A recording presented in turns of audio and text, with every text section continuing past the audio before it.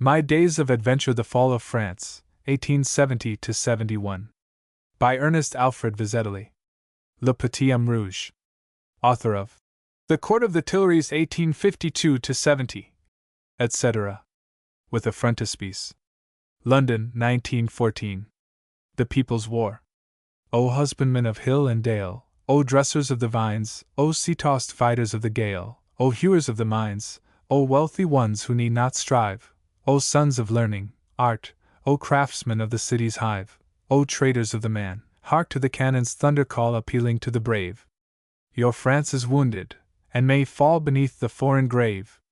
Then gird your loins. Let none delay her glory to maintain.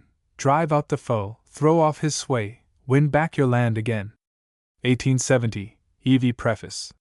While this volume is largely of an autobiographical character, it will be found to contain also a variety of general information concerning the Franco-German War of 1870–71, more particularly with respect to the second part of that great struggle, the so-called People's War, which followed the crash of Sedan and the downfall of the Second French Empire. If I have incorporated this historical matter in my book, it is because I have repeatedly noticed in these later years that, whilst English people are conversant with the main facts of the Sedan disaster and such subsequent outstanding events as the siege of Paris and the capitulation of Metz, they usually know very little about the manner in which the war generally was carried on by the French under the virtual dictatorship of Gambetta. Should England ever be invaded by a large hostile force, we, with our very limited regular army, should probably be obliged to rely largely on elements similar to those which were called to the field by the French National Defense Government of 1870 after the regular armies of the Empire had been either crushed at Sedan or closely invested at Metz. For that reason I have always taken a keen interest in our territorial force, while realizing what heavy responsibilities would fall upon it if a powerful enemy should obtain a footing in this country. Some indication of those responsibilities will be found in the present book. Generally speaking, however, I have given only a sketch of the latter part of the Franco-German War. To have entered into details on an infinity of matters would have necessitated the writing of a very much longer work. However, I have supplied, I think, a good deal of precise information respecting the events which I actually witnessed, and in this connection, perhaps, I may have thrown some useful sidelights on the war generally, for many things akin to those which I saw occurred under more or less similar circumstances in other parts of France. People who are aware that I am acquainted with the shortcomings of the French in those already distant days, and that I have watched, as closely as most foreigners can watch, the evolution of the French army in these later times, have often asked me what, to my thinking, would be the outcome of another Franco-German war.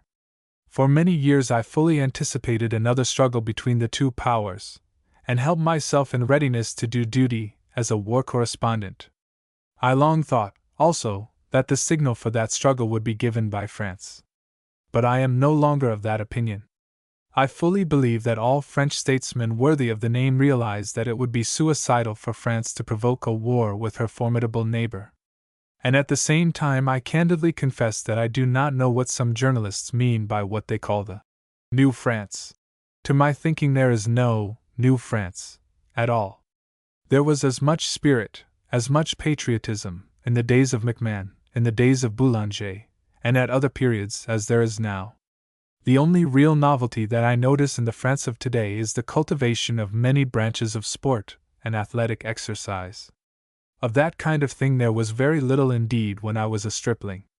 But granting that young Frenchmen of today are more athletic, more fit, than were those of my generation, granting, moreover, that the present organization and the equipment of the French army are vastly superior to what they were in 1870, and also that the conditions of warfare have greatly changed, I feel that if France were to engage, unaided, in a contest with Germany, she would again be worsted.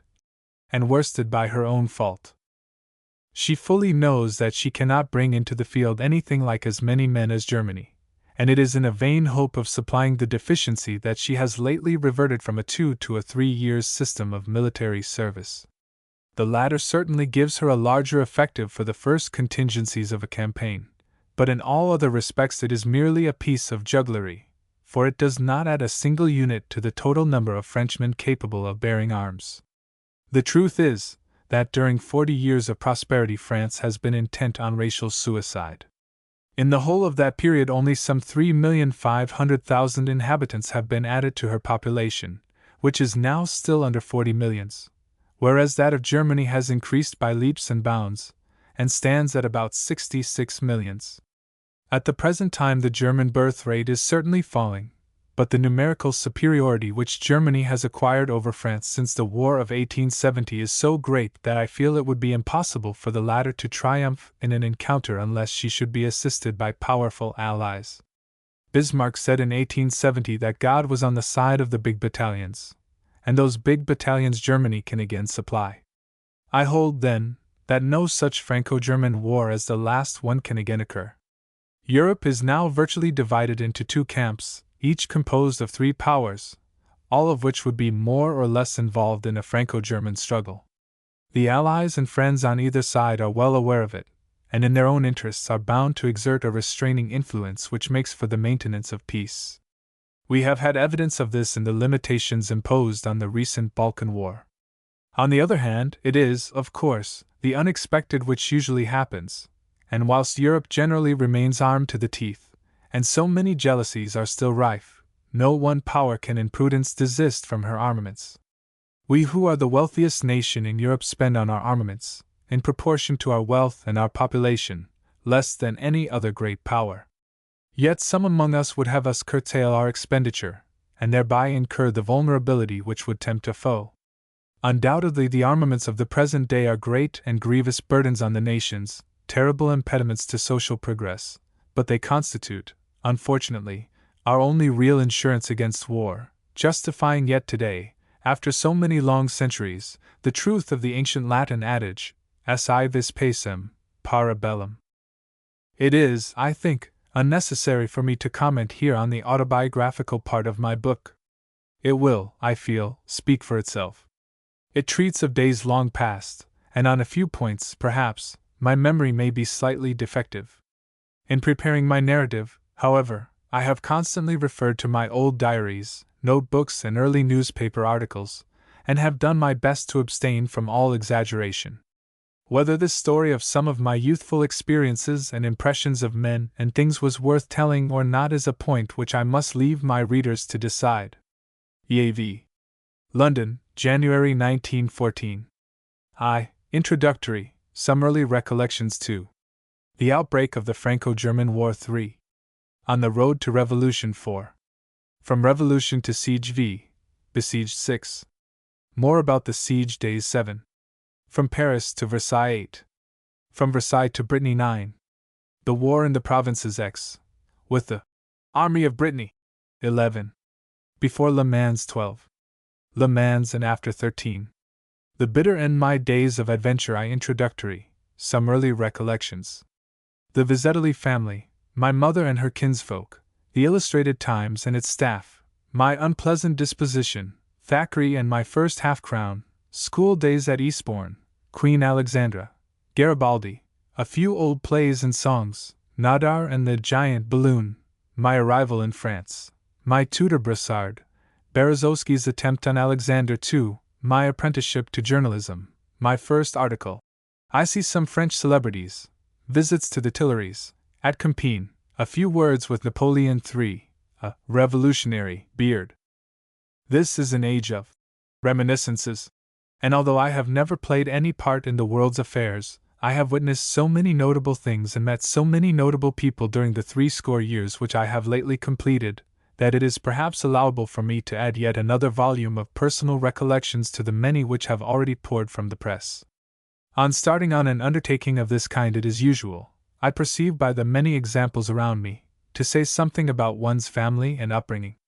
There is less reason for me to depart from this practice, as in the course of the present volume it will often be necessary for me to refer to some of my near relations. A few years ago a distinguished Italian philosopher and author, Angelo de Gubernatis, was good enough to include me in a dictionary of writers belonging to the Latin races, and stated, in doing so, that the Vizetellis were of French origin. That was a rather curious mistake on the part of an Italian writer, the truth being that the family originated at Ravenna, where some members of it held various offices in the Middle Ages. Subsequently, after dabbling in a conspiracy, some of the Vizetelly fled to Venice and took to glassmaking there, until at last Jacopo, from whom I am descended, came to England in the spacious days of Queen Elizabeth. From that time until my own, the men of my family invariably married English women, so that very little Italian blood can flow in my veins. Matrimonial alliances are sometimes of more than personal interest. One point has particularly struck me in regard to those contracted by members of my own family, this being the diversity of English counties from which the men have derived their wives and the women their husbands. References to Cheshire, Lancashire, Yorkshire, Staffordshire, Warwickshire, Leicestershire, Berkshire, Bucks, Suffolk, Kent, Surrey, Sussex, and Devonshire, in addition to Middlesex, otherwise London, appear in my family papers. We have become connected with Johnstons, Buslems, Bartletts, Pitts, Smiths, Wards, Covels, Randalls, Fimorays, Radfords, Hinds, Pollards, Lemprieres, Wakes, Godbolds, Ansells, Fennels, Vaughans, Edens, Scotts, and Pierces, and I was the very first member of the family, subsequent to its arrival in England, to take a foreigner as wife, she being the daughter of a landowner of Savoy who proceeded from the Tizots of Switzerland. My elder brother Edward subsequently married a Burgundian girl named Clerget, and my stepbrother Frank chose an American one, née Crabiel, as his wife, these marriages occurring because circumstances led us to live for many years abroad. Among the first London parishes with which the family was connected was St. Botolph's, Bishopsgate, where my forerunner, the first Henry Vizetelly, was buried in 1691, he then being 50 years of age, and where my father, the second Henry of the name, was baptized soon after his birth in 1820. St. Bride's, Fleet Street, was, however, our parish for many years, as its registers testify, though in 1781 my great-grandfather was resident in the parish of St. Anne's, Blackfriars, and was elected constable thereof.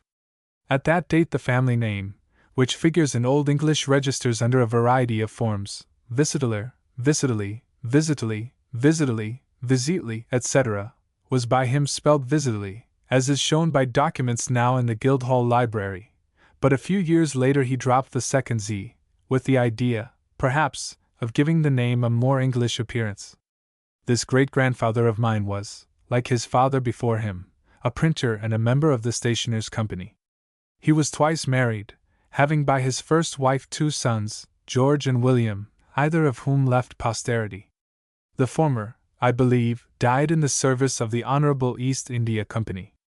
In June, 1775, however, my great-grandfather married Elizabeth, daughter of James Hind, stationer, of Little Moorfields, and had by her, first, a daughter Elizabeth, from whom some of the Buslems and Godbolds are descended, and secondly, twins, a boy and a girl, who were respectively christened James Henry and Mary Mehetabel. The former became my grandfather.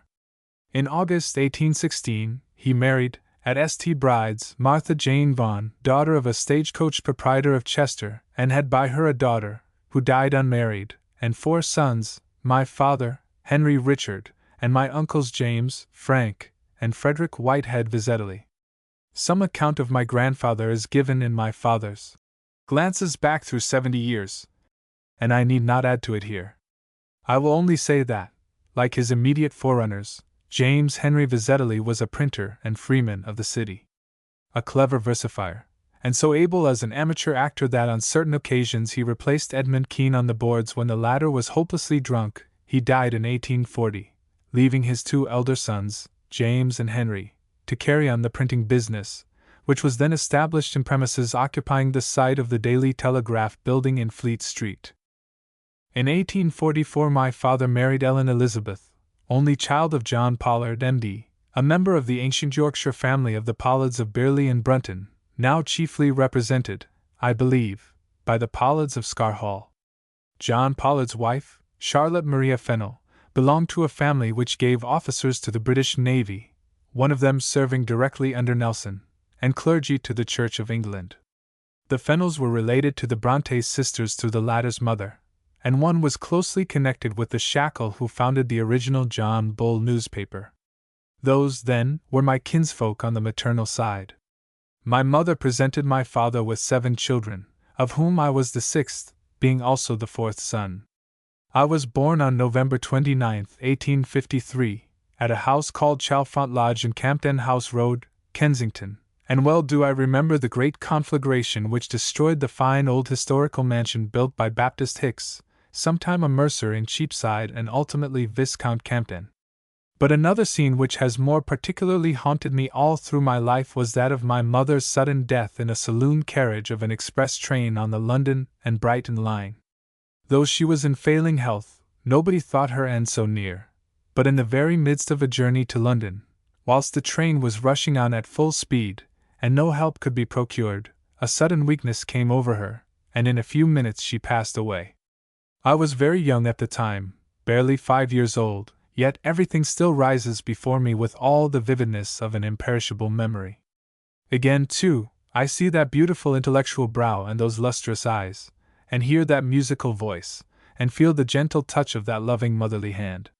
She was a woman of attainments, fond of setting words to music, speaking perfect French, for she had been partly educated at Evreux in Normandy, and having no little knowledge of Greek and Latin literature, as was shown by her annotations to a copy of Lempriere's Classical Dictionary, which is now in my possession. About 18 months after I was born, that is in the midst of the Crimean War, my father founded, in conjunction with David Bogue, a well-known publisher of the time, a journal called the Illustrated Times, which for several years competed successfully with the Illustrated London News. It was issued at 3d per copy, and an old memorandum of the printers now lying before me shows that in the paper's earlier years the average printings were 130,000 copies weekly, a notable figure for that period, and one which was considerably exceeded when any really important event occurred. My father was the chief editor and manager, his leading coadjutor being Frederick Greenwood, who afterwards founded the Pall Mall Gazette. I do not think that Greenwood's connection with the Illustrated Times and with my father's other journal, The Welcome Guest, is mentioned in any of the accounts of his career. The literary staff included 4 of the brothers Mayhew, Henry, Jules, Horace, and Augustus, 2 of whom, Jules and Horace, became godfathers to my father's first children by his second wife. Then there were also William and Robert Brough, Edmund Yates, George Augustus Sala, Hayne Friswell, W. B. Rands, Tom Robertson, Sutherland Edwards, James Hannay, Edward Draper, and Hale White, father of Mark Rutherford, and several artists and engravers, such as Burkitt Foster, Phiz, Porch, Andrews, Duncan, Skelton, Bennett, McConnell, Linton, London, and Horace Hurrell. I saw all those men in my early years, for my father was very hospitably inclined, and they were often guests at Chalfont Lodge. After my mother's death, my grandmother, née Vaughan, took charge of the establishment, and I soon became the terror of the house, developing a most violent temper and acquiring the vocabulary of the roughest market porter. My willfulness was probably innate, nearly all the Vizetellys having had impulsive wills of their own, and my flowery language was picked up by perversely loitering to listen whenever there happened to be a street row in Church Lane, which I had to cross on my way to or from Kensington Gardens, my daily place of resort. At an early age I started bullying my younger brother. I defied my grandmother, insulted the family doctor because he was too fond of prescribing grey powders for my particular benefit, and behaved abominably to the excellent Miss Lindup of Sheffield Terrace, who endeavoured to instruct me in the rudiments of reading, writing, and arithmetic. I frequently astonished or appalled the literary men and artists who were my father's guests. I hated being continually asked what I should like to be when I grew up, and the slightest chaff threw me into a perfect paroxysm of passion. Whilst, however, I was resentful of the authority of others, I was greatly inclined to exercise authority myself, to such a degree, indeed, that my father's servants generally spoke of me as the young master, regardless of the existence of my elder brothers. Having already a retentive memory, I was set to learn sundry recitations, and every now and then was called upon to emerge from behind the dining-room curtains and repeat, "My name is Norval," or "The Spanish Armada," for the delectation of my father's friends whilst they lingered over their wine. Disaster generally ensued, provoked either by some genial chaff or well-meant criticism from such men as Sala and Augustus Mayhew, and I was ultimately carried off, whilst venting incoherent protests, to be soundly castigated and put to bed. Among the real celebrities who occasionally called at Chalfont Lodge was Thackeray, whom I can still picture sitting on one side of the fireplace, whilst my father sat on the other, I being installed on the hearthrug between them. Provided that I was left to myself, I could behave decently enough, discreetly preserving silence, and indeed, listening intently to the conversation of my father's friends, and thereby picking up a very odd mixture of knowledge. I was, I believe, a pale little chap with lank fair hair and a wistful face, and no casual observer would have imagined that my nature was largely compounded of such elements as enter into the composition of Italian brigands, Scandinavian pirates, and wild Welshmen. Thackeray, at all events, did not appear to think badly of the little boy who sat so quietly at his feet. One day, indeed, when he came upon me and my younger brother Arthur, with our devoted attendant Selina Horrocks, in Kensington Gardens, he put into practice his own dictum that one could never see a schoolboy without feeling an impulse to dip one's hand in one's pocket. Accordingly, he presented me with the first half-crown I ever possessed, for though my father's gifts were frequent, they were small.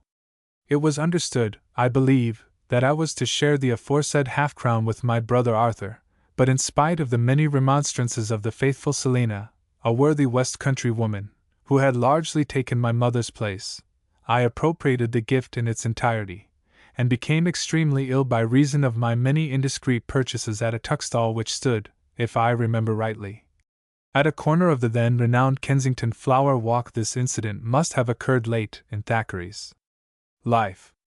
My childish recollection of him is that of a very big gentleman with beaming eyes.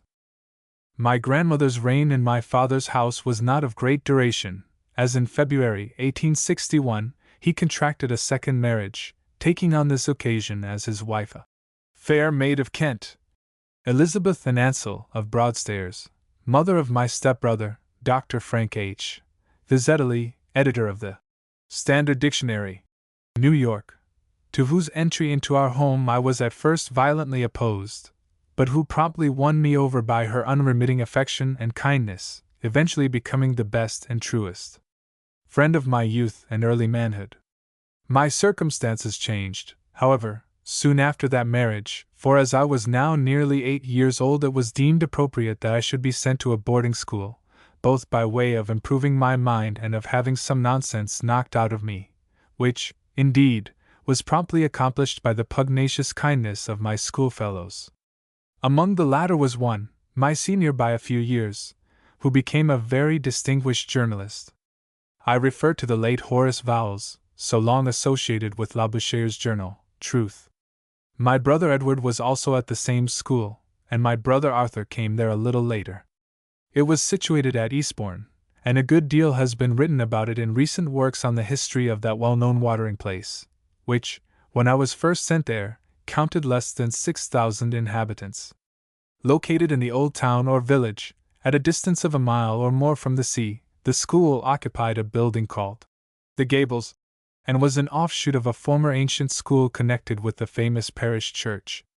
In my time this academy was carried on as a private venture by a certain James Anthony Bown, a portly old gentleman of considerable attainments.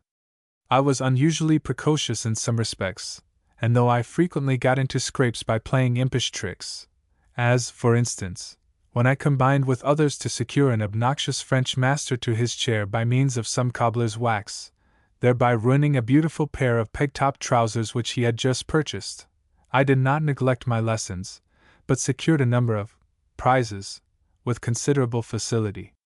When I was barely 12 years old, not one of my schoolfellows, and some were 16 and 17 years old, could compete with me in Latin, in which language Bown ended by taking me separately.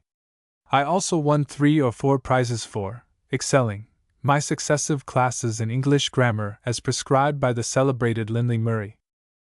In spite of my misdeeds, some of which, fortunately, were never brought home to me, I became, I think, somewhat of a favorite with the worthy James Anthony, for he lent me interesting books to read, occasionally had me to supper in his own quarters, and was now and then good enough to overlook the swollen state of my nose or the blackness of one of my eyes when I had been having a bout with a schoolfellow or a young clodhopper of the village. We usually fought with the village lads in Love Lane on Sunday evenings, after getting over the playground wall.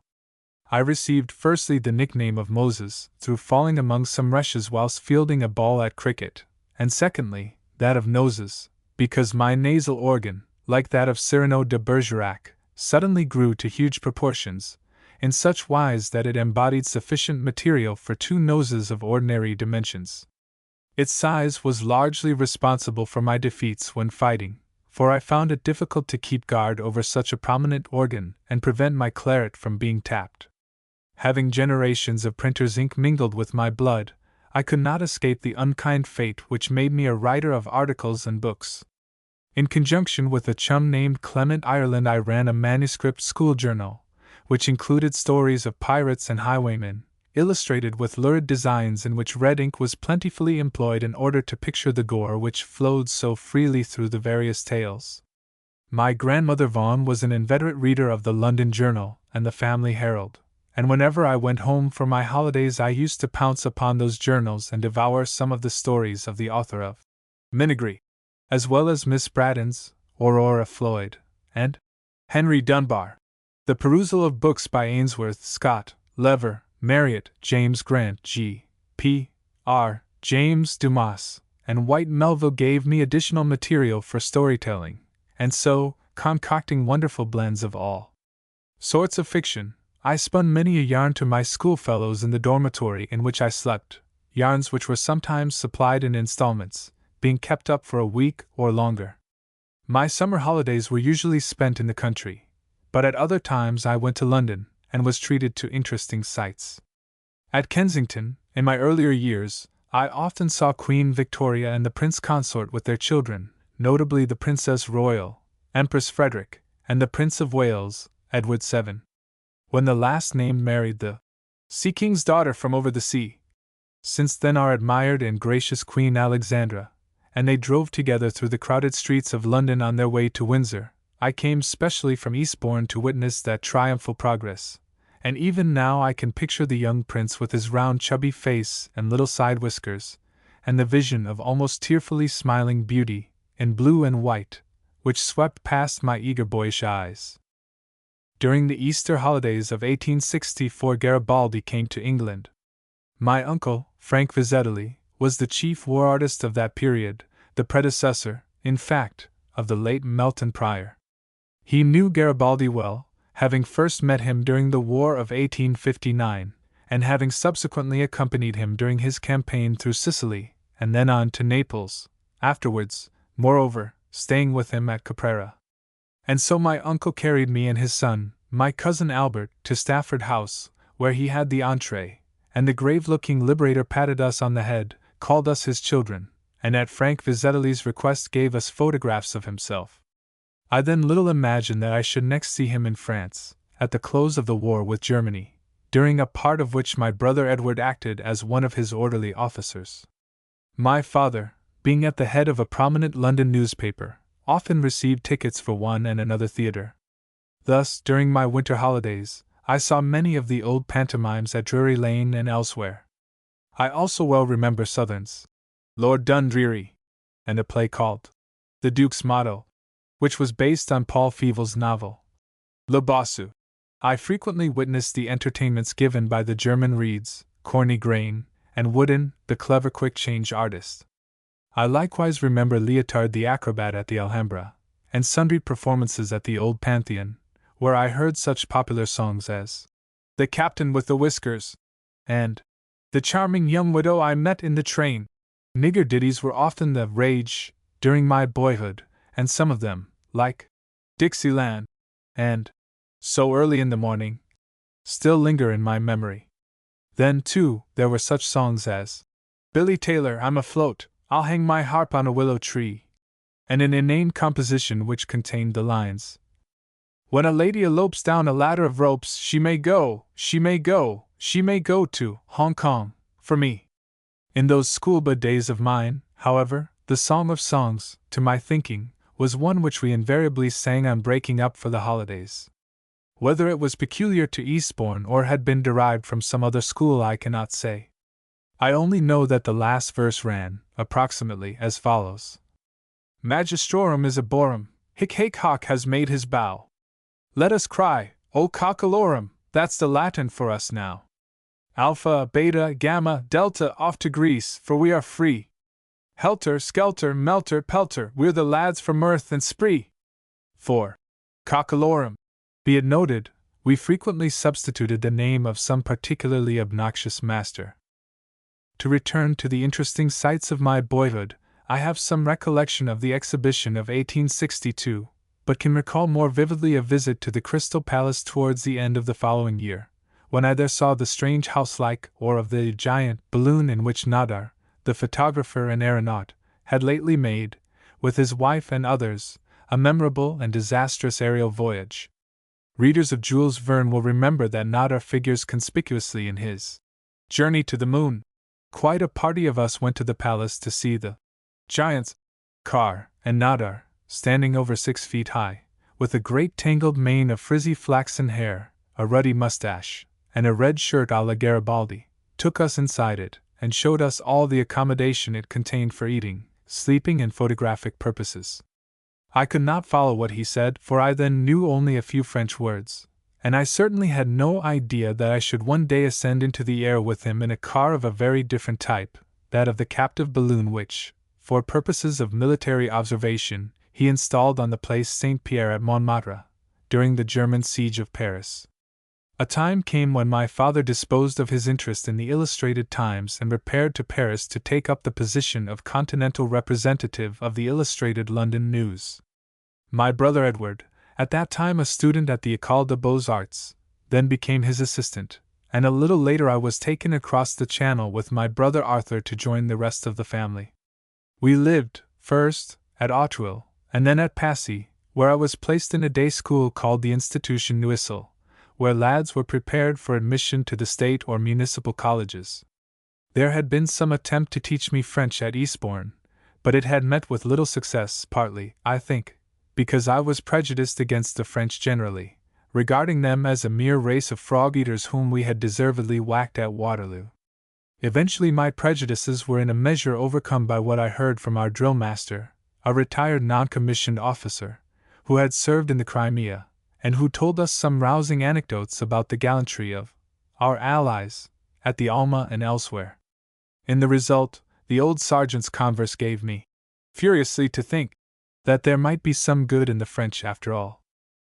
At Noisels I acquired some knowledge of the language rapidly enough, and I was afterwards placed in the charge of a tutor, a clever scamp named Bressard, who prepared me for the Lycée Bonaparte, now Condorcet, where I eventually became a pupil, Bressard still continuing to coach me with a view to my passing various examinations, and ultimately securing the usual baccalaureate, without which nobody could then be anything at all in France.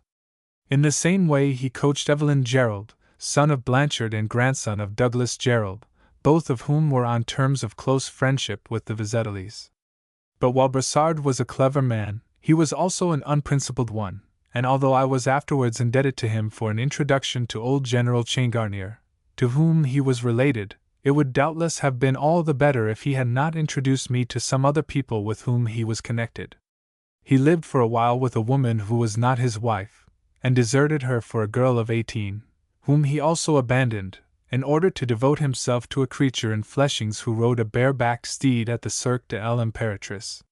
When I was first introduced to her, behind the scenes, she was bestriding a chair, and smoking a pink cigarette, and she addressed me as Mon Petit. Briefly, the moral atmosphere of Bressard's life was not such as befitted him to be a mentor of youth. Let me now go back a little. At the time of the Great Paris Exhibition of 1867 I was in my 14th year. The city was then crowded with royalties, many of whom I saw on one or another occasion.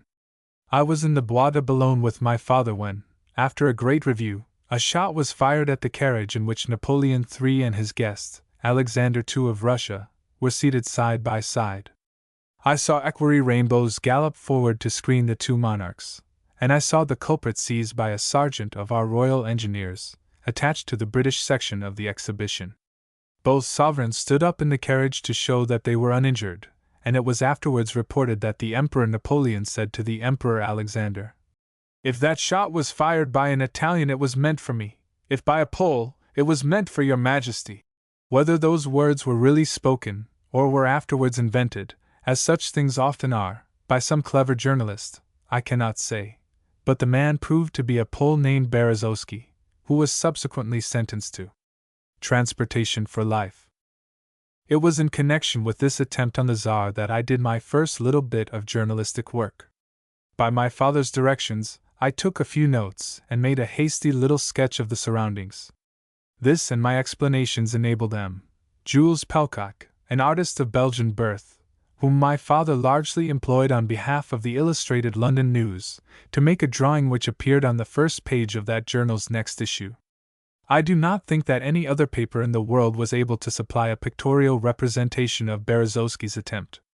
I have said enough, I think, to show that I was a precocious lad, perhaps, indeed, a great deal too precocious. However, I worked very hard in those days.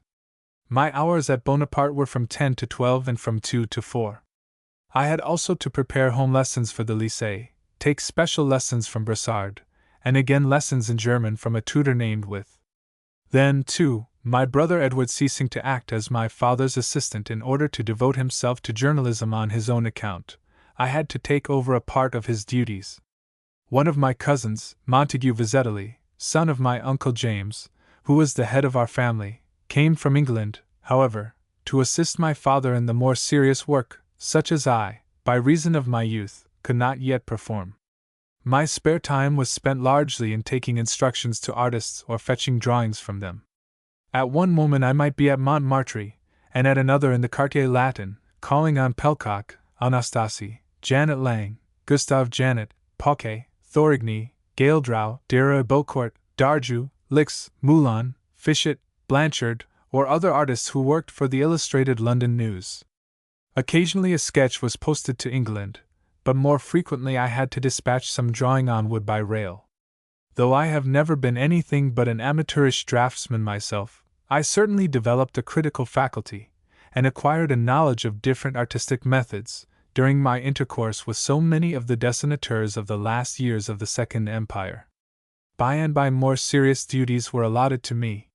The Paris Fashions, design then appearing every month in the Illustrated London News, was for a time prepared according to certain dresses which Worth and other famous costumiers made for empresses, queens, princesses, great ladies, and theatrical celebrities, and accompanying Pelcock or Janet when they went to sketch those gowns. Nowadays one would simply obtain photographs I took down from La Premiere, or sometimes from Worth himself, full particulars respecting materials and styles, in order that the descriptive letterpress, which was to accompany the illustration, might be correct.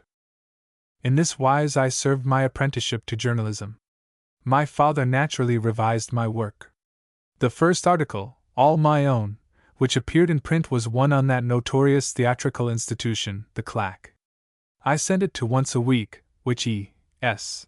Dallas then edited, and knowing that he was well acquainted with my father, and feeling very diffident respecting the merits of what I had written, I assumed a nom de plume, Charles Ludhurst, for the occasion. Needless to say that I was delighted when I saw the article in print, and yet more so when I received for it a couple of guineas, which I speedily expended on gloves, neckties, and a walking stick. Here let me say that we were rather swagger young fellows at Bonaparte. We did not have to wear hideous ill-fitting uniforms like other lyceens, but endeavored to present a very smart appearance. Thus we made it a practice to wear gloves and to carry walking sticks or canes on our way to or from the lycée. I even improved on that by buying buttonholes at the flower market beside the Madeleine, and this idea catching on, as the phrase goes, quite a commotion occurred one morning when virtually half my classmates were found wearing flowers, for it happened to be La Saint-Henri, the fête day of the Count de Chambord, and both our proviseur and our professor imagined that this was, on our part, a seditious legitimist demonstration. There were, however, very few legitimists among us, though Orleanists and Republicans were numerous. I have mentioned that my first article was on the Claque, that organization established to encourage applause in theaters, it being held that the Parisian spectator required to be roused by some such method. Brossard having introduced me to the sous-chef of the Claque at the Opera Comique, I often obtained admission to that house as a claqueur. I even went to a few other theaters in the same capacity. Further, Brossard knew sundry authors and journalists, and took me to the Café de Suede and the Café de Madrid, where I saw and heard some of the celebrities of the day. I can still picture the great Dumas, loud of voice and exuberant in gesture whilst holding forth to a band of young spongers, on whom he was spending his last Napoleons. I can also see Gambetta, young, slim, black-haired and bearded, with a full sensual underlip, seated at the same table as Delescluze, whose hair and beard, once red, had become a dingy white, whose figure was emaciated and angular, and whose yellowish, wrinkled face seemed to betoken that he was possessed by some fixed idea. What that idea was, the Commune subsequently showed. Again, I can see Henri Rochefort and Gustave Flourens together, the former straight and sinewy, with a great tuft of very dark curly hair, flashing eyes and high and prominent cheekbones, while the latter, tall and bald, with long mustaches and a flowing beard, gazed at you in an eager imperious way, as if he were about to issue some command.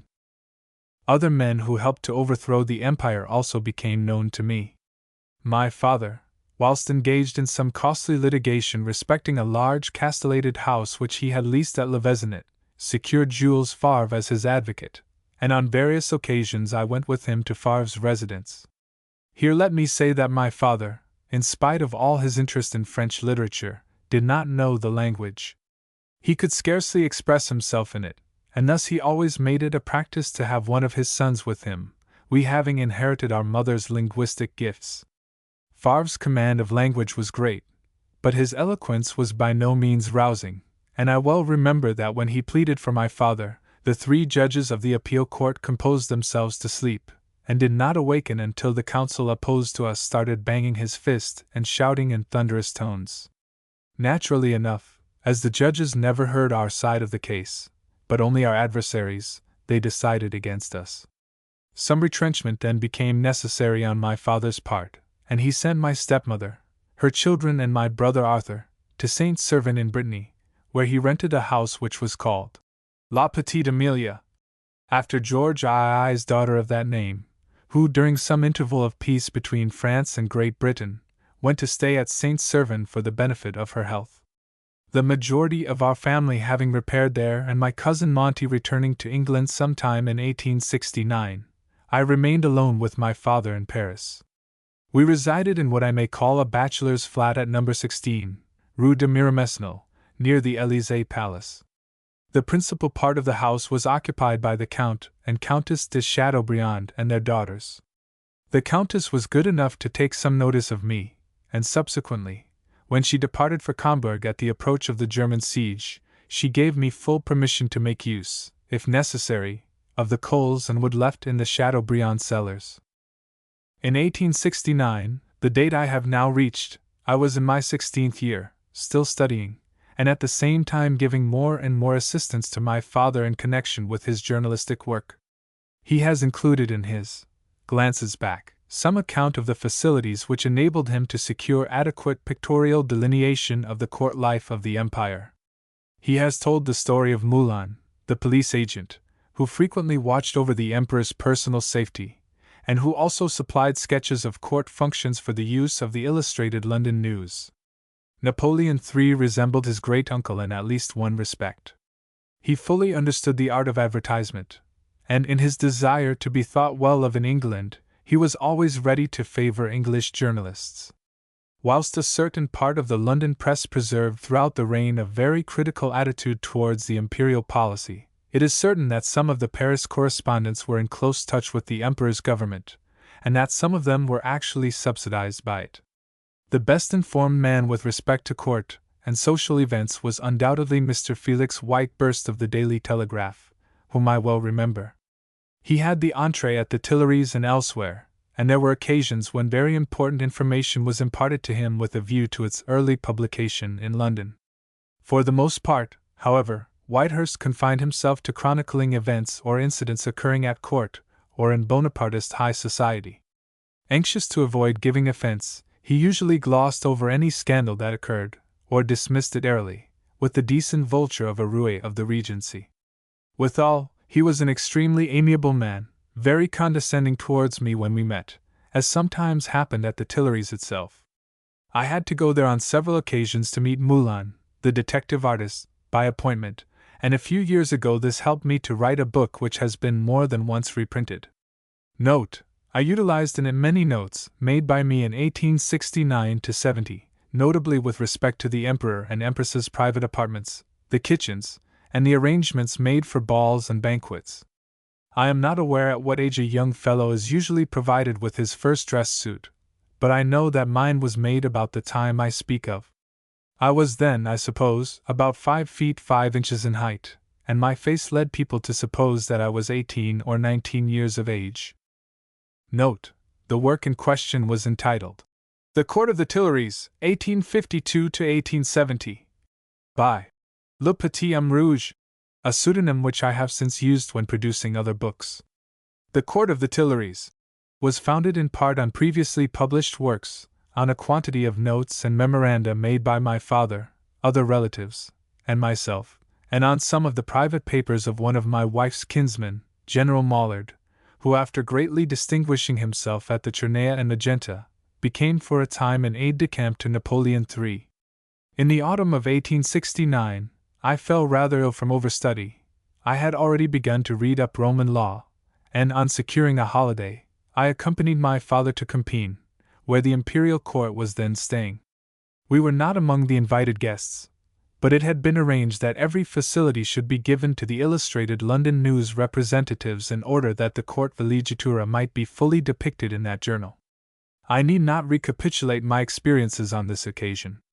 There is an account of our visit in my father's Glances Back, and I inserted many additional particulars in my Court of the Tuileries.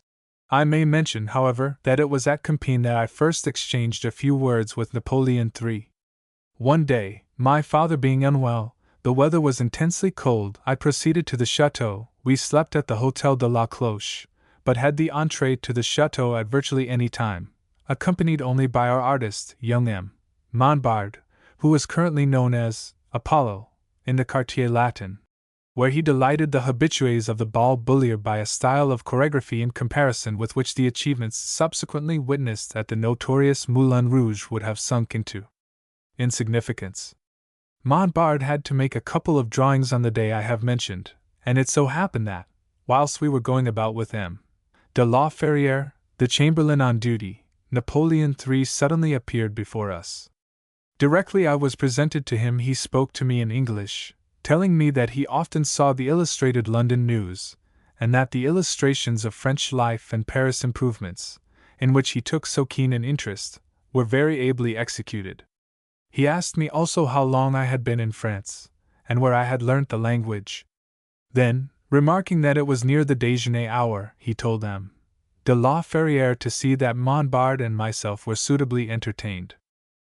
I do not think that I had any particular political opinions at that time.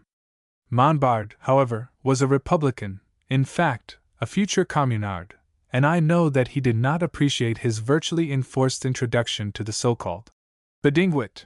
Still, he contrived to be fairly polite, and allowed the Emperor to inspect the sketch he was making.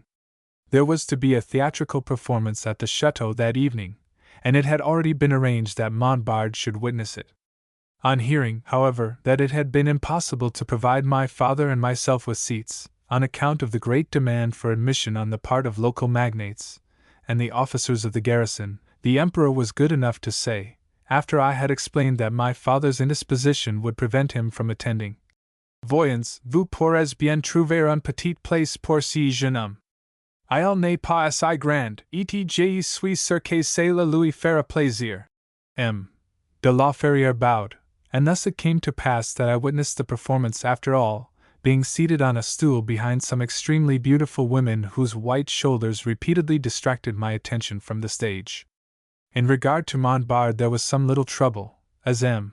de la Ferrière did not like the appearance of his revolutionary-looking beard, the sight of which, said he, might greatly alarm the Empress. Montbard, however, indignantly refused to shave it off, and 10 months later the revolutionary beards were predominant, the power and the pomp of the empire having been swept away amidst all the disasters of invasion. To the outbreak of the Franco-German War.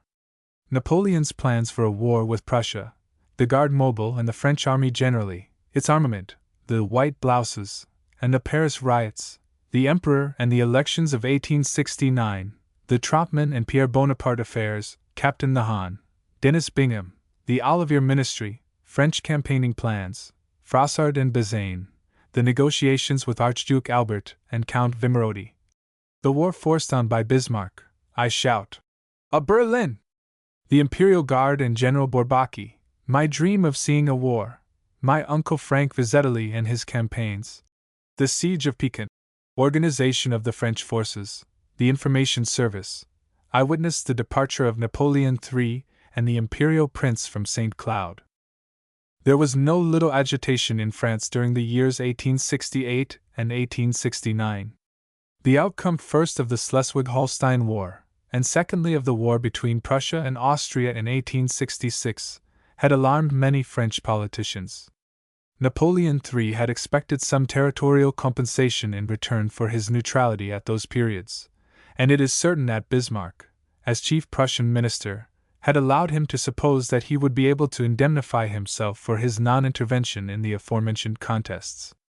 After attaining her ends, however, Prussia turned an unwilling ear to the French Emperor's suggestions, and from that moment a Franco-German war became inevitable. Although, as I well remember, there was a perfect rage for Bismarck, this, and Bismarck, that, in Paris, particularly for the Bismarck color, a shade of Havana brown, the Prussian statesman, who had so successfully jockeyed the man of destiny, was undoubtedly a well-hated and dreaded individual among the Parisians, at least among all those who thought of the future of Europe. Prussian policy, however, was not the only cause of anxiety in France, for at the same period the Republican opposition to the imperial authority was steadily gaining strength in the great cities, and the political concessions by which Napoleon III sought to disarm it only emboldened it to make fresh demands. In planning a war on Prussia, the Emperor was influenced both by national and by dynastic considerations. The rise of Prussia, which had become head of the North German Confederation, was without doubt a menace not only to French ascendancy on the continent, but also to France's general interests. On the other hand, the prestige of the empire having been seriously impaired, in France itself, by the diplomatic defeats which Bismarck had inflicted on Napoleon, it seemed that only a successful war, waged on the power from which France had received those successive rebuffs, could restore the aforesaid prestige and ensure the duration of the Bonaparte dynasty. Even nowadays, in spite of innumerable revelations, many writers continue to cast all the responsibility of the Franco-German War on Germany, or, to be more precise, on Prussia as represented by Bismarck. That, however, is a great error. A trial of strength was regarded on both sides as inevitable, and both sides contributed to bring it about. Bismarck's share in the conflict was to precipitate hostilities, selecting for them what he judged to be an opportune moment for his country, and thereby preventing the Emperor Napoleon from maturing his designs. The latter did not intend to declare war until early in 1871. The Prussian statesman brought it about in July, 1870. The Emperor really took to the warpath soon after 1866. A great military council was assembled, and various measures were devised to strengthen the army. The principal step was the creation of a territorial force called the Garde Mobile, which was expected to yield more than 500,000 men. Marshal Ney, who was then Minister of War, attempted to carry out this scheme, but was hampered by an insufficiency of money. Nowadays, I often think of Ney and the Garde Mobile when I read of Lord Haldane, Colonel Seeley, and our own terriers. It seems to me, at times, as if the clock had gone back more than 40 years. Ney died in August 1869, leaving his task in an extremely unfinished state, and Marshal Lebeuf, who succeeded him, persevered with it in a very faint-hearted way. The regular army, however, was kept in fair condition, though it was never so strong as it appeared to be on paper. There was a system in vogue by which a conscript of means could avoid service by supplying a remplacant. Originally, he was expected to provide his remplacant himself, but ultimately, he only had to pay a sum of money to the military authorities, who undertook to find a man to take his place. Unfortunately, in thousands of instances, over a term of some years, the replicants were never provided at all. I do not suggest that the money was absolutely misappropriated, but it was diverted to other military purposes, and in the result, there was always a considerable shortage in the annual contingent. The creature comforts of the men were certainly well looked after. My particular chum at Bonaparte was the son of a general officer, and I visited more than one barracks or encampment. Without doubt, there was always an abundance of good sound food. Further, the men were well armed. All military authorities are agreed, I believe, that the Chassepot rifle, invented in or about 1866, was superior to the Dreyse needle gun, which was in use in the Prussian army. Then, too, there was Colonel de Reffy's machine gun or mitrailleuse, in a sense the forerunner of the Gatling and the Maxim. It was first devised, I think, in 1863, and according to official statements, some 3 or 4 years later there were more than a score of mitrailleuse batteries. With regard to other ordnance, however, that of the French was inferior to that of the Germans, as was conclusively proved at Sedan and elsewhere. In many respects the work of army reform, publicly advised by General Trochu in a famous pamphlet, and by other officers in reports to the Emperor and the Ministry of War, proceeded at a very slow pace, being impeded by a variety of considerations. The young men of the large towns did not take kindly to the idea of serving in the new Garde Mobile. Having escaped service in the regular army, by drawing exempting numbers, or by paying for replicants, they regarded it as very unfair that they should be called upon to serve at all, and there were serious riots in various parts of France at the time of their first enrollment in 1868. Many of them failed to realize the necessities of the case. There was no great wave of patriotism sweeping through the country. The German danger was not yet generally apparent. Further, many upholders of the imperial authority shook their heads in deprecation of this scheme of enrolling and arming so many young men, who might suddenly blossom into revolutionaries and turn their weapons against the powers of the day. There was great unrest in Paris in 1868, the year of Henri Rochefort's famous journal La Lanterne. Issue after issue of that bitterly penned effusion was seized and confiscated, and more than once did I see vigilant detectives snatch copies from people in the streets. In June 1869, we had general elections, accompanied by rioting on the boulevards. It was then that the white blouse legend arose, it being alleged that many of the rioters were agents provocateurs in the pay of the prefecture of police, and wore white blouses expressly in order that they might be known to the sergeants de ville and the gardes de Paris who were called upon to quell the disturbances. At first thought, it might seem ridiculous that any government should stir up rioting for the mere sake of putting it down, but it was generally held that the authorities wished some disturbances to occur in order, first, that the middle classes might be frightened by the prospect of a violent revolution, and thereby induced to vote for government candidates at the elections, and secondly, that some of the many real revolutionaries might be led to participate in the rioting in such wise as to supply a pretext for arresting them. I was with my mentor Bressard and my brother Edward one night in June when a Madeleine Bastille omnibus was overturned on the Boulevard Montmartre and 2 or 3 newspaper kiosks were added to it by way of forming a barricade, the purpose of which was by no means clear. The great crowd of promenaders seemed to regard the affair as capital fun until the police suddenly came up, followed by some mounted men of the Garde de Paris, whereupon the laughing spectators became terrified and suddenly fled for their lives. With my companions I gazed on the scene from the entresol of the Café Mazarin. It was the first affair of the kind I had ever witnessed, and for that reason impressed itself more vividly on my mind than several subsequent and more serious ones. In the twinkling of an eye all the little tables set out in front of the cafes were deserted, and tragicomical was the sight of the many women with golden chignons scurrying away with their alarmed companions, and tripping now and again over some fallen chair whilst the pursuing cavalry clattered noisily along the foot pavements. A Londoner might form some idea of the scene by picturing a charge from Leicester Square to Piccadilly Circus at the hour when Coventry Street is most thronged with undesirables of both sexes. The majority of the white blouses and their friends escaped unhurt, and the police and the guards chiefly expended their vigor on the spectators of the original disturbance. Whether this had been secretly engineered by the authorities for one of the purposes I previously indicated, must always remain a moot point. In any case, it did not incline the Parisians to vote for the government candidates. Every deputy returned for the city on that occasion was an opponent of the empire, and in later years I was told by an ex-court official that when Napoleon became acquainted with the result of the pollings, he said, in reference to the nominees whom he had favored, "Not one! Not a single one!" The ingratitude of the Parisians, as the emperor styled it, was always a thorn in his side, yet he should have remembered that in the past the bulk of the Parisians had seldom, if ever, been on the side of constituted authority. Later that year came the famous affair of the Pannin crimes, and I was present with my father when Troppmann, the brutish murderer of the Kink family, stood his trial at the assizes. But quite properly, my father would not let me accompany him when he attended the miscreant's execution outside the prison of La Raquette. Some years later, however, I witnessed the execution of Prévost on the same spot, and at a subsequent date I attended both the trial and the execution of Caserio, the assassin of President Carnot, at Lyons.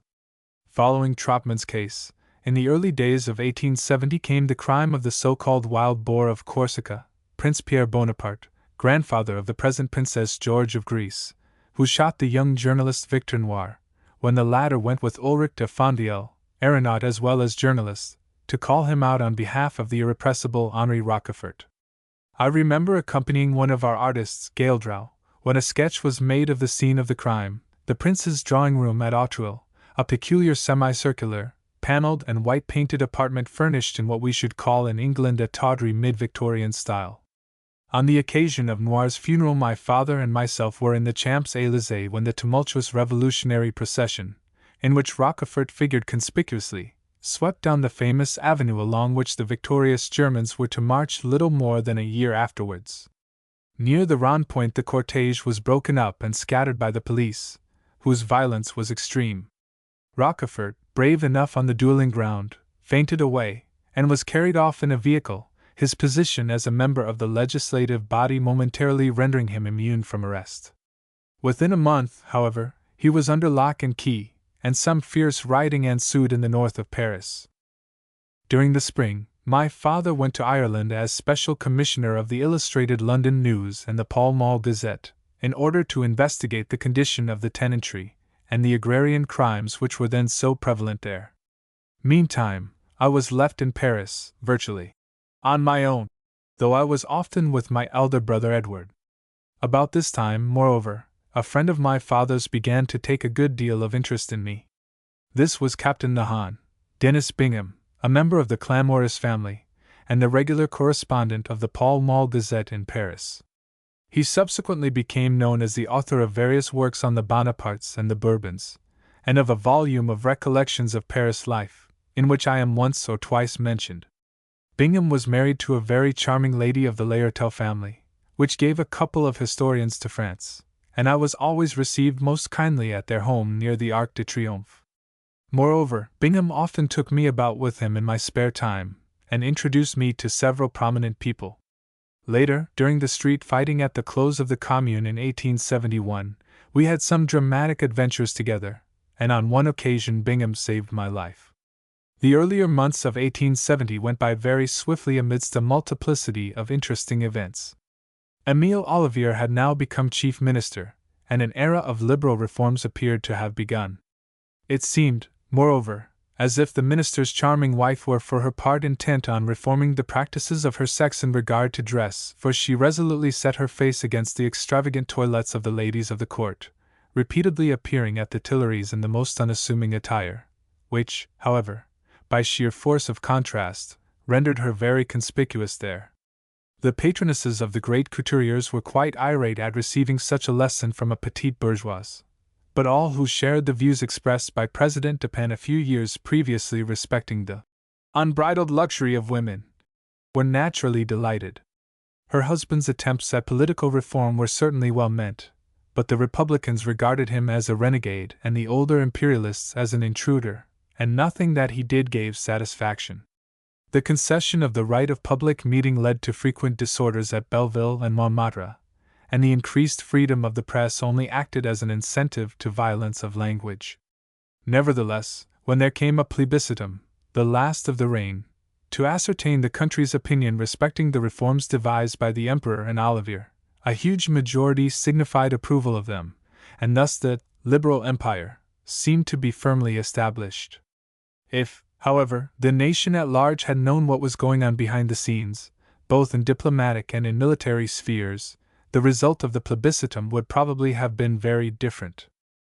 Already on the morrow of the war between Prussia and Austria, 1866, the Emperor, as I previously indicated, had begun to devise a plan of campaign in regard to the former power, taking as his particular confidants in the matter General Lebrun, his aide-de-camp, and General Frossard, the governor of the young imperial prince. Marshal Ney, as war minister, was cognizant of the Emperor's conferences with Lebrun and Frossard, but does not appear to have taken any direct part in the plans which were devised. They were originally purely defensive plans, intended to provide for any invasion of French territory from across the Rhine. Colonel Baron Stoffel, the French military attaché at Berlin, had frequently warned the War Office in Paris respecting the possibility of a Prussian attack and the strength of the Prussian armaments, which, he wrote, would enable King William, with the assistance of the other German rulers, to throw a force of nearly 1,000,000 men into Alsace-Lorraine. Further, General Ducrot, who commanded the garrison at Strasbourg, became acquainted with many things which he communicated to his relative, Baron de Bourgogne, one of the Emperor's equerries. There is no doubt that these various communications reached Napoleon III, and though he may have regarded both the statements of Stoffel and those of Ducrot as exaggerated, he was certainly sufficiently impressed by them to order the preparation of certain plans. Frossard, basing himself on the operations of the Austrians in December 1793, and keeping in mind the methods by which Hoche, with the Moselle army, and Pichegru, with the Rhine army, forced them back from the French frontier, drafted a scheme of defense in which he foresaw the Battle of Worth, but through following erroneous information, greatly miscalculated the probable number of combatants. He set forth in his scheme that the imperial government could not possibly allow Alsace-Lorraine and Champagne to be invaded without a trial of strength at the very outset, and Marshal Bazaine, who, at some period or other, annotated a copy of Frossard's scheme, signified his approval of that dictum, but added significantly that good tactical measures should be adopted. He himself demurred to Frossard's plans, saying that he was no partisan of a frontal defense, but believed in falling on the enemy's flanks and rear. Yet, as we know, MacMahon fought the Battle of Worth under conditions in many respects similar to those which Frossard had foreseen. However, the purely defensive plans on which Napoleon III at first worked were replaced in 1868 by offensive ones, in which General Lebrun took a prominent part, both from the military and from the diplomatic standpoints.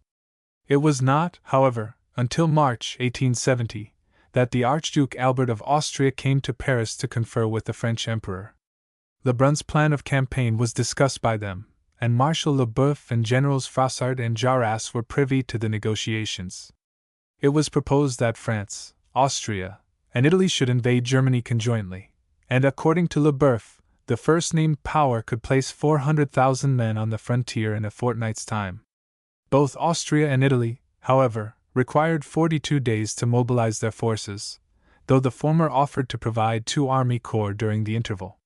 When Lebrun subsequently went to Vienna to come to a positive decision and arrange details, the Archduke Albert pointed out that the war ought to begin in the spring season, for, said he, the North Germans would be able to support the cold and dampness of a winter campaign far better than the Allies. That was an absolutely correct forecast, fully confirmed by all that took place in France during the winter of 1870 to 1871. But Prussia heard of what was brewing. Austria was betrayed to her by Hungary, and Italy and France could not come to an understanding on the question of Rome. At the outset Prince Napoleon, Jerome, was concerned in the latter negotiations, which were eventually conducted by Count Vimercati, the Italian military attaché in Paris. Napoleon, however, steadily refused to withdraw his forces from the States of the Church and to allow Victor Emmanuel to occupy Rome. Had he yielded on those points, Italy would certainly have joined him, and Austria, however much Hungarian statesmen might have disliked it, would, in all probability, have followed suit. By the policy he pursued in this matter, the French emperor lost everything, and prevented nothing. On the one hand, France was defeated and the empire of the Bonapartes collapsed, whilst, on the other, Rome became Italy's true capital. Bismarck was in no way inclined to allow the negotiations for an anti-Prussian alliance to mature. They dragged on for a considerable time, but the government of Napoleon III was not particularly disturbed thereat, as it felt certain that victory would attend the French arms at the outset, and that Italy and Austria would eventually give support. Bismarck, however, precipitated events. Already in the previous year, Prince Leopold of Hohenzollern-Sigmaringen had been a candidate for the throne of Spain. That candidature had been withdrawn in order to avert a conflict between France and Germany, but now it was revived at Bismarck's instigation in order to bring about one. I have said, I think, enough to show, in fairness to Germany, that the War of 1870 was not an unprovoked attack on France. The incidents, such as the EMS affair, which directly led up to it, were after all only of secondary importance, although they bulked so largely at the time of their occurrence. I well remember the great excitement which prevailed in Paris during the few anxious days when to the man in the street the question of peace or war seemed to be trembling in the balance, though in reality that question was already virtually decided upon both sides. Judging by all that has been revealed to us during the last 40 years, I do not think that Émile Ollivier, the Prime Minister, would have been able to modify the decision of the fateful council held at St. Cloud even if he had attended it. Possessed by many delusions, the bulk of the imperial councillors were too confident of success to draw back, and besides, Bismarck and Moltke were not disposed to let France draw back. They were ready, and they knew right well that opportunity is a fine thing. It was on July 15 that the Duc de Gramont, the imperial Minister of Foreign Affairs, read his memorable statement to the legislative body, and 2 days later a formal declaration of war was signed. Paris at once became delirious with enthusiasm, though, as we know by all the telegrams from the prefects of the departments, the provinces generally desired that peace might be preserved. Resident in Paris, and knowing at that time very little about the rest of France, for I had merely stayed during my summer holidays at such seaside resorts as Trouville, Deauville, Beuzeville, St. Malo, and St. Servan, I undoubtedly caught the Parisian fever, and I dare say that I sometimes joined in the universal chorus of "Ah, Berlin!" Mere lad as I was, in spite of my precocity, I shared also the universal confidence in the French army. In that confidence many English military men participated. Only those who, like Captain Hosier of the Times, had closely watched Prussian methods during the 7 Weeks' War in 1866, clearly realized that the North German kingdom possessed a thoroughly well-organized fighting machine, led by officers of the greatest ability, and capable of effecting something like a revolution in the art of war. France was currently thought stronger than she really was. Of the good physique of her men there could be no doubt. Everybody who witnessed the great military pageants of those times was impressed by the bearing of the troops and their efficiency under arms. And nobody anticipated that they would be so inferior to the Germans in numbers as proved to be the case, and that the generals would show themselves so inferior in mental caliber to the commanders of the opposing forces. The Paris garrison, it is true, was no real criterion of the French army generally, though foreigners were apt to judge the latter by what they saw of it in the capital. The troops stationed there were mostly picked men, the garrison being very largely composed of the Imperial Guard. The latter always made a brilliant display, not merely by reason of its somewhat showy uniforms, recalling at times those of the First Empire, but also by the men's fine physique and their general military proficiency. They certainly fought well in some of the earlier battles of the war. Their commander was General Bourbaki, a fine soldierly-looking man, the grandson of a Greek pilot who acted as intermediary between Napoleon I and his brother Joseph, at the time of the former's expedition to Egypt. It was this original Bourbaki who carried to Napoleon Joseph's secret letters reporting Josephine's misconduct in her husband's absence, misconduct which Napoleon condoned at the time, though it would have entitled him to a divorce 9 years before he decided on one. With the spectacle of the Imperial Guard constantly before their eyes, the Parisians of July, 1870, could not believe in the possibility of defeat, and moreover, at the first moment it was not believed that the southern German states would join North Germany against France. Napoleon III and his confidential advisers well knew, however, what to think on that point, and the delusions of the man in the street departed when, on July 20th, Bavaria, Württemberg, Baden, and Hesse-Darmstadt announced their intention of supporting Prussia and the North German Confederation. Still, this did not dismay the Parisians, and the shouts of "To Berlin! To Berlin!" were as frequent as ever. It had long been one of my dreams to see and participate in the great drama of war. All boys, I suppose, come into the world with pugnacious instincts. There must be few, too, who never play at soldiers. My own interest in warfare and soldiering had been steadily fanned from my earliest childhood.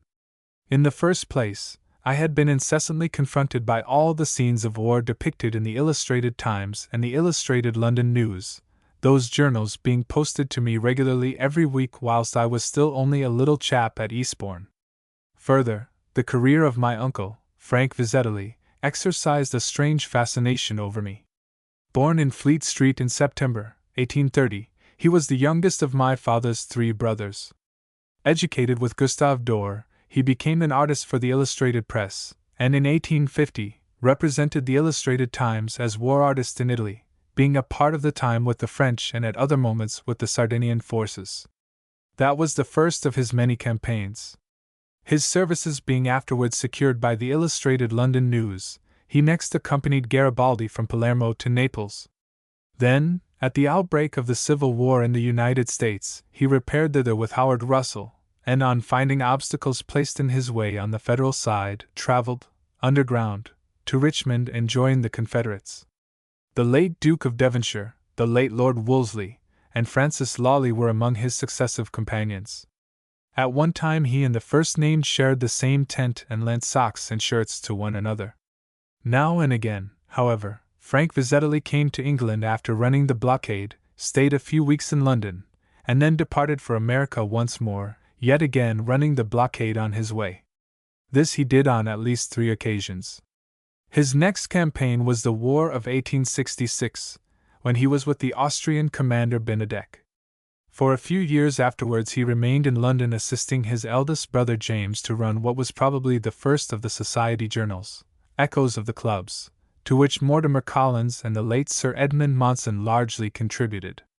However, Frank Vizetelly went back to America once again, this time with Wolseley on the Red River expedition. Later, he was with Don Carlos in Spain and with the French in Tunis, whence he proceeded to Egypt. He died on the field of duty, meeting his death when Hicks Pasha's little army was annihilated in the Denies of Kashgil, in the Sudan.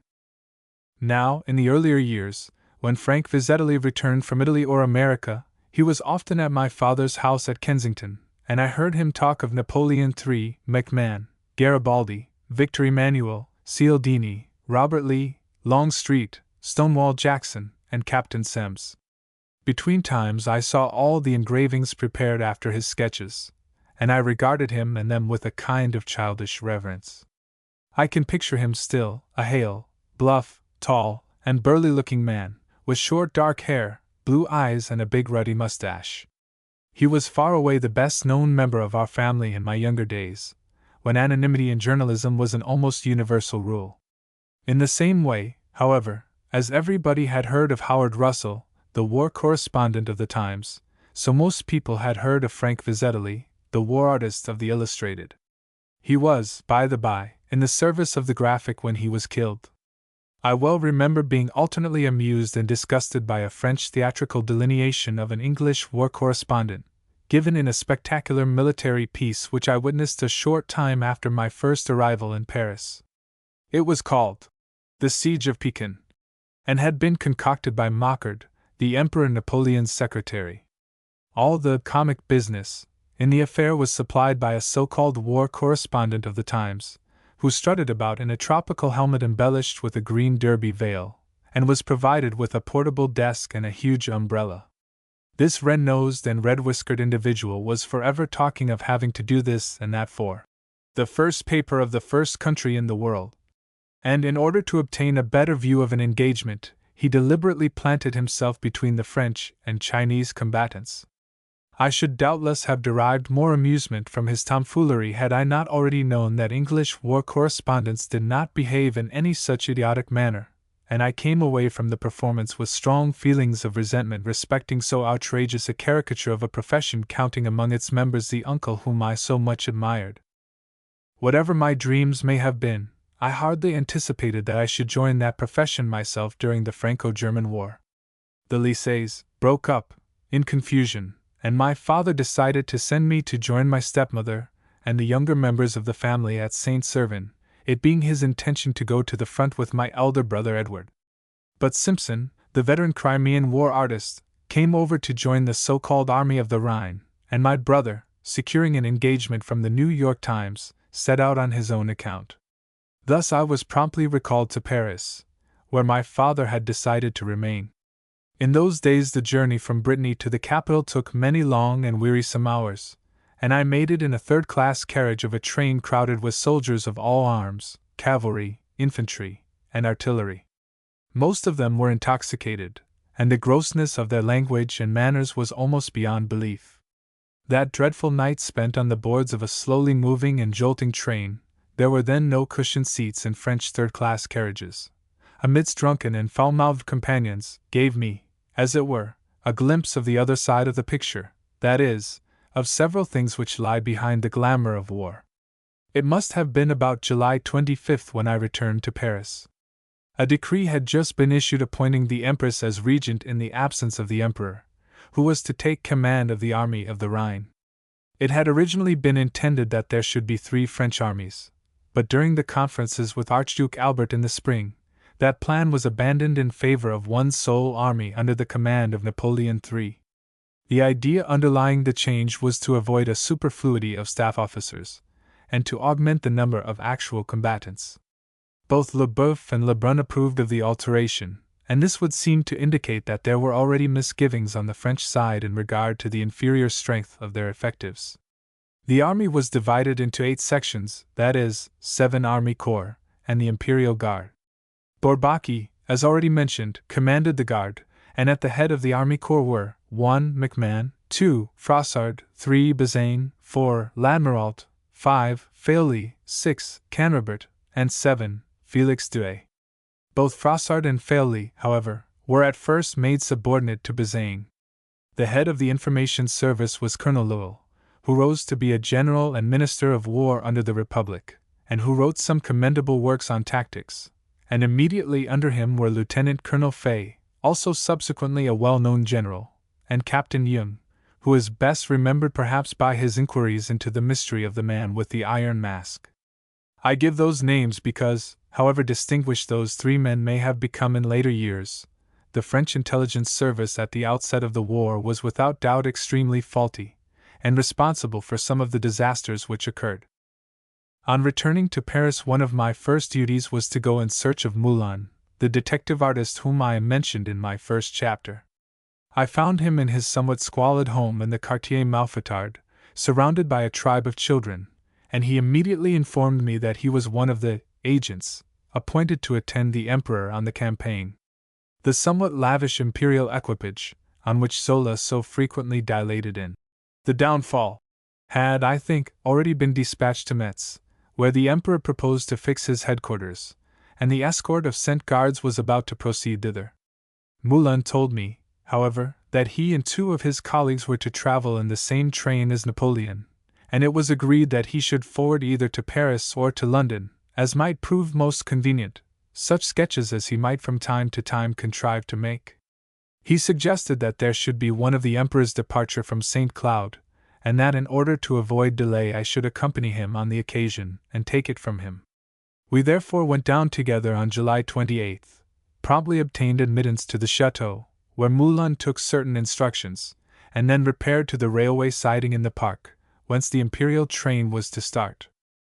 Officers and high officials, nearly all in uniform, were constantly going to and fro between the siding and the chateau, and presently the imperial party appeared, the Emperor being between the Empress and the young imperial prince. Quite a crowd of dignitaries followed. I do not recollect seeing Émile Olivier, though he must have been present, but I took particular note of Rouher, the once all-powerful minister, currently nicknamed the Vice-Emperor, and later President of the Senate.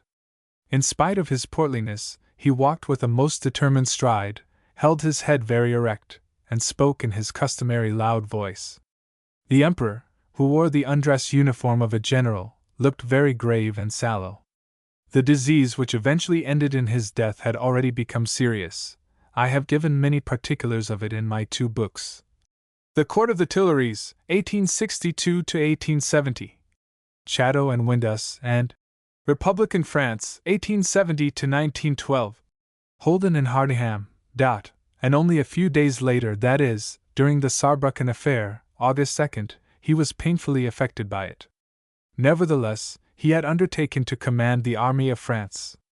The imperial prince, then 14 years of age, was also in uniform, it having been arranged that he should accompany his father to the front, and he seemed to be extremely animated and restless, repeatedly turning to exchange remarks with one or another officer near him.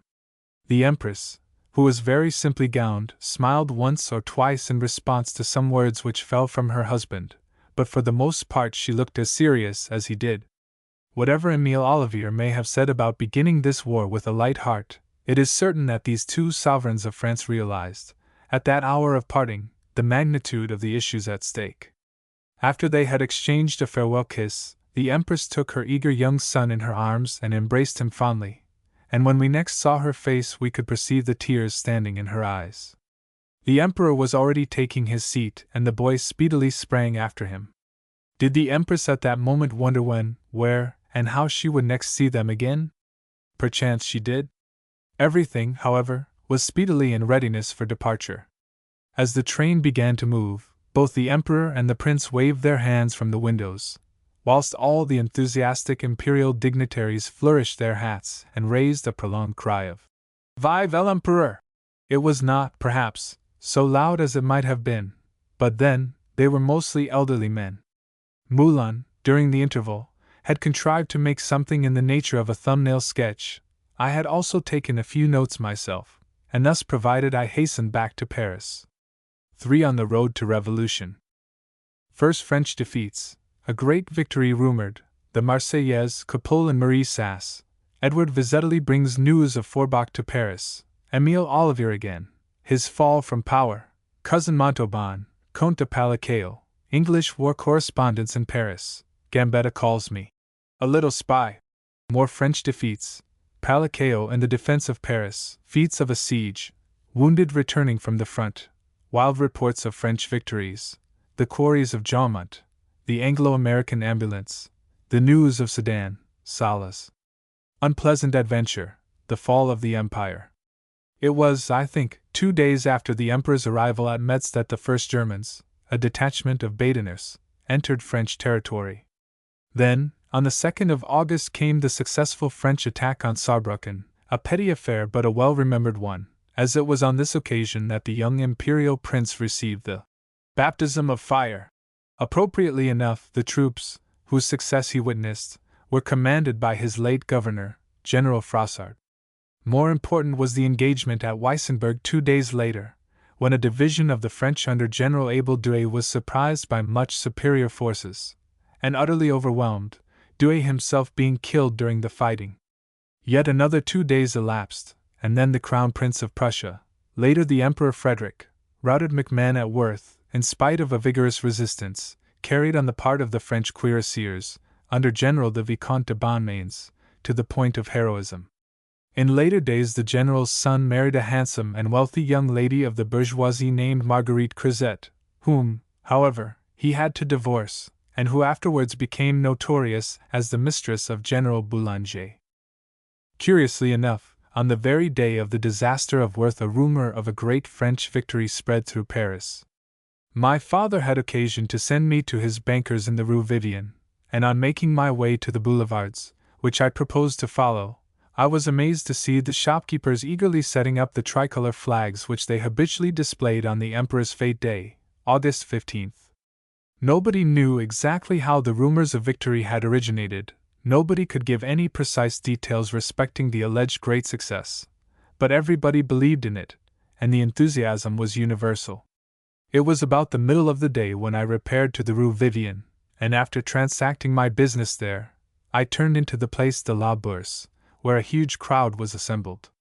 The steps of the exchange were also covered with people, and amidst a myriad eager gesticulations a perfect babel of voices was ascending to the blue sky.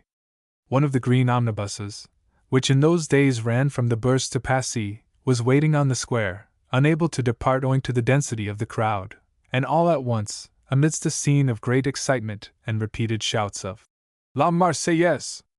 La Marseillaise! 3 or 4 well-dressed men climbed on to the vehicle, and turning towards the mob of speculators and sightseers covering the steps of the Bourse, they called to them repeatedly, Silence! Silence! The hubbub slightly subsided, and thereupon one of the party on the omnibus, a good-looking slim young fellow with a little mustache, took off his hat, raised his right arm, and began to sing the war hymn of the Revolution. The stanza finished, the whole assembly took up the refrain. Since the days of the coup d'état, the Marseillaise had been banned in France, the official imperial air being Pardon pour la Syrie, a military march composed by the Emperor's mother, Queen Hortense, with words by Count Alexander de Laborde, who therein pictured a handsome young knight praying to the Blessed Virgin before his departure for Palestine, and soliciting of her benevolence that he might prove to be the bravest brave, and love the fairest fair. During the 20 years of the Third Napoleon's rule, Paris had heard the strains of Pardon pour la Syrie many thousand times, and though they were tuneful enough, had become thoroughly tired of them. To stimulate popular enthusiasm in the war, the Olivier cabinet had accordingly authorized the playing and singing of the long-forbidden Marseillaise, which, although it was well remembered by the survivors of '48, and was hummed even by the young Republicans of Belleville and the Quartier Latin, proved quite a novelty to half the population, who were destined to hear it again and again and again from that period until the present time. The young vocalist who sang it from the top of a Passy Bourse omnibus on that fateful day of Worth claimed to be a tenor, but was more correctly a tenorino, his voice possessing far more sweetness than power. He was already well known and popular, for he had taken the part of Romeo in Gounod's well-known opera based on the Shakespearean play. Like many another singer, Victor Capul might have become forgotten before very long, but a curious circumstance, having nothing to do with vocalism, diffused and perpetuated his name. He adopted a particular way of dressing his hair, plastering a part of it down in a kind of semicircle over the forehead, and the new style, catching on among young Parisians, the coiffure Capul, eventually went round the world. It is exemplified in certain portraits of King George V. In those war days Capul sang the Marseillaise, either at the Opera Comique or the Théâtre Lyrique, but at the opera it was sung by Marie Sass, then at the height of her reputation. I came in touch with her a few years later when she was living in the Paris suburbs, and more than once, when we both traveled to the city in the same train, I had the honor of assisting her to alight from it, this being no very easy matter, as La Sasse was the very fattest and heaviest of all the prime dons that I have ever seen. On the same day that MacMahon was defeated at Worth, Froissart was badly beaten at Forbach, an engagement witnessed by my elder brother Edward, born January 1, 1847, and therefore in 1870 in his 24th year, who, as I previously mentioned, had gone to the front for an American journal. Finding it impossible to telegraph the news of this serious French reverse, he contrived to make his way to Paris on a locomotive engine, and arrived at our flat in the Rue de Miromesnil looking as black as any coal heaver. When he had handed his account of the affair to Ryan, the Paris representative of the New York Times, it was suggested that his information might perhaps be useful to the French Minister of War. So he hastened to the ministry, where the news he brought put a finishing touch to the dismay of the officials, who were already staggering under the first news of the disaster of Worth. Paris, jubilant over an imaginary victory, was enraged by the tidings of Worth and Forbach. Already dreading some revolutionary enterprise, the government declared the city to be in a state of siege, thereby placing it under military authority. Although additional men had recently been enrolled in the National Guard, the arming of them had been intentionally delayed, precisely from a fear of revolutionary troubles, which the entourage of the Empress Regent at St. Cloud feared from the very moment of the first defeats. I recollect witnessing on the Place Vendôme one day early in August a very tumultuous gathering of National Guards who had flocked thither in order to demand weapons of the Prime Minister, that is, Émile Olivier, who in addition to the premiership, otherwise the presidency of the Council, held the offices of Keeper of the Seals and Minister of Justice, this department then having its offices in one of the buildings of the Place Vendôme. Olivier responded to the demonstration by appearing on the balcony of his private room and delivering a brief speech, which embraced a vague promise to comply with the popular demand. In point of fact, however, nothing of the kind was done during his term of office. Whilst writing these lines, I hear that this much abused statesman has just passed away at Saint Gervais-les-Bains in Upper Savoy, August 20th, 1913. Born at Marseilles in July, 1825, he lived to complete his 88th year. His second wife, née Gravier, to whom I referred in a previous chapter, survives him. I do not wish to be unduly hard on his memory. He came, however, of a very republican family, and in his earlier years he personally evinced what seemed to be most staunch republicanism. When he was first elected as a member of the legislative body in 1857, he publicly declared that he would appear before that essentially Bonapartist assembly as one of the specters of the crime of the coup d'état. But subsequently M. de Morny baited him with a lucrative appointment connected with the Suez Canal. Later still, the Empress smiled on him, and finally he took office under the Emperor, thereby disgusting nearly every one of his former friends and associates. I believe, however, that Olivier was sincerely convinced of the possibility of firmly establishing a liberal imperialist regime. But although various reforms were carried out under his auspices, it is quite certain that he was not allowed a perfectly free hand. Nor was he fully taken into confidence with respect to the Emperor's secret diplomatic and military policy. That was proved by the very speech in which he spoke of entering upon the war with Prussia, with a light heart. For in his very next sentences he spoke of that war as being absolutely forced upon France, and of himself and his colleagues as having done all that was humanly and honorably possible to avoid it. Assuredly he would not have spoken quite as he did had he realized at the time that Bismarck had merely forced on the war in order to defeat the Emperor Napoleon's intention to invade Germany in the ensuing spring.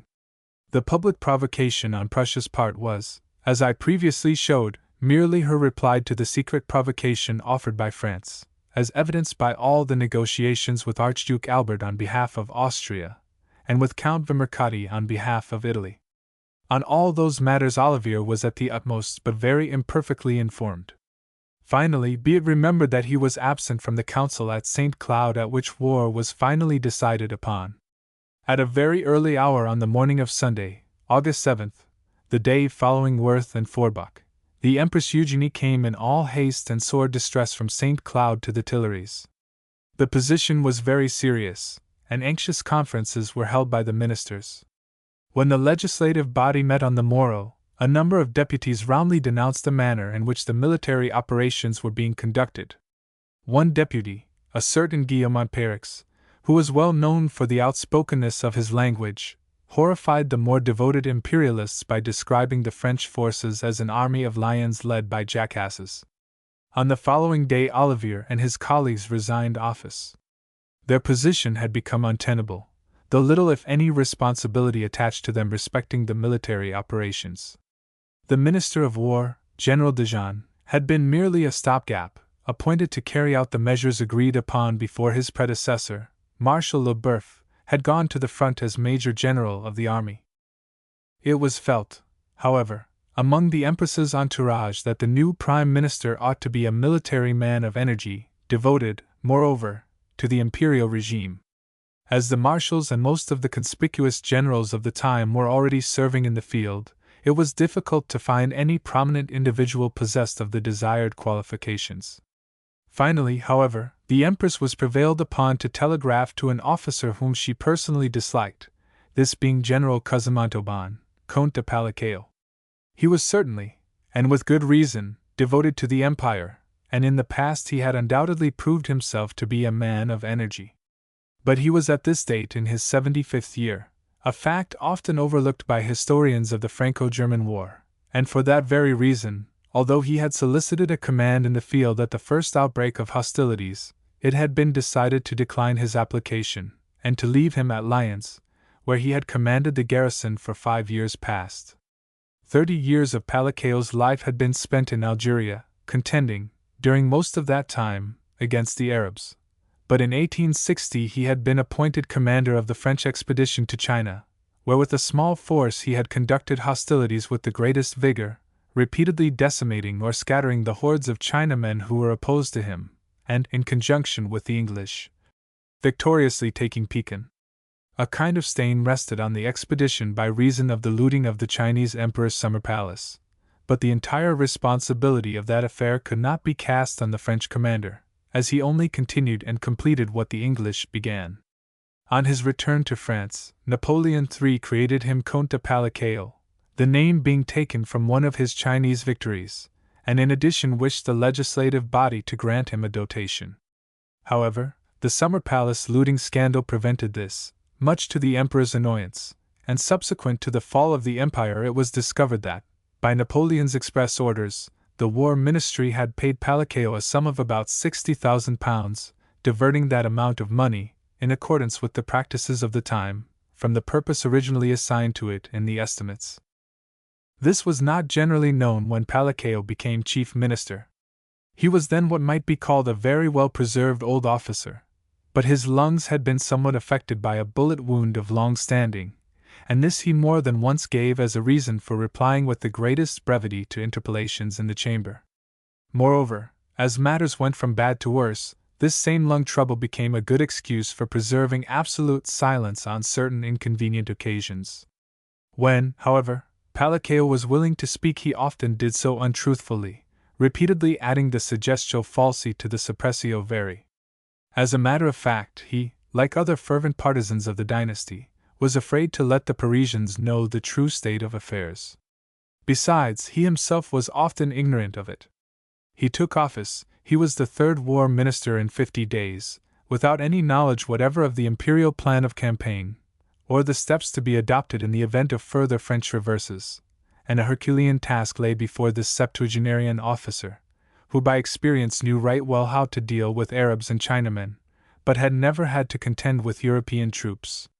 Nevertheless, he displayed zeal and activity in his new semi-political and semi-military position. He greatly assisted MacMahon to reconstitute his army at Chalons, he planned the organization of 3 more army corps, and he started on the work of placing Paris in a state of defense, whilst his colleague, Clement Duvernoy, the new Minister of Commerce, began gathering flocks and herds together, in order that the city, if besieged, might have the necessary means of subsistence. At this time there were quite a number of English, war, as well as own, correspondents in Paris. The former had mostly returned from Metz, whither they had repaired at the time of the Emperor's departure for the front. At the outset it had seemed as though the French would allow foreign journalists to accompany them on their promenade to Berlin. But, on reverses setting in, all official recognition was denied to newspaper men, and moreover, some of the representatives of the London press had a very unpleasant time at Metz, being arrested there as spies and subjected to divers indignities. I do not remember whether they were ordered back to Paris or whether they voluntarily withdrew to the capital on their position with the army becoming untenable. But in any case they arrived in the city and lingered there for a time, holding daily symposiums at the Grand Café at the corner of the Rue Scribe, on the boulevards. From time to time I went there with my father, and amongst this galaxy of journalistic talent I met certain men with whom I had spoken in my childhood. One of them, for instance, was George Augustus Sala, and another was Henry Mayhew, the famous author of London Labour and the London Poor, he being accompanied by his son Athol. Looking back, it seems to me that, in spite of all their brilliant gifts, neither Sala nor Henry Mayhew was fitted to be a correspondent in the field, and they were certainly much better placed in Paris than at the headquarters of the Army of the Rhine. Among the resident correspondents who attended the gatherings at the Grand Café were Captain Bingham, Blanchard, son of Douglas, Gerald, and the jaunty Bower, who had once been tried for his life and acquitted by virtue of the unwritten law, in connection with an affair passionnel in which he was the aggrieved party. For more than 40 years past, whenever I have seen a bluff-looking elderly gentleman sporting a buff waistcoat and a white spotted blue necktie, I have instinctively thought of Bauer, who wore such a waistcoat and such a necktie, with the glossiest of silk hats and most shapely of patent leather boots, throughout the siege of Paris, when he was fond of dilating on the merits of boiled ostrich and stewed elephant's foot, of which expensive dainties he partook at his club, after the inmates of the Jardin des Plantes had been slaughtered. Bauer represented the Morning Advertiser. I do not remember seeing Bose of the Standard at the gatherings I have referred to, or Crawford of the Daily News, who so long wrote his Paris letters at a little café fronting the Bourse. But it was certainly at the Grand Café that I first set eyes on Labouchere, who, like Sala, was installed at the neighboring Grand Hotel, and was soon to become famous as the Daily News besieged resident. As for Mr. Thomas Gibson Bowles, who represented the Morning Post during the German siege, I first set eyes on him at the British Embassy, when he had a beautiful little mustache, which I greatly envied, and wore his hair nicely parted down the middle. Eheu! Fugaces le bunter Annie. Sala was the life and soul of those gatherings at the Grand Café, always exuberantly gay, unless indeed the conversation turned on the prospects of the French forces, when he railed at them without ceasing. Blanchard Gerald, who was well acquainted with the spy system of the Empire, repeatedly warned Sala to be cautious, but in vain, and the eventual result of his outspokenness was a very unpleasant adventure on the eve of the Empire's fall. In the presence of all those distinguished men of the pen, I myself mostly preserved, as befitted my age, a very discreet silence, listening intently, but seldom opening my lips unless it were to accept or refuse another cup of coffee, or some sirop de Grosseil or grenadine. I never touched any intoxicant excepting claret at my meals, and though, in my Eastbourne days, I had, like most boys of my time, experimented with a clay pipe and some dark shag, I did not smoke. My father personally was extremely fond of cigars, but had he caught me smoking one, he would, I believe, have knocked me down. In connection with those Grand Café gatherings I one day had a little adventure. It had been arranged that I should meet my father there, and turning into the boulevards from the Madeleine I went slowly past what was then called the Rue Basse du Rempart. I was thinking of something or other, I do not remember what, but in any case I was absorbed in thought, and inadvertently I dogged the footsteps of two black-coated gentlemen who were deep in conversation. I was almost unconscious of their presence, and in any case I did not hear a word of what they were saying. But all at once one of them turned round, and said to me angrily, "Veux-tu bien tien aller, petit espion?" Otherwise, "Be off, little spy!" I woke up as it were, looked at him, and to my amazement recognized Gambetta, whom I had seen several times already, when I was with my mentor Brassard at either the Café de Suède or the Café de Madrid. At the same time, however, his companion also turned round, and proved to be Jules Simon, who knew me through a son of his. This was fortunate, for he immediately exclaimed, "Why, no! It is young Vizetelly, a friend of my son's," adding, "Did you wish to speak to me?" I replied in the negative, saying that I had not even recognized him from behind, and trying to explain that it was purely by chance that I had been following him and Gambetta. "You know me, then?" exclaimed the future dictator somewhat sharply, whereupon I mentioned that he had been pointed out to me more than once, notably when he was in the company of Delesclos. "Ah oui, fort bien," he answered. "I am sorry if I spoke as I did. But," and here he turned to Simon, "one never knows, one can never take too many precautions. The Spaniard would willingly send both of us to Mazas." By the Spaniard, of course, he meant the Empress Eugenie, just as people meant Marie Antoinette when they referred to the Austrian during the First Revolution. That ended the affair.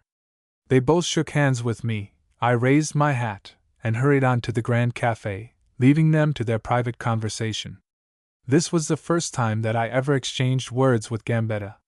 The incident must have occurred just after his return from Switzerland, whither he had repaired fully anticipating the triumph of the French arms, returning, however, directly he heard of the first disasters.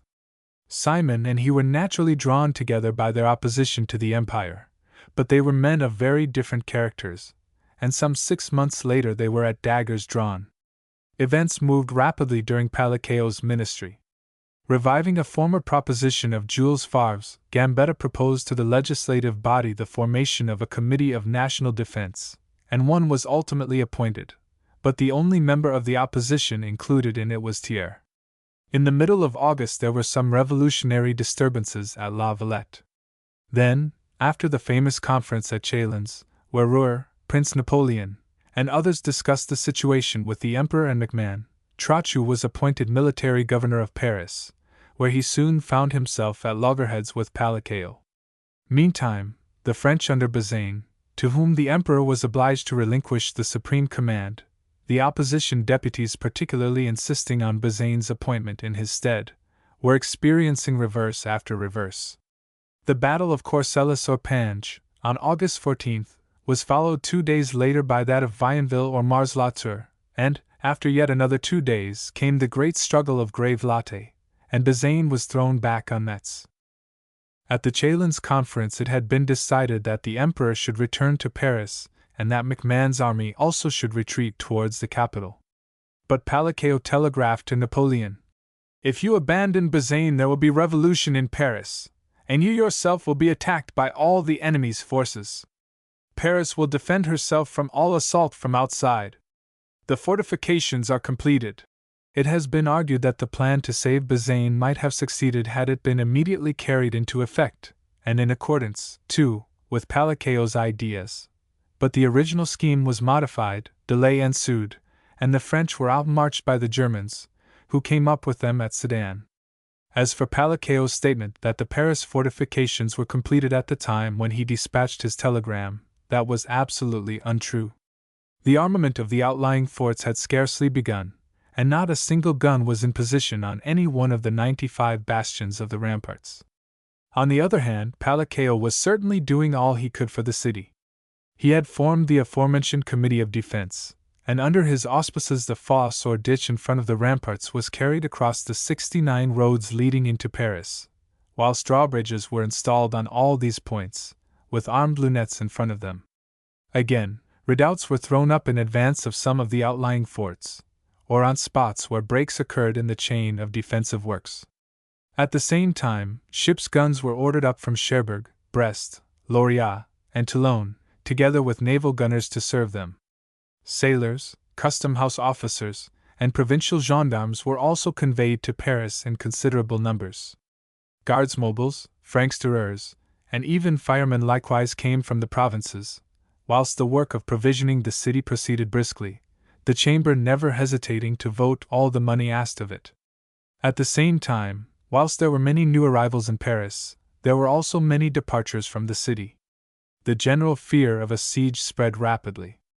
Every day thousands of well-to-do middle-class folk went off in order to place themselves out of harm's way, and at the same time thousands of foreigners were expelled on the ground that, in the event of a siege occurring, they would merely be useless mouths. In contrast with that exodus was the great inrush of people from the suburbs of Paris. They poured into the city unceasingly, from villas, cottages, and farms, employing every variety of vehicle to convey their furniture and other household goods, their corn, flour, wine, and other produce. There was a block at virtually every city gate, so many were the folk eager for shelter within the protecting ramparts raised at the instigation of Thiers some 30 years previously. In point of fact, although the Germans were not yet really marching on Paris, for Bazaine's army had to be bottled up, and MacMahon's disposed of, before there could be an effective advance on the French capital, it was imagined in the city and its outskirts that the enemy might arrive at any moment. The general alarm was intensified when, on the night of August 21st, a large body of invalid men, who had fought at Weissenberg or Worth, made their way into Paris, looking battle and travel-stained, some with their heads bandaged, others with their arms in slings, and others limping along with the help of sticks. It is difficult to conceive by what aberration the authorities allowed the Parisians to obtain that woeful glimpse of the misfortunes of France. The men in question ought never to have been sent to Paris at all. They might well have been cared for elsewhere. As it happened, the sorry sight affected all who beheld it. Some were angered by it, others depressed, and others well-nigh terrified. As a kind of set-off, However, to that gloomy spectacle, fresh rumors of French successes began to circulate. There was a report that Bazaine's army had annihilated the whole of Prince Frederick Charles's cavalry, and in particular, there was a most sensational account of how 3 German army corps, including the famous white cuirassiers to which Bismarck belonged, had been tumbled into the quarries of Jaumont, and there absolutely destroyed.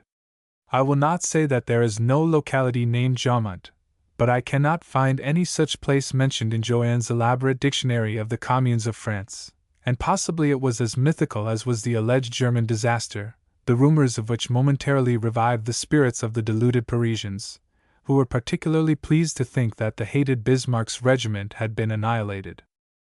On or about August 30th, a friend of my eldest brother Adrian, a medical man named Blewett, arrived in Paris with the object of joining an Anglo-American ambulance which was being formed in connection with the Red Cross Society. Dr. Blewett spoke a little French, but he was not well acquainted with the city, and I was deputed to assist him whilst he remained there.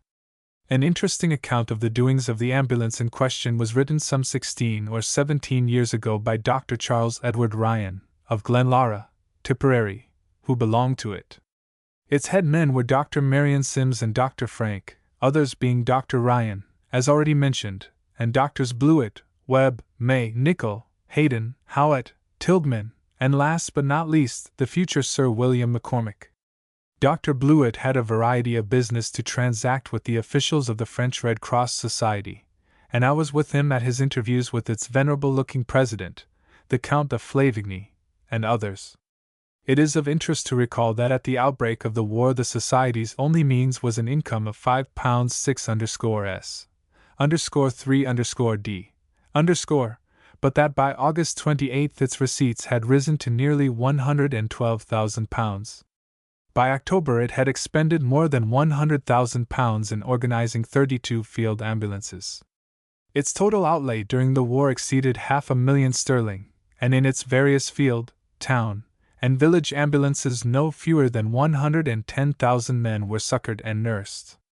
In Paris the Society's headquarters were established at the Place de l'Industrie in the Champs-Élysées, and among the members of its principal committee were several ladies of high rank.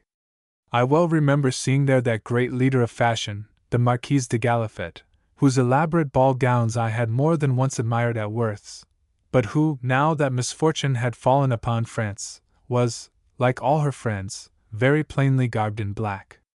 At the Palais de l'Industrie I also found Madame de McMahon, short and plump, but full of dignity and energy, as became a daughter of the Castries.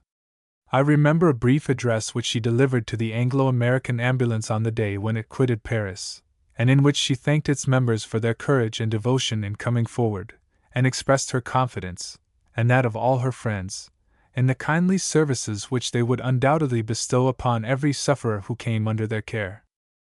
I accompanied the ambulance on its march through Paris to the Eastern Hallway station. When it was drawn up outside the Palais de l'Industrie, Count de Flavigny in his turn made a short but feeling speech, and immediately afterwards the cortege started. At the head of it were 3 young ladies, the daughters of Dr. Marion Sims, who carried respectively the flags of France, England, and the United States. Then came the chief surgeons, the assistant surgeons, the dressers and male nurses, with some wagons of stores bringing up the rear. I walked, I remember, between Dr. Blewett and Dr. May. On either side of the procession were members of the Red Cross Society, carrying sticks or poles tipped with collection bags, into which money speedily began to rain. We crossed the Place de la Concorde, turned up the Rue Royale, and then followed the main boulevards as far, I think, as the Boulevard de Strasbourg. There were crowds of people on either hand, and our progress was necessarily slow, as it was desired to give the onlookers full time to deposit their offerings in the collection bags. From the Cercle Imperial at the corner of the Champs-Élysées, from the Jockey Club, the Turf Club, the Union, the Chemins de Fer, the Ganachas, and other clubs on or adjacent to the boulevards came servants, often in liveries, bearing with them both banknotes and gold. Everybody seemed anxious to give something, and an official of the society afterwards told me that the collection had proved the largest it had ever made. There was also great enthusiasm all along the line of route, cries of Vivent les Anglais! Vivent les Américains! Resounding upon every side. The train by which the ambulance quitted Paris did not start until a very late hour in the evening. Prior to its departure, most of us dined at a restaurant near the railway station. No little champagne was consumed at this repast, and unaccustomed as I was to the sparkling wine of the Marne, it got, I fear, slightly into my head.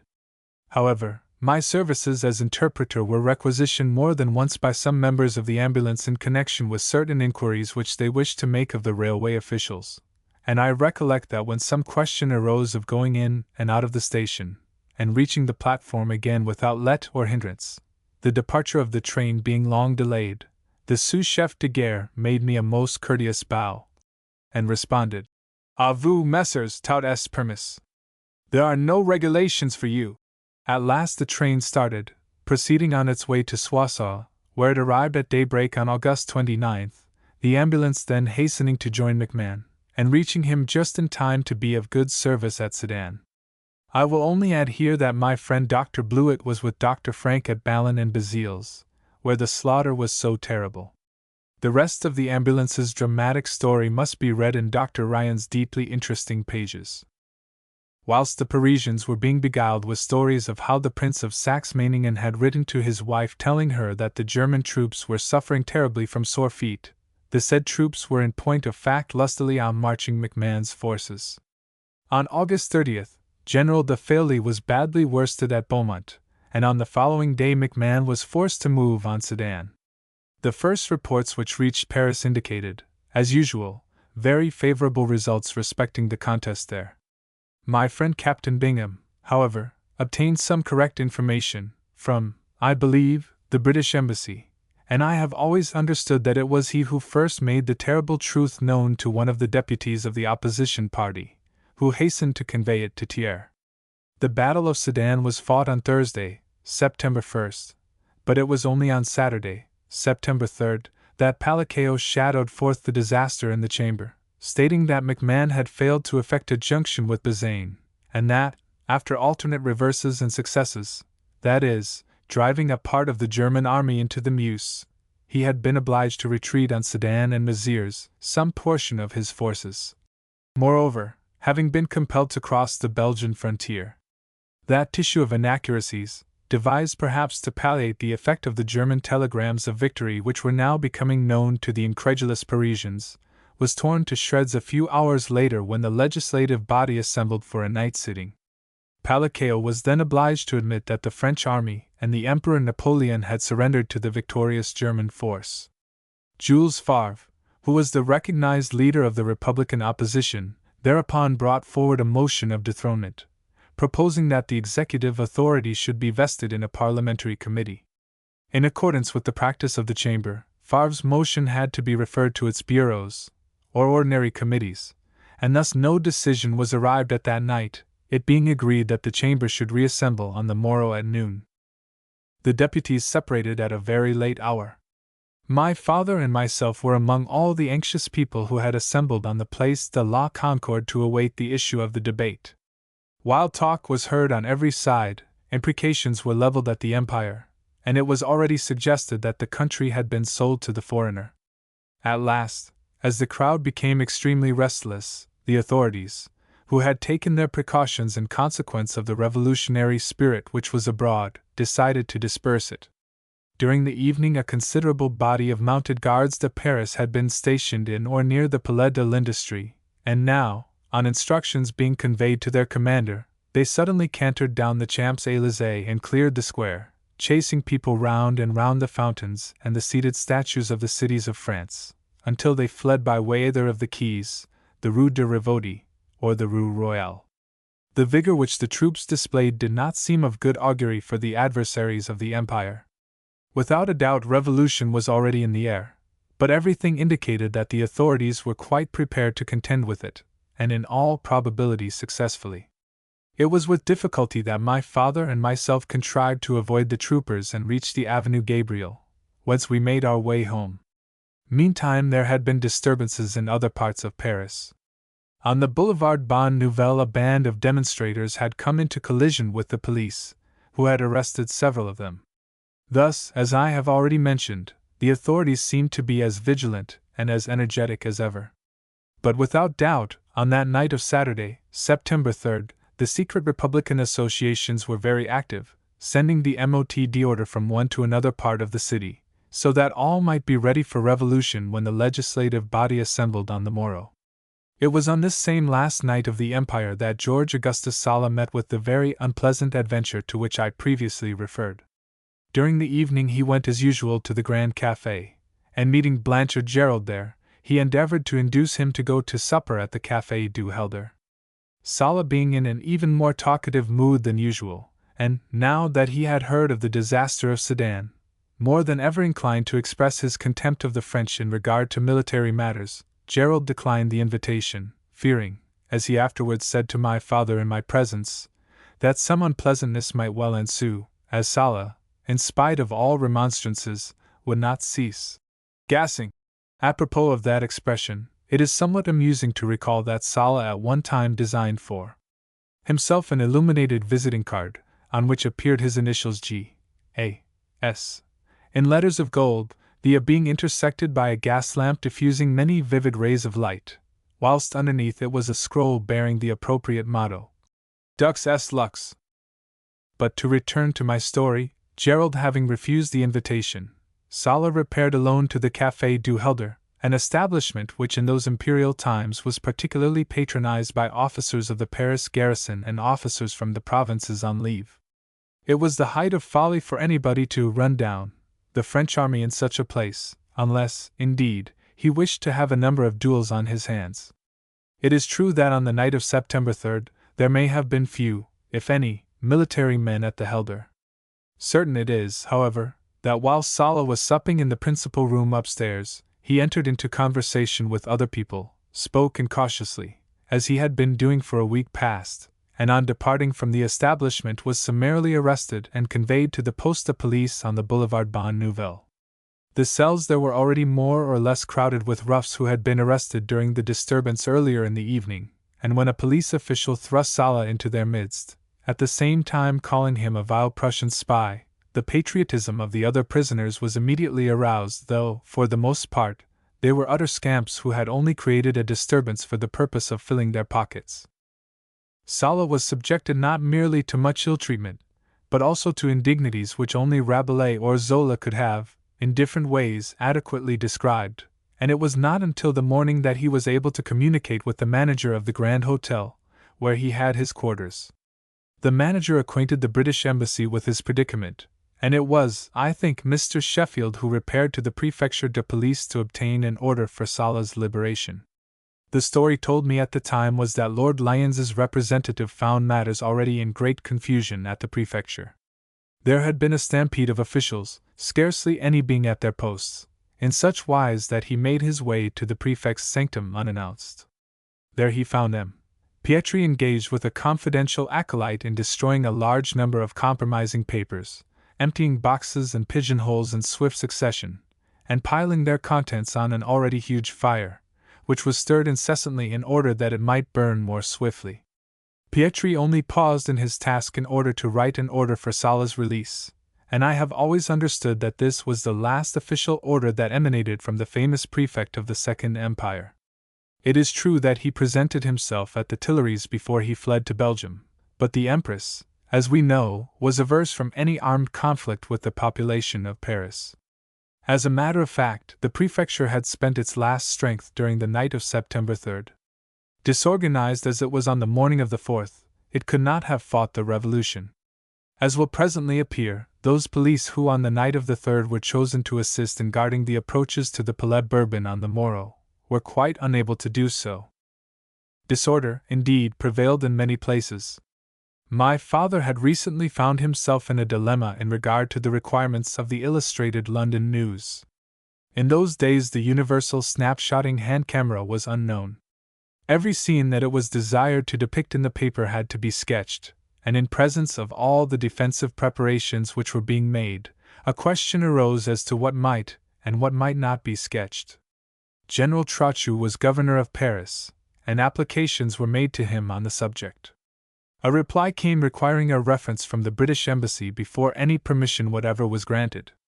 In due course a letter was obtained from the embassy, signed not, I think, by Lord Lyons himself, but by one of the secretaries, perhaps Sir Edward Mallet, or Mr. Wodehouse, or even Mr. Sheffield. At all events, on the morning of September 4th, my father, being anxious to settle the matter, commissioned me to take the embassy letter to Trochu's quarters at the Louvre. Here I found great confusion. Nobody was paying the slightest attention to official work. The bureaus were half deserted. Officers came and went incessantly, or gathered in little groups in the passages and on the stairs, all of them looking extremely upset and talking anxiously and excitedly together. I could find nobody to attend to any business, and was at a loss what to do, when a door opened and a general officer in undress uniform appeared on the threshold of a large and finely appointed room. I immediately recognized Trochu's extremely bald head and determined jaw, for since his nomination as governor, Paris had been flooded with portraits of him. He had opened the door, I believe, to look for an officer, but on seeing me standing there with a letter in my hand he inquired what I wanted. I replied that I had brought a letter from the British Embassy, and he may perhaps have thought that I was an embassy messenger. At all events, he took the letter from me, saying curtly, "C'est bien, je m'en occuperai, revenez cet après-midi." With those words he stepped back into the room and carefully placed the letter on the top of several others which were neatly disposed on a side table. The incident was trivial in itself, yet it afforded a glimpse of Trochu's character. Here was the man who, in his earlier years, had organized the French expedition to the Crimea in a manner far superior to that in which our own had been organized, a man of method, order, precision, fully qualified to prepare the defense of Paris, though not to lead her army in the field. Brief as was that interview of mine, I could not help noticing how perfectly calm and self-possessed he was, for his demeanor greatly contrasted with the anxious or excited bearing of his subordinates. Yet he had reached the supreme crisis of his life. The empire was falling, a first offer of power had been made to him on the previous evening, and a second offer, which he finally accepted, see my book, Republican France, page 8, was almost imminent. Yet on that morning of revolution he appeared as cool as a cucumber. I quitted the Louvre, going towards the Rue Royale, it having been arranged with my father that we should take déjeuner at a well-known restaurant there. It was called His Lordship's Larder, and was preeminently an English house, though the landlord bore the German name of Weber. He and his family were unhappily suffocated in the cellars of their establishment during one of the conflagrations which marked the bloody week of the Commune. At the time when I met my father, that is about noon, there was nothing particularly ominous in the appearance of the streets along which I myself passed. It was a fine bright Sunday, and, as was usual on such a day, there were plenty of people abroad. Recently enrolled National Guards certainly predominated among the men, but the latter included many in civilian attire, and there was no lack of women and children. As for agitation, I saw no sign of it. As I was afterwards told, however, by Delmas, the landlord of the Café Grétry, matters were very different that morning on the boulevards, and particularly on the Boulevard Montmartre. By 10 o'clock, indeed, great crowds had assembled there, and the excitement grew apace. The same words were on all lips. Sedan, the whole French army taken, the wretched emperor's sword surrendered, unworthy to reign, dethrone him. Just as, in another crisis of French history, men had climbed on to the chairs and tables in the garden of the Palais Royal to denounce Monsieur and Madame Veto and urge the Parisians to march upon Versailles, so now others climbed on the chairs outside the boulevard cafés to denounce the Empire, and urge a march upon the Palais Bourbon, where the legislative body was about to meet. And amidst the general clamor one cry persistently prevailed. It was, "Déchéance! Déchéance! Dethronement! Dethronement!"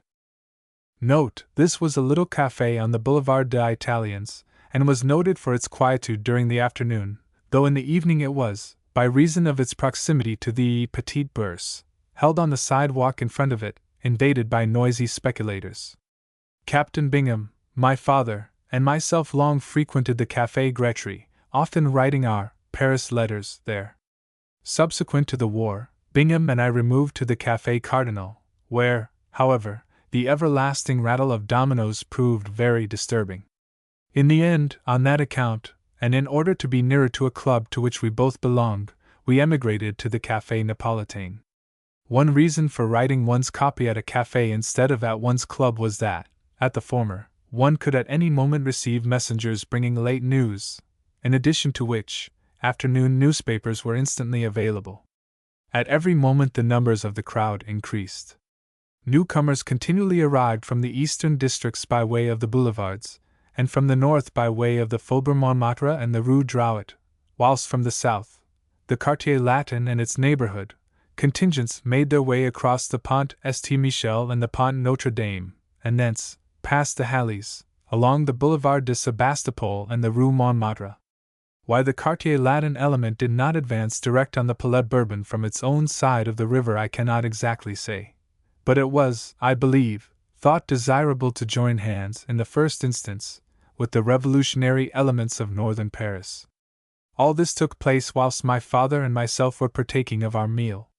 When we quitted the larder, a little before 1 o'clock, all the small parties of National Guards and civilians whom we had observed strolling about at an earlier hour had congregated on the Place de la Concorde, attracted thither by the news of the special Sunday sitting, at which the legislative body would undoubtedly take momentous decisions.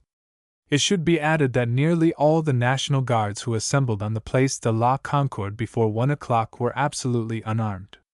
At that hour, however, a large force of them, equivalent to a couple of battalions or thereabouts, came marching down the Rue Royale from the boulevards, and these men, who were preceded by a solitary drummer, carried, some of them, chassepots and others fusils et tabatières, having moreover, in most instances, their bayonets fixed.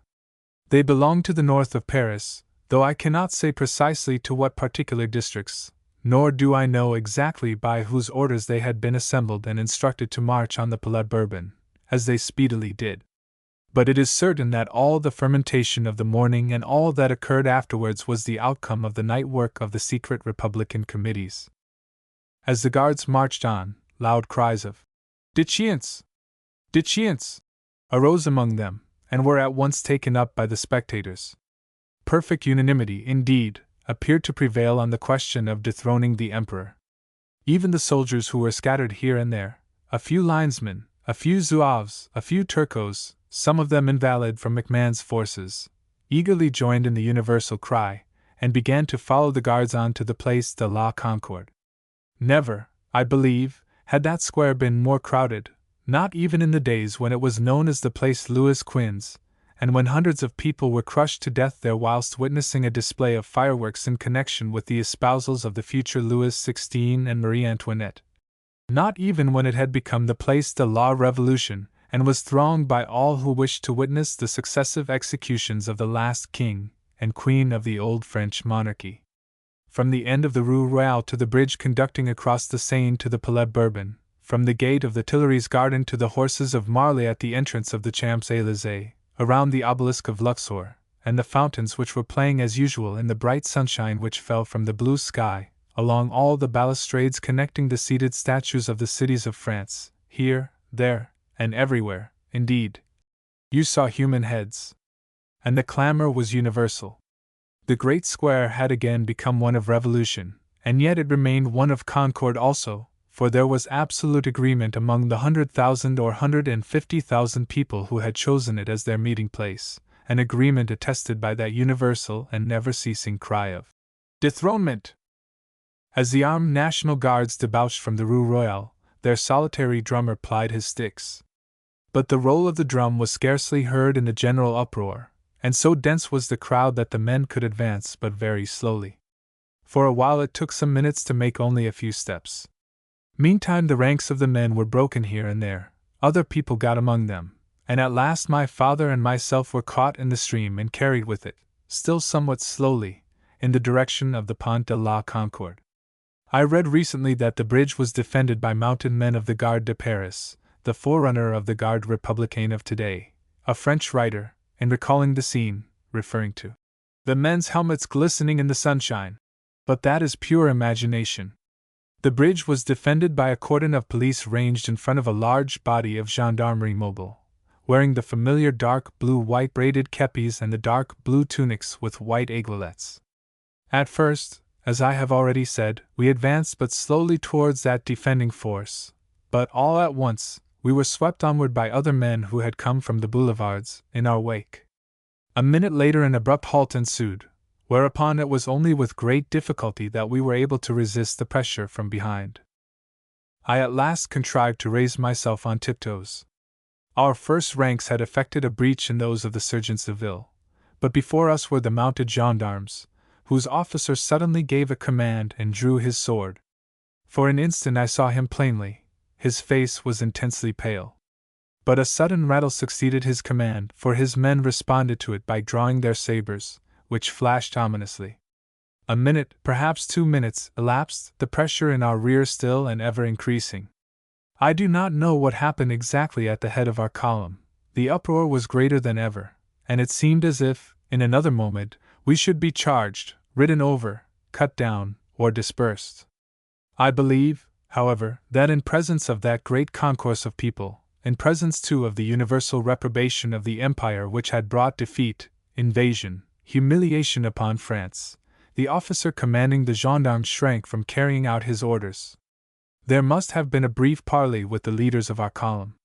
In any case, the ranks of the gendarmes suddenly opened, many of them taking to the footways of the bridge, over which our column swept at the double-quick, raising exultant shouts of "Vive la République!" It was almost a race as to who should be the first to reach the Palais Bourbon. Those in the rear were ever impelling the foremost onward, and there was no time to look about one. But in a rapid vision, as it were, I saw the gendarmes reining in their horses on either side of us, and here and there, medals gleamed on their dark tunics, and it seemed to me as if more than one face wore an angry expression. These men had fought under the imperial eagles, they had been decorated for their valor in the Crimean, Italian, and Cochin China wars. Veterans all, and faithful servants of the empire, they saw the regime for which they had fought, collapsing. Had their commanding officer ordered it, they might well have charged us. But, obedient to discipline, they had opened their ranks, and now the will of the people was sweeping past them. None of our column had a particularly threatening mien. The general demeanor was rather suggestive of joyful expectancy. But the bridge once crossed, there was a fresh pause at the gates shutting off the steps of the Palais Bourbon. Here infantry were assembled, with their chassepots in readiness. Another very brief but exciting interval ensued. Then the linesmen were withdrawn, the gates swung open, and everybody rushed up the steps. I was carried hither and thither, and at last from the portico into the building, where I contrived to halt beside one of the statues in the Salle des Pas Perdus. I looked for my father, but could not see him, and remained wedged in my corner for quite a considerable time. Finally, however, another rush of invaders dislodged me, and I was swept with many others into the chamber itself. All was uproar and confusion there. Very few deputies were present. The public galleries, the seats of the members, the hemicycle in front of the tribune, were crowded with National Guards. Some were standing on the stenographer's table and on the ushers' chairs below the tribune. There were others on the tribune stairs. And at the tribune itself, with his hat on his head, stood Gambetta, hoarsely shouting, amidst the general din, that Louis Napoleon Bonaparte and his dynasty had forever ceased to reign. Then, again and again, arose the cry of "Vive la République!" In the twinkling of an eye, however, Gambetta was lost to view, he and other Republican deputies betaking themselves, as I afterwards learnt, to the palace steps, where the dethronement of the Bonapartes was again proclaimed. The invaders of the chamber swarmed after them, and I was watching their departure when I suddenly saw my father quietly leaning back in one of the ministerial seats, perhaps that which, in the past, had been occupied by Billault, Rouher, Olivier, and other powerful and prominent men of the fallen regime. At the outset of the proceedings that day Palacio had proposed the formation of a Council of Government and National Defense which was to include 5 members of the legislative body. The ministers were to be appointed by this council, and he was to be Lieutenant General of France. It so happened that the more fervent imperialists had previously offered him a dictatorship, but he had declined it. Jules Favre met the general's proposal by claiming priority for the motion which he had submitted at the midnight sitting, whilst Thiers tried to bring about a compromise by suggesting such a committee as Palacio had indicated, but placing the choice of its members entirely in the hands of the legislative body, omitting all reference to Palacio's lieutenancy, and further, setting forth that a constituent assembly should be convoked as soon as circumstances might permit. The three proposals, Thiers, Favre's, and Palacio's, were submitted to the bureaus, and whilst these bureaus were deliberating in various rooms, the first invasion of the chamber took place in spite of the efforts of Jules Ferry, who had promised Palacio that the proceedings of the legislature should not be disturbed. When the sitting was resumed, the invaders, who at that moment mainly occupied the galleries, would listen neither to President Schneider nor to their favorite Gambetta, though both appealed to them for silence and order. Jules Favre alone secured a few moments' quietude, during which he begged that there might be no violence. Palacio was present, but did not speak. Later in the day, after urging Trochu to accept the presidency of the new government, as otherwise all might be lost, Palacio quitted Paris for Belgium. He stayed at Namur during the remainder of the war, and afterwards lived in retirement at Versailles, where he died in January 1878. Amidst the general confusion came the second invasion of the chamber, when I was swept off my feet and carried on to the floor of the house. That second invasion precipitated events. Even Gambetta wished the dethronement of the dynasty to be signified by a formal vote, but the invaders would brook no delay. Both of us, my father and I, were tired and thirsty after our unexpected experiences. Accordingly, we did not follow the crowd back to the steps overlooking the Place de la Concorde, but like a good many other people, we went off by way of the Place de Bourgogne. No damage had been done in the chamber itself, but as we quitted the building we noticed several inscriptions scrawled upon the walls. In some instances the words were merely, "Vive la République!" and "Mort aux Prussians!" At other times, however, they were too disgusting to be set down here. In or near the Rue de Bourgogne we found a fairly quiet wine shop, where we rested and refreshed ourselves with canettes of so-called beer de Strasbourg. We did not go at that moment to the Hôtel de Ville, whither a large part of the crowd betook itself by way of the quays, and where the Republic was again proclaimed, but returned to the Place de la Concorde, where some thousands of people still remained. Everybody was looking very animated and very pleased. Everybody imagined that, the Empire being overthrown, France would soon drive back the German invader. All fears for the future seemed, indeed, to have departed. Universal confidence prevailed, and everybody congratulated everybody else. There was, in any case, one good cause for congratulation. The revolution had been absolutely bloodless, the first and only phenomenon of the kind in all French history. Whilst we were strolling about the Place de la Concorde, I noticed that the chief gate of the Tuileries garden had been forced open and damaged. The gilded eagles which had decorated it had been struck off and pounded to pieces, this, it appeared, having been chiefly the work of an enterprising Turco. A few days later Victorien Sardou wrote an interesting account of how he and others obtained admittance, first to the reserved garden, and then to the palace itself. On glancing towards it I observed that the flag which had still waved over the principal pavilion that morning had now disappeared. It had been lowered after the departure of the Empress. Of the last hours which she spent in the palace, before she quitted it with Prince Metternich and Count Nigra to seek a momentary refuge at the residence of her dentist, Dr. Evans, I have given a detailed account, based on reliable narratives and documents, in my Court of the Tuileries. Quitting, at last, the Place de la Concorde, we strolled slowly homeward. Some tradespeople in the Rue Royale and the Faubourg Estionneret, former purveyors to the Emperor or the Empress, were already hastily removing the imperial arms from above their shops. That same afternoon, and during the ensuing Monday and Tuesday, every escutcheon, every initial N, every crown, every eagle, every inscription that recalled the Empire, was removed or obliterated in one or another manner. George Augustus Sala, whose recent adventure confined him to his room at the Grand Hotel, spent most of his time in watching the men who removed the eagles, crowns, and NS from the then unfinished Opera House. Even the streets which recalled the imperial regime were hastily renamed.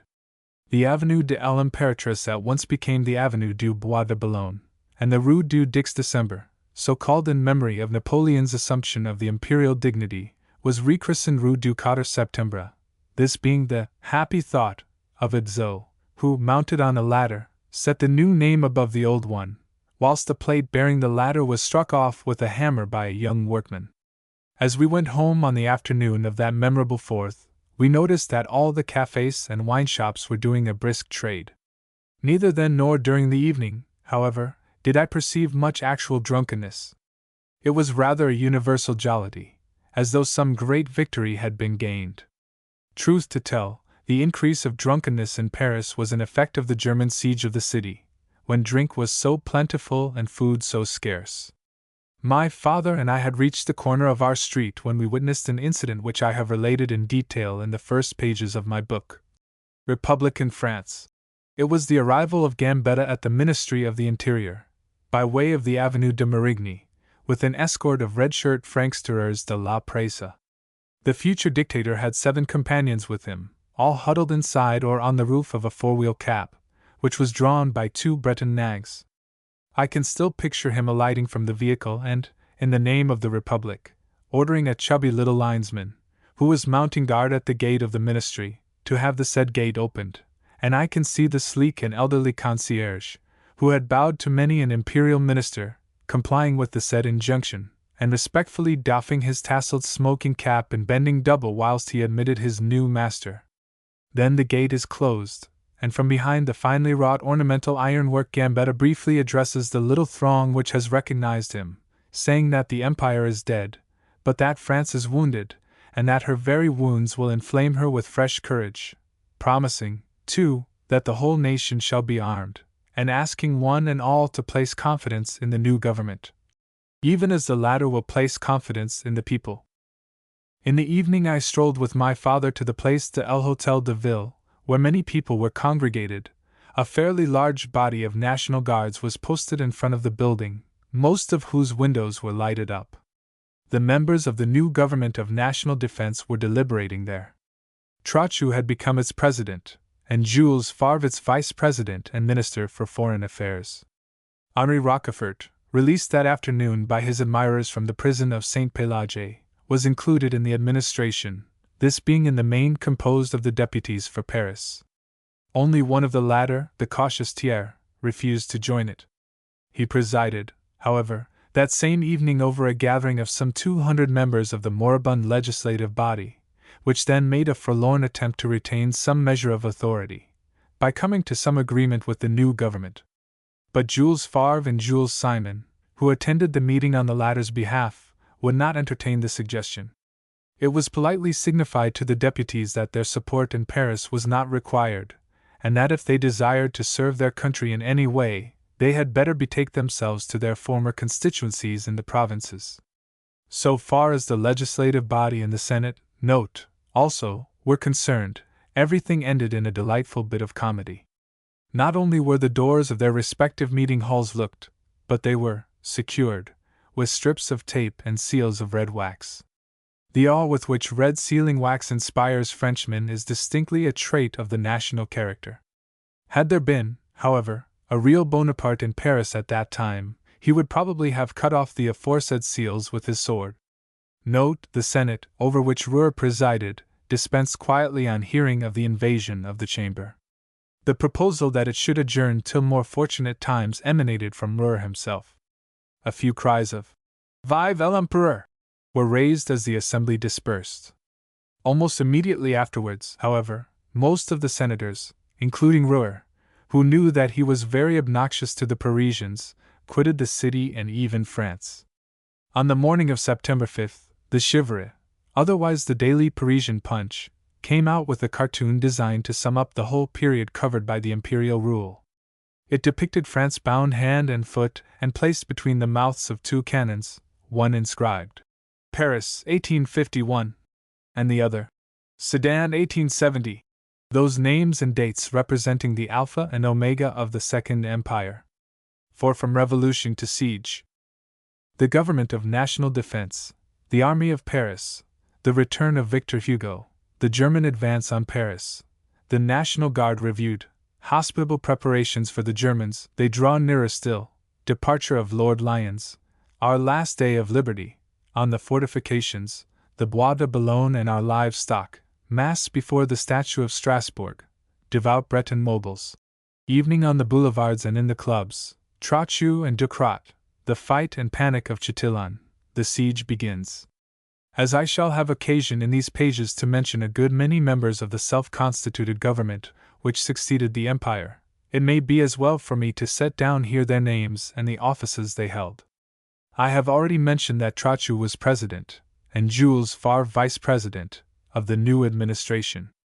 The former also retained his office as governor of Paris, and at the same time became generalissimo. Favre, for his part, took the ministry for foreign affairs.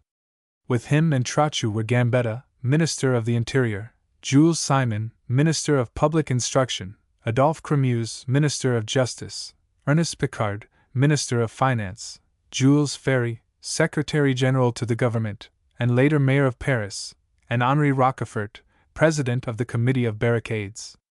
4 of their colleagues, Emmanuel Arago, Garnier Pages, Eugene Pelletan, and Glaise Bezoin, did not take charge of any particular administrative departments, the remainder of these being allotted to men whose cooperation was secured. For instance, old General Le Flot became Minister of War, under Trochu, however, and not over him. Vice Admiral Fourchon was appointed Minister of Marine. Magnan, an iron master, became Minister of Commerce and Agriculture. Frederick Dorian, another iron master, took the Department of Public Works. Count Emile de Caratry acted as Prefect of Police, and Etienne Arago, in the earlier days, as Mayor of Paris. The new government was fully installed by Tuesday, September 6th.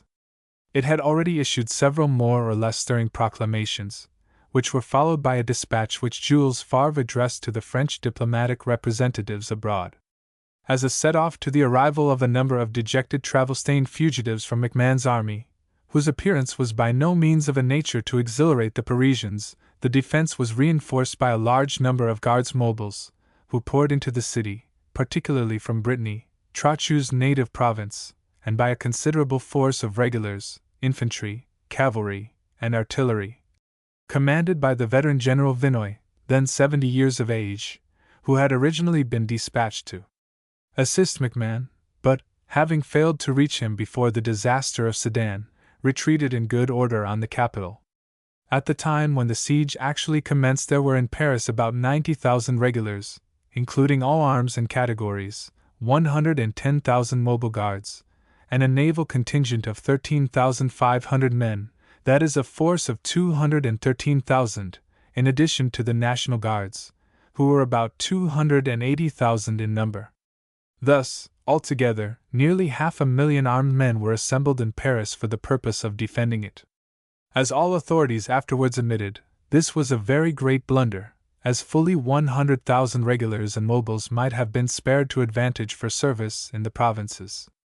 Of course, the National Guards themselves could not be sent away from the city, though they were often an encumbrance rather than a help, and could not possibly have carried on the work of defense had they been left to their own resources. Besides troops, so long as the railway trains continued running, additional military stores and supplies of food, flour, rice, biscuits, preserved meats, rolled day by day into Paris. At the same time, several illustrious exiles returned to the capital. Louis Blanc and Edgar Quinet arrived there, after years of absence, in the most unostentatious fashion, though they soon succumbed to the prevailing mania of inditing manifestos and exhortations for the benefit of their fellow countrymen. Victor Hugo's return was more theatrical. In those famous châtiments, in which he had so severely flagellated the third Napoleon, after, in earlier years, exalting the first to the dignity of a demigod, he had vowed to keep out of France and to protest against the empire so long as it lasted, penning, in this connection, the famous line, Et sil en restuan, je serai celui-là. But now the empire had fallen, and so Hugo returned in triumph to Paris.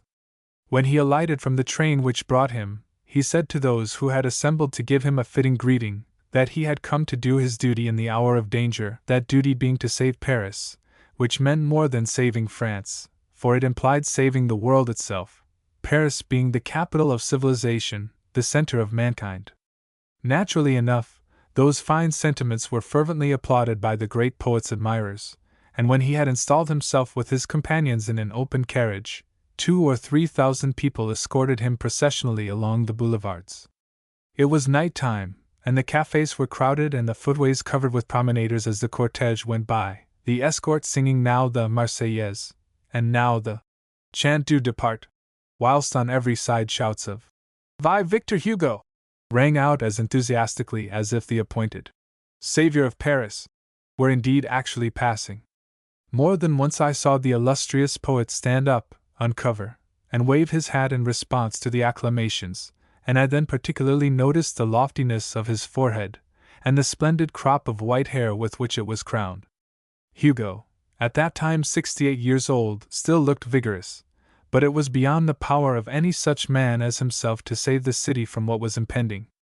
All he could do was to indite perfervid manifestos, and subsequently, in L'année terrible, commemorate the doings and sufferings of the time.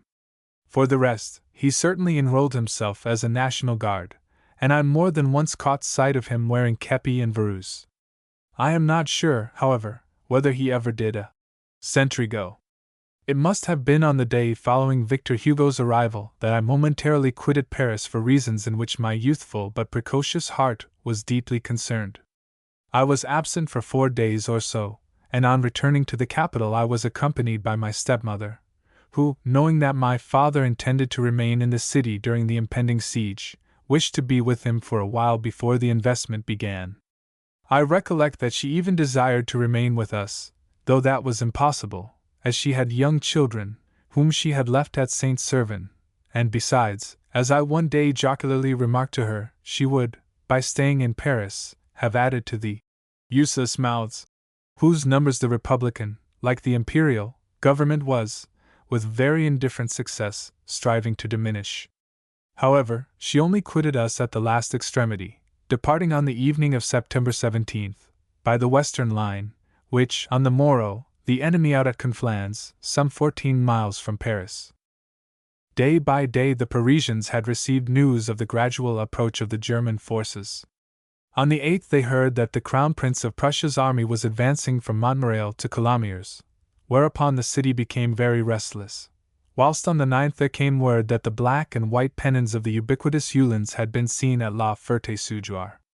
That same day Thiers quitted Paris on a mission which he had undertaken for the new government, that of pleading the cause of France at the courts of London, St. Petersburg, Vienna, and Rome.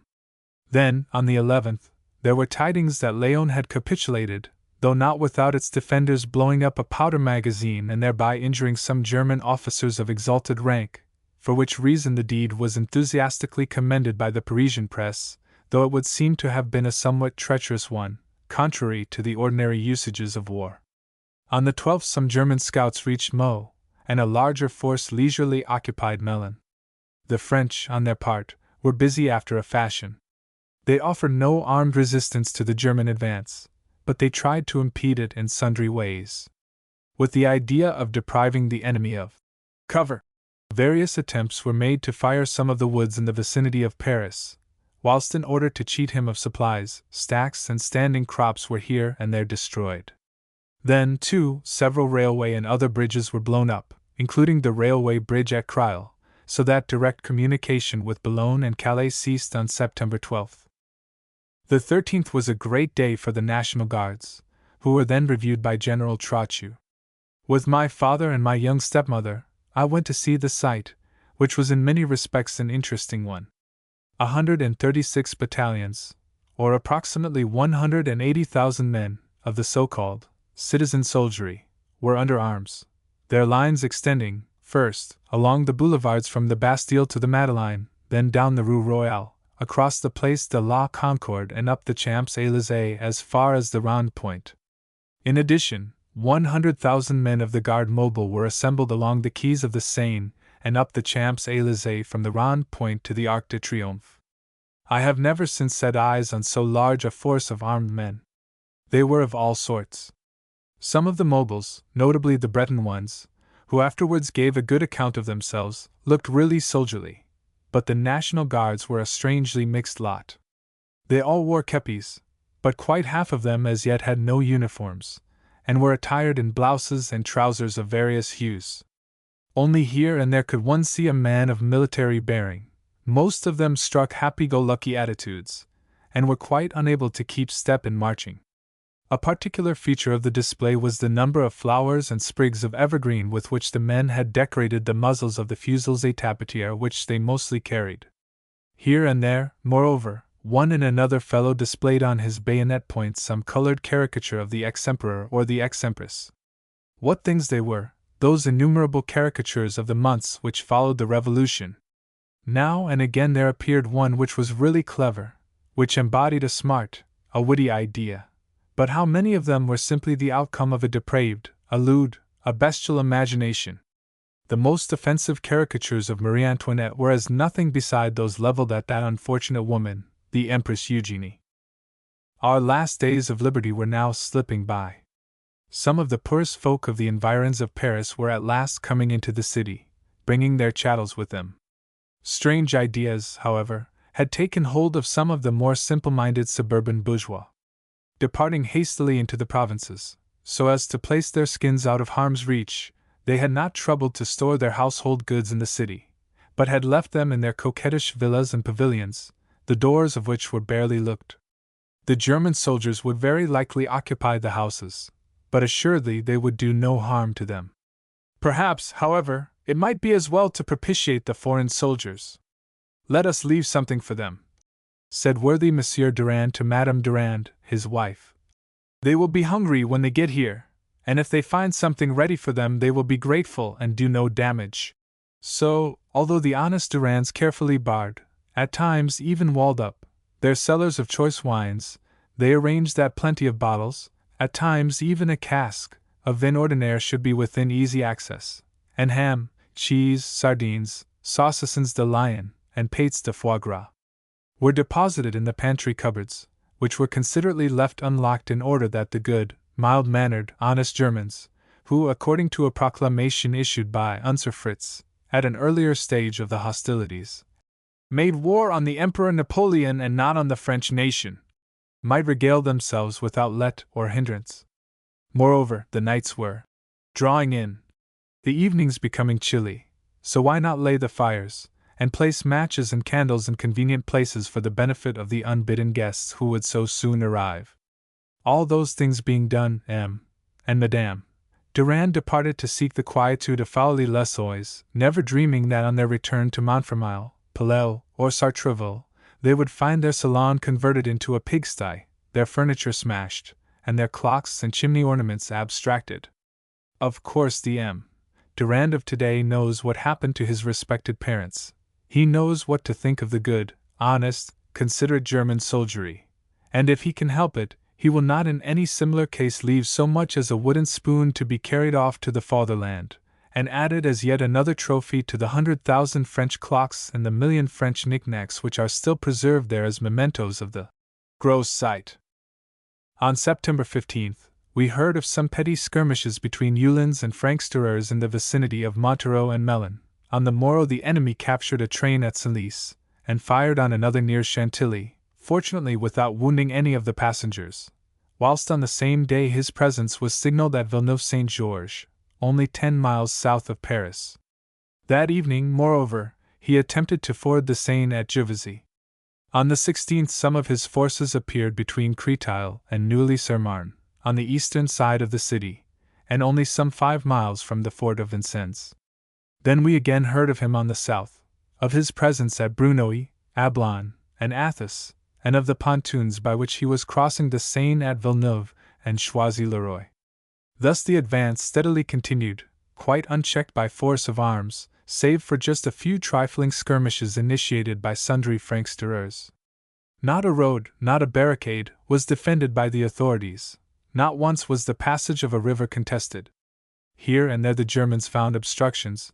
Poplars had been felled and laid across a highway, bridges and railway tunnels had occasionally been blown up, but all such impediments to their advance were speedily overcome by the enemy, who marched on quietly, feeling alternately puzzled and astonished at never being confronted by any French forces.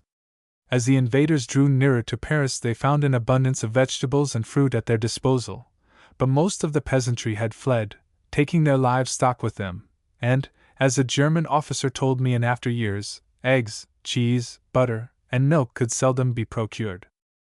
On the 17th the French began to recover from the stupor which seemed to have fallen on them. Old General Vinoy crossed the Marne at Charenton with some of his forces, and a rather sharp skirmish ensued in front of the village of Measley. That same day Lord Lyons, the British ambassador, took his departure from Paris, proceeding by devious ways to Tours, whither, a couple of days previously, 3 delegates of the National Defense, 2 septuagenarians and 1 sexagenarian, Crémieux, Glaise-Bezoin, and Fourichamp, had repaired in order to take over the general government of France. Lord Lyons had previously told Jules Favre that he intended to remain in the capital, but I believe that his decision was modified by instructions from London. With him went most of the embassy staff, British interests in Paris remaining in the hands of the Second Secretary, Mr. Wodehouse, and the Vice-Consul. The Consul himself had very prudently quitted Paris, in order to drink the waters, some time previously. Colonel Clermont, the military attaché, still remained with us, but by degrees, as the siege went on, the embassy staff dwindled down to the concierge and 2, or was it 4, sheep browsing on the lawn. Mr. Wodehouse went off, my father and myself being among those who accompanied him, as I shall relate in a future chapter, towards the middle of November, and before the bombardment began Colonel Clermont likewise executed a strategical retreat. Nevertheless, or should I say for that very reason, he was subsequently made a general officer. A day or 2 before Lord Lyons left he drew up a notice warning British subjects that if they should remain in Paris it would be at their own risk and peril. The British colony was not then so large as it is now, nevertheless it was a considerable one. A good many members of it undoubtedly departed on their own initiative. Few, if any, saw Lord Lyons's notice, for it was purely and simply conveyed to them through the medium of Galignani's messenger, which, though it was patronized by tourists staying at the hotels, was seldom seen by genuine British residents, most of whom read London newspapers. The morrow of Lord Lyons's departure, Sunday, September 18th, was our last day of liberty. The weather was splendid, the temperature as warm as that of June. All Paris was out of doors. We were not without women folk and children. Not only were there the wives and offspring of the working classes, but the better halves of many tradespeople and bourgeois had remained in the city, together with a good many ladies of higher social rank. Thus, in spite of all the departures, Papa, Mama, and Baby were still to be met in many directions on that last day preceding the investment. There were gay crowds everywhere, on the boulevards, on the squares, along the quays, and along the roads skirting the ramparts. These last were the great attraction, and thousands of people strolled about watching the work which was in progress. Stone casements were being roofed with earth, platforms were being prepared for guns, gabions were being set in position at the embrasures, sandbags were being carried to the parapets, stakes were being pointed for the many pigeons loops, and smooth earthworks were being planted with an infinity of spikes. Some guns were already in position, others, big naval guns from Brest or Cherbourg, were still lying on the turf. Meanwhile, at the various city gates, the very last vehicles laden with furniture and forage were arriving from the suburbs. And up and down went all the promenaders, chatting, laughing, examining this and that work of defense or engine of destruction in such a good-humored, light-hearted way that the whole Chemin-Durand seemed to be a vast fair, held solely for the amusement of the most volatile people that the world has ever known. Access to the Bois de Boulogne was forbidden. Acres of timber had already been felled there, and from the open spaces the mild September breeze occasionally wafted the lowing of cattle, the bleating of sheep, and the grunting of pigs. Our livestock consisted of 30,000 oxen, 175,000 sheep, 8,800 pigs, and 6,000 milch cows. Little did we think how soon those animals, apart from the milch cows, would be consumed.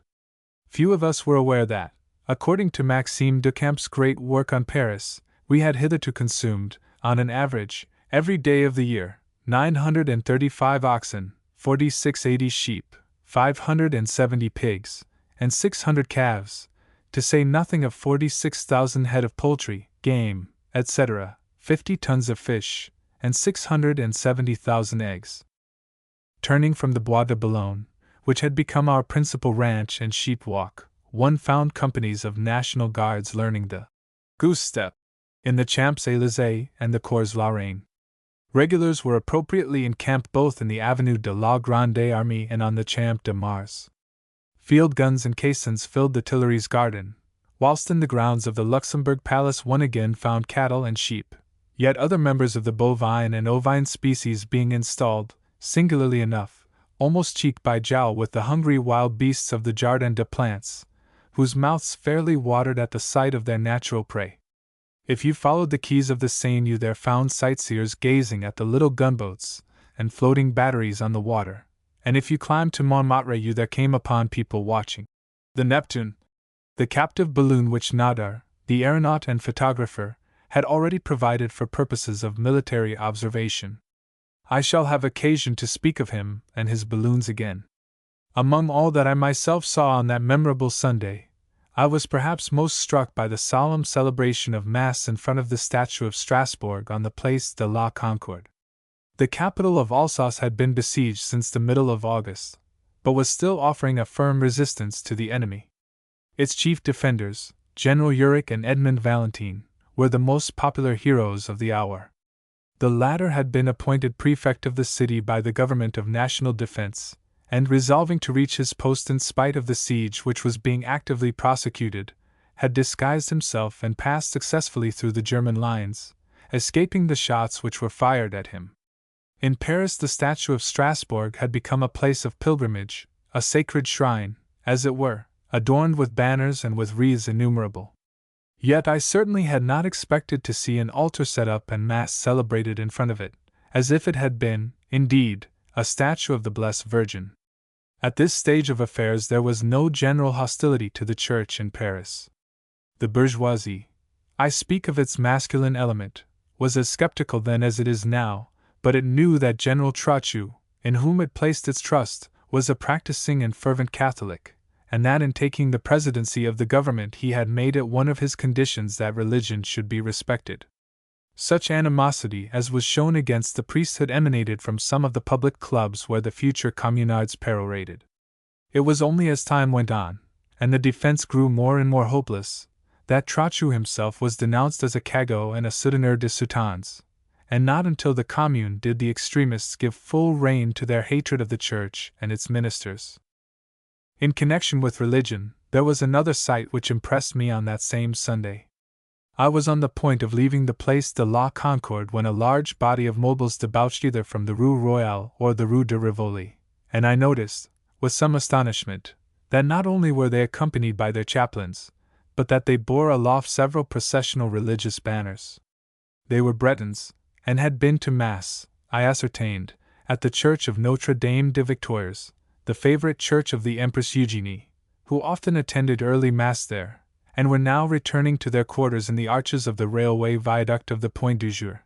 Many people uncovered as they thus went by processionally, carrying on high their banners of the Virgin, she who is invoked by the Catholic soldier as Auxilium Christianorum. For a moment my thoughts strayed back to Brittany, where, during my holidays the previous year, I had witnessed the pardon of Guingamp. In the evening I went to the boulevards with my father, and we afterwards dropped into one or two of the public clubs. The boulevard promenaders had a good deal to talk about. General Ambert, who under the Empire had been mayor of our arrondissement, had fallen out with his men, through speaking contemptuously of the Republic, and after being summarily arrested by some of them, had been deprived of his command. Further, the official journal had published a circular addressed by Bismarck to the German diplomatists abroad, in which he stated formally that if France desired peace she would have to give material guarantees. That idea, however, was vigorously pooh-poohed by the boulevardiers, particularly as rumors of sudden French successes, originating nobody knew how, were once more in the air. Scandal, however, secured the attention of many of the people seated in the cafés, for the Rappel, Victor Hugo's organ, had that day printed a letter addressed to Napoleon III by his mistress Marguerite Bellinger, who admitted in it that she had deceived her imperial lover with respect to the paternity of her child. However, we went, my father and I, from the boulevards to the Folies Bergère, which had been turned for the time into a public club, and there we listened a while to Citizen Lermana, who, taking Thiers' mission and Bismarck's dispatch as his text, protested against France concluding any peace or even any armistice so long as the Germans had not withdrawn across the frontier. There was still no little talk of that description. The old agitator Auguste Blanqui, long confined in one of the cages of Mont Saint-Michel, but now once more in Paris, never wearied of opposing peace in the discourses that he delivered at his own particular club, which, like the newspaper he inspired, was called La Patrie en Danger. In other directions, for instance at the Club du Maine, the extremists were already attacking the new government for its delay in distributing cartridges to the National Guards, being, no doubt, already impatient to seize authority themselves. Whilst other people were promenading or perorating, Trochu, in his room at the Louvre, was receiving telegram after telegram informing him that the Germans were now fast closing round the city. He himself, it appears, had no idea of preventing it, but at the urgent suggestion of his old friend and comrade General Ducrot, he had consented that an effort should be made to delay, at any rate, a complete investment. In an earlier chapter one had occasion to mention Ducrot in connection with the warnings which Napoleon III received respecting the military preparations of Prussia. At this time, 1870, the general was 53 years old, and therefore still in his prime.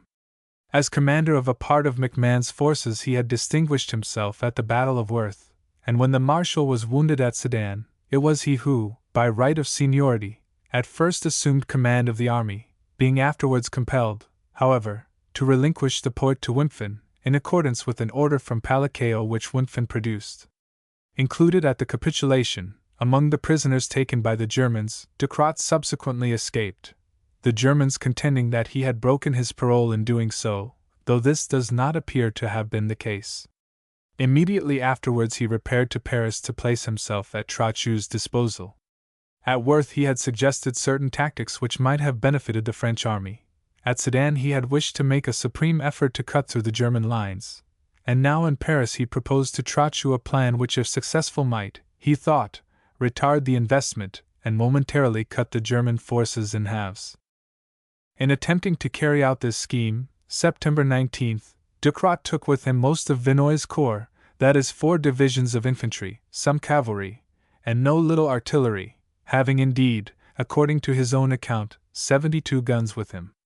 The action was fought on the plateau of Chatillon, south of Paris, where the French had been constructing a redoubt, which was still, however, in a very unfinished state.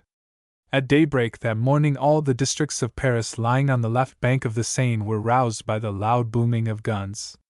The noise was at times almost deafening, and it is certain that the French fired a vast number of projectiles, though, assuredly, the number, 25,000, given in a copy of the official report which I have before me must be a clerical error.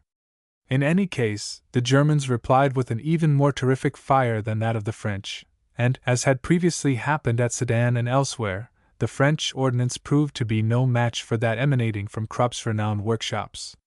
The French defeat was, however, precipitated by a sudden panic which arose among a provisional regiment of Zouaves, who suddenly turned tail and fled. Panic is often, if not always, contagious, and so it proved to be on this occasion. Though some of the Guards Mobiles, notably the Bretons of Ille-et-Vilaine, fought well, thanks to the support of the artillery, which is so essential in the case of untried troops, other men weakened, and imitated the example of the Zouaves. Durat soon realized that it was useless to prolong the encounter, and after spiking the guns set up in the Chatillon redoubt, he retired under the protection of the forts of Vannes and Montrouge. My father and I had hastened to the southern side of Paris as soon as the cannonade apprised us that an engagement was going on. Pitiful was the spectacle presented by the disbanded soldiers as they rushed down the Chaussée du Maine. Many had flung away their weapons. Some went on dejectedly, others burst into wine shops, demanded drink with threats, and presently emerged swearing, cursing, and shouting. Nous sommes traîtres! Riderless horses went by, instinctively following the men, and here and there one saw a bewildered and indignant officer, whose orders were scouted with jeers. The whole scene was of evil augury for the defense of Paris. At a later hour, when we reached the boulevards, we found the wildest rumors in circulation there. Nobody knew exactly what had happened, but there was talk of 20,000 French troops having been annihilated by 5 times that number of Germans.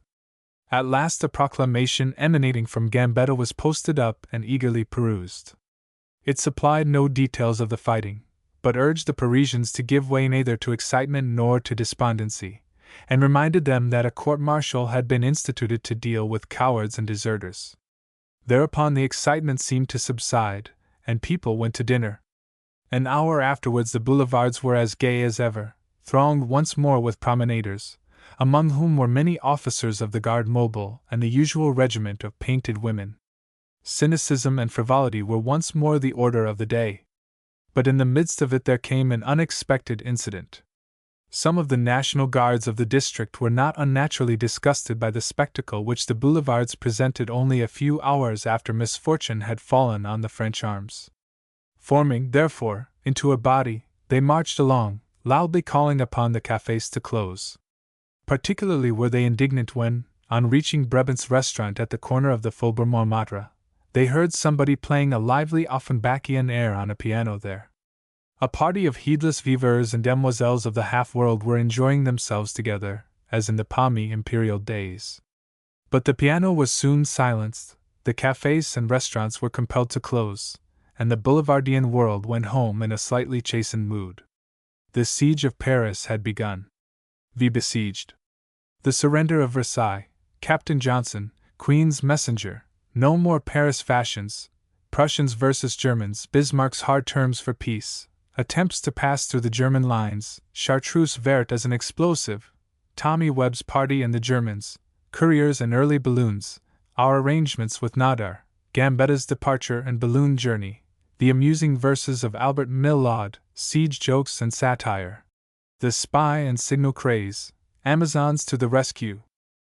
It was at 1 o'clock on the afternoon of September 19th that the telegraph wires between Paris and Versailles, the last which linked us to the outside world, were suddenly cut by the enemy, the town so closely associated with the Grand Monarch and his magnificence having then surrendered to a very small force of Germans, although it had a couple of thousand men, mobile and National Guards, to defend it. The capitulation which was arranged between the mayor and the enemy was flagrantly violated by the latter almost as soon as it had been concluded, Tins being only one of many such instances which occurred during the war. Versailles was required to provide the invader with a number of oxen, to be slaughtered for food, numerous casks of wine, the purpose of which was obvious, and a large supply of forage valued at £12,000. After all, however, that was a mere trifle in comparison with what the present Kaiser's forces would probably demand on landing at Hull or Grimsby or Harwich, should they some day do so. By the terms of the surrender of Versailles, however, the local National Guards were to have remained armed and entrusted with the internal police of the town, and moreover, there were to have been no further requisitions. But Bismarck and Moltke pooh-poohed all such stipulations, and the Versaillese had to submit to many indignities. In Paris that day the National Defense Government was busy in various ways, first in imposing fines, according to an ascending scale, on all absentees who ought to have remained in the city and taken their share of military duty, and secondly, in decreeing that nobody with any money lodged in the savings bank should be entitled to draw out more than 50 francs, otherwise £2, leaving the entire balance of his or her deposit at the government's disposal. This measure provoked no little dissatisfaction.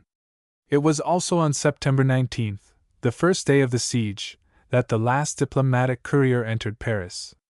I well remember the incident.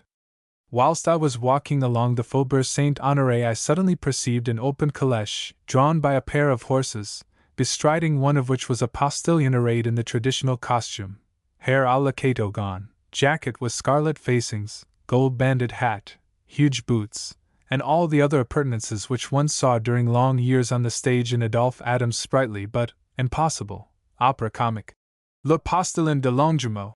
For an instant, indeed, I felt inclined to hum the famous refrain, "Oh, oh, oh, oh, Chuil était beau." But many National Guards and others regarded the equipage with great suspicion, particularly as it was occupied by an individual in semi-military attire. quite a number of people decided in their own minds that this personage must be a Prussian spy, and therefore desired to stop his carriage and march him off to prison. As a matter of fact, however, he was a British officer, Captain Johnson, discharging the duties of a Queen's messenger, and as he repeatedly flourished a cane in a very menacing manner, and the door porter of the British embassy, a German, I believe, energetically came to his assistance, he escaped actual molestation, and drove in triumph into the courtyard of the ambassadorial mansion. At this time a great shock was awaiting the Parisians. During the same week the Vicomtesse de Reneville issued an announcement stating that in presence of the events which were occurring she was constrained to suspend the publication of her renowned journal of fashions, La Gazette Rose. This was a tragic blow both for the Parisians themselves and for all the world beyond them. There would be no more Paris fashions. To what despair would not millions of women be reduced? How would they dress, even supposing that they should contrive to dress at all? The thought was appalling. And as one and another great couturier closed his doors, Paris began to realize that her prestige was indeed in jeopardy. A day or two after the investment, the city became very restless on account of Thiers' mission to foreign courts and Jules Favre's visit to the German headquarters, it being reported by the extremists that the government did not intend to be a government of national defense but one of capitulation. In reply to those rumors, the authorities issued the famous proclamation in which they said, "The government's policy is that formulated in these terms: not an inch of our territory, not a stone of our fortresses. The government will maintain it to the end." On the morrow, September 21st, Gambetta personally reminded us that it was the 78th anniversary of the foundation of the First French Republic, and, after recalling to the Parisians what their fathers had then accomplished, he exhorted them to follow that illustrious example, and to secure victory by confronting death. That same evening the clubs decided that a great demonstration should be made on the morrow by way of insisting that no treaty should be discussed until the Germans had been driven out of France, that no territory, fort, vessel, or treasure should be surrendered, that all elections should be adjourned, and that a levy en masse should be decreed.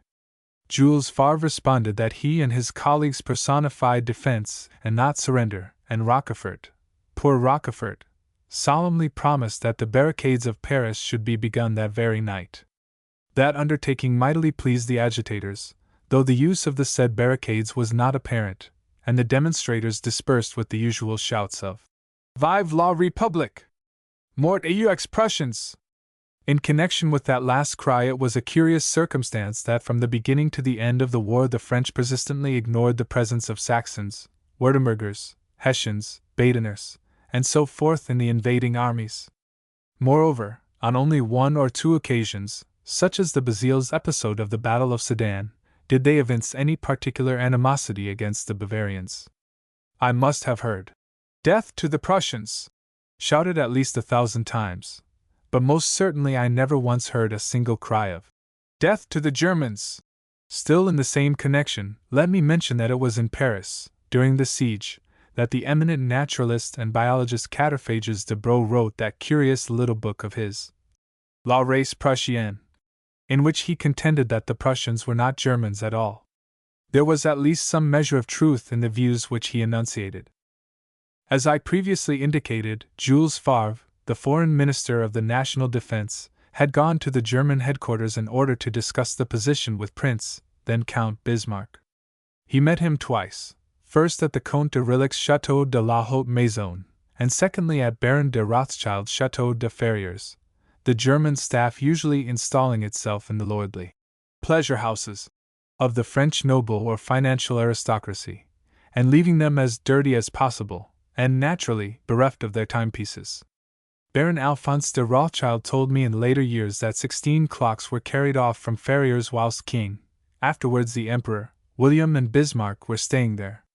I presume that they now decorate some of the salons of the Schloss at Berlin, or possibly those of Varzin and Friedrichsruhe. Bismarck personally had an inordinate passion for clocks, as all who ever visited his quarters in the Wilhelmstrasse, when he was German Chancellor, will well remember. But he was not content with the clocks of Ferrières.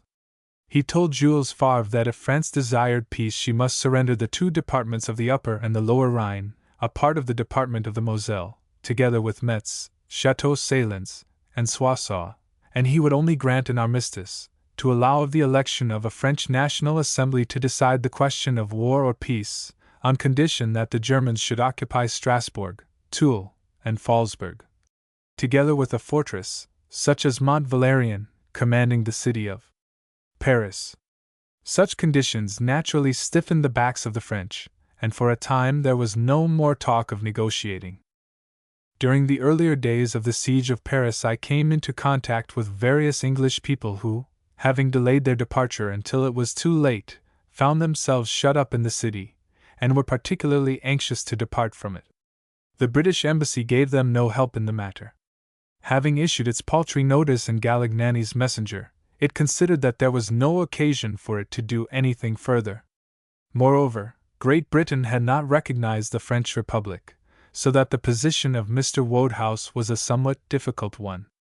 However, a few, imprisoned, Englishmen endeavored to escape from the city by devices of their own.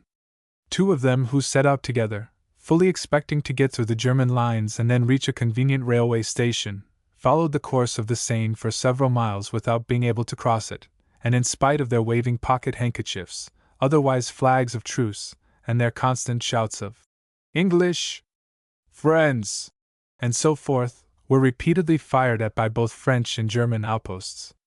At last they reached Rouen, where the villagers, on noticing how bad their French was, took them to be Prussian spies, and nearly lynched them. Fortunately, the local commissary of police believed their story, and they were sent back to Paris to face the horseflesh and the many other hardships which they had particularly desired to avoid. I also remember the representative of a Birmingham small arms factory telling me of his unsuccessful attempt to escape. He had lingered in Paris in the hope of concluding a contract with the new Republican government. Not having sufficient money to charter a balloon, and the embassy, as usual at that time, refusing any help, oh shades of Palmerston, he set out as on a walking tour with a knapsack strapped to his shoulders and an umbrella in his hand. His hope was to cross the Seine by the bridge of St. Cloud or that of Cherisons, but he failed in both attempts, and was repeatedly fired upon by vigilant French outposts. After losing his way in the Bois de Boulogne, awakening both the cattle and the sheep there in the course of his nightly ramble, he at last found one of the little huts erected to shelter the gardeners and woodcutters, and remained there until daybreak, when he was able to take his bearings and proceed towards the Auteuil gate of the ramparts. As he did not wish to be fired upon again, he deemed it expedient to hoist his pocket handkerchief at the end of his umbrella as a sign of his pacific intentions, and finding the gate open and the drawbridge down, he attempted to enter the city, but was immediately challenged by the National Guards on duty. These vigilant patriots observed his muddy condition. The previous day had been a wet one, and suspiciously inquired where he had come from at that early hour. His answer being given in broken French and in a very embarrassed manner, he was at once regarded as a Prussian spy, and dragged off to the guard-room. There he was carefully searched, and everything in his pockets having been taken from him, including a small bottle which the sergeant on duty regarded with grave suspicion, he was told that his after fate would be decided when the commanding officer of that particular sector of the ramparts made his rounds. When this officer arrived, he closely questioned the prisoner, who tried to explain his circumstances, and protested that his innocence was shown by the British passport and other papers which had been taken from him. "Oh, papers prove nothing," was the prompt retort. "Spies are always provided with papers. But come, I have proof that you are an unmitigated villain."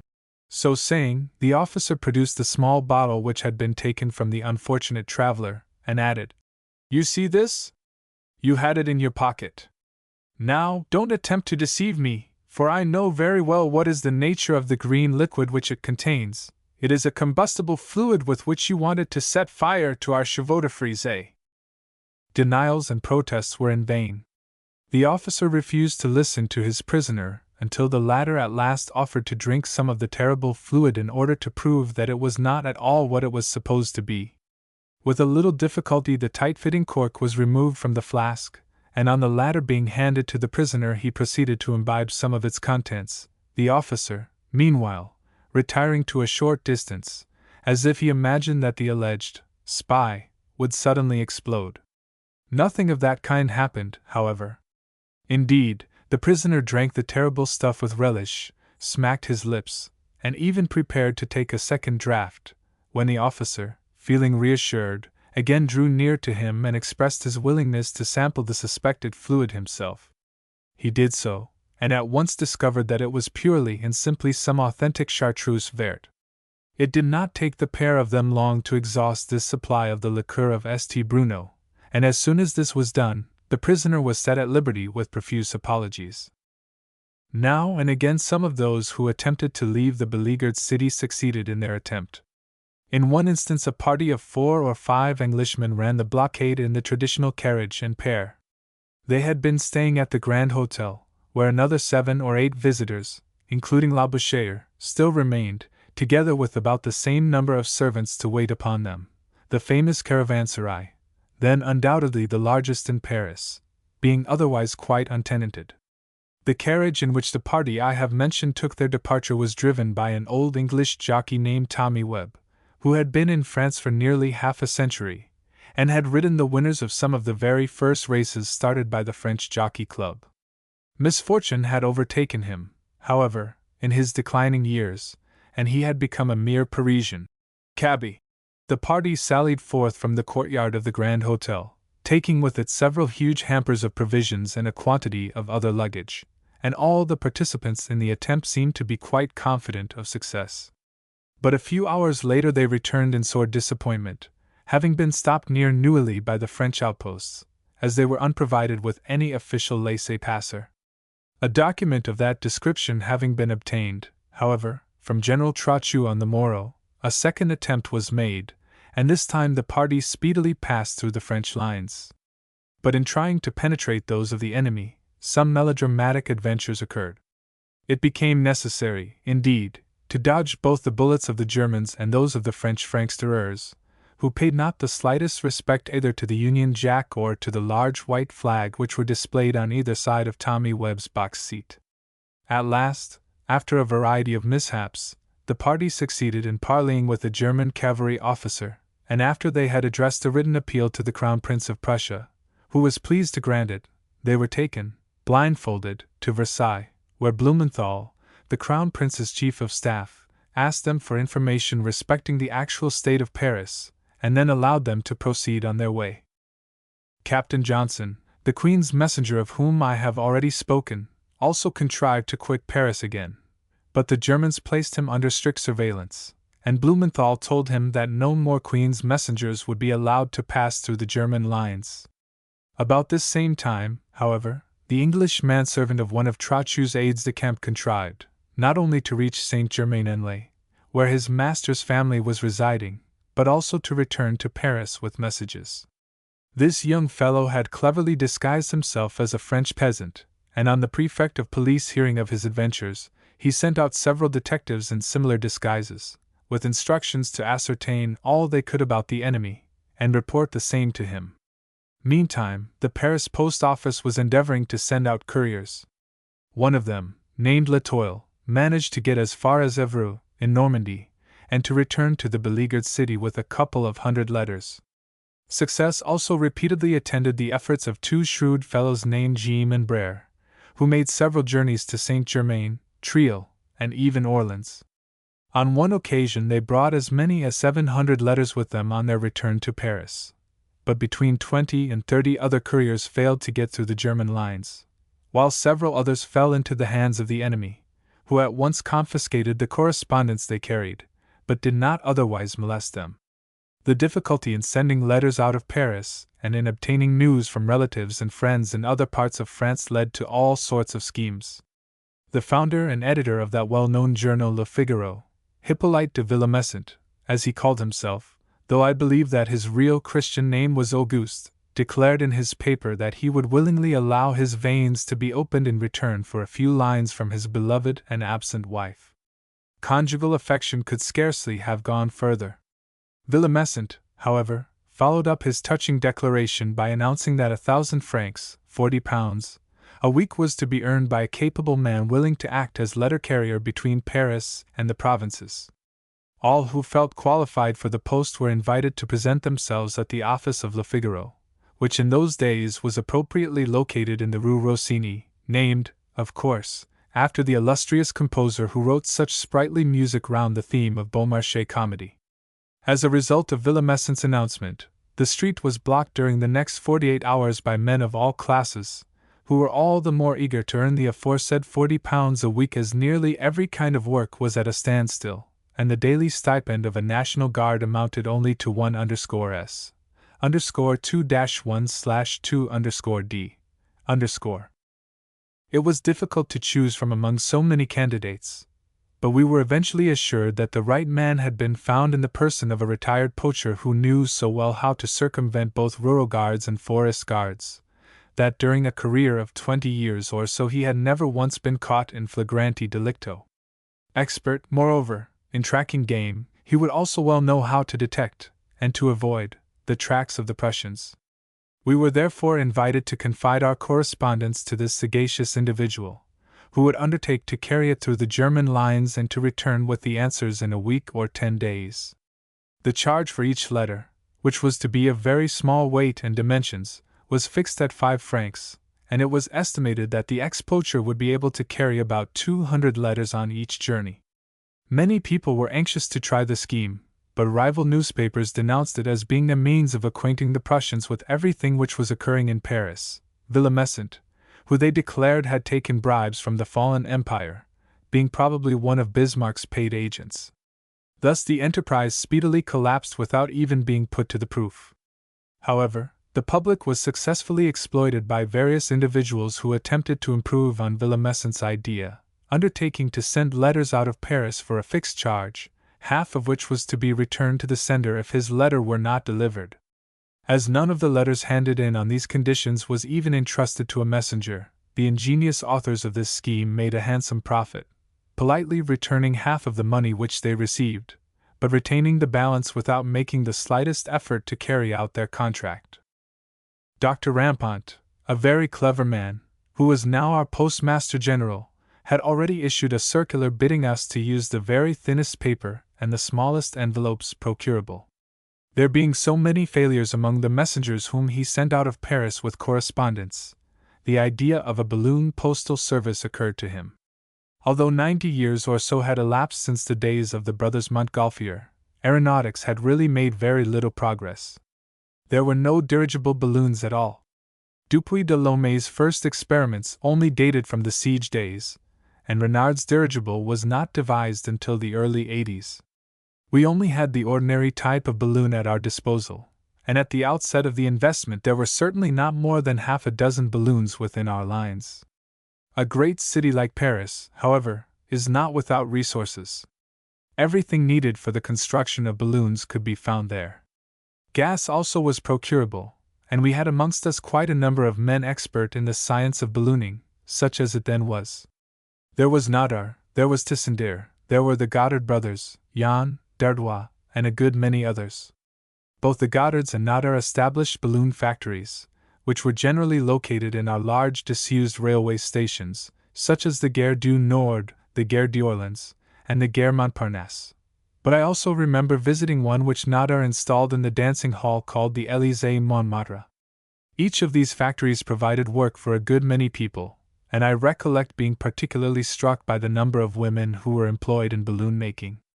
Such work was very helpful to them, and Nadar used to say to me that it grieved him to have to turn away so many applicants for employment, for every day 10, 20, and 30 women would come to implore him to take them on.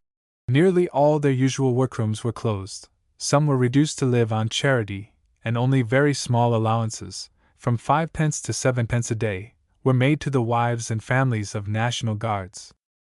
But to return to the balloon postal service which the government organized, it was at once realized by my father and myself that it could be of little use to us so far as the work for the Illustrated London News was concerned, on account of the restrictions which were imposed in regard to the size and weight of each letter that might be posted.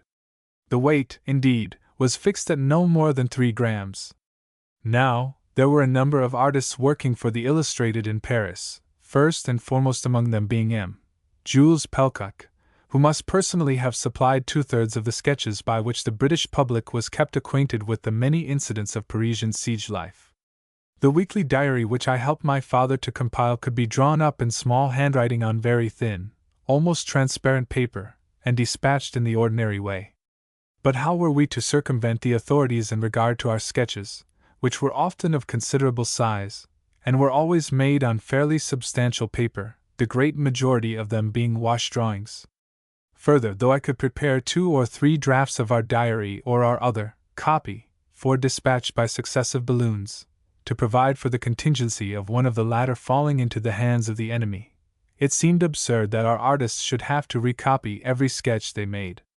Fortunately, there was photography, the thought of which brought about a solution of the other difficulty in which we were placed. I was sent to interview Nadar on the Place Saint-Pierre at Montmartre, above which his captive balloon, the Neptune, was oscillating in the September breeze. He was much the same man as I had seen at the Crystal Palace a few years previously, tall, red-haired, and red-shirted.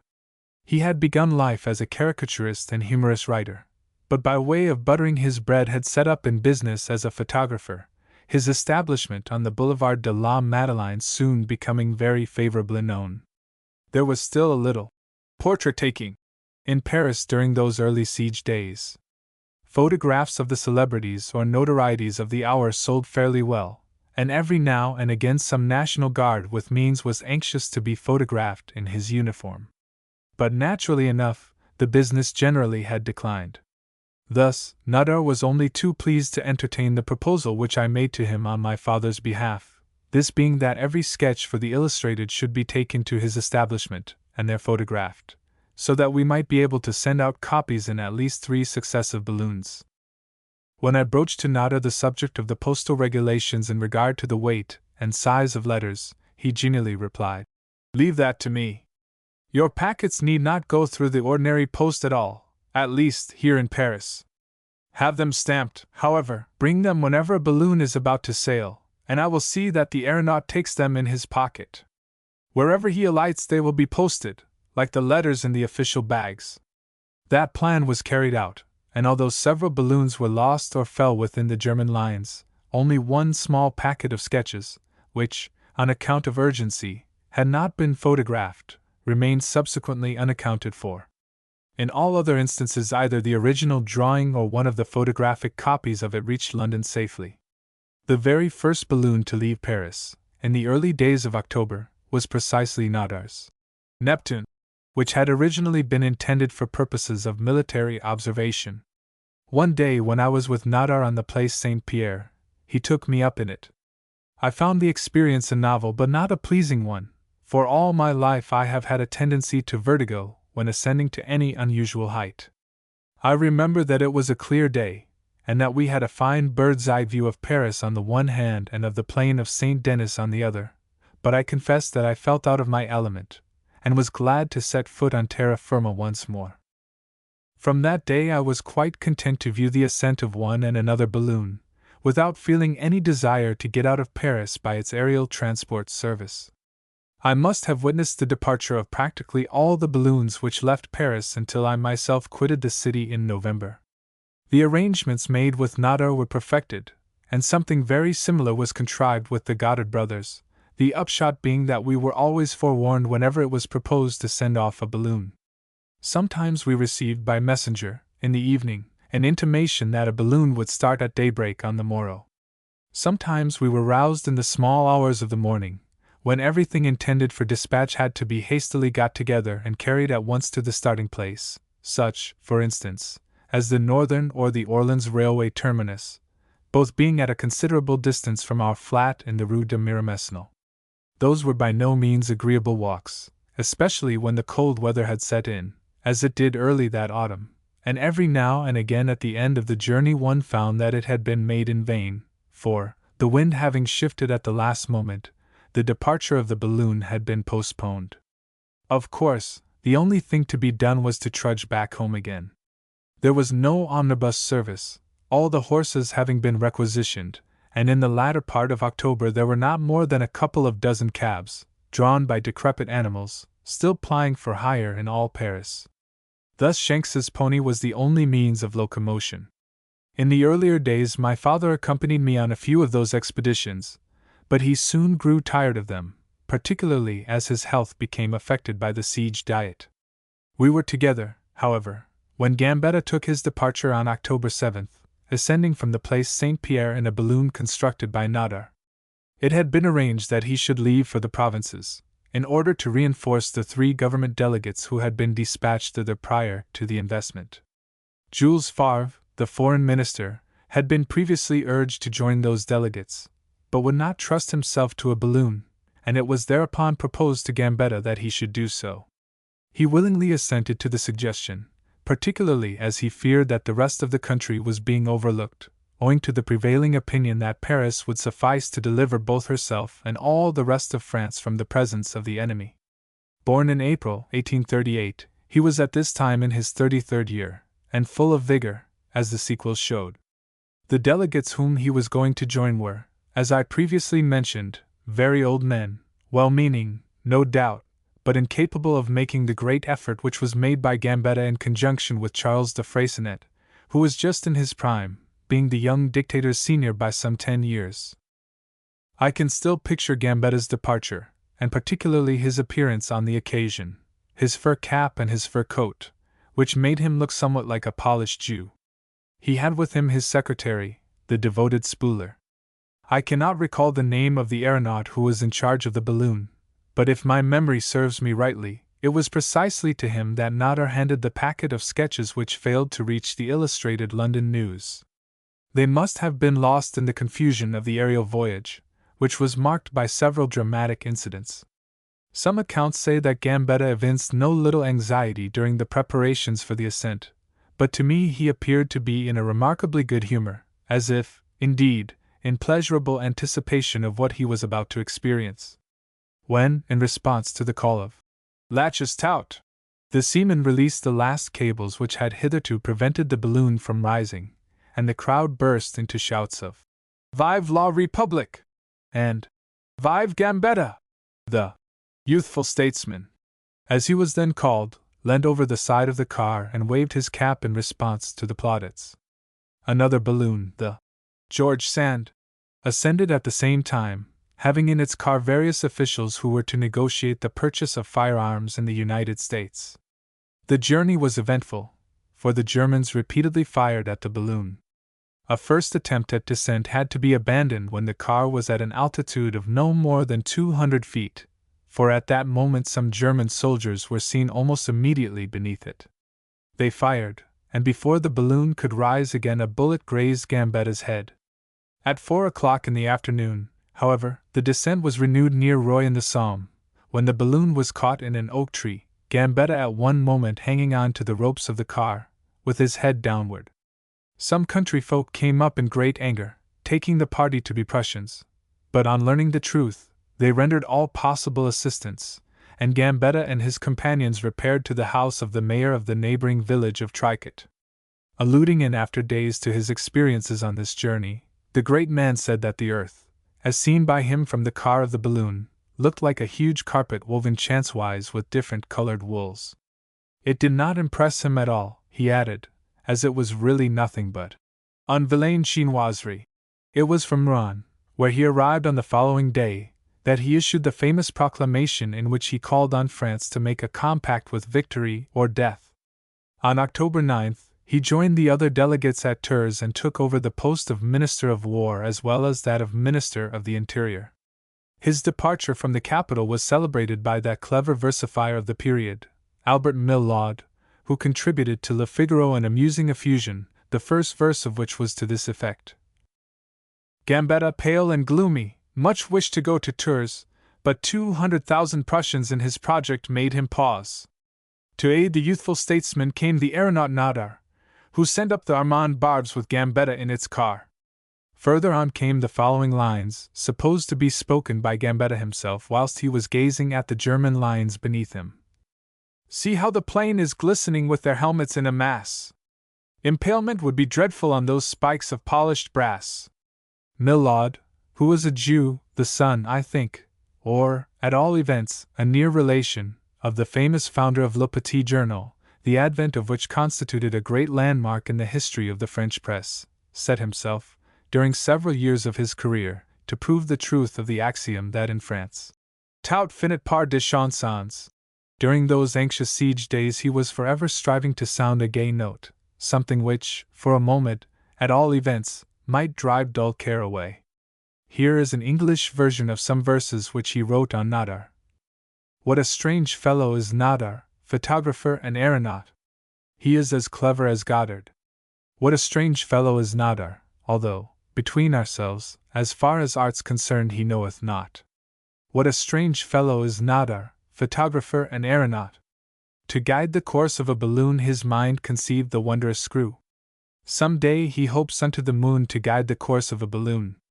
Of airy navies admiral soon, we'll see him grappling in the blue. To guide the course of a balloon his mind conceived the wondrous screw. Up in the kingdom of the air he now the foremost rank may claim. If poor Gambetta went up in the kingdom of the air, does not find good cause to stare, why, Nadar will not be to blame. Up in the kingdom of the air he now the foremost rank may claim. At Ferriers, above the park, behold him darting through the sky, soaring to heaven like a lark.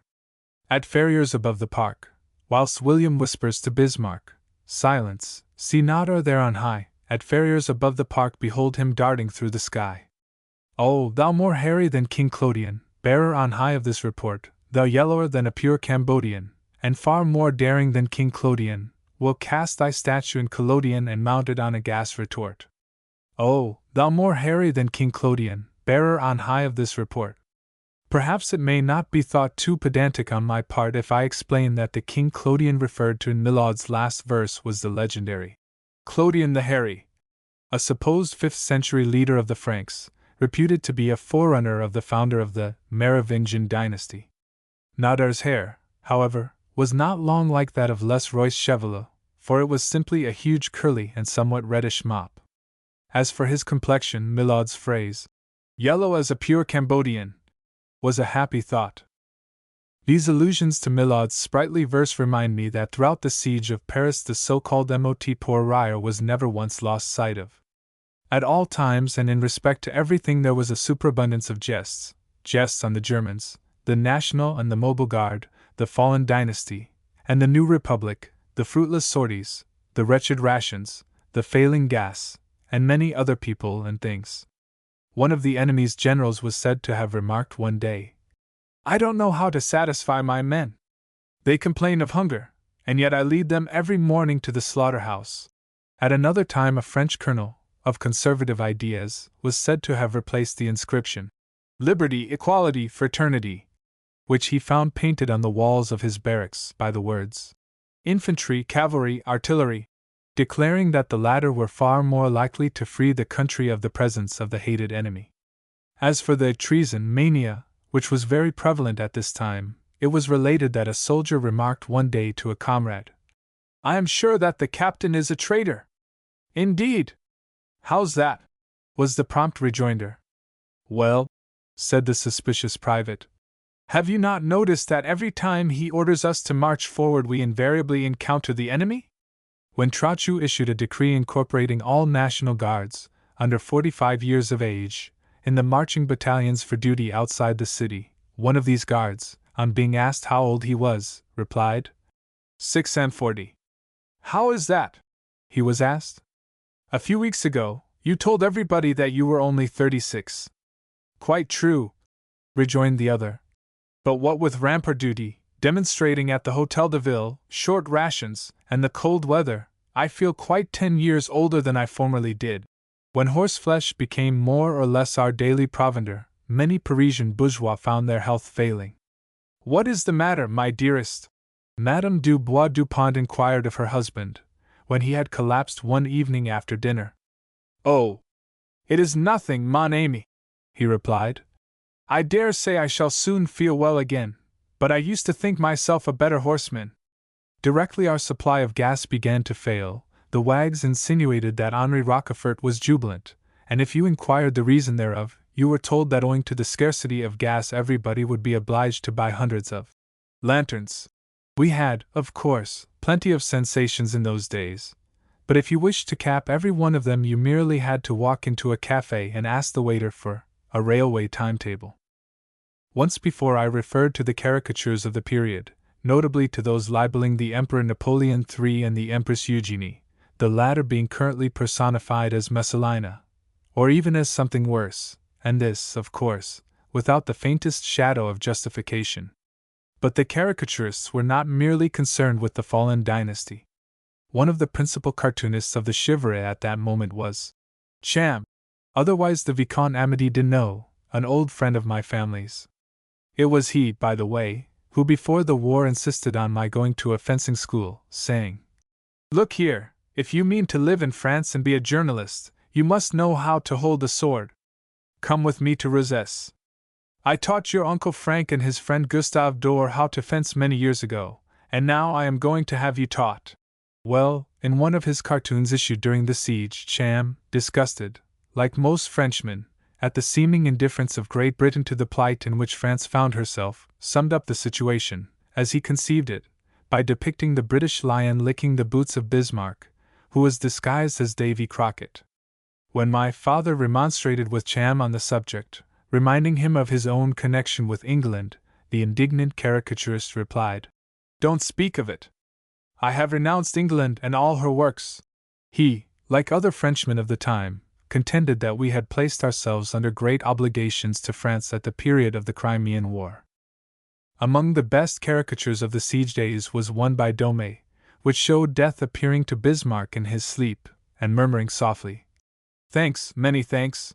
Another idea of the period found expression in a cartoon representing a large mousetrap, labeled France, into which a company of mice dressed up as German soldiers were eagerly marching, their officer meanwhile pointing to a cheese fixed inside the trap, and inscribed with the name of Paris.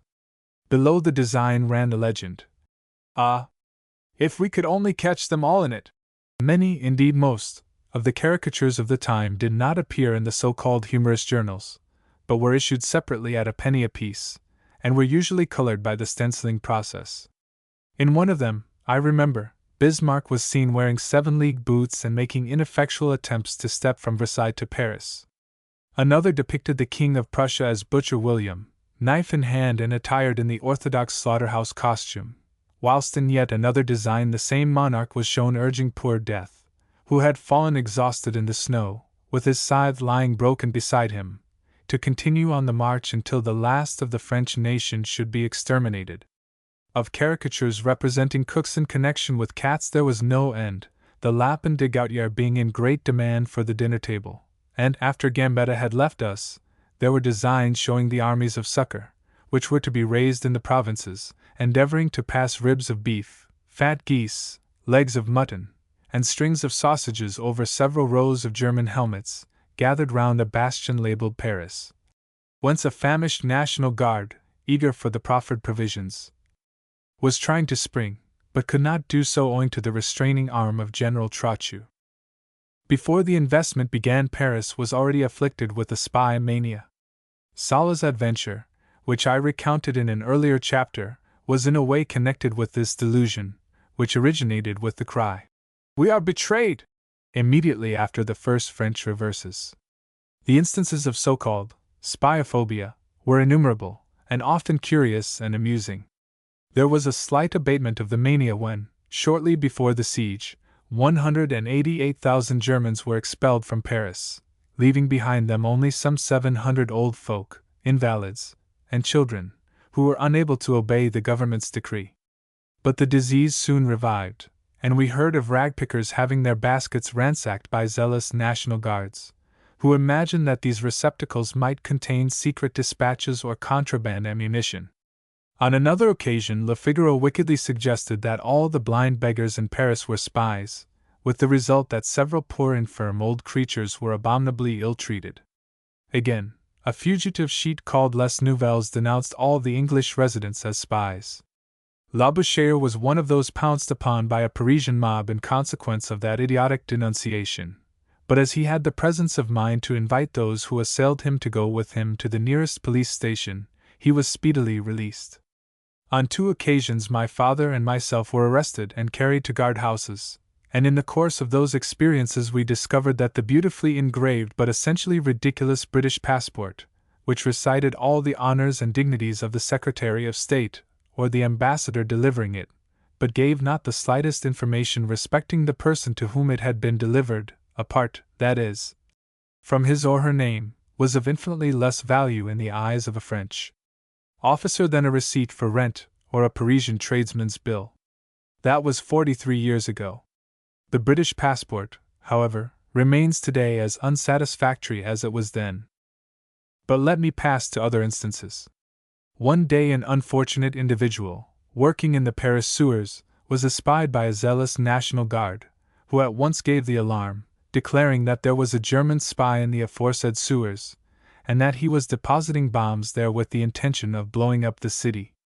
300 guards at once volunteered their services, stalked the poor workman, and blew him to pieces the next time he popped his head out of a sewer trap. The mistake was afterwards deplored, but people argued, wrote Mr. Thomas Gibson Bowles, who sent the story to the Morning Post, that it was far better that 100 innocent Frenchmen should suffer than that a single Prussian should escape. Cham, to whom I previously alluded, old Marshal Valiant, Mr. O'Sullivan, an American diplomatist, and Alexis Godelet, the French army contractor, were among the many well-known people arrested as spies at one or another moment. A certain Madame de Beaulieu, who had joined a regiment of mobiles as a cantiniere, was denounced as a spy, because her hands were so white. Another lady, who had installed an ambulance in her house, was carried off to prison on an equally frivolous pretext, and I remember yet another case in which a lady patron of the Société de Secours aux Blesses was ill-treated. Matters would, however, probably be far worse at the present time, for Paris, with all her Apaches and anarchists, now includes in her population even more scum than was the case 43 years ago. There were, however, a few authentic instances of spying, one case being that of a young fellow whom Etienne Arago, the mayor of Paris, engaged as a secretary, on the recommendation of Henri Rochefort, but who turned out to be of German extraction, and availed himself of his official position to draw up reports which were forwarded by balloon post to an agent of the German government in London. I have forgotten the culprit's name, but it will be found, with particulars of his case, in the Paris journals of the siege days. There was, moreover, the Hart affair, which resulted in the prisoner, a former lieutenant in the Prussian army, being convicted of espionage and shot in the courtyard of the École Militaire. Coexistent with spyophobia, there was another craze, that of suspecting any light seen at night time in an attic or fifth-floor window to be a signal intended for the enemy. Many ludicrous incidents occurred in connection with this panic. One night an elderly bourgeois, who had recently married a charming young woman, was suddenly dragged from his bed by a party of indignant National Guards, and consigned to the watch-house until daybreak. This had been brought about by his wife's maid placing a couple of lighted candles in her window as a signal to the wife's lover that, master being at home, he was not to come up to the flat that night. On another occasion a poor old lady, who was patriotically depriving herself of sleep in order to make lint for the ambulances, was pounced upon and nearly strangled for exhibiting green and red signals from her window. It turned out, however, that the signals in question were merely the reflections of a harmless though charmingly variegated parrot which was the zealous old dame's sole and faithful companion. No matter what might be the quarter of Paris in which a presumed signal was observed, the house whence it emanated was at once invaded by National Guards, and perfectly innocent people were often carried off and subjected to ill treatment. To such proportions did the craze attain that some papers even proposed that the government should forbid any kind of light whatever, after dark, in any room situated above the second floor, unless the windows of that room were hermetically sealed. Most victims of the mania submitted to the mob's invasion of their homes without raising any particular protest. But a volunteer artilleryman, who wrote to the authorities complaining that his rooms had been ransacked in his absence, and his aged mother frightened out of her wits, on the pretext that some fusées had been fired from his windows, declared that if there should be any repetition of such an intrusion whilst he was at home he would receive the invader's bayonet and revolver in hand. From that moment similar protests poured into the Hôtel de Ville, and Trochu ended by issuing a proclamation in which he said, Under the most frivolous pretexts, numerous houses have been entered, and peaceful citizens have been maltreated. The flags of friendly nations have been powerless to protect the houses where they were displayed. I have ordered an inquiry on the subject, and I now command that all persons guilty of these abusive practices shall be arrested. A special service has been organized in order to prevent the enemy from keeping up any communication with any of its partisans in the city, and I remind everybody that excepting in such instances as are foreseen by the law, every citizen's residence is inviolable. We nowadays hear a great deal about the claims of women, but although the followers of Mrs. Pankhurst have carried on a sort of a war for a considerable time past, I have not yet noticed any disposition on their part to join the colors. Men currently assert that women cannot serve as soldiers. There are, however, many historical instances of women distinguishing themselves in warfare, and modern conditions are even more favorable than former ones for the employment of women as soldiers. There is splendid material to be derived from the golf girl, the hockey girl, the factory and the laundry girl, all of them active, and in innumerable instances far stronger than many of the narrow-chested, cigarette-smoking boys whom we now see in our regiments. Briefly, a day may well come when we shall see many of our so-called superfluous women taking to the career of arms. However, the attempts made to establish a corps of women soldiers in Paris, during the German siege, were more amusing than serious. Early in October, some hundreds of women demonstrated outside the Hôtel de Ville, demanding that all the male nurses attached to the ambulances should be replaced by women. The authorities promised to grant that application, and the women next claimed the right to share the dangers of the field with their husbands and their brothers. This question was repeatedly discussed at the public clubs, notably at one in the Rue Pierre-Lévy, where Louise Michel, the schoolmistress who subsequently participated in the Commune and was transported to New Caledonia, officiated as high priestess, and at another located at the Triot Gymnasium in the Avenue Montaigne, where as a rule no men were allowed to be present, that is, excepting a certain citizen Jules Elix, an eccentric elderly survivor of the Republic of '48, at which period he had devised a system of telepathy effected by means of sympathetic snails.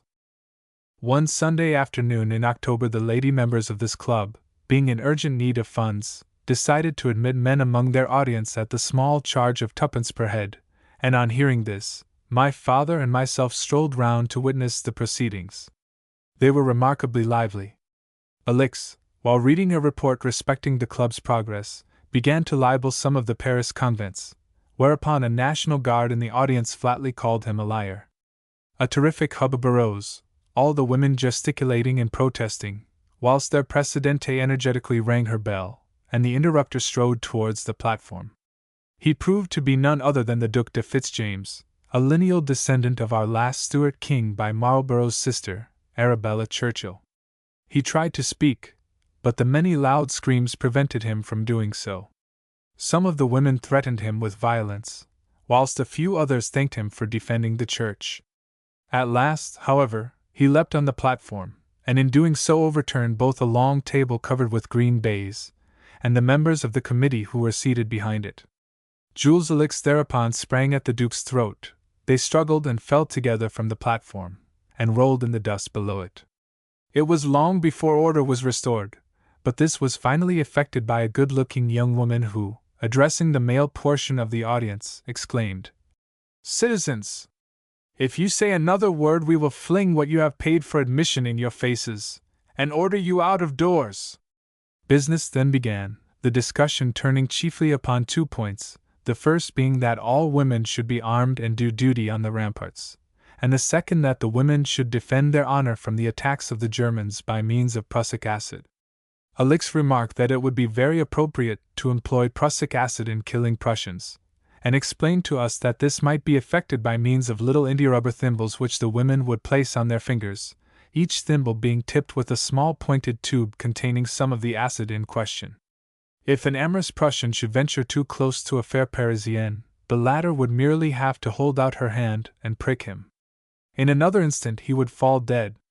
"No matter how many of the enemy may assail her," added Elix enthusiastically, "she will simply have to prick them one by one, and we shall see her standing still pure and holy in the midst of a circle of corpses."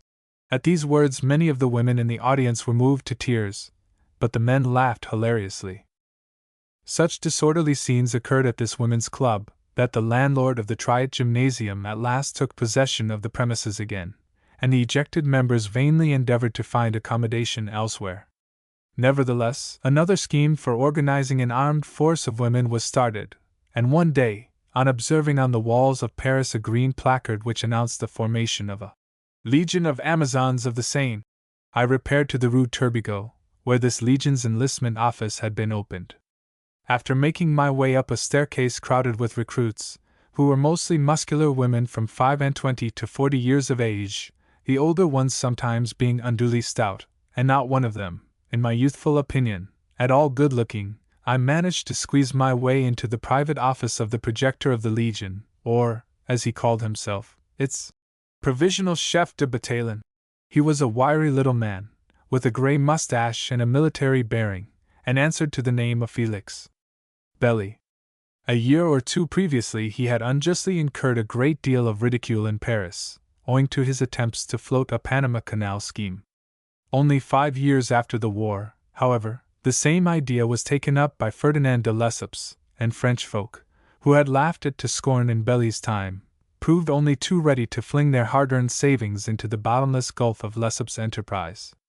I remember having a long chat with Belly, who was most enthusiastic respecting his proposed Amazons. They were to defend the ramparts and barricades of Paris, said he, being armed with light guns carrying some 200 yards, and their costume, a model of which was shown me, was to consist of black trousers with orange-colored stripes down the outer seams, black blouses with capes, and black kepis, also with orange trimmings. Further, each woman was to carry a cartridge box attached to a shoulder belt. It was hoped that the 1st Battalion would muster quite 1,200 women, divided into 8 companies of 150 each. There was to be a special medical service, and although the chief doctor would be a man, it was hoped to secure several assistant doctors of the female sex. Little M. Belly dwelt particularly on the fact that only women of unexceptionable moral character would be allowed to join the force, all recruits having to supply certificates from the commissaries of police of their districts, as well as the consent of their nearest connections, such as their fathers or their husbands. "Now listen to this," added M. Belly enthusiastically, as he went to a piano which I was surprised to find standing in a recruiting office, and seating himself at the instrument, he played for my especial benefit the stirring strains of a new, specially commissioned battle song, which, said he, "we intend to call the Marseillaise of the Paris Amazons." Unfortunately for M.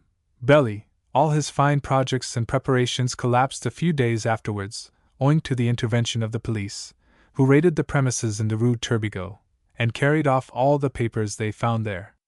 They justified these summary proceedings on the ground that General Trochu had forbidden the formation of any more free corps, and that M. Belly had unduly taken fees from his recruits. I believe, however, that the latter statement was incorrect. At all events, no further proceedings were instituted. But the raid sufficed to kill M. Belly's cherished scheme, which naturally supplied the caricaturists of the time with more or less brilliant ideas.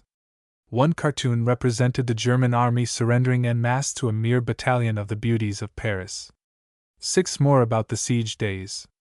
Reconnaissances and sorties, Casimir Purrier at Bagnoux, some of the Paris clubs, demonstrations at the Hôtel de Ville, the cannon craze, the fall of Metz foreshadowed, Le Bourget taken by the French, the government's policy of concealment, the Germans recapture Le Bourget, Thiers, the armistice, and Bazaine's capitulation, the rising of October 31st, the peril and the rescue of the government. Armistice and peace conditions, the great question of rations, personal experiences respecting food, my father, in failing health, decides to leave Paris. After the engagement of Chatillon, fought on September 19th, various reconnaissances were carried out by the army of Paris. In the first of these General Vinoy secured possession of the plateau of Villejuif, east of Chatillon, on the south side of the city. Next, the Germans had to retire from Pierrefitte, a village in advance of Saint-Denis on the northern side. There were subsequent reconnaissances in the direction of Neuilly-sur-Marne and the Plateau d'Avrin, east of Paris, and on Michaelmas Day an engagement was fought at El Hay and Chevilly, on the south. But the Archangel did not on this occasion favor the French, who were repulsed, one of their commanders, the veteran Brigadier Guillaume, being killed. A fight at Chatillon on October 12 was followed on the morrow by a more serious action at Bagnoux, on the verge of the Chatillon Plateau. During this engagement the mobiles from the Burgundian Côte d'Or made a desperate attack on a German barricade bristling with guns, reinforced by infantry, and also protected by a number of sharpshooters installed in the adjacent village houses, whose window shutters and walls had been loopholed. During the encounter, the commander of the mobiles, the Comte de Dampierre, a well-known member of the French Jockey Club, fell mortally wounded whilst urging on his men, but was succored by a captain of the mobiles of the Aube, who afterwards assumed the chief command, and by a rapid flanking movement, was able to carry the barricade.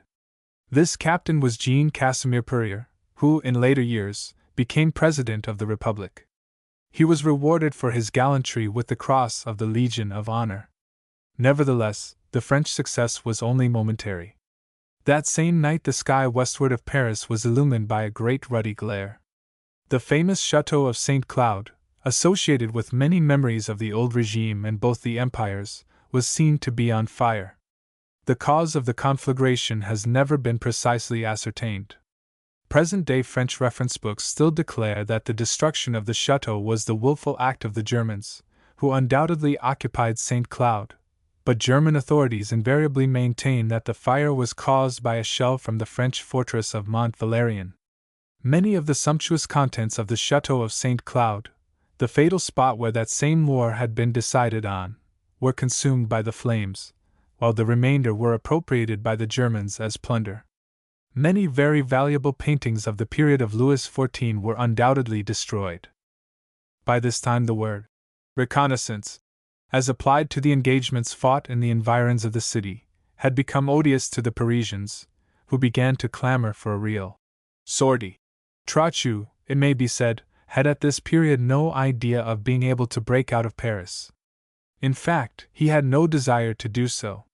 His object in all the earlier military operations of the siege was simply to enlarge the circle of investment, in the hope of thereby placing the Germans in a difficulty, of which he might subsequently take advantage. An attack which General Ducrot made, with a few thousand men, on the German position near La Malmaison, west of Paris, was the first action which was officially described as a sortie. It took place on October 21st, but the success which at first attended Ducrot's efforts was turned into a repulse by the arrival of German reinforcements, the affair ending with a loss of some 400 killed and wounded on the French side, apart from that of another 100 men who were taken prisoners by the enemy. This kind of thing did not appeal to the many frequenters of the public clubs which were established in the different quarters of Paris. All theatrical performances had ceased there, and there was no more dancing. Even the concerts and readings given in aid of the funds for the wounded were few and far between. Thus, if a Parisian did not care to while away his evening in a café, his only resource was to betake himself to one of the clubs. Those held at the Folies Bergère Music Hall, the Valentino Dancing Hall, the Porte St. Martin Theatre, and the Hall of the Collège de France, were mostly frequented by moderate Republicans, and attempts were often made there to discuss the situation in a sensible manner. But folly, even insanity, reigned at many of the other clubs, where men like Félix Piet, Auguste Blanqui, Charles Delescluze, Gustave Flourens, and the three MS, Medji, Madu, and Millière, raved and ranted. Go where you would, you found a club. There was that of La Reine Blanche at Montmartre and that of the Salle Favy at Belleville. There was the Club de la Vengeance on the Boulevard Roquecourt, the Club de Montagnards on the Boulevard de Strasbourg, the Club de Etats Unis d'Europe in the Rue Cadet, the Club du Pros Clercs in the Rue du Bac, the Club de la Cour de Miracles on the Isle St. Louis, and 20 or 30 others of lesser note. At times the demagogues who perorated from the tribunes at these gatherings brought forward proposals which seemed to have emanated from some madhouse, but which were nevertheless hailed with delirious applause by their infatuated audiences. Occasionally new engines of destruction were advocated, so-called Satan fusées, or pumps discharging flaming petroleum. Another speaker conceived the brilliant idea of keeping all the wild beasts in the jardin de plantes on short commons for some days, then removing them from Paris at the next sortie, and casting them adrift among the enemy. Yet another imbecile suggested that the water of the Seine and the Marne should be poisoned, regardless of the fact that, in any such event, the Parisians would suffer quite as much as the enemy. But the malcontents were not satisfied with ranting at the clubs. On October 2nd, Paris became very gloomy, for we then received from outside the news that both Toul and Strasbourg had surrendered. 3 days later, Gustave Flourens gathered the National Guards of Belleville together and marched with them on the Hôtel de Ville, where he called upon the government to renounce the military tactics of the Empire which had set 1 Frenchman against 3 Germans, to decree a levy en masse, to make frequent sorties with the National Guards, to arm the latter with chassepots, and to establish at once a municipal commune of Paris. On the subject of sorties the government promised to conform to the general desire, and to allow the National Guards to cooperate with the regular army as soon as they should know how to fight and escape being simply butchered. To other demands made by Flourens, evasive replies were returned, whereupon he indignantly resigned his command of the Belleville men, but resumed it at their urgent request. The affair somewhat alarmed the government, who issued a proclamation forbidding armed demonstrations, and far from consenting to the establishment of any commune, postponed the ordinary municipal elections which were soon to have taken place. To this the Reds retorted by making yet another demonstration, which my father and myself witnessed. Thousands of people, many of them being armed National Guards, assembled on the Place de l'Hôtel de Ville, shouting, "La Commune! La Commune! Nous voulons la Commune!" But the authorities had received warning of their opponents' intentions, and the Hôtel de Ville was entirely surrounded by National Guards belonging to loyal battalions, behind whom, moreover, was stationed a force of trusty mobile guards, whose bayonets were already fixed. Thus no attempt could be made to raid the Hôtel de Ville with any chance of success. Further, several other contingents of loyal National Guards arrived on the square, and helped to check the demonstrators. While gazing on the scene from an upper window of the Café de la Garde Nationale, at one corner of the square, I suddenly saw Trochu ride out of the government building, as it then was, followed by a couple of aides-de-camp. His appearance was attended by a fresh uproar. The yells of "La Commune! La Commune!" rose more loudly than ever, but were now answered by determined shouts of "Vive la République! Vive Trochu! Vive le gouvernement!" Whilst the drums beat, the trumpets sounded, and all the government forces presented arms. The general rode up and down the lines, returning the salute, amidst prolonged acclamations, and presently his colleagues, Jules Favre and the others, excepting, of course, Gambetta, who had already left Paris, also came out of the Hôtel de Ville and received an enthusiastic greeting from their supporters. For the time, the Reds were absolutely defeated, and in order to prevent similar disturbances in future, Carretree, the prefect of police, wished to arrest Flourens, Blanqui, Millière, and others, which suggestion was countenanced by Trochu, but opposed by Rochefort and Etienne Arago. A few days later, Rochefort patched up a brief outward reconciliation between the contending parties. Nevertheless, it was evident that Paris was already sharply divided, both on the question of its defense and on that of its internal government. On October 23, some of the National Guards were at last allowed to join in a sortie. They were men from Montmartre, and the action, or rather skirmish, in which they participated took place at Villemomble, east of Paris, the guards behaving fairly well under fire, and having 5 of their number wounded. Patriotism was now taking another form in the city. There was a loud cry for cannons, more and more cannons.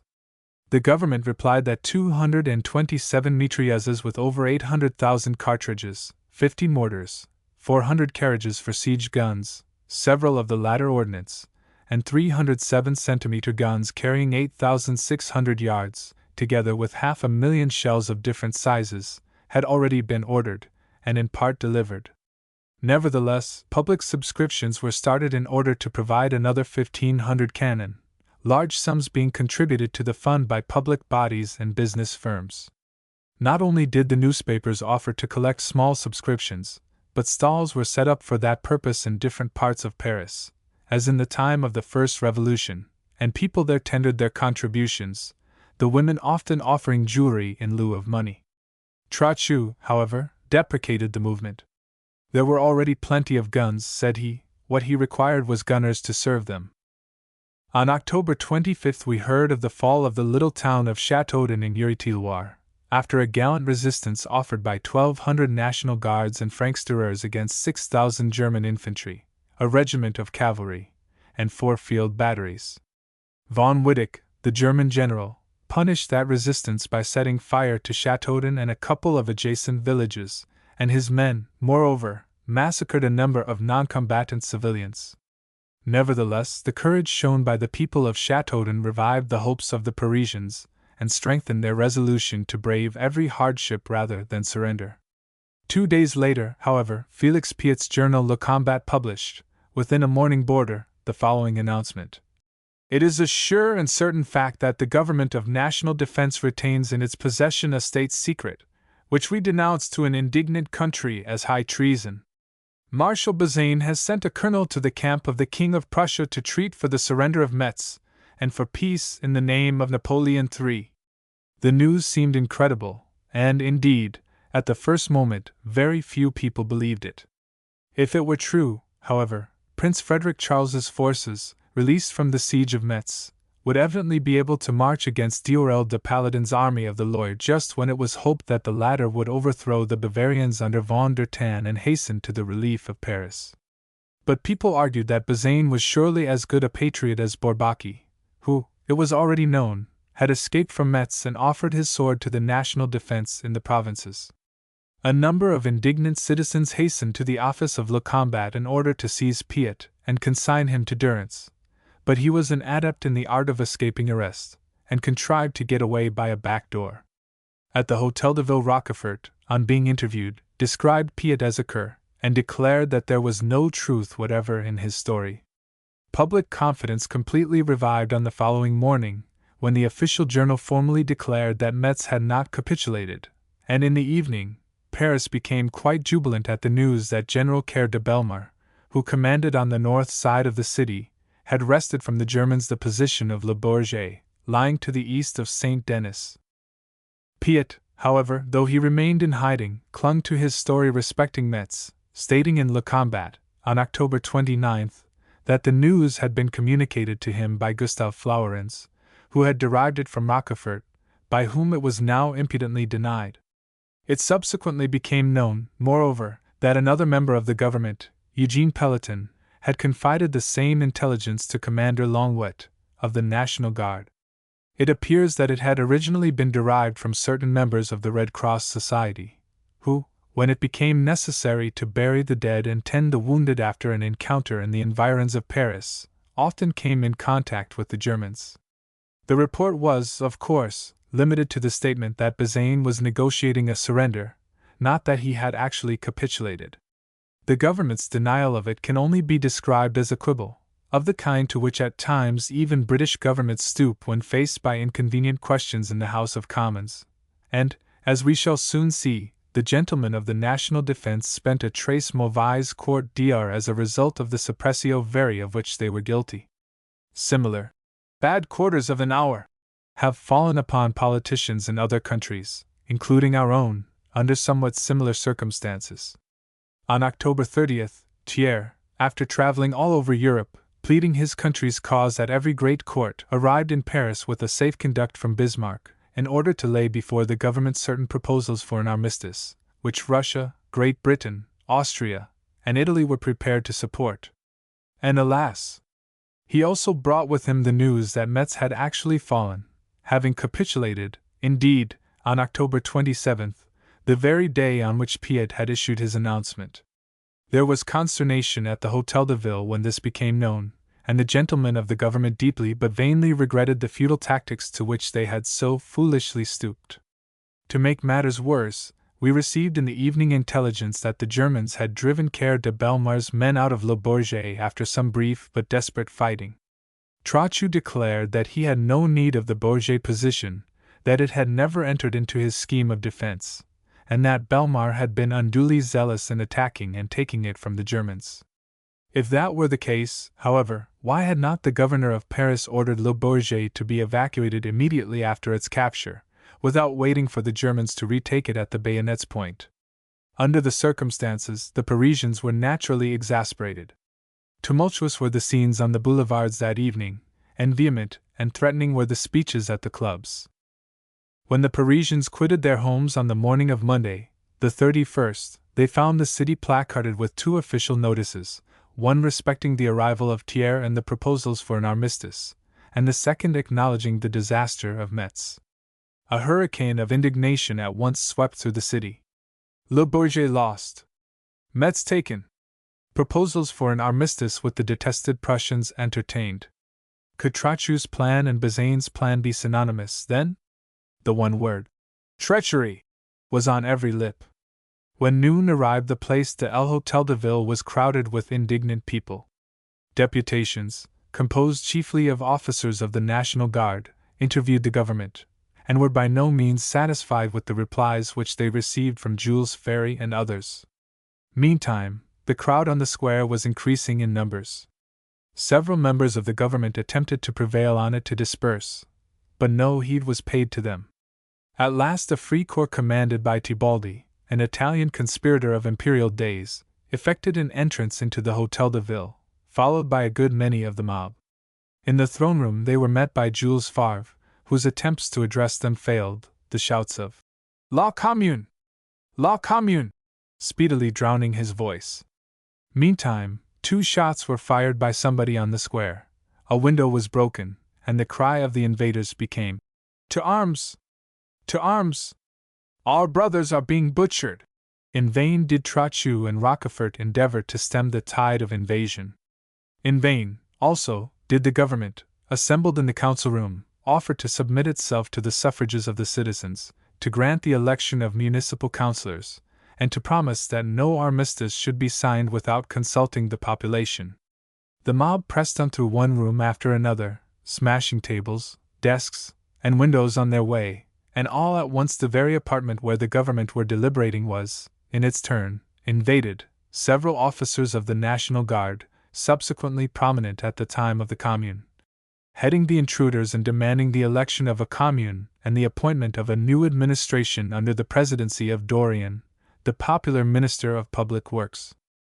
Amidst the ensuing confusion, Ernest Picard, a very corpulent, jovial-looking advocate, who was at the head of the Department of Finances, contrived to escape, but all his colleagues were surrounded, insulted by the invaders, and summoned to resign their posts. They refused to do so, and the wrangle was still at its height when Gustave Flourens and his Belleville sharpshooters reached the Place de l'Hôtel de Ville. Flourens entered the building, which at this moment was occupied by some 7,000 or 8,000 men, and proposed that the Commune should be elected by acclamation. This was agreed upon. Dorian's name, though, by the way, he was a wealthy ironmaster, and in no sense a communard, being put at the head of the list. This included Flourens himself, Victor Hugo, Louis Blanc, Raspail, Madu, Delescluze, Blanqui, Lederolin, Rochefort, Félix Piet, Ranvier, and Avril. Then Flourens, in his turn, entered the council room, climbed on to the table, and summoned the captive members of the government to resign. Again they refused to do so, and were therefore placed under arrest. Jules Ferry and Emmanuel Arago managed to escape, however, and some friendly National Guards succeeded in entering the building and carrying off General Trochu. Ernest Picard, meanwhile, had been very active in devising plans for the recapture of the Hôtel de Ville and providing for the safety of various government departments. Thus, when Flourens sent a lieutenant to the Treasury demanding the immediate payment of £600,000, the request was refused, and the messenger placed under arrest. Nevertheless, the insurgents made themselves masters of several district town halls. But Jules Ferry was collecting the loyal National Guards together, and at 11:30 that night they and some mobiles marched on the Hôtel de Ville. The military force which had been left there by the insurgents was not large. A parley ensued, and while it was still in progress, an entire battalion of mobiles effected an entry by a subterranean passage leading from an adjacent barracks. Delesclos and Flourens then tried to arrange terms with Dorion, but Jules Ferry would accept no conditions. The imprisoned members of the government were released, and the insurgent leaders compelled to retire. About this time Trochu and Ducrot arrived on the scene, and between 3 and 4 o'clock in the morning I saw them pass the government forces in review on the square. On the following day, all the alleged conventions between M. Dorion and the Red Republican leaders were disavowed. There was, however, a conflict of opinion as to whether those leaders should be arrested or not, some members of the government admitting that they had promised Delesclos and others that they should not be prosecuted. In consequence of this dispute, several officials, including Edmund Adam, Caratry's successor as prefect of police, resigned their functions. A few days later, 21 of the insurgent leaders were arrested, Piet being among them, though nothing was done in regard to Flourens and Blanqui, both of whom had figured prominently in the affair. On November 3 we had a plebiscitum, the question put to the Parisians being, "Does the population of Paris, yes or no, maintain the powers of the government of national defense?" So far as the civilian element, which included the National Guards, was concerned, the ballot resulted as follows: voting yes, 321,373 citizens; voting no, 53,585 citizens. The vote of the army, inclusive of the mobile guard, was even more pronounced. Yes, 236,623. No, 9063. Thus the general result was 557,996 votes in favor of the government, and 62,638 against it, the proportion being 9-1 for the entire male population of the invested circle. This naturally rendered the authorities jubilant. But the affair of October 31 had deplorable consequences with regard to the armistice negotiations. This explosion of sedition alarmed the German authorities. They lost confidence in the power of the national defense to carry out such terms as might be stipulated, and finally, Bismarck refused to allow Paris to be revictualled during the period requisite for the election of a legislative assembly, which was to have decided the question of peace or war, unless one fort, and possibly more than one, were surrendered to him. Thiers and Favre could not accept such a condition, and thus the negotiations were broken off. Before Thiers quitted Bismarck, however, the latter significantly told him that the terms of peace at that juncture would be the cession of Alsace to Germany, and the payment of 3 milliards of francs as an indemnity, but that after the fall of Paris the terms would be the cession of both Alsace and Lorraine, and a payment of 5 milliards. In the earlier days of the siege there was no rationing of provisions, though the price of meat was fixed by government decree. At the end of September, however, the authorities decided to limit the supply to a maximum of 500 oxen and 4,000 sheep per diem. It was decided also that the butchers' shops should only open on every 4th day, when 4 days' meat should be distributed at the official prices. During the earlier period the daily ration ranged from 80 to 100 grams, that is, about 2 2/3 ounces to 3 1/3 ounces in weight, 1/5 part of it being bone in the case of beef, though, with respect to mutton, the butchers were forbidden to make up the weight with any bones which did not adhere to the meat. At the outset of the siege only 20 or 30 horses were slaughtered each day, but on September 30 the number had risen to 275. A week later there were nearly 30 shops in Paris where horseflesh was exclusively sold, and scarcely a day elapsed without an increase in their number. Eventually horseflesh became virtually the only meat procurable by all classes of the besieged, but in the earlier period it was patronized chiefly by the poorer folk, the prices fixed for it by authority being naturally lower than those edicted for beef and mutton. With regard to the arrangements made by my father and myself respecting food, they were, in the earlier days of the siege, very simple. We were keeping no servant at our flat in the Rue de Miromesnil. The concierge of the house, and his wife, did all such work as we required. This concierge, whose name was Sabe, had been at Zo, and had acted as orderly to his captain in Algeria. He was personally expert in the art of preparing couscous and other Algerian dishes, and his wife was a thoroughly good cook à la Française. Directly meat was rationed, Sabe said to me, The allowance is very small. You and Monsieur votre père will be able to eat a good deal more than that. Now, some of the poorer folk cannot afford to pay for butcher's meat, they are contented with horseflesh, which is not yet rationed, and are willing to sell their ration cards. You can well afford to buy one or two of them, and in that manner secure extra allowances of beef or mutton. That plan was adopted, and for a time everything went on satisfactorily. On a few occasions I joined the queue outside our butcher's in the Rue de Penthièvre, and waited an hour or two to secure our share of meat. We were not overcrowded in that part of Paris. A great many members of the aristocracy and bourgeoisie, who usually dwelt there, had left the city with their families and servants prior to the investment, and thus the queues and the waits were not so long as in the poorer and more densely populated districts. Sabé, however, often procured our meat himself or employed somebody else to do so, for women were heartily glad of the opportunity to earn half a franc or so by acting as deputy for other people. We had secured a small supply of tinned provisions, and would have increased it if the prices had not gone up by leaps and bounds, in such wise that a tin of corned beef or something similar, which one saw priced in the morning at about 5 francs, was labeled 20 francs a few hours later. Dry beans and peas were still easily procurable, but fresh vegetables at once became both rare and costly. Potatoes failed us at an early date. On the other hand, jam and preserved fruit could be readily obtained at the grocer's at the corner of our street. The bread slowly deteriorated in quality, but was still very fair down to the date of my departure from Paris, November 8th, see the following chapter.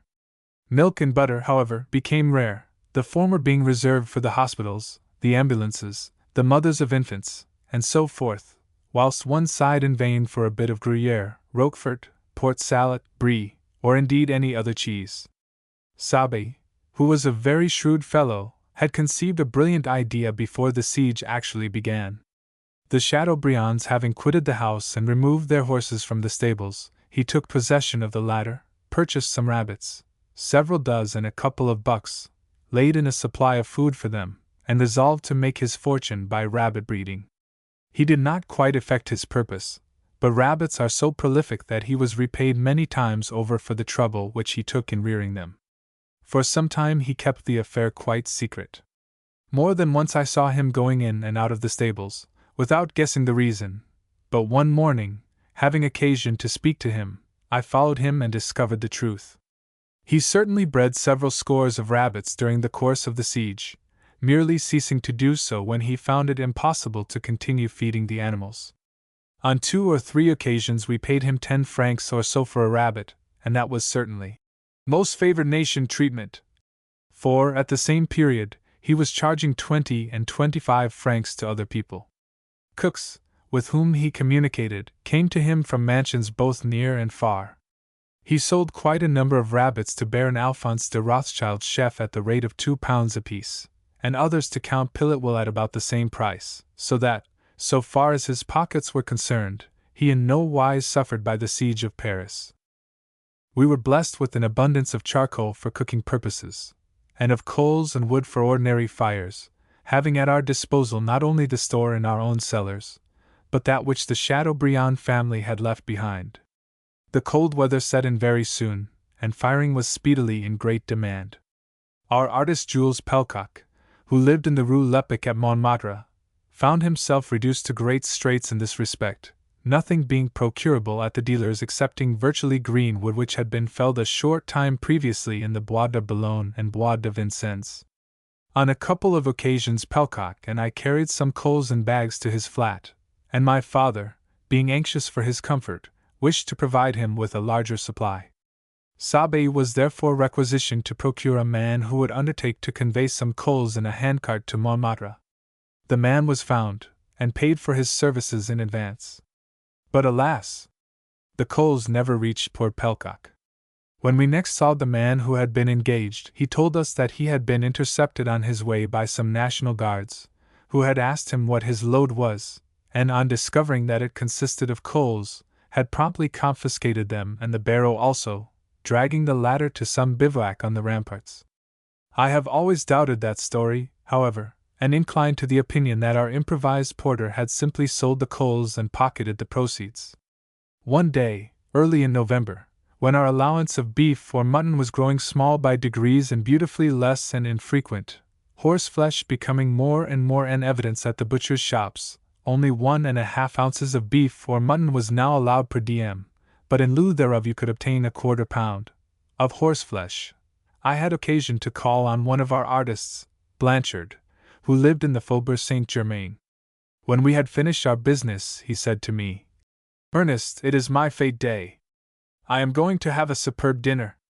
My brother-in-law, who is an official of the Eastern Railway line, is giving it in my honor. Come with me, I invite you." We thereupon went to his brother-in-law's flat, where I was most cordially received, and before long we sat down at table in a warm and well-lighted dining room, the company consisting of 2 ladies and 3 men, myself included.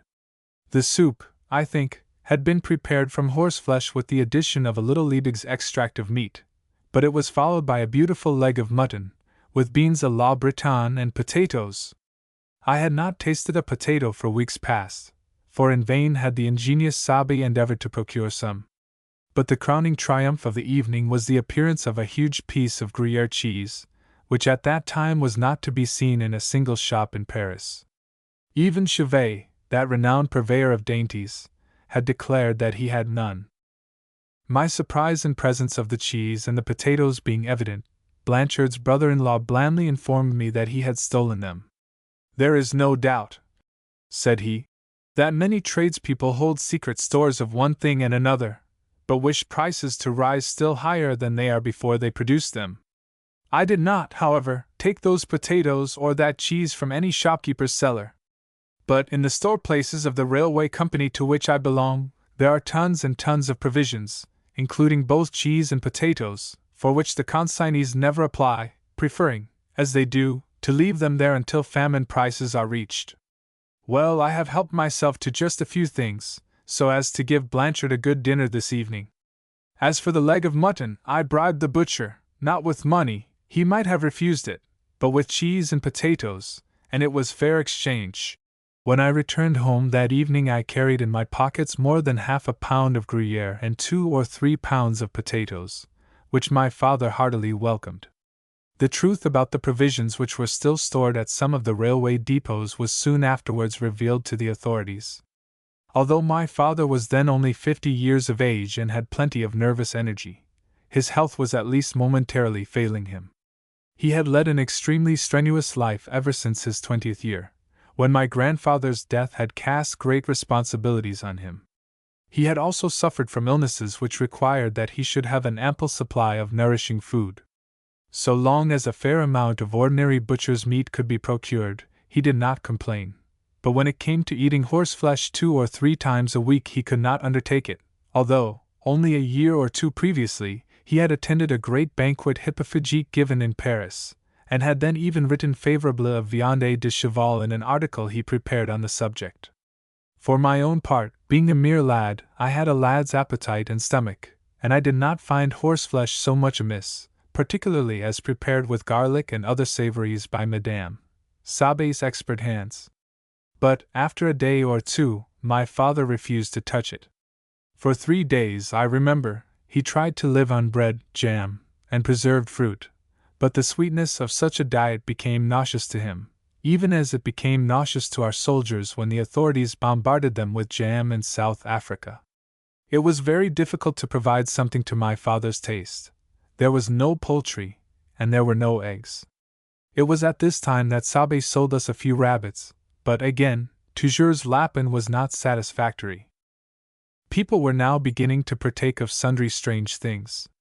Bats were certainly eaten before the siege ended, though by no means in such quantities as some have asserted. However, there were already places where dogs and cats, skinned and prepared for cooking, were openly displayed for sale. Labouchere related, also, that on going one day into a restaurant and seeing cochon de lait, otherwise sucking pig, mentioned in the menu, he summoned the waiter and cross-questioned him on the subject, as he greatly doubted whether there were any sucking pigs in all Paris. "Is it sucking pig?" he asked the waiter. "Yes, monsieur," the man replied. But l'abbe was not convinced. "Is it a little pig?" he inquired. "Yes, monsieur, quite a little one." Is it a young pig? Pursued Labby, who was still dubious. The waiter hesitated, and at last replied, Well, I cannot be sure, monsieur, if it is quite young. But it must be young if it is little, as you say. Come, what is it? Tell me. Monsieur, it is a guinea pig. Labby bounded from his chair, took his hat, and fled. He did not feel equal to guinea pig, although he was very hungry. Perhaps, however, Labouschare's best story of those days was that of the old couple who, all other resources failing them, were at last compelled to sacrifice their little pet dog. It came up to table nicely roasted, and they both looked at it for a moment with a sigh. Then Monsieur summoned up his courage and helped Madame to the tender viand. She heaved another sigh, but making a virtue of necessity, began to eat, and whilst she was doing so she every now and then deposited a little bone on the edge of her plate. There was quite a collection of little bones there by the time she had finished, and as she leant back in her chair and contemplated them she suddenly exclaimed, Poor little Toto! If he had only been alive, what a fine treat he would have had! To return, however, to my father and myself, I must mention that there was a little English tavern and eating house in the Rue de Miromesnil, kept by a man named Lark, with whom I had some acquaintance. We occasionally procured English ale from him, and one day, late in October, when I was passing his establishment, he said to me, How is your father? He seems to be looking poorly. Aren't you going to leave with the others? I inquired of Lark what he meant by his last question, whereupon he told me that if I went to the embassy I should see a notice in the consular office respecting the departure of British subjects, arrangements having been made to enable all who desired to quit Paris to do so. I took the hint and read the notice, which ran as Lark had stated, with this addendum. The embassy cannot, however, charge itself with the expense of assisting British subjects to leave Paris. Forthwith I returned home and imparted the information I had obtained to my father. Beyond setting up that notice in the consul's office, the embassy took no steps to acquaint British subjects generally with the opportunity which was offered them to escape bombardment and famine. It is true that it was in touch with the British Charitable Fund, and that the latter made the matter known to sundry applicants for assistance. But the British colony still numbered 1,000 people, hundreds of whom would have availed themselves of this opportunity had it only come to their knowledge.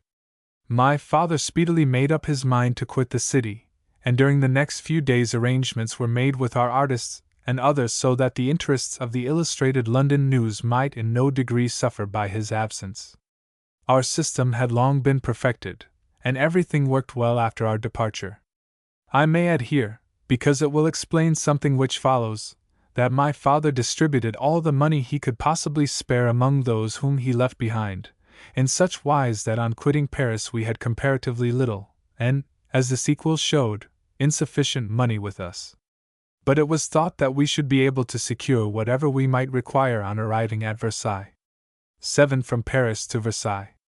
I leave Paris with my father, Jules Favre, Wodehouse, and Washburn, through Charenton to Créteil, at the outposts, first glimpses of the Germans, a subscription to shoot the King of Prussia, the road to Bricont Robert, billets for the night, chats with German soldiers, the difficulty with the poorer refugees, Mr. Wodehouse and my father, on the way to Corbeil, a Franco-German flirtation, affairs at Corbeil.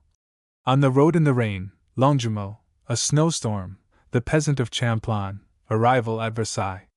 Since Lord Lyons's departure from Paris, the embassy had remained in the charge of the second secretary, Mr. Wodehouse, and the vice-consul. In response to the notice set up in the latter's office, and circulated also among a tithe of the community by the British Charitable Fund, it was arranged that 60 or 70 persons should accompany the secretary and vice-consul out of the city, the military attaché, Colonel Clermont, alone remaining there. The provision which the charitable fund made for the poorer folk consisted of a donation of £4 to each person, together with some £3 of biscuits and a few ounces of chocolate to munch on the way. No means of transport, however, were provided for these people, though it was known that we should have to proceed to Versailles, where the German headquarters were installed, by a very circuitous route, and that the railway lines were out. We were to have left on November 2nd, at the same time as a number of Americans, Russians, and others, and it had been arranged that everybody should meet at an early hour that morning at the Charenton Gate on the southeast side of Paris. On arriving there, however, all the English who joined the gathering were ordered to turn back, as information had been received that permission to leave the city was refused them. This caused no little consternation among the party, but the order naturally had to be obeyed, and half angrily and half disconsolately many a disappointed Briton returned to his recent quarters. We afterwards learnt that Jules Favre, the foreign minister, had in the first instance absolutely refused to listen to the applications of Mr. Wodehouse, possibly because Great Britain had not recognized the French Republic. Though if such were indeed the reason, it was difficult to understand why the Russians received very different treatment, as the Tsar, like the Queen, had so far abstained from any official recognition of the national defense. On the other hand, Favre may, perhaps, have shared the opinion of Bismarck, who about this time tersely expressed his opinion of ourselves in the words, "England no longer counts." So low, to his thinking, had we fallen in the comedy of nations under our Gladstone cum Granville administration. Mr. Wodehouse, however, in his unpleasant predicament, sought the assistance of his colleague, Mr. Washburne, the United States minister, and the latter, who possessed more influence in Paris than any other foreign representative, promptly put his foot down, declaring that he himself would leave the city if the British subjects were still refused permission to depart. Favre then ungraciously gave way, but no sooner had his assent been obtained than it was discovered that the British Foreign Office had neglected to apply to Bismarck for permission for the English leaving Paris to pass through the German lines. Thus delay ensued, and it was only on the morning of November 8 that the English departed at the same time as a number of Swiss citizens and Austrian subjects. The Charenton Gate was again the appointed meeting place. On our way thither, between 6 and 7 o'clock in the morning, we passed many a long queue waiting outside butchers' shops for pittances of meat, and outside certain municipal depots where after prolonged waiting a few thimblesful of milk were doled out to those who could prove that they had young children. Near the Porte de Charenton a considerable detachment of the National Guard was drawn up as if to impart a kind of solemnity to the approaching exodus of foreigners. A couple of young staff officers were also in attendance, with a mounted trumpeter and another trooper carrying the usual white flag on a lance. The better circumstanced of our party were in vehicles purchased for the occasion, a few also being mounted on valuable horses, which it was desired to save from the fate which eventually overtook most of the animals that remained in Paris. Others were in hired cabs, which were not allowed, however, to proceed farther than the outposts, while a good many of the poorer members of the party were in specially engaged omnibuses, which also had to turn back before we were handed over to a German escort, the result being that their occupants were left to trudge a good many miles on foot before other means of transport were procured. In that respect the Swiss and the Austrians were far better cared for than the English. Although the weather was bitterly cold, Mr. Wodehouse, my father, myself, a couple of Mr. Wodehouse's servants, and a young fellow who had been connected, I think, with a Paris banking house, traveled in an open pair-horse brake. The vice-consul and his wife, who were also accompanying us, occupied a small private omnibus. Before passing out of Paris we were all mustered and our laissez-passers were examined. Those held by British subjects emanated invariably from the United States Embassy, being duly signed by Mr. Washburne, so that we quitted the city virtually as American citizens. At last the procession was formed, the English preceding the Swiss and the Austrians, whilst in the rear, strangely enough, came several ambulance vans flaunting the Red Cross of Geneva. Nobody could account for their presence with us, but as the Germans were accused of occasionally firing on flags of truce, they were sent, perhaps, so as to be of service in the event of any mishap occurring. All being ready, we crossed the massive drawbridge of the Porte de Charenton, and wound in and out of the covered way which an advanced redoubt protected. A small detachment of light cavalry then joined us, and we speedily crossed the devastated tract known as the military zone, where every tree had been felled at the moment of the investment. Immediately afterwards we found ourselves in the narrow winding streets of Charenton, which had been almost entirely deserted by their inhabitants, but were crowded with soldiers who stood at doors and windows, watching our curious caravan. The bridge across the Marne was mined, but still intact, and defended at the farther end by an entrenched and loopholed redoubt, faced by some very intricate and artistic chevaux de frise. Once across the river, we wound round to the left, through the village of Alfred, where all the villas and riverside restaurants had been turned into military posts, and on looking back we saw the huge Charenton madhouse surmounting a wooded height and flying a large black flag. At the outset of the siege it had been suggested that the more harmless inmates should be released rather than remain exposed to harm from chance German shells, but the director of the establishment declared that in many instances insanity intensified patriotic feeling, and that if his patients were set at liberty they would at least desire to become members of the government. So they were suffered to remain in their exposed position. We went on, skirting the estate of Charentano, where the park wall had been blown down and many of the trees felled. On our right was the fort of Charenton, armed with big black naval guns. All the garden walls on our line of route had been raised or loopholed. The road was at times barricaded with trees, or intersected by trenches, and it was not without difficulty that we surmounted those impediments. At Petit Créteil we were astonished to see a number of market gardeners working as unconcernedly as in times of peace. It is true that the village was covered by the fire of the Charenton fort, and that the Germans would have incurred great risk in making a serious attack on it. Nevertheless, small parties of them occasionally crept down and exchanged shots with the mobiles who were stationed there, having their headquarters at a deserted inn, on reaching which we made our first halt. The hired vehicles were now sent back to Paris, and after a brief interval we went on again, passing through an aperture in a formidable-looking barricade. We then readied Créteil proper, and there the first serious traces of the havoc of war were offered to our view. The once pleasant village was lifeless. Every house had been broken into and plundered, every door and every window smashed. Smaller articles of furniture, and so forth, had been removed, larger ones reduced to fragments. An infernal spirit of destruction had swept through the place, and yet, mark this, we were still within the French lines. Our progress along the main street being suddenly checked by another huge barricade, we wound round to the right, and at last reached a house where less than a score of mobiles were gathered, protected from sudden assault by a flimsy barrier of planks, casks, stools, and broken chairs. This was the most advanced French outpost in the direction we were following. We passed it, crossing some open fields where a solitary man was calmly digging potatoes, risking his life at every turn of his spade, but knowing that every pound of the precious tuber that he might succeed in taking into Paris would there fetch perhaps as much as 10 francs. Again we halted, and the trumpeter and the trooper with the white flag rode on to the farther part of the somewhat scattered village. Suddenly the trumpet's call rang out through the sharp, frosty air, and then we again moved on, passing down another village street where several gaunt, starving cats attempted to follow us, with desperate strides and piteous mews. Before long, we perceived, standing in the middle of the road before us, a couple of German soldiers in long greatcoats and boots reaching to the shins. One of them was carrying a white flag. A brief conversation ensued with them, for they both spoke French, and one of them knew English also. Soon afterwards, from behind a stout barricade which we saw ahead, 3 or 4 of their officers arrived, and somewhat stiff and ceremonious salutes were exchanged between them and the French officers in charge of our party. Our arrival had probably been anticipated.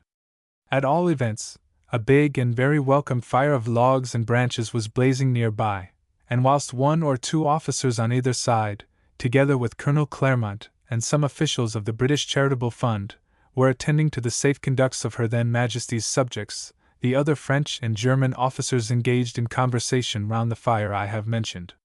The latter were probably Saxons. At all events, they belonged to the forces of the Crown Prince, afterwards King, of Saxony, who commanded this part of the investing lines, and with whom the principal English war correspondent was Archibald Forbes, freshly arrived from the siege of Metz.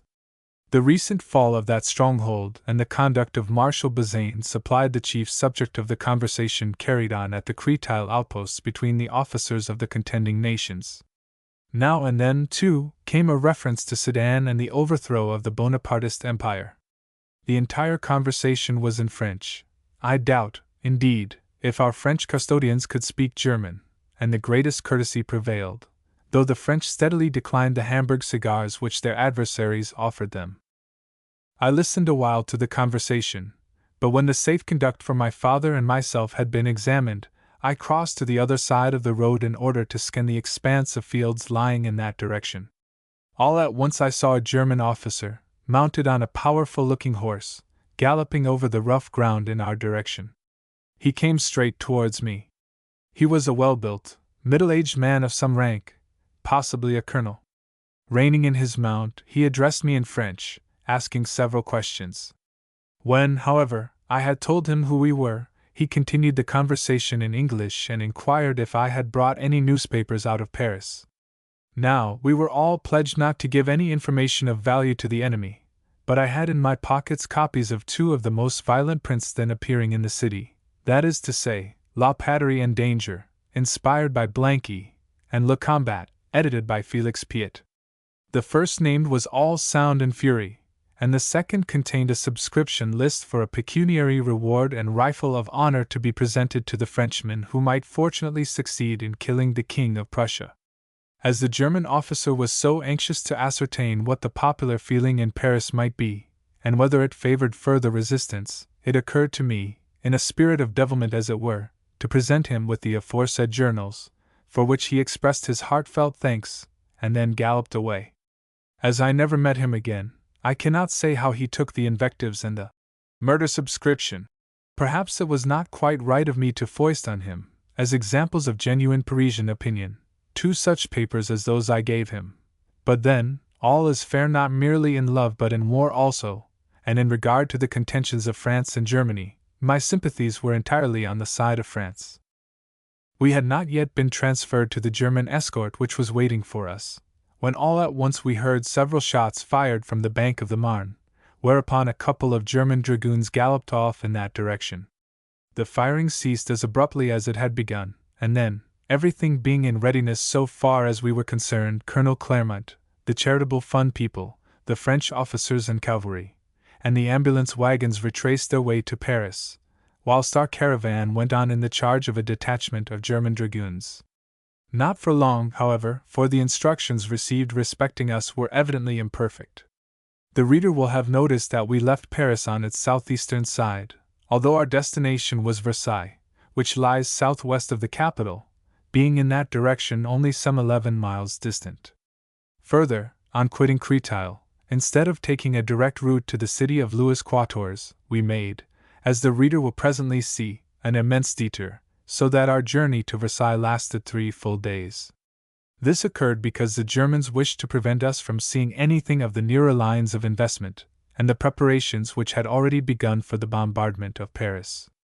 On our departure from Créteil, however, our route was not yet positively fixed, so we presently halted, and an officer of our escort rode off to take further instructions, whilst we remained near a German outpost, where we could not help noticing how healthy-looking, stalwart, and well-clad the men were.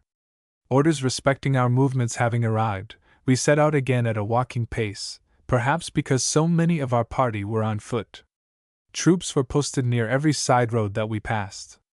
Officers constantly cantered up, inquiring for news respecting the position of affairs in Paris, wishing to know, in particular, if the national defense ministers were still prisoners of the populace, and whether there was now a Red Republic with Blanqui at its head.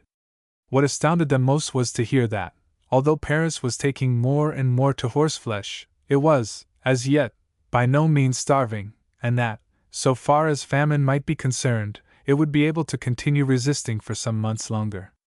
In point of fact, this was on November 8th, and the city did not surrender until January 28th. But the German officers would not believe what we said respecting the resources of the besieged. They repeated the same questions again and again, and still looked incredulous, as if, indeed, they thought that we were fooling them. At Boissy-Saint-Léger we halted whilst the British, Austrian, and Swiss representatives interviewed the general in command there. He was installed in a trim little chateau, in front of which was the quaintest sentry box I have ever seen, for it was fashioned of planks, logs, and all sorts of scraps of furniture, whilst beside it lay a doll's perambulator and a little boy's toy cart. But we again set out, encountering near Grosbois a long line of heavily laden German provision wagons, and presently, without addressing a word to any of us, the officer of our escort gave a command, his troopers wheeled round and galloped away, leaving us to ourselves. By this time evening was approaching, and the vehicles of our party drove on at a smart trot, leaving the unfortunate pedestrians a long way in the rear. Nobody seemed to know exactly where we were, but some passing peasants informed us that we were on the road to Ball, and that the nearest locality was Briecone-Robert. The horses drawing the conveyances of the Swiss and Austrian representatives were superior to those harnessed to Mr. Wodehous's brake, so we were distanced on the road, and on reaching Brie found that all the accommodation of the 2 inns, I can scarcely call them hotels, had been allotted to the first arrivals. Mr. Wodehouse's party secured a lodging in a superior-looking private house, whilst my father, myself, and about 30 others repaired to the mairie for billets. A striking scene met my eyes there. By this time night had fallen. In a room which was almost bare of furniture, the mayor was seated at a little table on which 2 candles were burning. On either side of him stood a German infantryman with rifle and fixed bayonet. Here and there, too, were several German hussars, together with 10 or a dozen peasants of the locality. And the unfortunate mayor, in a state of semi-arrest, was striving to comply with the enemy's requisitions of food, forage, wine, horses, and vehicles, the peasants meanwhile protesting that they had already been despoiled of everything, and had nothing whatever left. "So you want me to be shot?" said the mayor to them, at last. "You know very well that the things must be found. Go and get them together. Do the best you can. We will see afterwards." When, acting as usual as my father's interpreter, I asked the mayor for billets, he raised his arms to the ceiling. "I have no beds," said he. "Every bit of available bedding, excepting at the inns, has been requisitioned for the Prussian ambulances. I might find some straw, and there are outhouses and empty rooms. But there are so many of you, and I do not know how I can accommodate you all." It was not, however, the duty of my father or myself to attend to the requirements of the whole party. That was the duty rather of the embassy officials, so I again pressed the mayor to give me at least a couple of decent billets. He thought for a moment, then handed me a paper bearing a name and address, whereupon we, my father and myself, went off. But it was pitch dark, and as we could not find the place indicated, we returned to the mairie, where, after no little trouble, a second paper was given me. By this time the poorer members of the party had been sent to sheds and so forth, where they found some straw to lie upon. The address on my second paper was that of a basket maker, whose house was pointed out to us. We were very cordially received there, and taken to a room containing a bed provided with a Samir elastique. But there was no mattress, no sheet, no blanket, no bolster, no pillow, everything of that kind having been requisitioned for the German ambulances, and I recollect that 2 or 3 hours later, when my father and myself retired to rest in that icy chamber, the window of which was badly broken, we were glad to lay our heads on a couple of hard baskets, having left our bags in Mr. Wodehouse's charge. Before trying to sleep, however, we required food, for during the day we had consumed every particle of a cold rabbit and some siege bread which we had brought out of Paris. The innkeepers proved to be extremely independent and irritable, and we could obtain very little from them. Fortunately, we discovered a butcher's, secured some meat from him, and prevailed on the wife of our host, the basket maker, to cook it for us. We then went out again, and found some cafes and wine shops which were crowded with German soldiery. Wine and black coffee were obtainable there, and whilst we refreshed ourselves, more than one German soldier, knowing either French or English, engaged us in conversation. My own German was at that time very limited, for I had not taken kindly to the study of the language, and had secured, moreover, but few opportunities to attempt to converse in it. However, I well remember some of the German soldiers declaring that they were heartily sick of the siege, and expressing a hope that the Parisians would speedily surrender, so that they, the Germans, might return to the fatherland in ample time to get their Christmas trees ready. A good-looking and apparently very genial Uhlin also talked to me about the Parisian balloons, relating that, directly any ascent was observed, news of it was telegraphed along all the investing lines, that every man had orders to fire if the aerial craft came approximately within range, and that he and his comrades often tried to ride a balloon down. After a wretched night, We washed at the pump in the basket-maker's yard, and breakfasted off bread and café noir. Milk, by the way, was as scarce at Brie as in Paris itself, the Germans, it was said, having carried off all the cows that had previously supplied France with the far-famed Brie cheese. We now discovered that, in order to reach Versailles, we should have to proceed in the first instance to Corbeil, some 15 miles distant, when we should be within 30 miles of the German headquarters. That was pleasant news, indeed. We had already made a journey of over 20 miles, and now another of some 45 miles lay before us. And yet, had we only been allowed to take the proper route, we should have reached Versailles after traveling merely 11 miles beyond Paris. Under the circumstances, the position of the unfortunate pedestrians was a very unpleasant one, and my father undertook to speak on their behalf to Mr. Wodehouse, pointing out to him that it was unfair to let these unfortunate people trudge all the way to Versailles. "But what am I to do?" Mr. Wodehouse replied. "I am afraid that no vehicles can be obtained here." "The German authorities will perhaps help you in the matter," urged my father. "I doubt it. But please remember that everybody was warned before leaving Paris that he would do so at his own risk and peril, and that the embassy could not charge itself with the expense." "That is exactly what surprised me," said my father. "I know that the charitable fund has done something, but I thought that the embassy would have done more." "I had no instructions," replied Mr. Wodehouse. "But surely, at such a time as this, a man initiates his own instructions." "Perhaps so, but I had no money." On hearing this, my father, for a moment, almost lost his temper. "Surely, Mr. Wodehouse," said he, "you need only have gone to Baron de Rothschild. He would have let you have whatever money you required." I have reconstructed the above dialogue from my diary, which I posted up on reaching Versailles. Mr. Wodehouse looked worried. He was certainly a most amiable man, but he was not, I think, quite the man for the situation.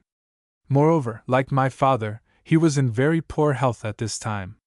Still, he realized that he must try to effect something, and eventually, with the assistance of the mayor and the German authorities, a few farm carts were procured for the accommodation of the poorer British subjects.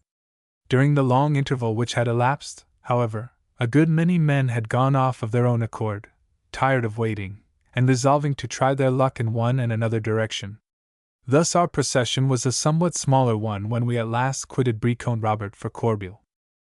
We met many German soldiers on our way, at times large detachments of them, and we scarcely ever covered a mile of ground without being questioned respecting the state of affairs in Paris and the probable duration of its resistance, our replies invariably disappointing the questioners, so anxious were they to see the war come to an end.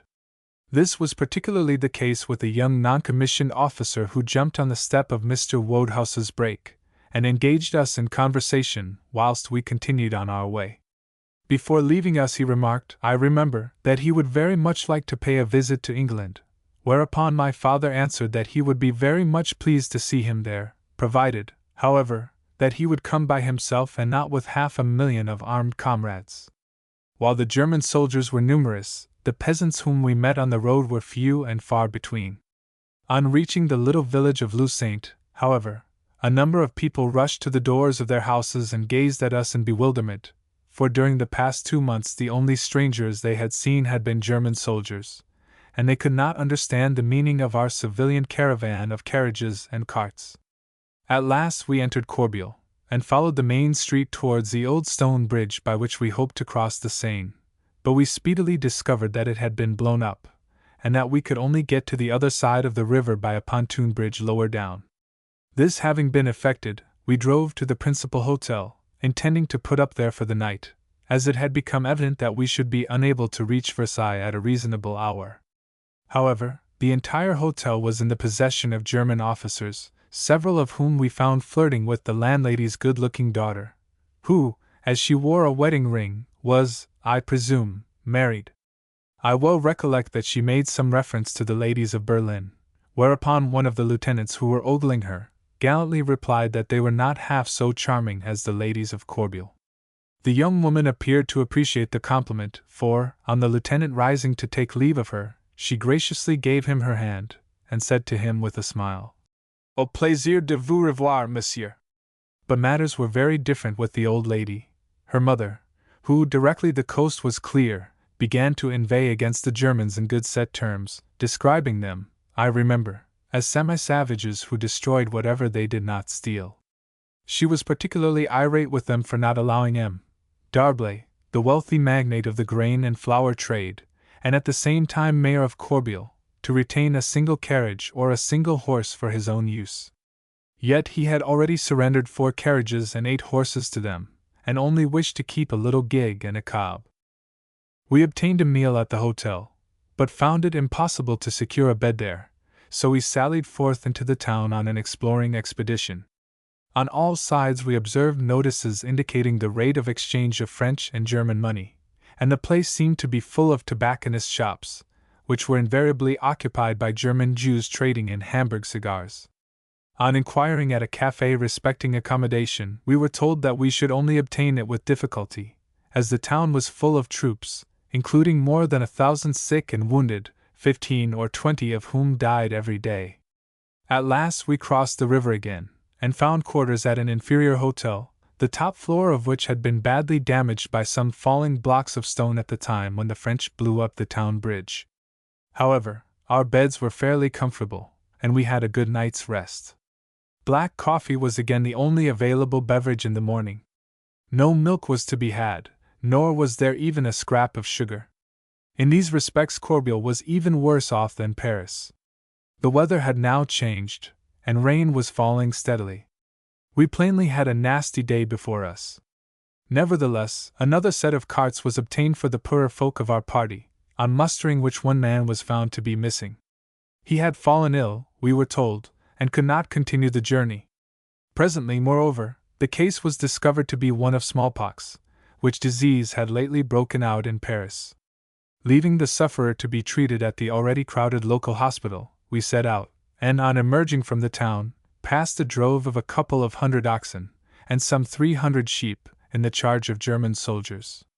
We had scarcely journeyed another mile when, near Essens, noted for its paper mills, one of our carts broke down, which was scarcely surprising, the country being hilly, the roads heavy, and the horses spavined.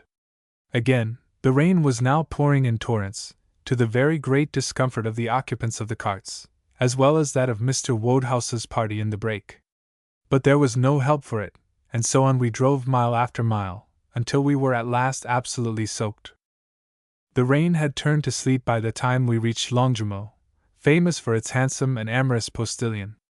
2/3 of the shops there were closed, and the inns were crowded with German soldiers, so we drove on in the direction of Palais. But we had covered only about half the distance when a snowstorm overtook us, and we had to seek shelter at Champlon. A German officer there assisted in placing our vehicles under cover, but the few peasants whom we saw eyeing us inquisitively from the doors of their houses declared that the only thing they could let us have to eat was dried bread, there being no meat, no eggs, no butter, no cheese, in the whole village. Further, they averred that they had not even a pint of wine to place at our disposal. "The Germans have taken everything," they said. "We have 800 of them in and around the village, and there are not more than a dozen of us left here, all the rest having fled to Paris when the siege began." The outlook seemed bad, but Mr. Woodhouse's valet, a shrewd and energetic man of 30 or thereabouts, named Frost, said to me, "I don't believe all this. I dare say that if some money is produced we shall be able to get something." Accordingly we jointly tackled a disconsolate-looking fellow, who, if I remember rightly, was either the village wheelwright or blacksmith, and momentarily leaving the question of food on one side, we asked him if he had not at least a fire in his house at which we might warm ourselves. Our party included a lady, the vice-consul's wife, and although she was making the journey in a closed private omnibus, she was suffering from the cold. This was explained to the man whom we addressed, and when he had satisfied himself that we were not Germans in disguise, he told us that we might come into his house and warm ourselves until the storm abated. Some 9 or 10 of us, including the lady I have mentioned, availed ourselves of this permission, and the man led us upstairs to a first-floor room, where a big wood fire was blazing. Before it sat his wife and his daughter, both of them good specimens of French rustic beauty. With great good nature, they at once made room for us, and added more fuel to the fire. Half the battle was won, and presently we were regaled with all that they could offer us in the way of food, that is, bread and baked pears, which proved very acceptable. Eventually, after looking out of the window in order to make quite sure that no Germans were loitering near the house, our host locked the door of the room, and turning towards a big pile of straw, firewood, and household utensils, proceeded to demolish it, until he disclosed to view a small cask, a half hogshead, I think, which, said he, in a whisper, contained wine. It was all that he had been able to secrete. On the arrival of the enemy in the district, a party of officers had come to his house and ordered their men to remove the rest of his wine, together with nearly all his bedding, and every fowl and every pig that he possessed. They have done the same all over the district, the man added, and you should see some of the chateaux. They have been absolutely stripped of their contents. His face brightened when we told him that Paris seemed resolved on no surrender, and that, according to official reports, she would have a sufficiency of bread to continue resisting until the ensuing month of February. In common with most of his countrymen, our host of Champlain held that, whatever else might happen, the honor of the nation would at least be saved if the Germans could only be kept out of Paris, and thus he was right glad to hear that the city's defense would be prolonged. He was well remunerated for his hospitality, and on the weather slightly improving we resumed our journey to Versailles, following the main road by way of Palais and Joyenjoses, and urging the horses to their quickest pace whilst the light declined and the evening shadows gathered around us. 8 From Versailles to Brittany. War Correspondence at Versailles, Dr. Russell, Lord Auderet, David Dungloss home and his extraordinary career, his séances at Versailles, an amusing interview with Colonel Beauchamp Walker, Parliament's grant for British refugees, Generals Duff and Hazen, USA, American help, glimpses of King William and Bismarck, our safe conducts, from Versailles to Saint-Germain-en-Laye, trouble at Mantes, the German devil of destructiveness, from the German to the French lines, a train at last, through Normandy and Maine. Saint-Servan and its English colony, I resolved to go to the front. It was dark when we at last entered Versailles by the Avenue de Choisy. We saw some sentries, but they did not challenge us, and we went on until we struck the Avenue de Paris, where we passed the prefecture, every one of whose windows was a blaze of light. King, later Emperor, William had his quarters there. Bismarck, however, residing at a house in the Rue de Provence belonging to the French General de Jesse.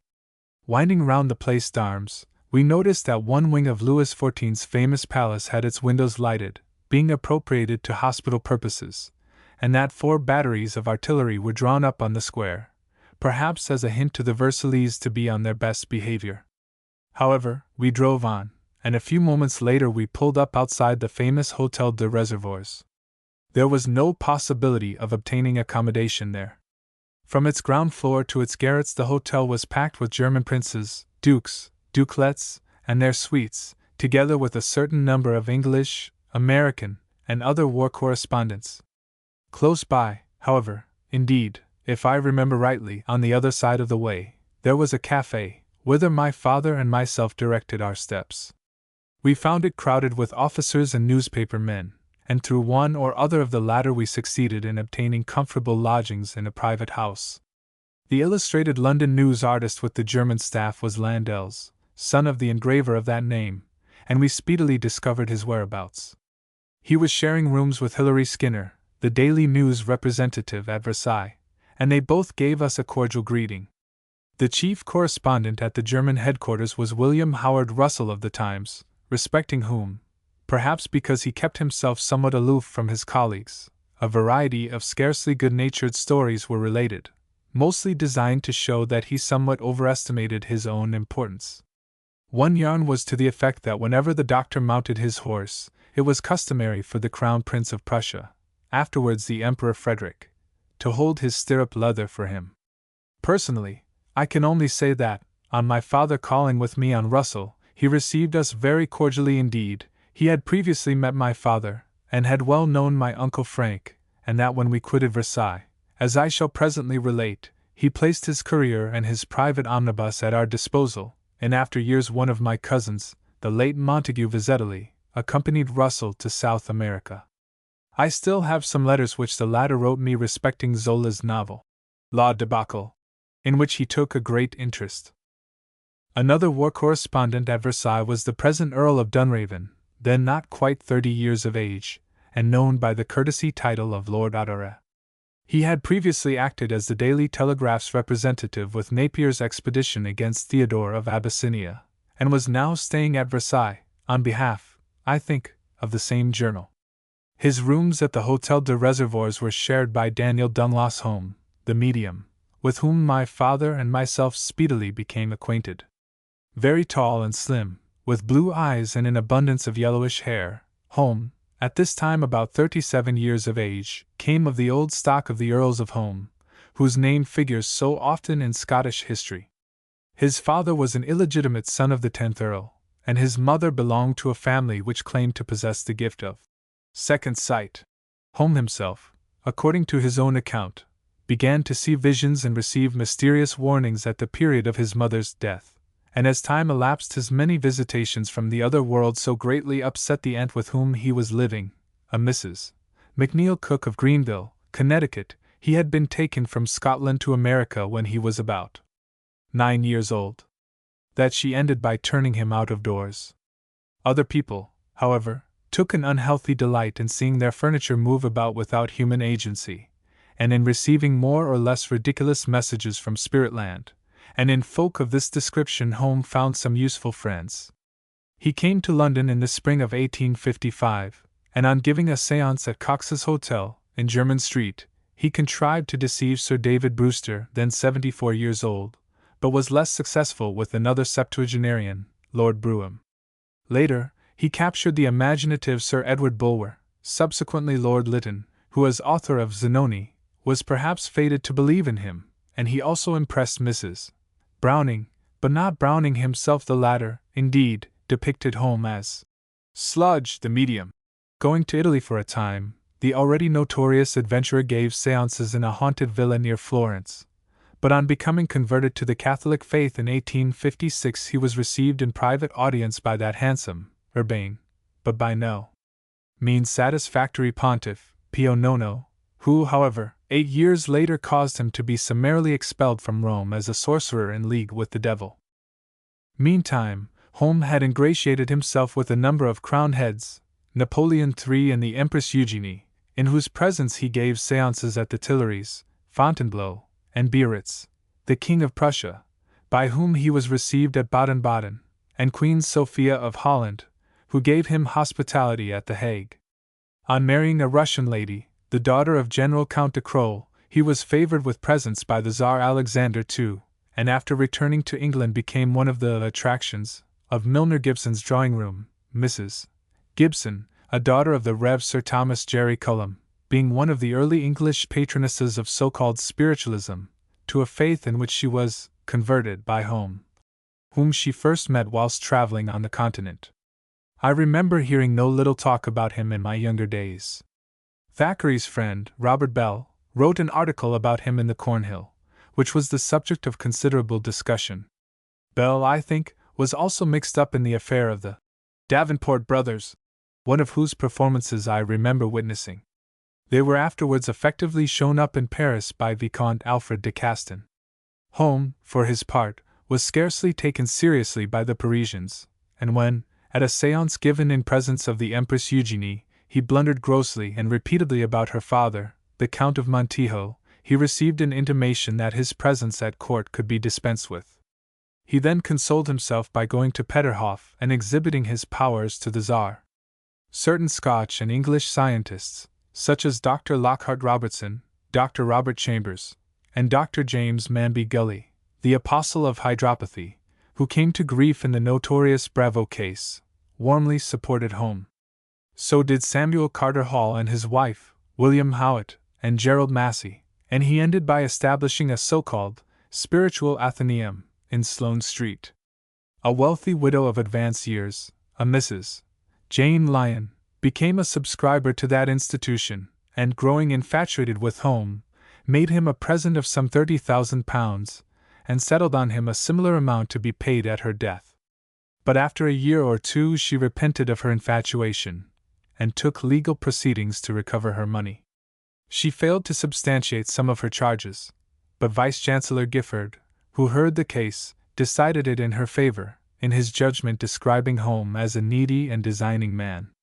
Home, I should add, was at this time a widower and at loggerheads with his late wife's relations in Russia, in respect to her property. Among the arts ascribed to Home was that called levitation, in practicing which he was raised in the air by an unseen and unknown force, and remained suspended there, this being, so to say, the first step towards human flying without the assistance of any biplane, monoplane, or other mechanical contrivance. The first occasion on which Home is said to have displayed this power was in the late 50s, when he was at a chateau near Bordeaux as the guest of the widow of Theodore Ducasse, the nephew of Bonaparte's colleague in the consulate. In the works put forward on Home's behalf, one of them, called Incidents in My Life, was chiefly written, it appears, by his friend and solicitor, a Mr. W. M. Wilkinson. It is also asserted that his power of levitation was attested in later years by Lord Lindsay, subsequently Earl of Crawford and Balcarres, and by the present Earl of Dunraven. We are told, indeed, that on one occasion the last named actually saw Home float out of a room by one window, and into it again by another one. I do not know whether Home also favored Professor Crooks with any exhibition of this kind, but the latter certainly expressed an opinion that some of Home's feats were genuine. When my father and I first met him at Versailles, he was constantly in the company of Lord Auderet. He claimed to be acting as the correspondent of a Californian journal, but his chief occupation appeared to be the giving of séances for the entertainment of all the German princes and princelets staying at the Hôtel des Reservoirs. Most of these highnesses and mightinesses formed part of what the Germans themselves sarcastically called their ornamental staff, and as Moltke seldom allowed them any real share in the military operations, they doubtless found in Home's performances some relief from the tedium vitae which overtook them during their long wait for the capitulation of Paris. Now that Metz had fallen, that was the chief question which occupied the minds of all the Germans assembled at Versailles. Note, and Home was called upon to foretell when it would take place. On certain occasions, I believe, he evoked the spirits of Frederick the Great, Napoleon, Blücher, and others, in order to obtain from them an accurate forecast. At another time he endeavored to peer into the future by means of crystal gazing, in which he required the help of a little child. "My experiments have not succeeded," he said one day, while we were sitting with him at the café near the Hôtel des Reservoirs. "But that is not my fault. I need an absolutely pure-minded child, and can find none here, for this French race is corrupt from its very infancy." He was fasting at this time, taking apparently nothing but a little eau sucrée for several days at a stretch. "The spirits will not move me unless I do this," he said. "To bring them to me, I have to contend against the material part of my nature." Note, the Germans regarded it as the more urgent at the time of my arrival at Versailles, as only a few days previously, November 9th, the new French army of the Loire under Diorel de Paladins had defeated the Bavarians at Coulmiers, and thereby again secured possession of Orleans. A couple of years later, after another visit to St. Petersburg, where, it seems, he was again well received by the Tsar and again married a lady of the Russian nobility, Home's health began to fail him, perhaps on account of the semi-starvation to which at intervals he subjected himself. I saw him occasionally during his last years, when, living at Auteuil, he was almost a neighbor of mine. He died there in 1886, being then about 53 years old. Personally, I never placed faith in him. I regarded him at the outset with great curiosity, but some time before the war I had read a good deal about Cagliostro, Saint Germain, Mesmer, and other charlatans, also attending a lecture about them at the Salle de Conferences, and all that, combined with the exposure of the Davenport brothers and other spiritualists and illusionists, helped to prejudice me against such a man as Home. At the same time, this so-called wizard of the 19th century was certainly a curious personality, possessed, I presume, of considerable suggestive powers, which at times enabled him to make others believe as he desired. We ought to have had Charcot's opinion of his case. As it had taken my father and myself 3 days to reach Versailles from Paris, and we could not tell what other unpleasant experiences the future might hold in store for us, our pecuniary position gave rise to some concern. I mentioned previously that we quitted the capital with comparatively little money, and it now seemed as if our journey might become a long and somewhat costly affair, particularly as the German staff wished to send us off through northern France, and thence by way of Belgium. On consulting Landel's, Skinner, and some other correspondents, it appeared that several days might elapse before we could obtain remittances from England. On the other hand, every correspondent clung to such money as he had in his possession, for living was very expensive at Versailles, and at any moment some emergency might arise necessitating an unexpected outlay. It was suggested, however, that we should apply to Colonel Beauchamp Walker, who was the official British representative with the German headquarters staff, for, we were told, Parliament, in its generosity, had voted a sum of £4,000 to assist any needy British subjects who might come out of Paris, and Colonel Walker had the handling of the money in question. Naturally enough, my father began by demurring to this suggestion, saying that he could not apply in forma pauperis for charity. But it was pointed out that he need do no such thing. Go to Walker, it was said, explain your difficulty, and offer him a note of hand or a draft on the Illustrated, and if desired 6 of us will back it. Some such plan having been decided on, we called upon Colonel Walker on the 2nd or 3rd day of our stay at Versailles. His full name was Charles Pinter Beauchamp Walker. Born in 1817, he had seen no little service. He had acted as an aide-de-camp to Lord Lucan in the Crimea, afterwards becoming lieutenant colonel of the 2nd Dragoon Guards. He was in India during the final operations for the suppression of the mutiny, and subsequently in China during the Franco-British expedition to that country. During the Austro-Prussian War of 1866 he was attached as British Commissioner to the forces of the Crown Prince of Prussia, and witnessed the Battle of Königgrätz. He served in the same capacity during the Franco-German War, when he was at Weissenberg, Worth, and Sedan. In later years he became a Major General, a Lieutenant General, a KCB, and Colonel of the 2nd Dragoon Guards, and from 1878 until his retirement in 1884 he acted as Inspector General of Military Education. I have set out those facts because I have no desire to minimize Walker's services and abilities.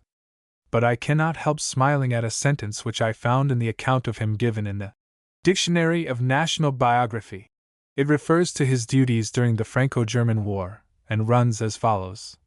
The irritation of the Germans against England, and the number of roving Englishmen, made his duty not an easy one, but he was well qualified for it by his tact and geniality, and his action met with the full approval of the government. The government in question would have approved anything. But let that pass. We called on the colonel at about 11:30 in the morning, and were shown into a large and comfortably furnished room, where decanters and cigars were prominently displayed on a central table. In 10 minutes' time the colonel appeared, arrayed in a beautiful figured dressing-gown with a tasseled girdle. I knew that the British officer was fond of discarding his uniform, and I was well aware that French officers also did so when on furlough in Paris, but it gave my young mind quite a shock to see Her Majesty's military representative with King William arrayed in a gaudy dressing-gown in the middle of the day. He seated himself, and querulously inquired of my father what his business was. It was told him very briefly. He frowned, hummed, hawed, threw himself back in his armchair, and curtly exclaimed, "I am not a money-lender!" The fact that the Illustrated London News was the world's premier journal of its class went for nothing. The offers of the other correspondents of the English press to back my father's signature were dismissed with disdain. When the colonel was reminded that he held a considerable amount of money voted by Parliament, he retorted, "That is for necessitous persons. But you asked me to lend you money." "Quite so," my father replied. "I do not wish to be a charge on the treasury. I simply want a loan, as I have a difficult and perhaps an expensive journey before me." "How much do you want?" snapped the colonel. "Well," said my father, "I should feel more comfortable if I had 1,000 francs, £40, in my pocket." "£40!" cried Colonel Walker, as if lost in amazement. And getting up from his chair he went on, in the most theatrical manner possible. "Why, do you know, sir, that if I were to let you have £40, I might find myself in the greatest possible difficulty. Tomorrow, perhaps, even tonight, there might be hundreds of our suffering fellow countrymen outside the gates of Versailles, and I unable to relieve them. But," said my father quietly, you would still be holding £3,960, Colonel Walker. The colonel glared, and my father, not caring to prolong such an interview, walked out of the room, followed by myself. A good many of the poorer people who quitted Paris with us never repaired to Versailles at all, but left us at Corbeil or elsewhere to make their way across France as best they could. Another party, about 100 strong, was, however, subsequently sent out of the capital with the assistance of Mr. Washburne, and in their case Colonel Walker had to expend some money. But every grant was a very niggardly one, and it would not surprise me to learn that the bulk of the money voted by Parliament was ultimately returned to the Treasury, which circumstance would probably account for the full approval which the government bestowed on the colonel's conduct at this period. He died early in 1894, and soon afterwards some of his correspondence was published in a volume entitled Days of a Soldier's Life. On reading a review of that work in one of the leading literary journals, I was struck by a passage in which Walker was described as a disappointed and embittered man, who always felt that his merits were not sufficiently recognized, although he was given a knighthood and retired with the honorary rank of general. I presume that his ambition was at least a viscounty, if not an earldom, and a field marshal's baton. On leaving the gentleman whose tact and geniality are commemorated in the Dictionary of National Biography, we repaired, my father and I, to the café where most of the English newspaper men met. Several were there, and my father was at once assailed with inquiries respecting his interview with Colonel Walker. His account of it led to some laughter and a variety of comments, which would scarcely have improved the colonel's temper. I remember, however, that Captain, afterwards Colonel Sir Henry Hosier, the author of The 7 Weeks' War, smiled quietly, but otherwise kept his own counsel. At last my father was asked what he intended to do under the circumstances, and he replied that he meant to communicate with England as speedily as possible, and remain in the interval at Versailles, although he particularly wished to get away. Now, it happened that among the customers at the café there were 2 American officers, one being Brigadier General Duff, a brother of Andrew Halliday, the dramatic author and essayist, whose real patronymic was also Duff. My father knew Halliday through their mutual friends Henry Mayhew and the Brought's. The other American officer was Major General William Babcock Hazen, whose name will be found occasionally mentioned in that popular record of President Garfield's career. From log cabin to White House, during the Civil War in the United States he had commanded a division in Sherman's March to the Sea. He also introduced the cold wave signal system into the American Army, and in 1870–71 he was following the operations of the Germans on behalf of his government. I do not remember whether General Duff, who I have been told is still alive, was also at Versailles in an official capacity, but in the course of conversation he heard of my father's interview with Colonel Walker, and spoke to General Hazen on the subject. Hazen did not hesitate, but came to my father, had a brief chat with him, unbuttoned his uniform, produced a case containing banknotes, and asked my father how much he wanted, telling him not to pinch himself. The whole transaction was completed in a few minutes. My father was unwilling to take quite as much as he had asked of Colonel Walker, but General Hazen handed him some £20 or £30 in notes, 1 or 2 of which were afterwards changed, for a handsome consideration, by one of the German Jews who then infested Versailles and profited by the scarcity of gold. We were indebted, then, on 2 occasions to the representatives of the United States. The laissez-passer enabling us to leave Paris had been supplied by Mr. Washburne, and the means of continuing our journey in comfort were furnished by General Hazen. I raise my hat to the memory of both those gentlemen. During the few days that we remained at Versailles, we caught glimpses of King William and Bismarck, both of whom we had previously seen in Paris in 1867, when they were the guests of Napoleon III. I find in my diary a memorandum, dictated perhaps by my father. Bismarck much fatter and bloated. We saw him one day leaving the prefecture, where the king had his quarters. He stood for a moment outside, chatting and laughing noisily with some other German personages, then strode away with a companion.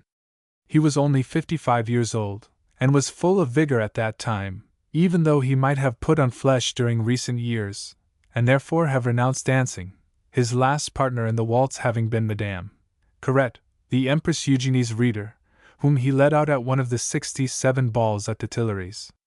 Very hale and hearty, too, looked the king whom Bismarck was about to turn into an emperor. Yet the victor of Sedan was already 73 years old. I only saw him on horseback during my stay at Versailles. My recollections of him, Bismarck, and Moltke belong more particularly to the year 1872, when I was in Berlin in connection with the famous meeting of the three emperors. My father and myself had kept in touch with Mr. Wodehouse, from whom we learnt that we should have to apply to the German general commanding at Versailles with respect to any further safe conducts. At first we were informed that there could be no departure from the plan of sending us out of France by way of Epernay, Reims, and Sedan, and this by no means coincided with the desires of most of the Englishmen who had come out of Paris, they wishing to proceed westward, and secure a passage across the Channel from Le Havre or Dieppe. My father and myself also wanted to go westward, but in order to make our way into Brittany, my stepmother and her children being at Saint-Servan, near Saint-Malo. At last the German authorities decided to give us the alternative routes of Mantes and Dreux, the first named being the preferable one for those people who were bound for England. It was chosen also by my father, as the Dreux route would have led us into a region where hostilities were in progress, and where we might suddenly have found ourselves held up. The entire party of British refugees was now limited to 15 or 16 persons, some, tired of waiting, having taken themselves off by the Sedan route, whilst a few others, such as coachmen and grooms, on securing employment from German princes and generals, resolved to stay at Versailles. Mr. Wodehouse also remained there for a short time. Previously in poor health, he had further contracted a chill during our 3 days' drive in an open vehicle. As most of those who were going on to England at once now found themselves almost insolvent, it was arranged to pay their expenses through the German lines, and to give each of them a sum of 50 shillings, so that they might make their way Channelwards when they had reached an uninvaded part of France. Colonel Walker, of course, parted with as little money as possible. At Versailles it was absolutely impossible to hire vehicles to take us as far as Mantes, but we were assured that conveyances might be procured at Saint-Germain-en-Laye, and it was thus that Dr. Russell lent my father his little omnibus for the journey to the last-named town, at the same time sending his courier to assist in making further arrangements. I do not recollect that courier's nationality, but he spoke English, French, and German, and his services were extremely useful. We drove to Saint-Germain by way of Roquencourt, where we found a number of country folk gathered by the roadside with little stalls, at which they sold wine and fruit to the German soldiers. This part of the environs of Paris seemed to have suffered less than the eastern and southern districts. So far, there had been only one sortie on this side, that made by Ducrot in the direction of La Malmaison. It had, however, momentarily alarmed the investing forces, and whilst we were at Versailles I learnt that, on the day in question, everything had been got ready for King William's removal to Saint-Germain in the event of the French achieving a real success. But it proved to be a small affair, Ducrot's force being altogether incommensurate with the effort required of it. At Saint-Germain, Dr. Russell's courier assisted in obtaining conveyances for the whole of our party, and we were soon rolling away in the direction of Mantes-la-Jolie, famous as the town where William the Conqueror, whilst bent on pillage and destruction, received the injuries which caused his death. Here we had to report ourselves to the German commander, who, to the general consternation, began by refusing its permission to proceed. He did so because most of the safe conducts delivered to us at Versailles had, in the first instance, only stated that we were to travel by way of Sedan, the words, or Mantes or Dreux, being afterwards added between the lines. That interlineation was irregular, said the general at Mantes. It might even be a forgery. At all events, he could not recognize it, so we must go back whence we had come, and quickly, too. Indeed, he gave us just half an hour to quit the town. But it fortunately happened that in a few of the safe conducts there was no interlineation whatever, the words Sedan or Mantes or Dreux being duly set down in the body of the document, and on this being pointed out, the general came to the conclusion that we were not trying to impose on him. He thereupon cancelled his previous order, and decided that, as dusk was already falling, we might remain at Mantes that night, and resume our journey on the morrow at 5:45 a.m., in the charge of a cavalry escort. Having secured a couple of beds, and ordered some dinner at one of the inns, my father and I strolled about the town, which was full of Uhlans and hussars. The old stone bridge across the Seine had been blown up by the French before their evacuation of the town, and a part of the railway line had also been destroyed by them. But the Germans were responsible for the awful appearance of the railway station. Never since have I seen anything resembling it. 1,000 panes of glass belonging to windows or roofing had been shivered to atoms. Every mirror in either waiting or refreshment rooms had been pounded to pieces, every gilt frame broken into little bits. The clocks lay about in small fragments, account books and printed forms had been torn to scraps, partitions, chairs, tables, benches, boxes, nests of drawers, had been hacked, split, broken, reduced to mere strips of wood. The large stoves were overturned and broken, and the marble refreshment counter, some 30 feet long, and previously one of the features of the station, now strewed the floor in particles, suggesting gravel. It was, indeed, an amazing sight, the more amazing as no such work of destruction could have been accomplished without extreme labor. When we returned to the inn for dinner, I asked some questions. "Who did it?" "The first German troops that came here," was the answer. "Why did they do it? Was it because your men had cut the telegraph wires and destroyed some of the permanent way?" "Oh no! They expected to find something to drink in the refreshment room, and when they discovered that everything had been taken away, they set about breaking the fixtures." Dear, nice, placid German soldiers, balked, for a few minutes, of some of the wine of France. In the morning we left Mantes by moonlight at the appointed hour, unaccompanied, however, by any escort. Either the commandant had forgotten the matter, or his men had overslept themselves. In the outskirts we were stopped by a sentry, who carried our pass to a guardhouse, where a non-commissioned officer inspected it by the light of a lantern. Then on we went again for another furlong or so, when we were once more challenged, this time by the German advance post. As we resumed our journey, we perceived, in the rear, a small party of hussars, who did not follow us, but wheeled suddenly to the left, bent, no doubt, on some reconnoitering expedition. We were now beyond the German lines, and the dawn was breaking. Yonder was the Seine, with several islands lying on its bosom, and some wooded heights rising beyond it.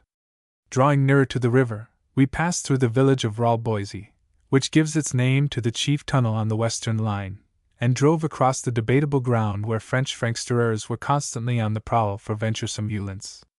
At last we got to Bonniers, a little place of some 700 or 800 inhabitants, on the limits of Seine-et-Thouars, and there we had to alight, for the vehicles, which had brought us from Saint-Germain, could proceed no further. Fortunately, we secured others, and went on towards the village of Jaffas, where the nearest French outposts were established. We were displaying the white flag, but the first French sentries we met, young fellows of the Mobile Guard, refused for a little while to let us pass.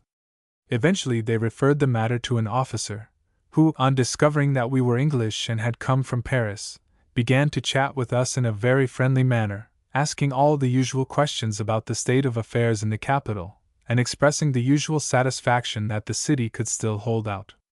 When we took leave, he cordially wished us bon voyage, and on we hastened, still following the course of the Seine, to the little town of Vernon. Its inquisitive inhabitants at once surrounded us, eager to know who we were, whence we had come, and whither we were going. But we did not tarry many minutes, for we suddenly learnt that the railway communication with Rouen only began at Gaillon, several leagues further on, and that there was only one train a day. The question which immediately arose was, could we catch it? On we went then, once more, this time up, over, and down a succession of steep hills, until at last we reached Gaillon station, and found to our delight that the train would not start for another 20 minutes. All our companions took tickets for Rouen, whence they intended to proceed to Dieppe or Le Havre. But my father and I branched off before reaching the Norman capital, and after arriving at Elbeuf, travelled through the departments of the Eure and the Orne, passing Alençon on our way to Le Mans. On 2 or 3 occasions we had to change from one train to another. The travelling was extremely slow, and there were innumerable stoppages. The lines were constantly encumbered with vans laden with military supplies, and the stations were full of troops going in one and another direction. In the waiting rooms one found crowds of officers lying on the couches, the chairs, and the tables, and striving to snatch a few hours' sleep, whilst all over the floors and the platforms soldiers had stretched themselves for the same purpose. Very seldom could any food be obtained, but I luckily secured a loaf, some cheese, and a bottle of wine at Alençon. It must have been about 1 o'clock in the morning when we at last reached Le Mans, and found that there would be no train going to Rennes for another 4 or 5 hours. The big railway station of Le Mans was full of reinforcements for the army of the Loire.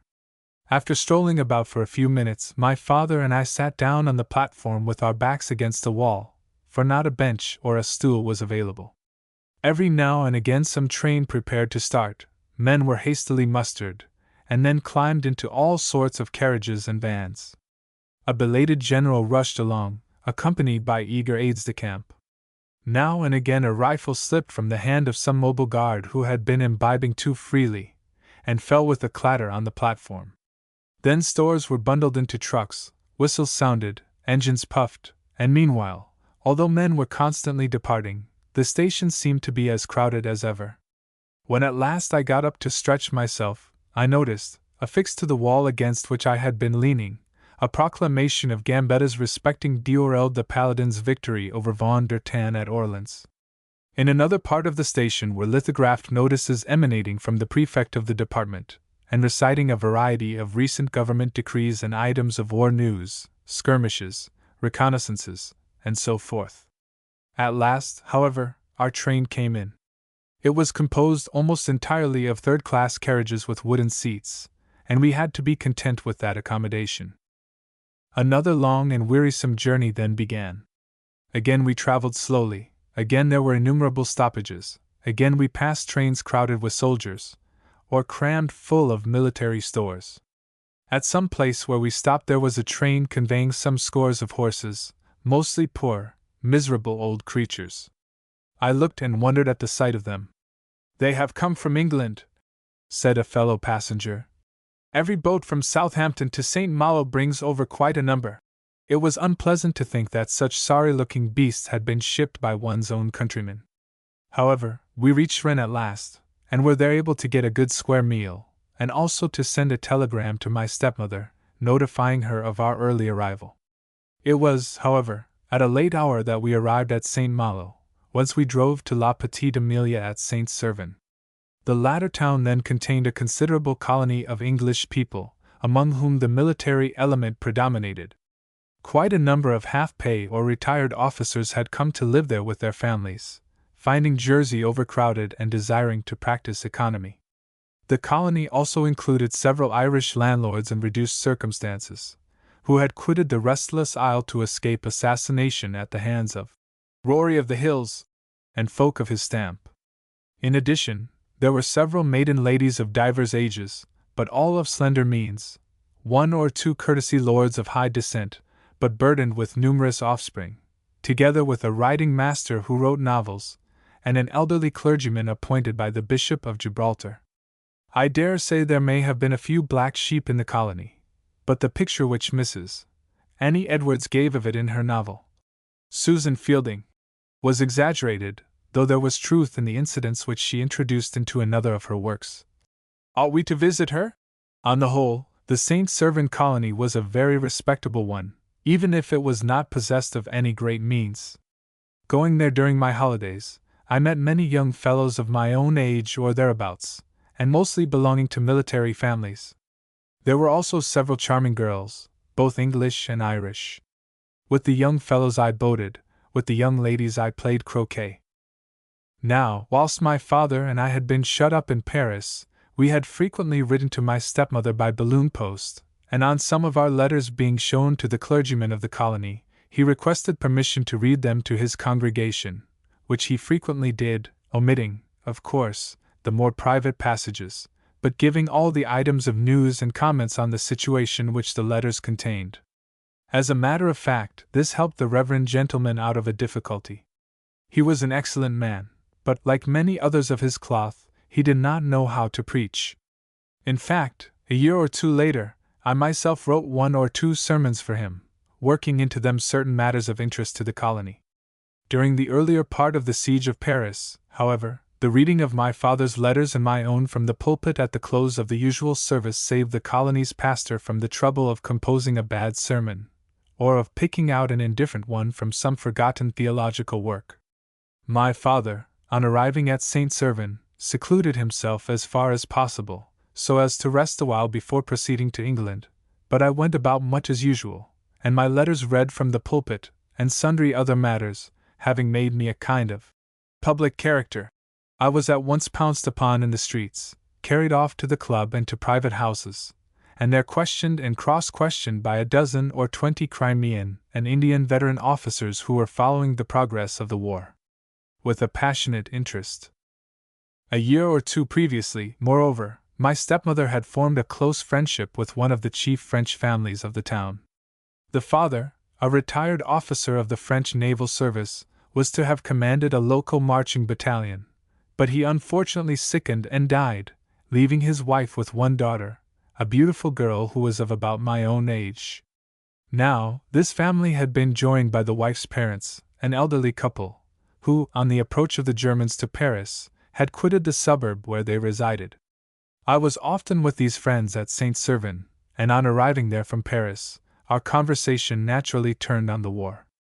As the old gentleman's house in the environs of the capital was well within the French lines, he had not much reason to fear for its safety, and moreover, he had taken the precaution to remove his valuables into the city. But he was sorely perturbed by all the conflicting news respecting the military operations in the provinces, the reported victories which turned out to be defeats, the adverse rumors concerning the condition of the French forces, the alleged scandal of the camp of Calais, where the more recent Breton levies were said to be dying off like rotten sheep, and many other matters besides. Every evening when I called on these friends the conversation was the same. The ladies, the grandmother, the daughter, and the granddaughter, sat there making garments for the soldiers or preparing lint for the wounded, those being the constant occupations of the women of Brittany during all the hours they could spare from their household duties, and meanwhile the old gentleman discussed with me both the true and the spurious news of the day. The result of those conversations was that, as soon as my father had betaken himself to England, I resolved to go to the front myself, ascertain as much of the truth as I could, and become, indeed, a war correspondent on my own. In forming that decision I was influenced, moreover, by one of those youthful dreams which life seldom, if ever, fulfills. 9. The war in the provinces. First efforts of the national defense delegates, La Montrouge and his dyed hair, the German advance south of Paris, Moltke and King William, Bourges, the German objective, characteristics of Bossy, Perchy, and Sologny, French evacuation of Orleans, Gambetta arrives at Tours, his coadjutor, Charles Louis de Salces de Freycinet, total forces of the national defense on Gambetta's arrival. Diorel de Paladin supersedes La Montrouge, the affair of Chateaudun, Cambrils, Garibaldi, Jesse White Mario. Edward Vizetelly, Catholic hatred of Garibaldi, the Germans at Dijon, the projected relief of Paris, Trochu's errors and Ducrot's schemes, the French victory of Coulmiers, change of plan in Paris, my newspaper work, my brother Adrien Vizetelly, the general position. When I reached Brittany, coming from Paris, early in the 2nd fortnight of November, the provincial delegation of the Government of National Defense was able to meet the Germans with very considerable forces. But such had not been the case immediately after Sedan. As I pointed out previously, quite apart from the flower of the old imperial army, which was beleaguered around Metz, a force far too large for mere purposes of defense was confined within the lines with which the Germans invested Paris. In the provinces, the number of troops ready to take the field was very small indeed. Old Cremeuse, the Minister of Justice, was sent out of Paris already on September 12, and took with him a certain General Lefort, who was to attend to matters of military organization in the provinces. But little or no confidence was placed in the resources there.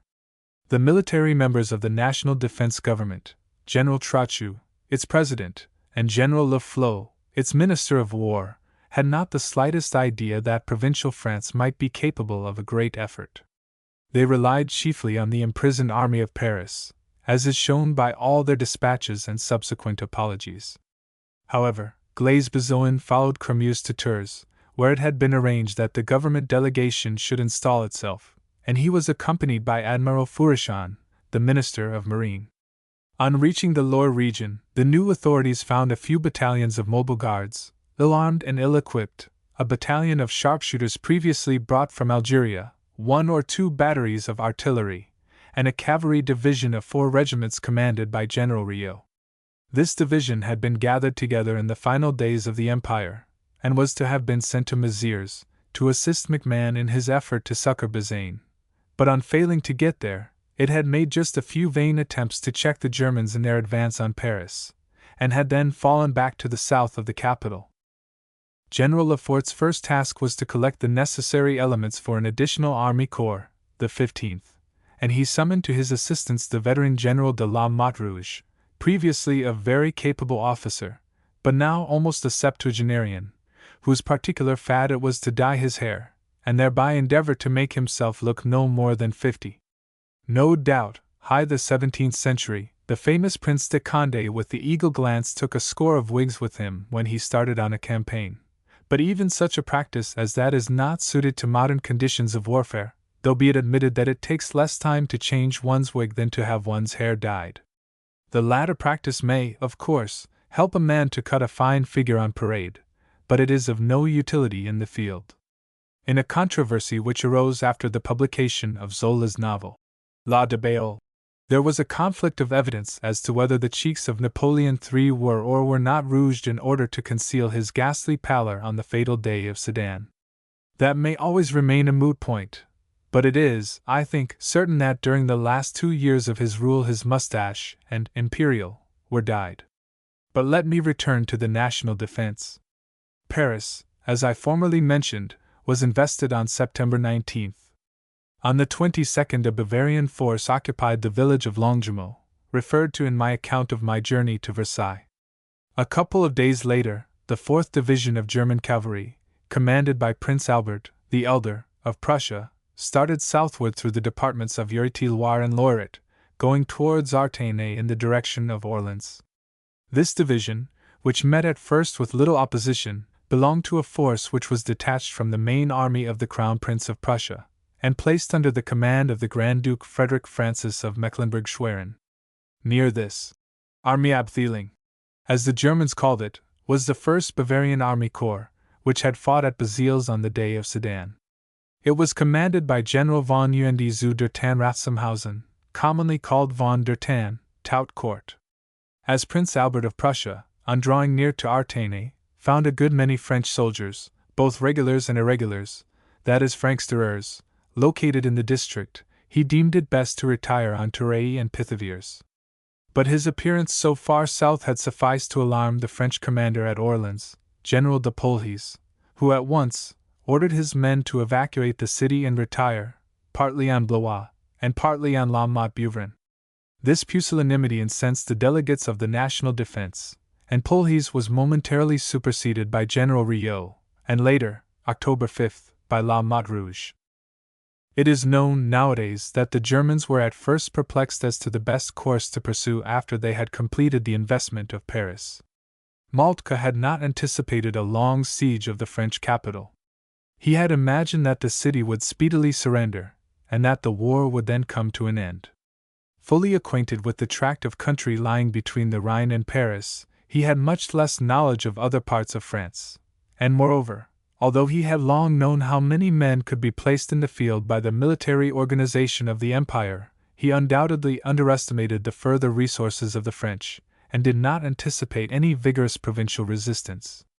His sovereign, King William, formed a more correct estimate respecting the prolongation of the struggle, and, as was mentioned by me in my previous book, Republican France, he more than once rectified the mistakes which were made by the great German strategist. The invaders' objective with respect to central France was Bourges, the old capital of Berry, renowned for its ordnance and ammunition works, and in the days when the troops of our Henry V overran France, the scene of Charles VII's retirement, before he was inspirited either by Agnes Sorel or by Joan of Arc to enable an army coming from the direction of Paris to seize Bourges, it is in the first instance necessary, as a reference to any map of France will show, to secure possession of Orleans, which is situated at the most northern point, the apex, so to say, of the course of the Loire, and is only about 68 miles from Paris. At the same time, it is advisable that any advance upon Orleans should be covered, westward, by a corresponding advance on Chartres, and thence on Châteaudun. This became the German plan, and whilst a force under General von Wittich marched on Chartres, von der Tann's men approached Orleans through the Beaussy region. From the forest of Dordogne on the north to the Loire on the south, and from the Chartres region on the west to the Gâtinais on the east, this great grain-growing plateau, the scene of Zola's famous novel, La Terre, is almost level. Although its soil is very fertile, there are few watercourses in Beaussy, none of them, moreover, being of a nature to impede the march of an army. The roads are lined with stunted elms, and here and there a small copse, a straggling farm, a little village, may be seen, together with many a row of stacks, the whole forming in late autumn and in winter, when hurricanes, rain, and snowstorms sweep across the great expanse, as dreary a picture as the most melancholy-minded individual could desire. Whilst there is no natural obstacle to impede the advance of an invader, there is also no cover for purposes of defense. All the way from Chartres to Orleans the high road is not once intersected by a river. Nearly all of the few streams which exist thereabouts run from south to north, and they supply no means of defense against an army coming from the direction of Paris. The region is one better suited for the employment of cavalry and artillery than for that of foot soldiers. The Chartres country is better watered than Baude. Westward, in both of the districts of Perchy, going either towards Mortagne or towards Nogent-le-Rotrou, the country is more hilly and more wooded, and hedges, ditches, and dingle paths abound there. In such districts infantry can well be employed for defensive purposes. Beyond the Loire, not the Loire, SSW of Chartres, is the Pays du Noir, that is the district of Châteaudun, a little town protected on the north and the west by the Loire and the Coney, and by the hills between which those rivers flow, but open to any attack on the east, from which direction, indeed, the Germans naturally approached it. Beyond the Loire, to the southeast of Beaussy and Orleans, lies the sheep-breeding region called Salogny, which the Germans would have had to cross had they prosecuted their intended march on Bourges. Here cavalry and artillery are of little use, the country abounding in streams, ponds, and marshes. Quite apart, however, from natural obstacles, no advance on Bourges could well be prosecuted so long as the French held Orleans, and even when that city had fallen into the hands of the Germans, the presence of large French forces on the west compelled the invaders to carry hostilities in that direction and abandon their projected march southward. Thus the campaign in which I became interested was carried on principally in the departments of Ure-et-Loire, Loiret, Loire-et-Cher, and Sarthe, to terminate, at last, in Mayenne. Great indiscipline prevailed among the troops whom La Motte Rouge had under his orders. An attack by von der Tann to the north of Orleans on October 10th led to the retreat of a part of the French forces. On the following day, when the French had from 12,000 to 13,000 men engaged, they were badly defeated, some 1,800 of their men being put hors de combat, and as many being taken prisoners.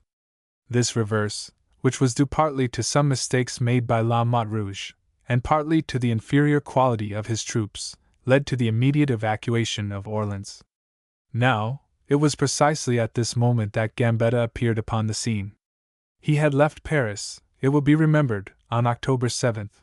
On the 8th he was at Rouen, on the 9th he joined the other government delegates at Tours, and on the 10th, the eve of La Motte Rouge's defeat, he became Minister of War as well as Minister of the Interior.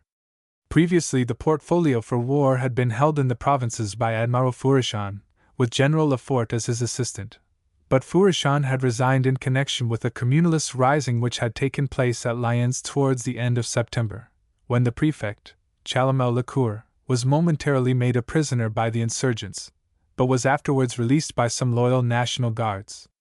See my book, The Anarchists, Their Faith and Their Record. John Lane, 1911, complaining that General Mazure, commander of the garrison, had not done his duty on this occasion, Chalmel-Lacour caused him to be arrested, and Fourishan, siding with the general, thereupon resigned the war ministry, Cremieux taking it over until Gambetta's arrival. It may well be asked how one could expect the military affairs of France to prosper when they were subordinated to such wretched squabbles. Among the men whom Gambetta found at Tours was an engineer, who, after the revolution of September 4th, had been appointed prefect of Tarn-et-Tigaran, but who, coming into conflict with the extremists of Montauban, much as Chalmel-Lacour had come into conflict with those of Lyons, had promptly resigned his functions. His name was Charles Louis de Salces de Freycinet, and though he was born at Foy near the Pyrenees, he belonged to an ancient family of Dauphin. At this period, October 1870, Freycinet had nearly completed his 42nd year. After qualifying as an engineer at the École Polytechnique, he had held various posts at Mont-de-Marsan, Chartres, and Bordeaux, before securing in 1864 the position of traffic manager to the Chemin de Fer du Midi. Subsequently, he was entrusted with various missions abroad, and in 1869 the Institute of France crowned a little work of his on the employment of women and children in English factories. Mining engineering was his specialty, but he was extremely versatile and resourceful, and immediately attracted the notice of Gambetta. Let it be said to the latter's credit that in that hour of crisis he cast all prejudices aside.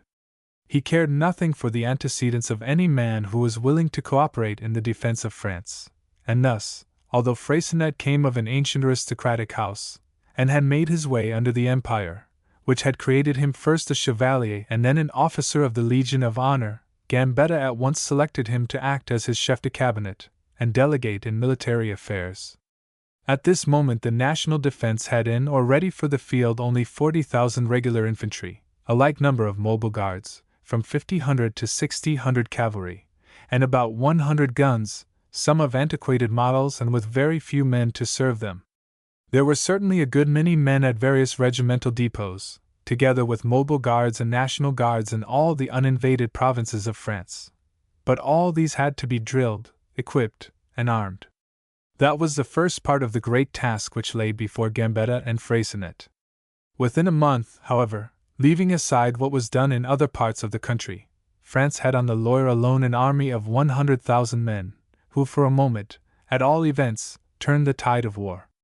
At the same time I would add that, before Gambetta's arrival on the scene, the national defense delegates had begun to concentrate some small bodies of troops both in Normandy and in Picardy and Artois, the latter forming the first nucleus of the Army of the North which Faidherbe afterwards commanded. Further, in the east of France there was a force under General Cambriels, whose object was to cut the German communications in the Vosges. Von der Tan, having defeated La Motte Rouge, occupied Orleans, whilst the French withdrew across the Loire to La Motte Bouvrin and Gien, south and southeast of their former position. Gambetta had to take action immediately.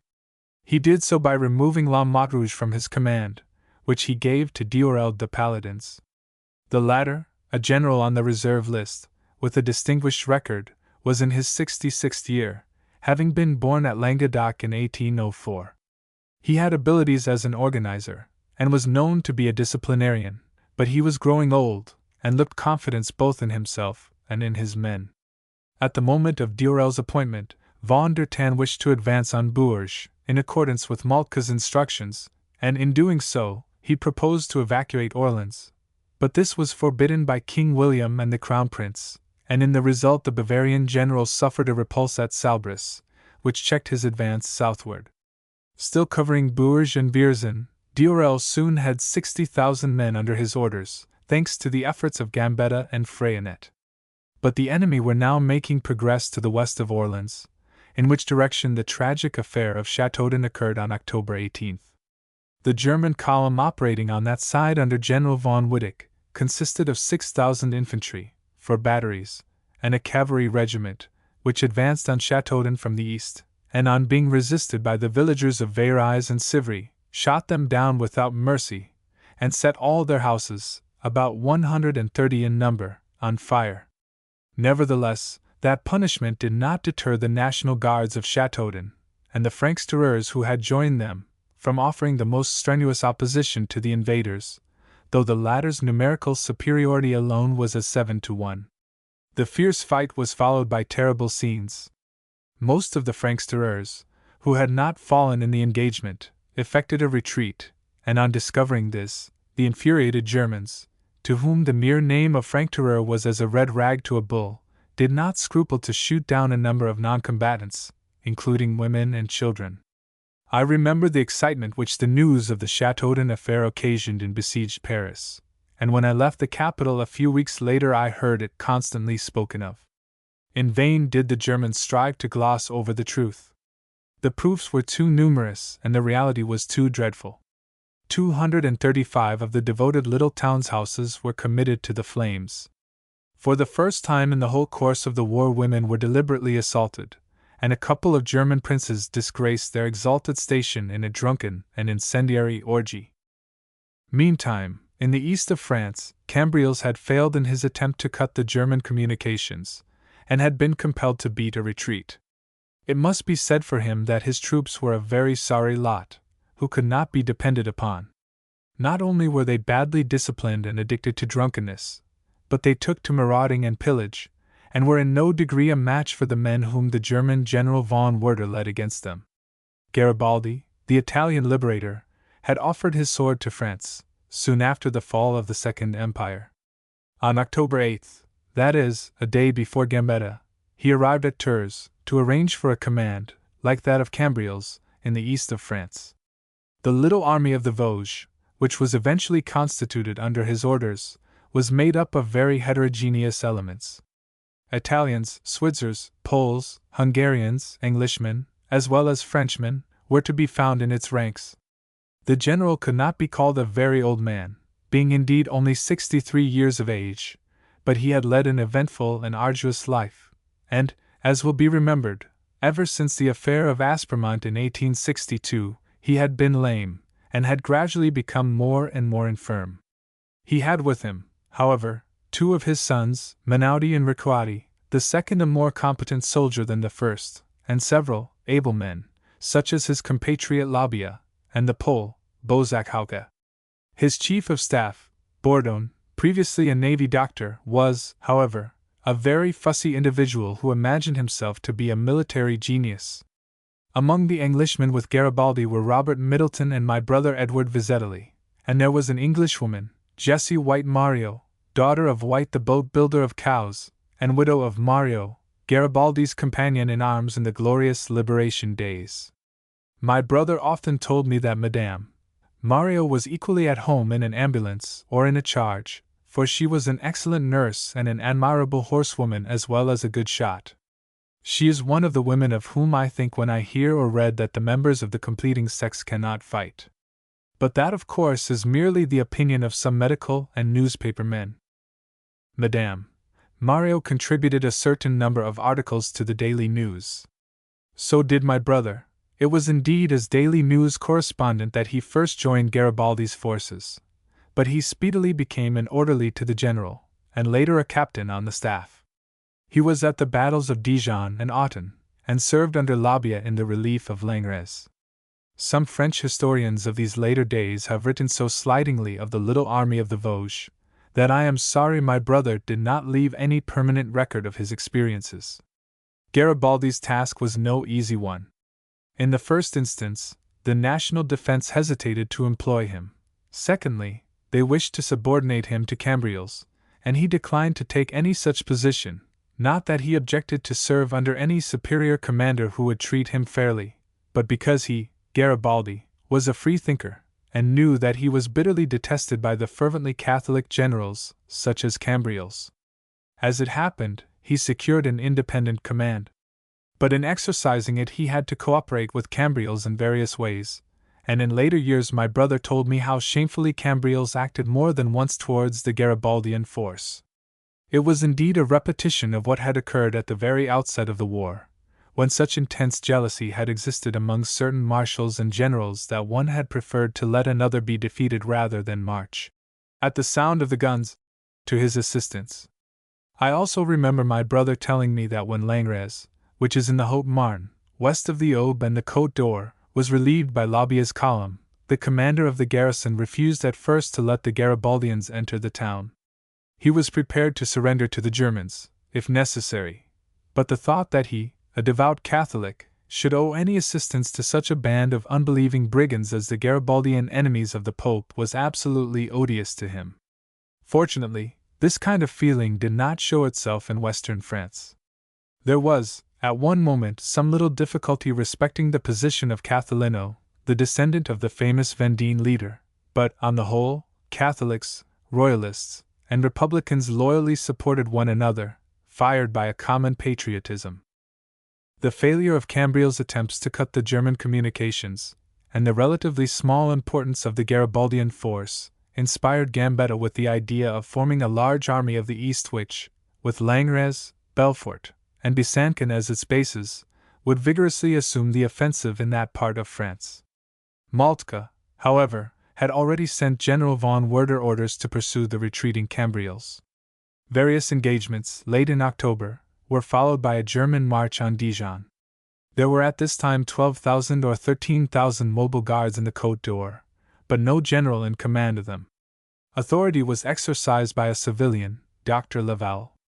The forces assembled at Dijon and Beaune amounted, inclusive of regulars and National Guards, to about 20,000 men, but they were very badly equipped and armed, and their officers were few in number and of very indifferent ability. Werder came down on Dijon in a somewhat hesitating way, like a man who is not sure of his ground or of the strength of the enemy in front of him. But the French were alarmed by his approach, and on October 30 Dijon was evacuated, and soon afterwards occupied by Werder with 2 brigades. 3 days previously Metz had surrendered, and France was reeling under the unexpected blow in spite of all the ardent proclamations with which Gambetta strove to impart hope and stimulate patriotism.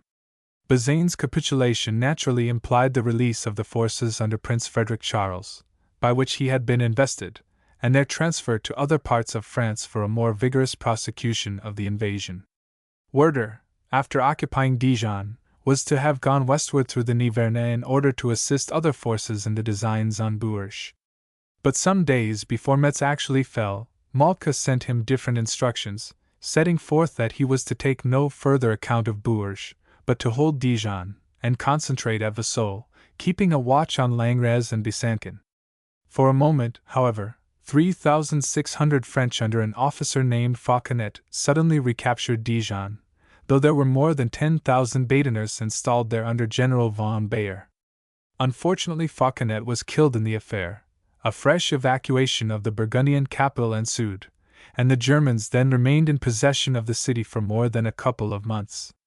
In the west, the army of the Loire was being steadily increased and consolidated, thanks to the untiring efforts of Gambetta, Freycinet, and Diorel, the last of whom certainly contributed largely to the organization of the force, though he was little inclined to quit his lines and assume the offensive. It was undoubtedly on this army that Gambetta based his principal hopes.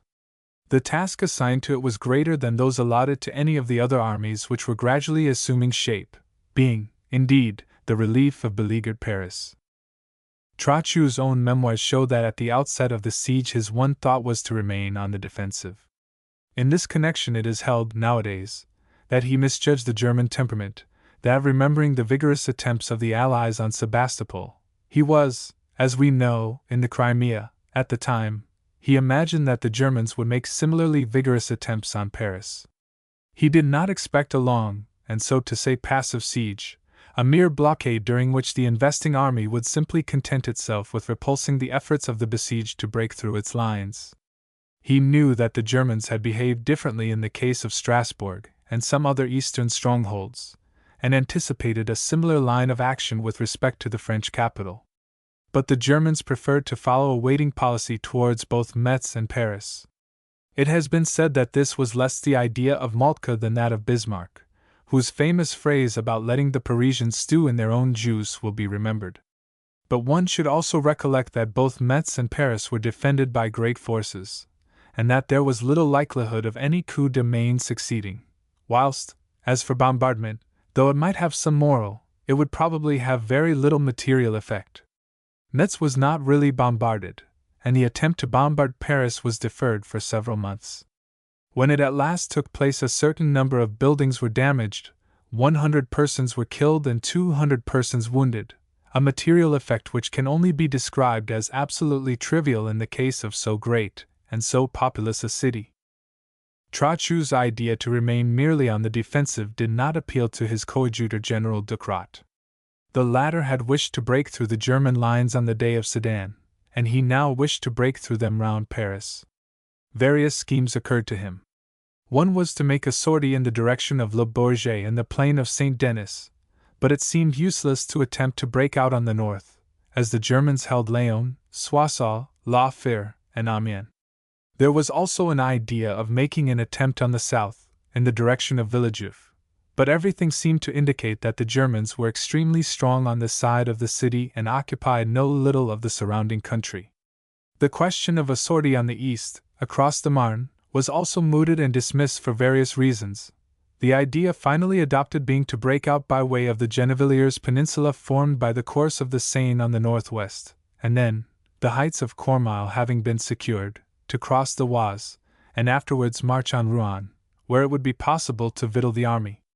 Moreover, instructions were to be sent into the provinces in order that both the forces on the Loire and those in the north might bear towards Normandy, and there join the army from Paris, in such wise that there would be 250,000 men between Dieppe, Rouen, and Caen.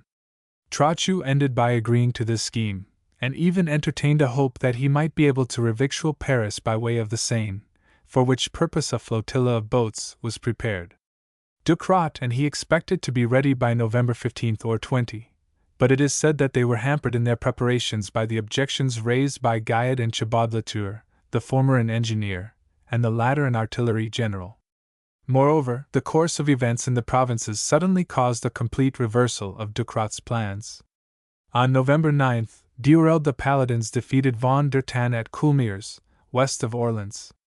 The young French troops behaved extremely well, but the victory not being followed up with sufficient vigor by Duerel, remained somewhat incomplete, though it constrained the Germans to evacuate Orleans. On the whole, this was the first considerable success achieved by the French since the beginning of the war, and it did much to revive the spirits which had been drooping since the fall of Metz. Another of its results was to change Ducrot's plans respecting the Paris sortie. He and Trochu had hitherto taken little account of the provincial armies, and the success of Coulmiers came to them as a surprise and a revelation. There really was an army of the Loire, then, and it was advancing on Paris from Orleans. The Parisian forces must therefore break out on the southeast and join hands with this army of relief in or near the forest of Fontainebleau. Thus, all the preparations for a sortie by way of Gennevilliers were abandoned, and followed by others for an attempt in the direction of Champigny. Such was roughly the position at the time when I reached Brittany, and conceived the idea of joining the French forces on the Loire and forwarding some account of their operations to England. During my stay in Paris with my father, I had assisted him in preparing several articles, and had written others on my own account. My eldest brother, Adrien Vizetelly, was at this time assistant secretary at the Institution of Naval Architects. He had been a student at the Royal School of Naval Architecture with the Whites, Elgers, Yarrows, Turnbulls, and other famous shipbuilders, and on quitting it had taken the assistant secretaryship in question as an occupation pending some suitable vacancy in the government service or some large private yard. The famous naval constructor, E.J. Reed, had started in life in precisely the same post, and it was, indeed, at his personal suggestion that my brother took it. A year or two later he and his friend Dr. Francis Elgar, subsequently director of dockyards and one of the heads of the Fairfield Shipbuilding Company, were assisting Reed to run his review Naval Science. At the time of the Franco-German War, however, my brother, then in his 26th year, was writing on naval subjects for the Daily News and the Pall Mall Gazette, edited respectively by John Robinson and Frederick Greenwood. A few articles written by me during my siege days were sent direct to the latter by balloon post, but I knew not what their fate might be. The Pall Mall might be unable to use them, and there was no possibility of their being returned to me in Paris. My father, whom I assisted in preparing a variety of articles, suggested that everything of this kind, that is, work not intended for the Illustrated London News, should be sent to my brother for him to deal with as opportunity offered. He placed a few articles with the Times, notably some rather long ones on the fortifications and armament of Paris, whilst others went to the Daily News and the Pall Mall. When, after coming out of Paris, I arrived in Brittany, I heard that virtually everything sent from the capital by my father or myself had been used in one or another paper, and was not a little pleased to receive a draft on a St. Malo banking house for my share of the proceeds.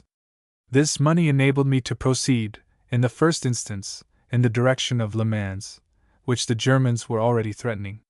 Before referring, however, to my own experiences, I must say something further respecting the general position. The Battle of Coulmiers, November 9th, was followed by a period of inaction on the part of the Loire army. Had Diorel pursued Von der Tan, he might have turned his barren victory to good account. But he had not much confidence in his troops, and the weather was bad, sleet and snow falling continually. Moreover, the French commander believed that the Bavarian retreat concealed a trap. At a conference held between him, Gambetta, Freycinet, and the generals at the head of the various army corps, only one of the latter, Chanzy, favored an immediate march on Paris. Borel, who was chief of Diorel's staff, proposed to confine operations to an advance on Chartres, which would certainly have been a good position to occupy, for it would have brought the army nearer to the capital, giving it 2 railway lines, those of Le Mans and Granville, for revictualling purposes, and enabling it to retreat on Brittany in the event of any serious reverse. But no advance at all was made. The Germans were allowed all necessary time to increase their forces, the French remaining inactive within Diorel's lines, and their morale steadily declining by reason of the hardships to which they were subjected. The general-in-chief refused to billet them in the villages, for fear, said he, of indiscipline, and compelled them to bivouac, under canvas, in the mud, seldom, moreover, allowing any fires to be kindled. For a score of days did this state of affairs continue, and the effect of it was seen at the Battle of Beaune-la-Rolande. The responsibility for the treatment of the troops rests on Diorel's memory, and that of some of his fellow generals. Meantime, Gambetta and Freycinet were exerting themselves to improve the situation generally. They realized that the release of Prince Frederick Charles's forces from the investment of Metz necessitated the reinforcement of the army of the Loire, and they took steps accordingly. Cambriels had now been replaced in eastern France by a certain General Michel, who lost his head and was superseded by his comrade Crozat. The last named had with him 30,000 men and 40 guns to contend against the 21,000 men and the 70 guns of Werder's army. In order to strengthen the Loire forces, however, half of Crozat's men and he himself received orders to approach Orleans by way of Nevers and Gien, the remainder of his army being instructed to retire on Lyons, in order to quiet the agitation prevailing in that city, which regarded itself as defenseless and complained bitterly thereof, although there was no likelihood at all of a German attack for at least some time to come. The new arrangements left Garibaldi chief commander in eastern France, though the forces directly under his orders did not at this time exceed 5,000 men, and included, moreover, no fewer than 60 petty fricours, who cared little for discipline. There were women in several of these companies, one of the latter including no fewer than 18 Amazons. A month or two previously, the advent of from 20 to 30,000 Italian volunteers had been confidently prophesied, but very few of these came forward. Nevertheless, Ricciati Garibaldi, with whom was my brother Edward, defeated a German force in a sharp engagement at Chatillon-sur-Seine, November 19th, and a week later the Garibaldians made a gallant attempt to recapture the city of Dijon.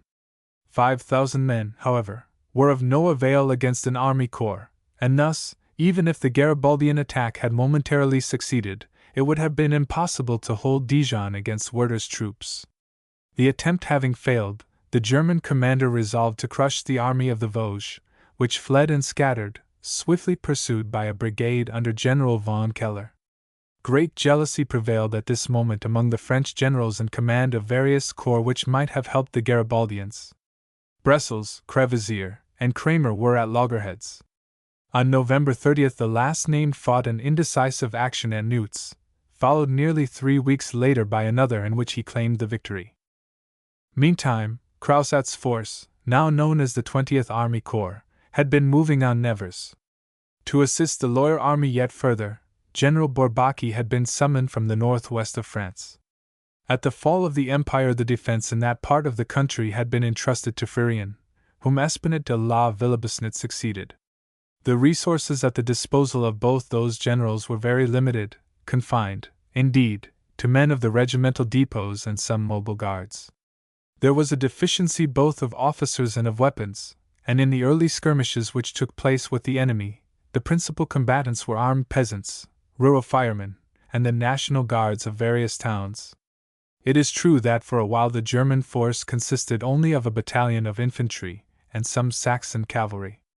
Under Anatole de la Forge, prefect of the Aisne, the open town of Saint Quentin offered a gallant resistance to the invader, but although this had some moral effect, its importance was not great.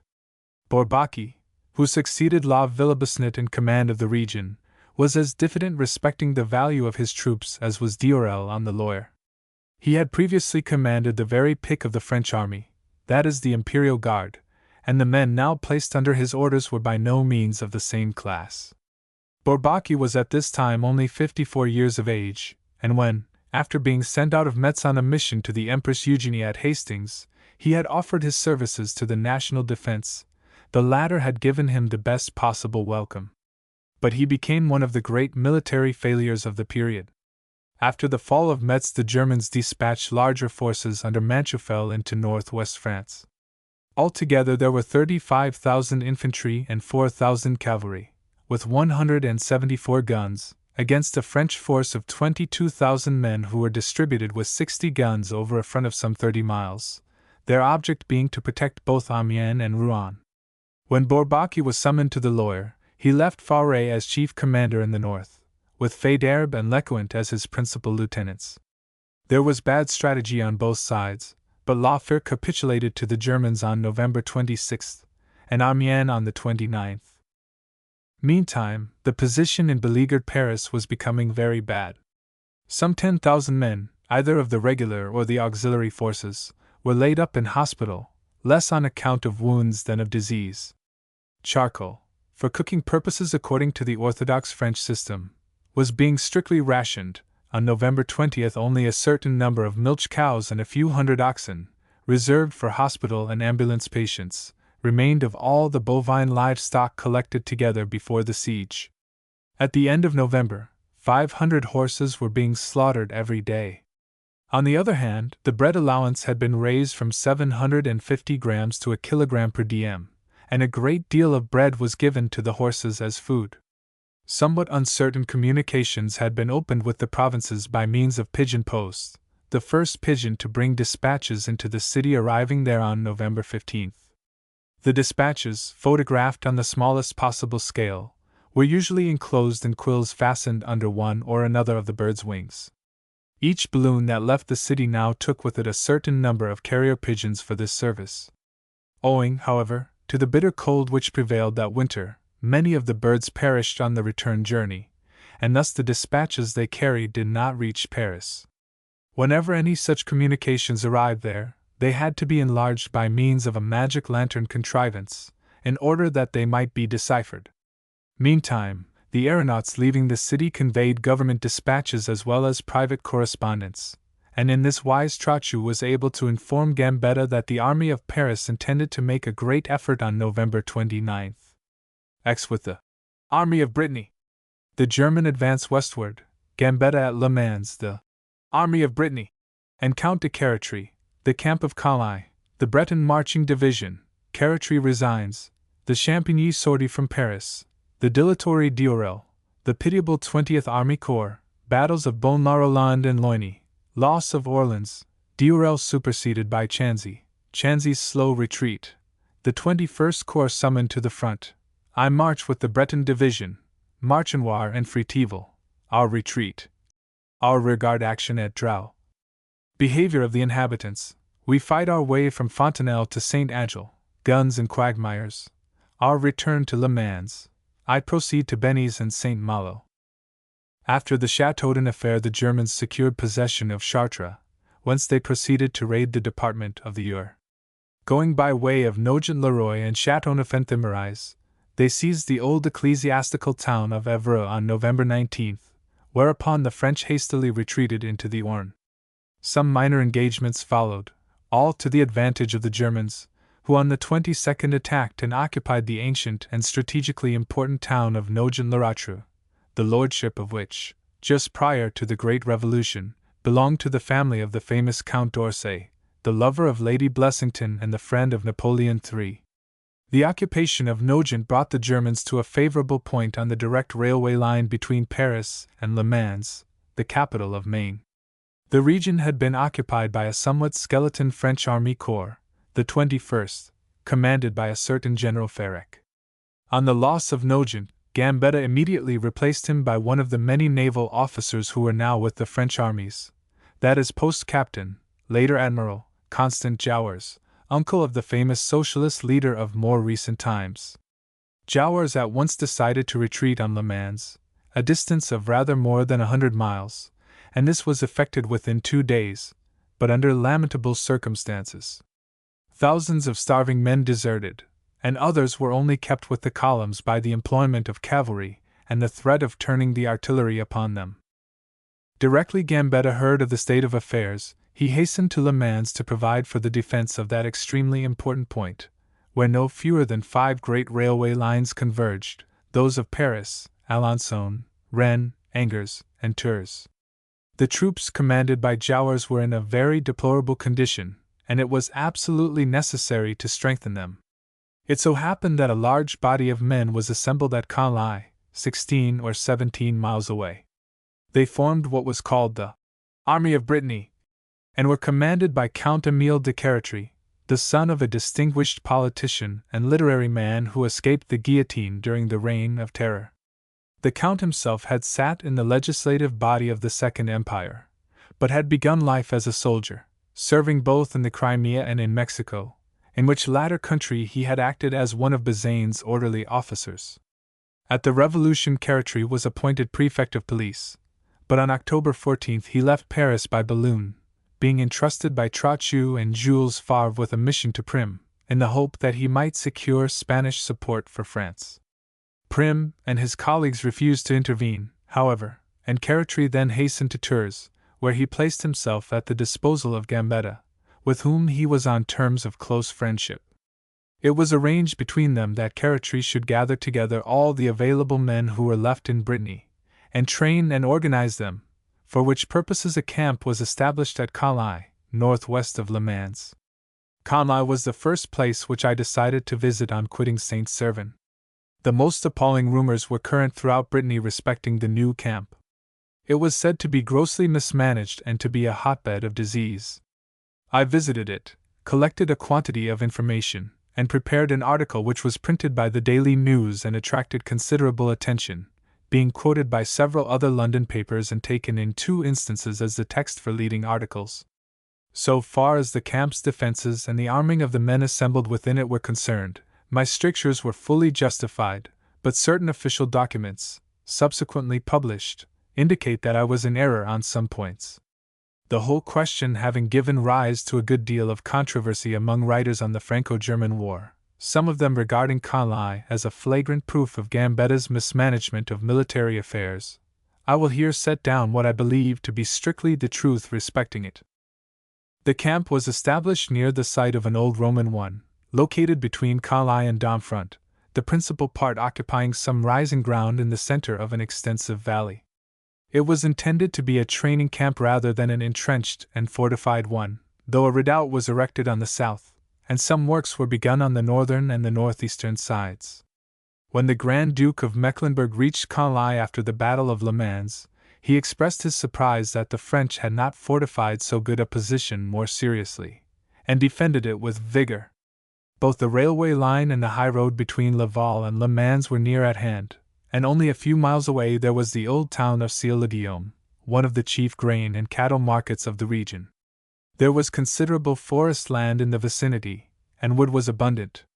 But there was no watercourse, and the wells of the various adjacent little farms yielded but a very inadequate supply of water for a camp in which at one moment some 40,000 men were assembled. Thus, at the outset, the camp lacked one great essential, and such was the case when I visited it in November. But I am bound to add that a source was soon afterwards found in the very center of the camp, and tapped so successfully by means of a steam pumping arrangement that it ended by yielding over 300,000 liters of water per dm. The critics of the camp have said that the spot was very damp and muddy, and therefore necessarily unhealthy, and there is truth in that assertion. But the same might be remarked of all the camps of the period, notably that of Diorel de Paladins in front of Orleans. Moreover, when a week's snow was followed by a fortnight's thaw, matters could scarcely be different. From first to last, November 12th to January 7th, 1942 cases of illness were treated in the 5 ambulances of the camp. Among them were 264 cases of smallpox. There were a great many instances of bronchitis and kindred affections, but not many of dysentery. Among the smallpox cases, 88 proved fatal. I find on referring to documents of the period that on November 23, the day before Gambetta visited the camp, as I shall presently relate, the total effective was 665 officers with 23,881 men. By December 5, although a marching division of about 12,000 men had then left for the front, the effective had risen to 1,241 officers with about 40,000 men. The rationing of the men cost on an average about 7_d_ per diem. There were 40 guns for the defense of the camp, and some 50 field pieces of various types, often, however, without carriages and almost invariably without teams. At no time, I find, were there more than 360 horses and 50 mules in the camp. There was also a great scarcity of ammunition for the guns.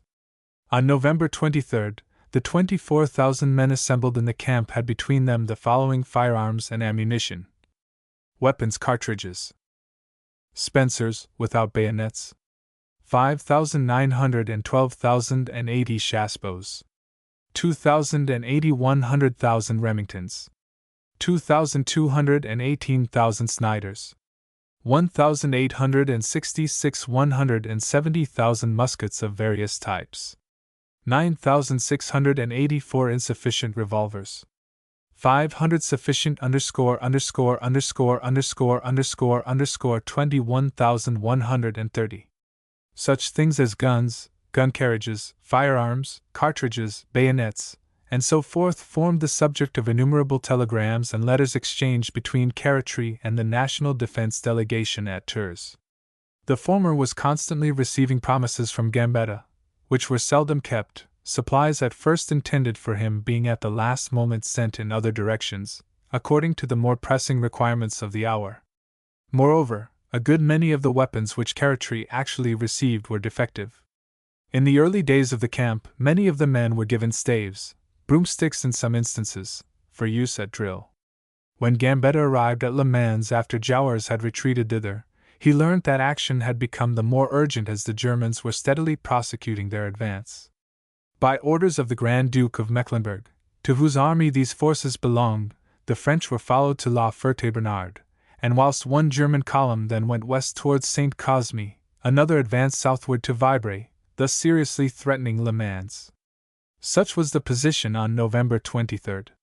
Fortunately, Freycinet was able to send Jouars reinforcements which brought his effective to about 35,000 men, and at the same time Gambetta urged Carotry to prepare a marching division of the men at Conly. Early on the 24th, Gambetta, who, by the way, had travelled from Tours to Le Mans at full speed on a railway engine, visited the camp, and expressed his approval of all he saw there. I caught a glimpse of him, muffled in his fur coat, and looking, as well he might, intensely cold. His orders to Carotry were to proceed to St. Calais, and thence to the forest of Vibré, so as to cover Le Mans on the east. It took 14 hours and 21 trains to convey the marching division to Ivry-l'Évêque on the Huon, just beyond Le Mans. The effective of the division was roughly 12,000 men, nearly all of them being Breton mobilizes. The artillery consisted of one battery of 12s and one of 4s, with the necessary horses, 2 batteries of 4s dragged by naval volunteers, and several Gatling guns, which had only just been delivered. These Gatlings, which at that time were absolutely unknown in France, were not mounted, but packed in sections in sealed zinc cases, which were opened in the railway vans on the journey, the guns being there put together by a young naval officer and a couple of civilian engineers. A little later the artillery of the force was augmented. After these troops had taken up position at Ivor, in order to prevent the enemy from crossing the Hune, various conferences were held between Gambetta, Jowers, and Carritree. General Le Boudec had been left in command at Conly, and General Trinite had been selected to command the marching division of the Bretons. From the very outset, however, Carritree objected to the plans of Gambetta and Jowers, and for the moment, the duties of the Bretons were limited to participating in a reconnaissance on a somewhat large scale, 2 columns of Jowers' forces, under Generals Collin and Rousseau, joining in this movement, which was directed chiefly on Boulogne, midway between Le Mans and St. Calais on the east. When Boulogne was reached, however, the Germans who had momentarily occupied it had retired, and the French thereupon withdrew to their former positions near Le Mans. Then came trouble. Gambetta placed Carritree under the orders of Jowers, and Carritree would not accept the position. Great jealousy prevailed between these two men, Carritree, who had served 10 years in the French army, claiming that he knew a good deal more about military matters than Jowers, who, as I previously mentioned, had hitherto been a naval officer. In the end Carritree threw up his command. Le Boudec succeeded him at Conly, and frigate Captain Gaujard, afterwards Minister of Marine in Gambetta's great ministry, took charge of the Bretons at Ivor, where he exerted himself to bring them to a higher state of efficiency. I must now refer to some other matters. Trochu had informed Gambetta of his intention to make a sortie on the southeastern side of Paris. The plans adopted were mainly those of Ducrot, who took chief command. A diversion made by Vinoy to the south of the city on November 29 gave the Germans an inkling of what was intended, and proved a fruitless venture which cost the French 1,000 men. Another diversion attempted by General Suspiel on November 30 led to a similar result, with a loss of 1,200 men. Ducrot, however, crossed the Marne, and very desperate fighting ensued at Champigny and neighboring localities. But Ducrot's force, less than 100,000 men, was insufficient for his purpose. The weather, moreover, was extremely cold. The men had brought with them neither tents nor blankets, and had to bivouac without fires. According to Trochu's memoirs, there was also an insufficiency of ammunition. Thus the Champigny sortie failed, and the French retired to their former lines. From November 30 to December 3 the French lost 9,482 men, and the Germans 5,288 men. At the very moment when the army of Paris was in full retreat, the Second Battle of Orleans was beginning. Gambetta and Frayonet wished Durel to advance with the Loire army in order to meet the Parisians, who, if victorious, were expected to march on Fontainebleau by way of Melun. In the latter days of November Durel was still covering Orleans on the north with the 15th and 16th Army Corps, Generals Martin de Palliers and Chanzy. On his left was the 17th under Durieu, who a few days later was succeeded by a dashing cavalry officer, General de Sonis.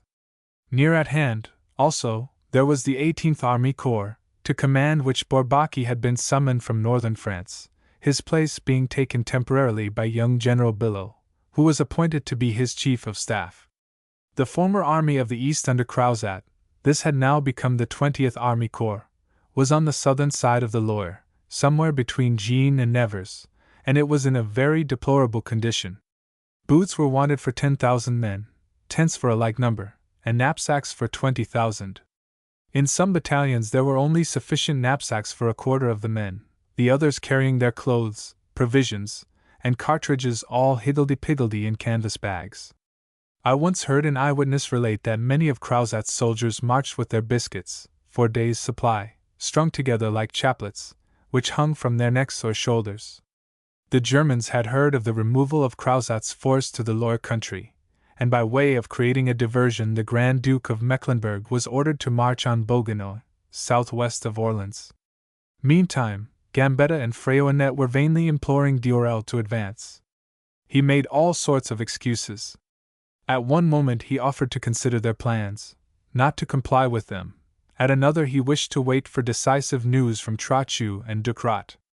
Finally, instead of the 5 Army Corps resolutely advancing in the direction of Paris, it was resolved just to open the way with the 18th, Billow, the 20th, Crozat, and some detachments of the 15th, Martin de Palliers. The result was the sharp battle and serious defeat of Bonne-la-Rolande, November 28, when the 18th Corps behaved extremely well, whilst the 20th, to whose deplorable condition I have just referred, retreated after a little fighting, the men of the 15th on their side doing little or nothing at all. In this engagement the French, whose forces ought to have been more concentrated, lost 4,000 men in killed and wounded, and 1,800 who were taken prisoners, the German loss not exceeding 1,000 men.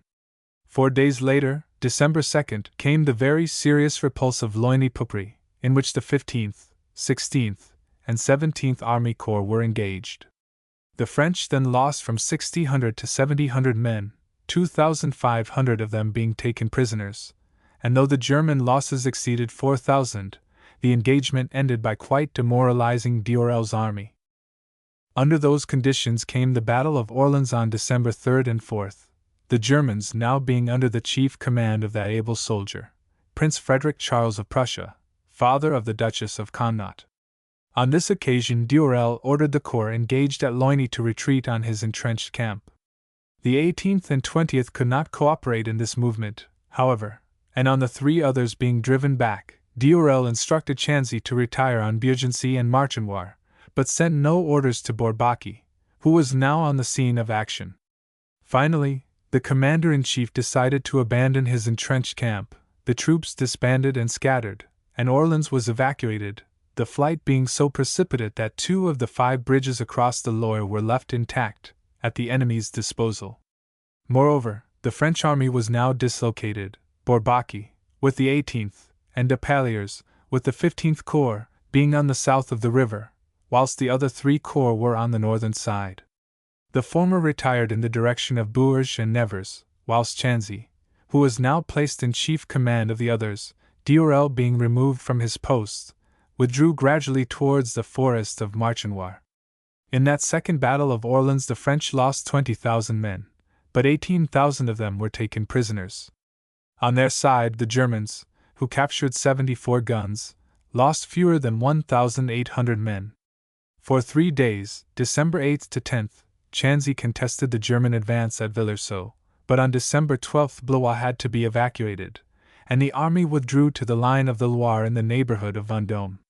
Meantime, at the very moment when the fate of Orleans was being sealed, orders reached Jouars at Le Mans to advance to the support of the Loire army. I was lodging at an inn in the town, my means being too slender to enable me to patronize any of the big hotels on the Place des Halles, which, moreover, were crowded with officers, functionaries, and so forth. I had become acquainted with some of the officers of the Breton division under Gaujard, and on hearing that they were going to the front, I managed to obtain from Colonel Bernard, Gaujard's chief of staff, permission to accompany the column with one of the ambulance parties. Now and again during the advance I rode in one of the vans, but for the most part one marched with the men, this, moreover, being the preferable course, as the weather was extremely cold. Even had I possessed the means, and at most I had about 10 pounds in my pocket, I could not have bought a horse at Le Mans. I was stoutly clad, having a very warm overcoat of grey Irish frieze, with good boots, and a pair of gaiters made for me by Nicholas, the St. Malo bootmaker, younger brother, so he himself asserted, of Niccolini the tenor, sometime husband of Madame Patty. There were from 10,000 to 12,000 men in our force, which now ranked as the 4th Division of the 21st Army Corps. Nearly all the men of both brigades were Breton mobilizes, adjoined to whom, however, perhaps for the purpose of steadying them, were 3 or 4 very small detachments of former regiments of the line. There was also a small contingent of the French Foreign Legion, which had been brought from Algeria. Starting from Ivry-l'Évêque towards noon on December 4th, we marched to Ardeny, where we spent the night. The weather was fine and dry, but intensely cold. On the 5th we camped on some hills near the town of St. Calais, moved only a mile or 2 farther on the 6th, there being a delay in the receipt of certain orders, then, at 7 o'clock on the 7th, started in the direction of Vendôme, marching for about 12 hours with only the briefest halts. We passed from the department of the Sarthe into that of Loire-et-Cher, going on until we reached a little place called Villers-aux-Clairos, where we spent the night under uncomfortable conditions, for it snowed.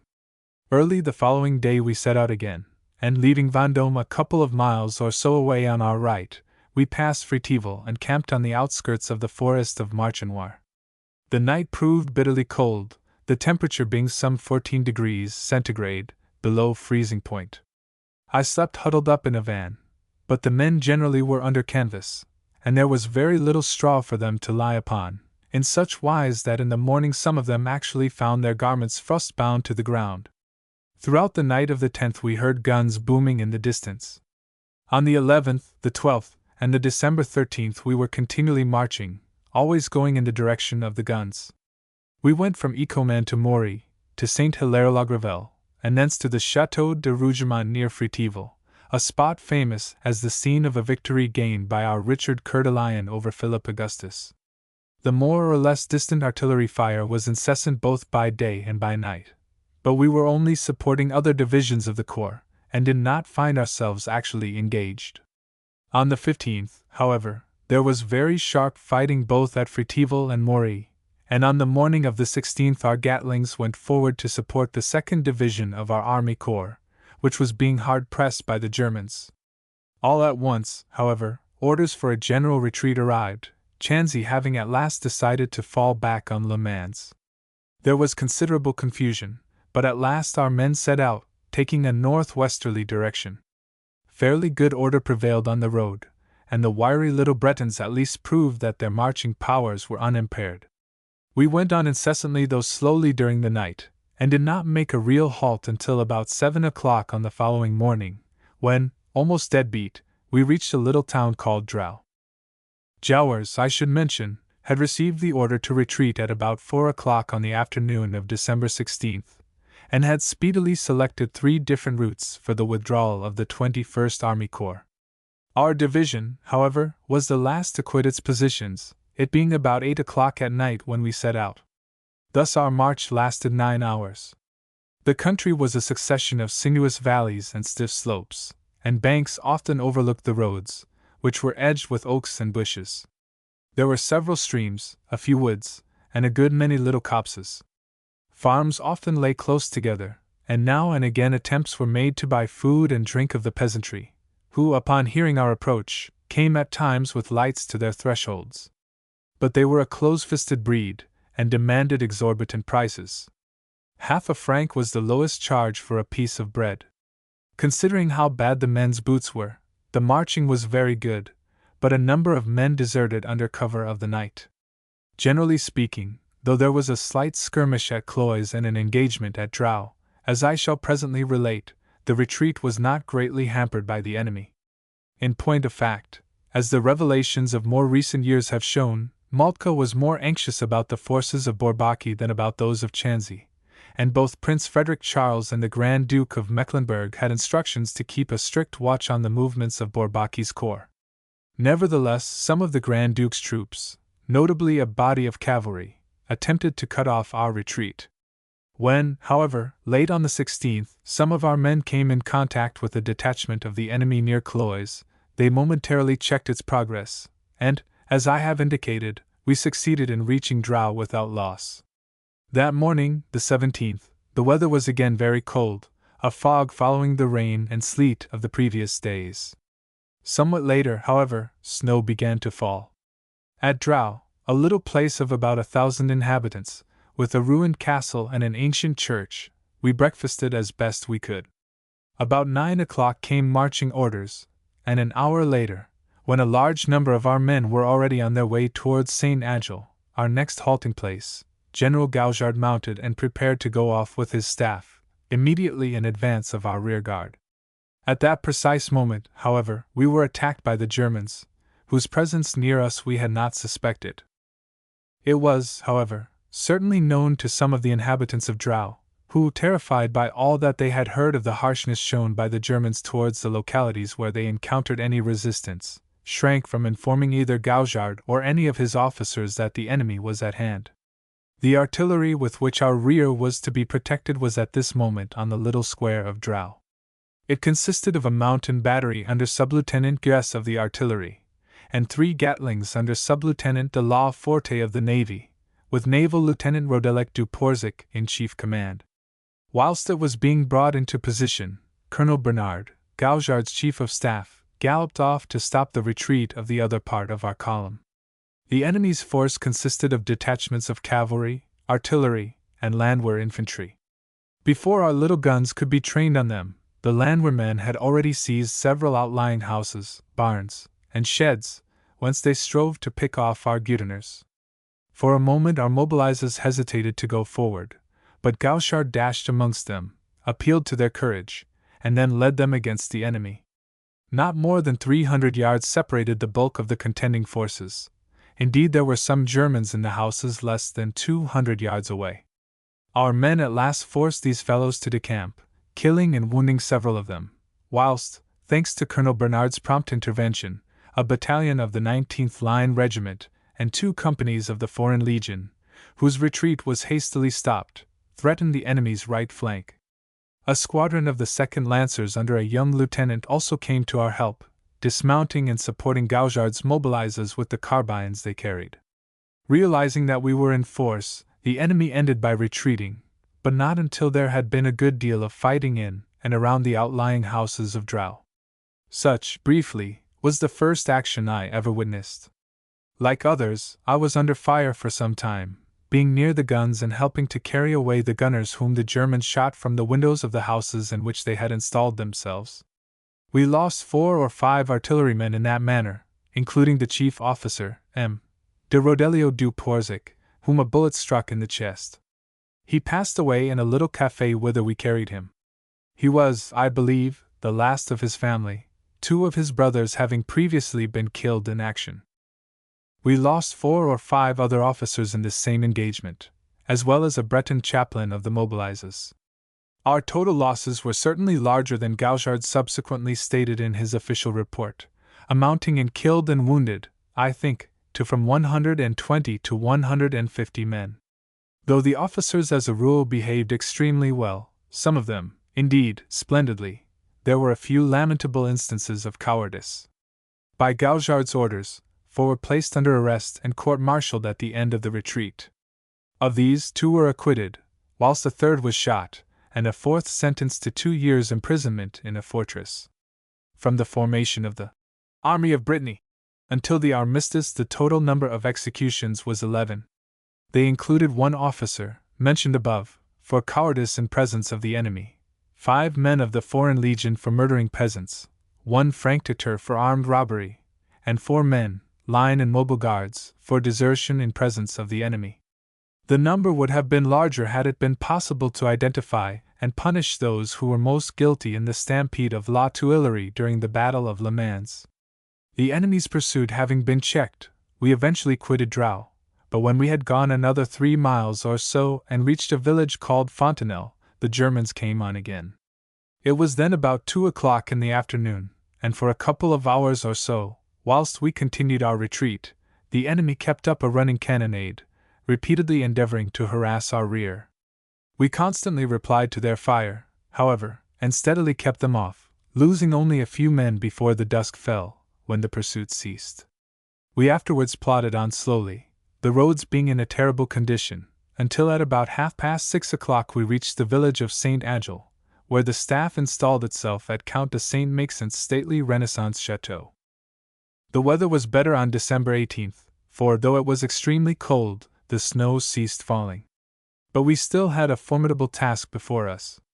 The roads, as I have said, were wretched, and at Saint Agile we had to contend with some terrible quagmires, across which we found it at first impossible to get our guns, ammunition vans, and baggage train.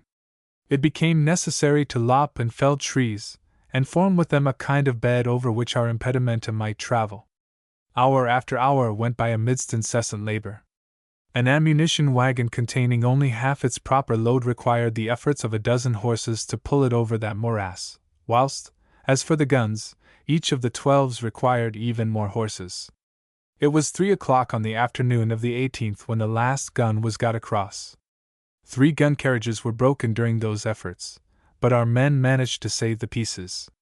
Late in the operations the Germans again put in an appearance, but were held in respect by our Gatlings and mountain guns.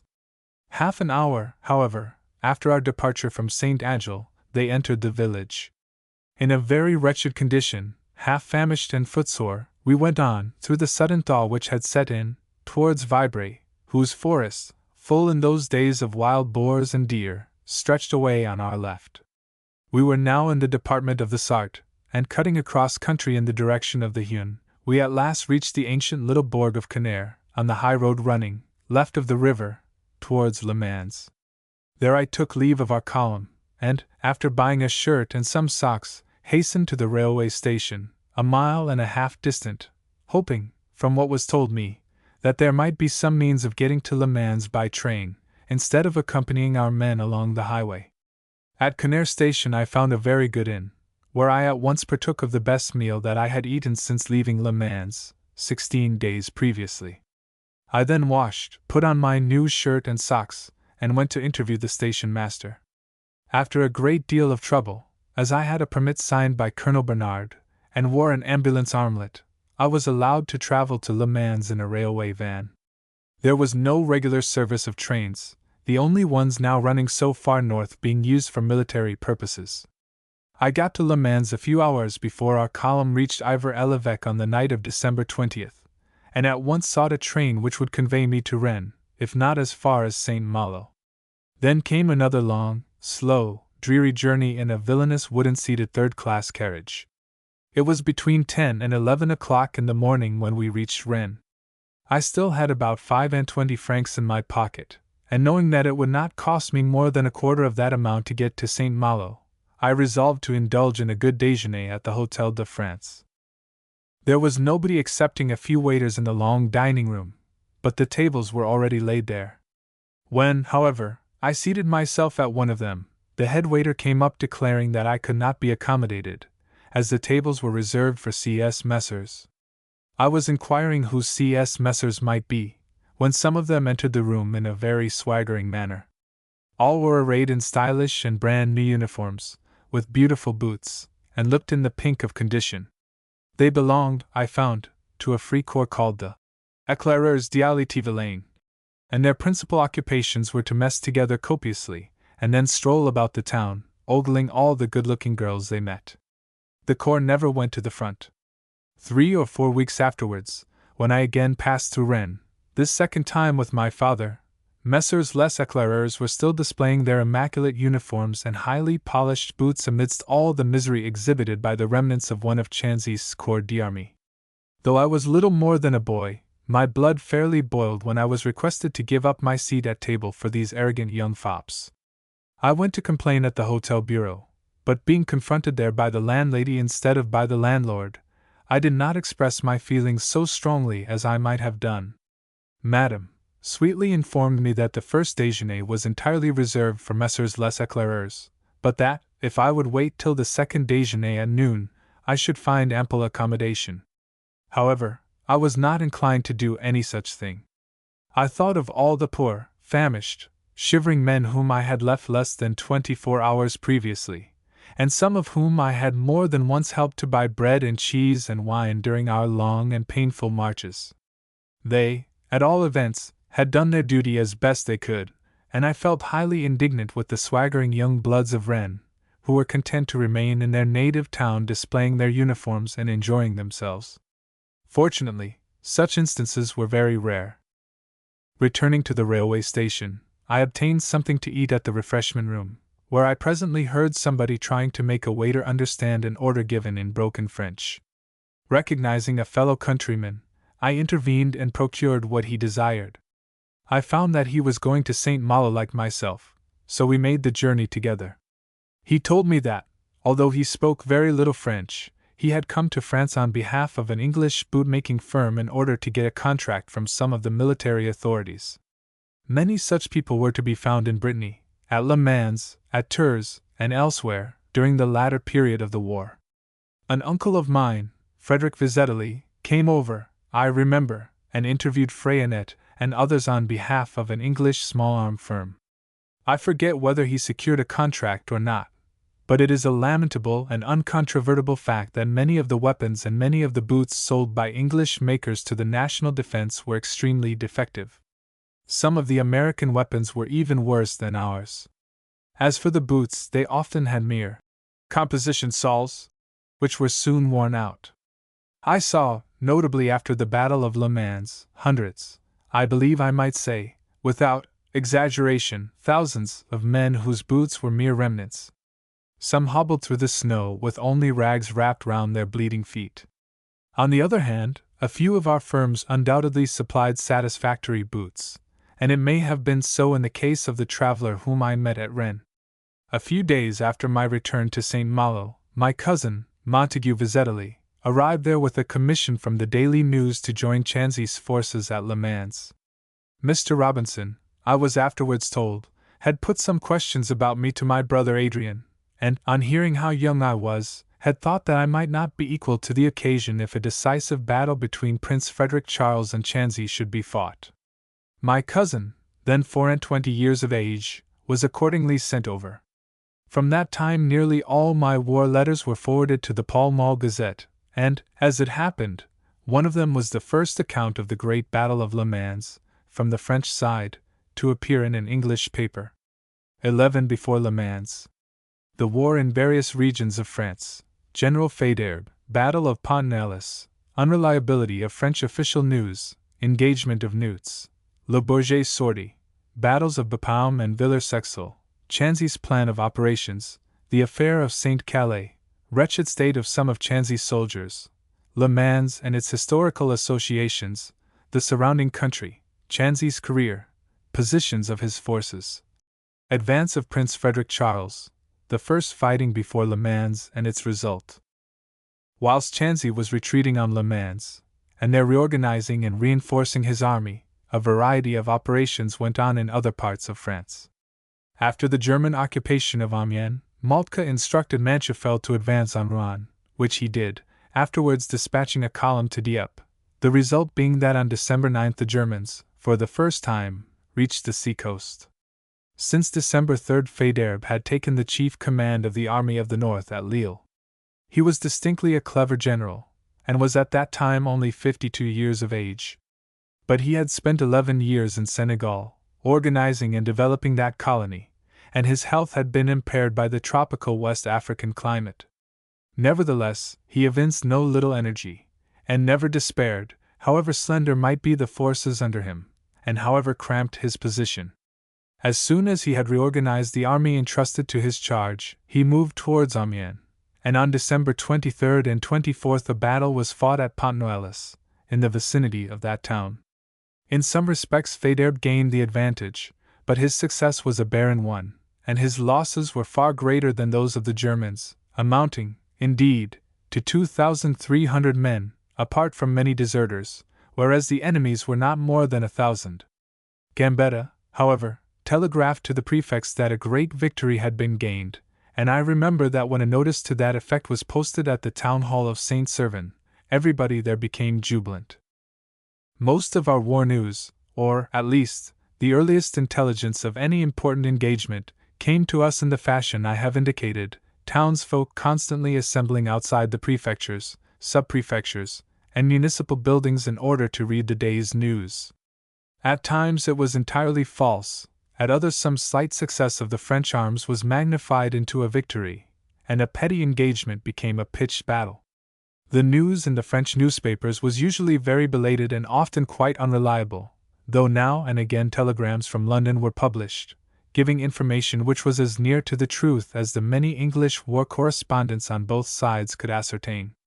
After the war, both Frenchmen and Germans admitted to me that of all the newspaper intelligence of the period there was nothing approaching in accuracy that which was imparted by our British correspondents. I am convinced, from all I heard in Paris, in Berlin, in Vienna, and elsewhere, during the 2 or 3 years which followed the war, that the reputation of the British press was greatly enhanced on the continent by the news it gave during the Franco-German campaign. Many a time in the course of the next few years did I hear foreigners inquire, "What do the London papers say?" or remark, "If an English paper says it, it must be true."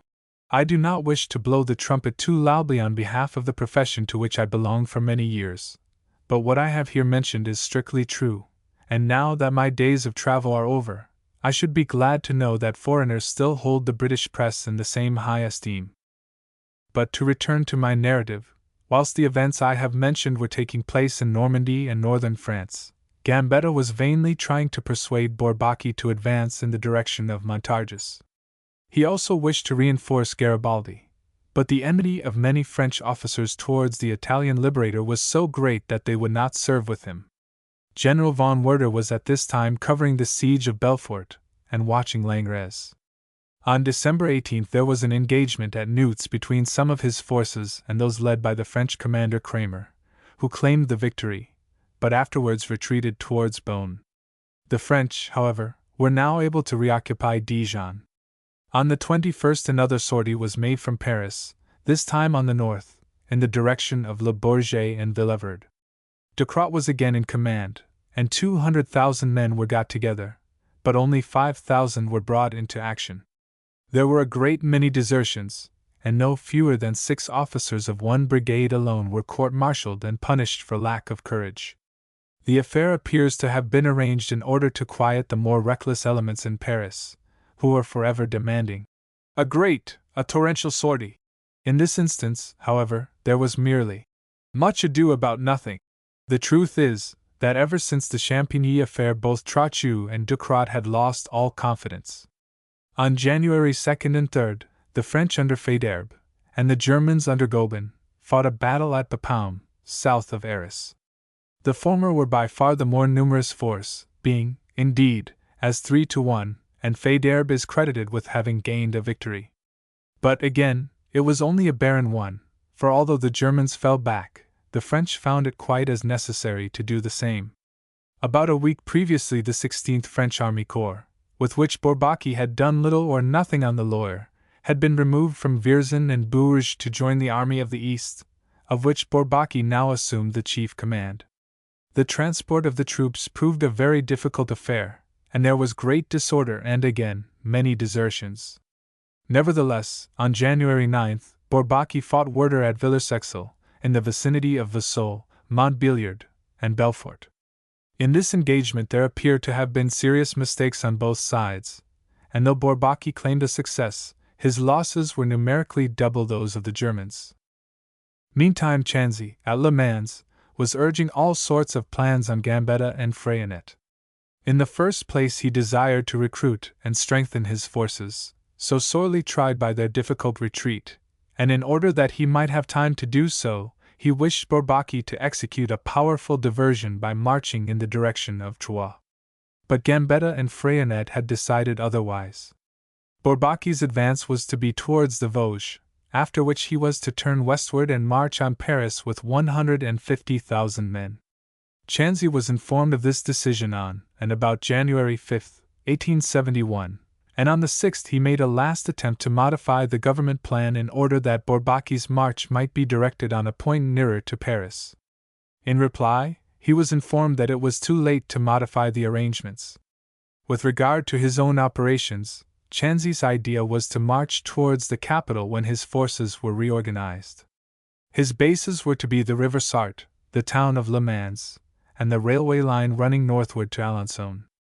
Thence he proposed to advance to some point on the river Eure between Dreux and Chartres, going afterwards towards Paris by such a route as circumstances might allow. He had 130,000 men near Le Mans, and proposed to take 120,000 with 350 field pieces or machine guns, and calculated that he might require a week, or to be precise 8 days, to carry this force from Le Mans to Chartres, allowing for fighting on the way. Further, to assist his movements he wished Faidherbe, as well as Bourbaki, to assume the offensive vigorously as soon as he was ready. The carrying out of the scheme was frustrated, however, in part by the movements which the government ordered Bourbaki to execute, and in part by what may be called the sudden awakening of Prince Frederick Charles, who, feeling more apprehensive respecting Bourbaki's movements, had hitherto, in a measure, neglected Chanzy's doings. On December 22 Captain, afterwards General, de Boisdeffre, he was chief of the French staff during the famous Dreyfus case, in which his name was frequently mentioned, reached Le Mans, after quitting Paris in one of the balloons, and gave Chanzy certain messages with which Trochu had entrusted him. He brought nothing in writing, as what he had to communicate was considered too serious to be committed to paper. Yet both my father and myself could have imparted virtually the same information, which was but a secret to Polichinelle. It concerned the date when the fall of Paris would become inevitable. We, my father and myself, had said repeatedly at Versailles and elsewhere that the capital's supply of food would last until the latter days of January, and that the city, unless in the meanwhile it were relieved, must then surrender. Authentic information to that effect was available in Paris before we quitted it in November. Of course, Trochu's message to Chanzy was official, and carried greater weight than the assertions of journalists. It was to the effect that it would be necessary to negotiate a capitulation on January 20th, in order to give time for the revictualling of the city's 2 million inhabitants. As it happened, the resistance was prolonged for another week or so. However, Boisdeffer's information was sufficiently explicit to show Chanzy that no time must be lost if Paris was to be saved. Some German cavalry, probably the same men who had pursued Gouchard's column, showed themselves at St. Calais, which is only some 30 miles northeast of Le Mans, as early as December 18th, but soon retired, and no further advance of the enemy in that direction took place for several days. Chanzy formed 2 flying columns, one a division under General Jouffroy, and one a body of 4,000 men under General Rousseau, for the purpose of worrying the enemy and keeping him at a distance. These troops, particularly those of Jouffroy, who moved towards Montoire and Vendôme, had several small but none the less important engagements with the Germans. Prince Frederick Charles, indeed, realized that Jouffroy's operations were designed to ensure the security of Chanzy's main army whilst it was being recruited and reorganized, and thereupon decided to march on Le Mans and attack Chanzy before the latter had attained his object. On Christmas Day a force of German cavalry, artillery, and infantry descended upon St. Calais, then a town of about 3,500 inhabitants, levied a sum of 17,000 francs, pillaged several of the houses, and ill-treated a number of the townsfolk. When some of the latter ventured to protest, pointing out, among other things, that after various little engagements in the vicinity several wounded Germans had been brought into the town and well cared for there, the enemy's commanding officer called them a pack of cowards, and flung them 2,000 francs of his recent levy, to pay them, he said, for their so-called services. The affair was reported to Chanzy, who thereupon wrote an indignant letter to the German general commanding at Vendôme. It was carried thither by a certain M. de Vizian, a civil engineer attached to Chanzy's staff, who brought back the following reply. Recu en lettre du General Chanzy. Un General Prussian any sachant pas écrire en lettre de tel genre, any saurait y faire une réponse par écrit. Au Quartier General à Vendôme, 28 December 1870. Signature illegible. It was, perhaps, a pity that Chanzy ever wrote his letter of protest. French generals were too much given to expressing their feelings in writing during that war. Deeds and not words were wanted. Meantime, the army was being slowly recruited. On December 13th, Gambetta had issued, none too soon, a decree authorizing the billeting of the men during the winter campaign. Nevertheless, when Gouchard's troops returned to Ivry-l'Évêque, they were ordered to sleep under canvas, like many other divisions of the army. It was a great mistake. In that severe weather, the winter was one of the coldest of the 19th century. The men's sufferings were very great. They were in need, too, of many things, new shoes, linen, greatcoats, and other garments, and there was much delay in providing for their more urgent requirements. Thus the number of desertions was not to be wondered at. The commander-in-chief did his best to ensure discipline among his dispirited troops. Several men were shot by way of example. When, shortly before the Battle of Le Mans, the 21st Army Corps crossed the Huon to take up positions near Montfort, several officers were severely punished for riding in ambulance and baggage wagons instead of marching with their men. Le Mans is not easily defended from an enemy advancing upon it from eastern, northeastern, and southeastern directions. A close defense is impossible by reason of the character of the country. At the time of which I write, the town was one of about 37,000 inhabitants. Very ancient, already in existence at the time of the Romans, it became the capital of Maine. William the Conqueror seized it, but it was snatched from his son, Robert, by Helie de la Flèche. Later, Geoffrey, the first of the Plantagenets, was buried there, it being, moreover, the birthplace of his son, our Henry II. In after years it was taken from Richard Coeur de Lion by Philip Augustus, who assigned it, however, to Richard's widow, Queen Berengaria. A house in the town is wrongly said to have been her residence, but she undoubtedly founded the Abbaye de la Paix, near Ivry-l'Évêque, and was buried there. It was at Le Mans that King John of France, who surrendered to the Black Prince at Poitiers, was born, and in the neighboring forest, John's grandson, Charles VI, first gave signs of insanity. 5 times during the Anglo-French wars of the days of Henry V and Henry VI, Le Mans was besieged by one or another of the contending parties. The town again suffered during the Huguenot Wars, and yet again during the Revolution, when the Vendéens seized it, but were expelled by Marceau, some 5,000 of them being bayoneted on the Place de l'Éperon. Rich in associations with the history of England as well as that of France, Le Mans, in spite of its accessibility, for railway lines coming from 5 different directions meet there, is seldom visited by our tourists. Its glory is its cathedral, strangely neglected by the numerous English writers on the cathedrals of France. Here are exemplified the architectural styles of 5 successive centuries, and, as Mérimée once wrote, in passing from one part of the edifice to another, it is as if you passed from one to another religion. But the supreme features of the cathedral are its stained glass windows, which include some of the very oldest in the world. Many years ago, when they were in a more perfect condition than they are now, Hutcher gave reproductions of them in a rare folio volume. Here, too, is the tomb of Queen Berengaria of England, removed from the Abbaye de la Paix. Here, also, was formerly that of her husband's grandfather, Geoffrey Plantagenet. But this was destroyed by the Huguenots, and you must go to the museum to see all that remains of it, that is, the priceless enamel plaque by which it was formerly surmounted, and which represents Geoffrey grasping his sword and his azure shield, the latter bearing a cross and lions rampant, not the leopard lions passant of his English descendants. Much ink has flowed respecting that shield during squabbles among heraldists. Judging by recent plans of Le Mans, a good many changes have taken place there since the time of the Franco-German War. Various new, broad, straight streets have been substituted for some of the quaint old winding ones. The Pont Napoleon now appears to have become the Pont Gambetta, and the Place de Minims is called the Place de la République. I notice also a routière which did not exist in the days when Le Mans was familiar to me as an old-world town. In this narrative I must, of course, take it as it was then, not as it is now.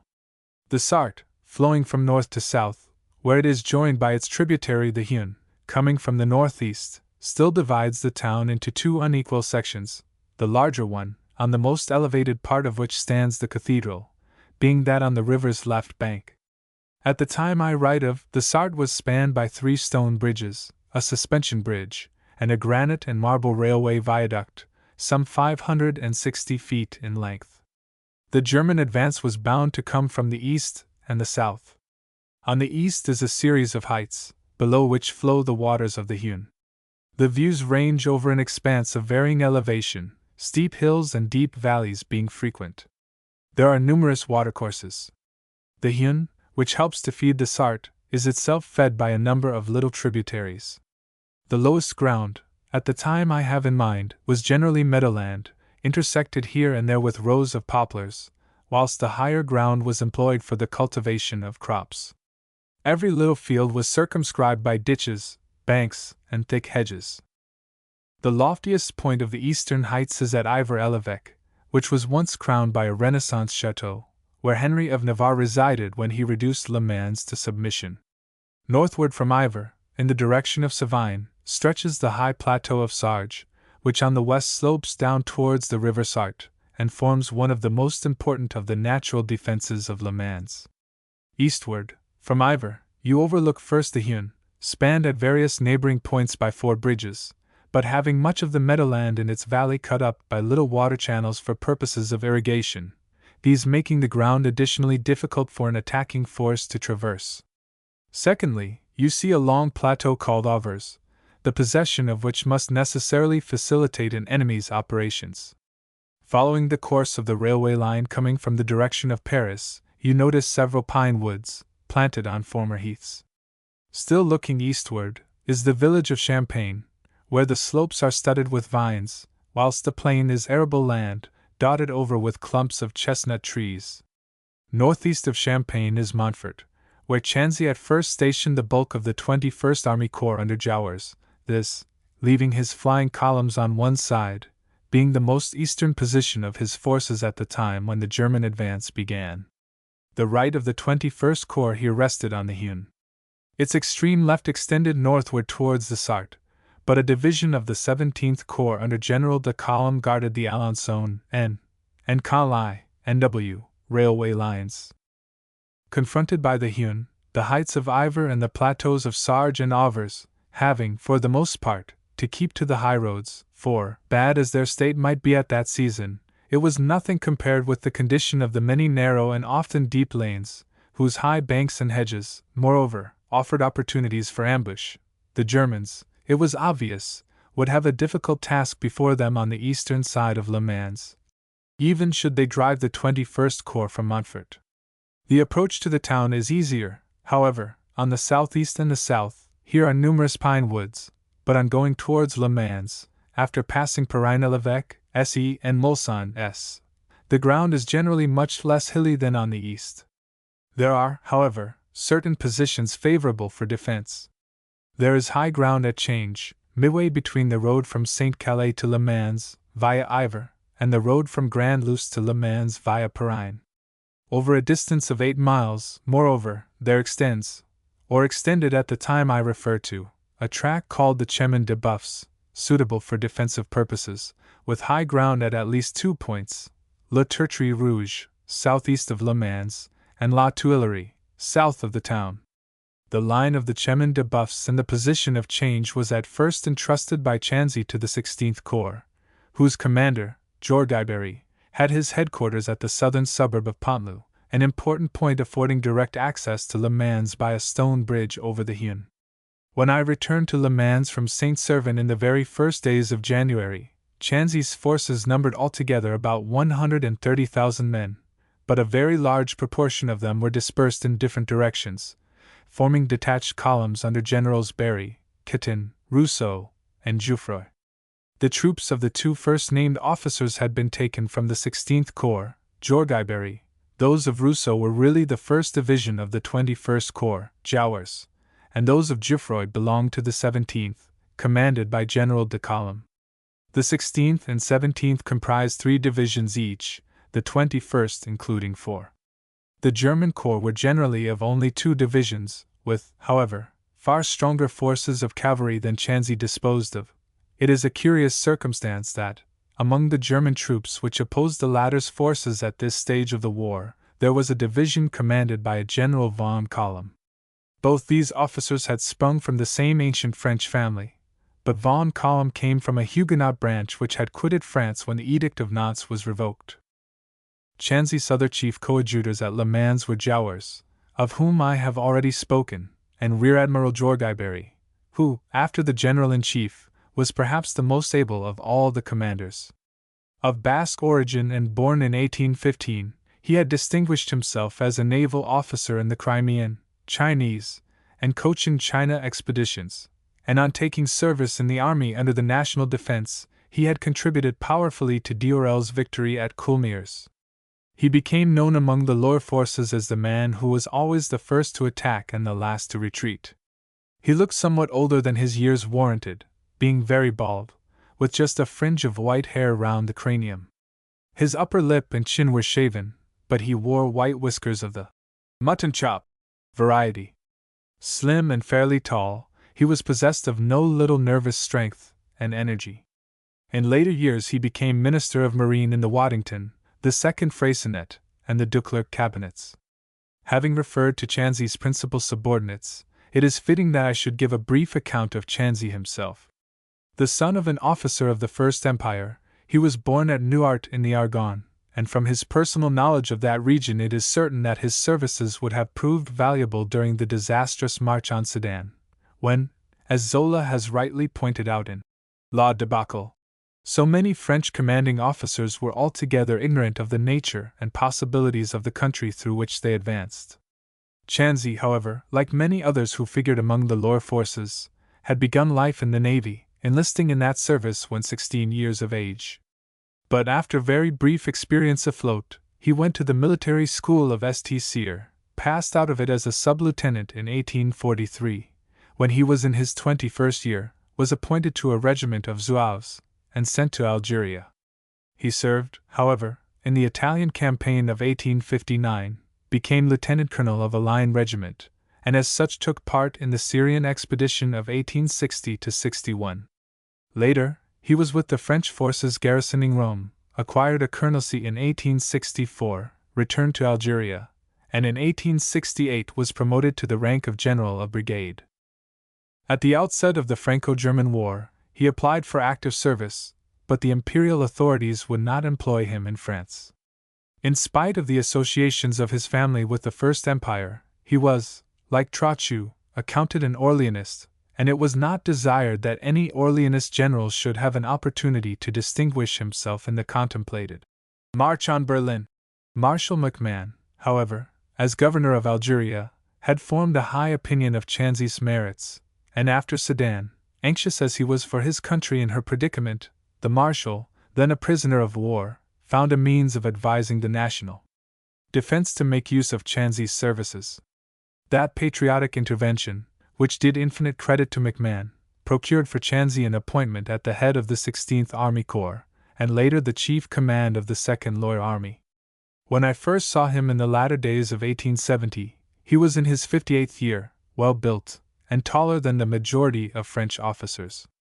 His fair hair and fair mustache had become gray, but his blue eyes had remained bright, and there was an expression of quiet resolution on his handsome, well-cut face, with its aquiline nose and energetic jaw. Such, physically, was the general whom Moltke subsequently declared to have been the best that France opposed to the Germans throughout the war. I never once saw Chanzy excited, in which respect he greatly contrasted with many of the subordinate commanders. Jorgaiberry was sometimes carried away by his Basque, and Gaujard by his Celtic, blood. So it was with Jouars, who, though born in Paris, had, like his nephew the socialist leader, the blood of the Midi in his veins. Chanzy, however, belonged to a calmer, a more quietly resolute northern race. He was inclined to religion, and I remember that, in addition to the chaplains accompanying the Breton battalions, there was a chief chaplain attached to the general staff. This was Abbé de Beuvrin, a member of an old noble family of central France. The chief of the staff was Major General Vuillemot, the provost general was Colonel Mora, and the principal aides-de-camp were Captains Merroy and de Boisdefer. Specially attached to the headquarters service there was a rather numerous picked force under General Bourdelin. It comprised a regiment of horse gendarmes and one of foot gendarmes, 4 squadrons of chasseurs d'Afrique, some artillery provided chiefly with mountain guns, an aeronautical company under the brothers Tissandier, and 3 squadrons of Algerian light cavalry, of the Spahi type, who, with their flowing burnouses and their swift little Arab horses, often figured conspicuously in Chanzy's escort. A year or two after the war, I engaged one of these very men, he was called Saad, as a servant, and he proved most devoted and attentive, but he had contracted the germs of pulmonary disease during that cruel winter of 1870–71, and at the end of a few months I had to take him to the Val de Grace military hospital in Paris, where he died of galloping consumption.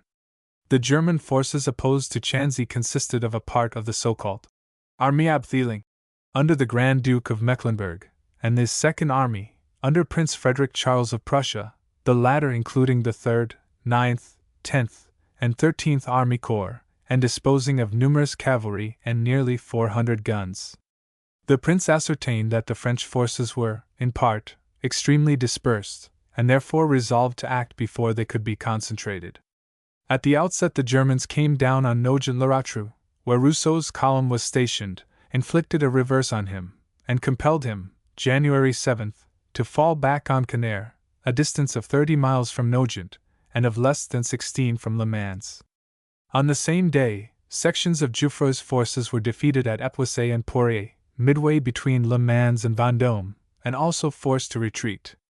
The French detachments, under Jouffroy, Coutin, and Berry, which were stationed along the line from St. Calais to Montoire, and thence to St. Amand and Château Renaud, a stretch of some 25 miles, were not strong enough to oppose the German advance, and some of them ran the risk of having their retreat cut off. Chanzy realized the danger, and on the morning of January 8 he dispatched Jorgaiberry to take command of all the troops distributed from the south to the southeast, between Château du Loir and Château Renaud, and bring them to Le Mans. But the 10th German Corps was advancing in these directions, and, after an engagement with Berry's troops at Rueil, secured positions round La Chartreuse. This seriously threatened the retreat of the column under General Coutin, which was still at St. Amand, and moreover, it was a further menace to Berry himself, as his division was distributed over a front of 14 miles near Château du Loir. Jorgaiberry, however, entreated Berry to continue guarding the river Loire, in the hope of Coutin being able to retreat to that point.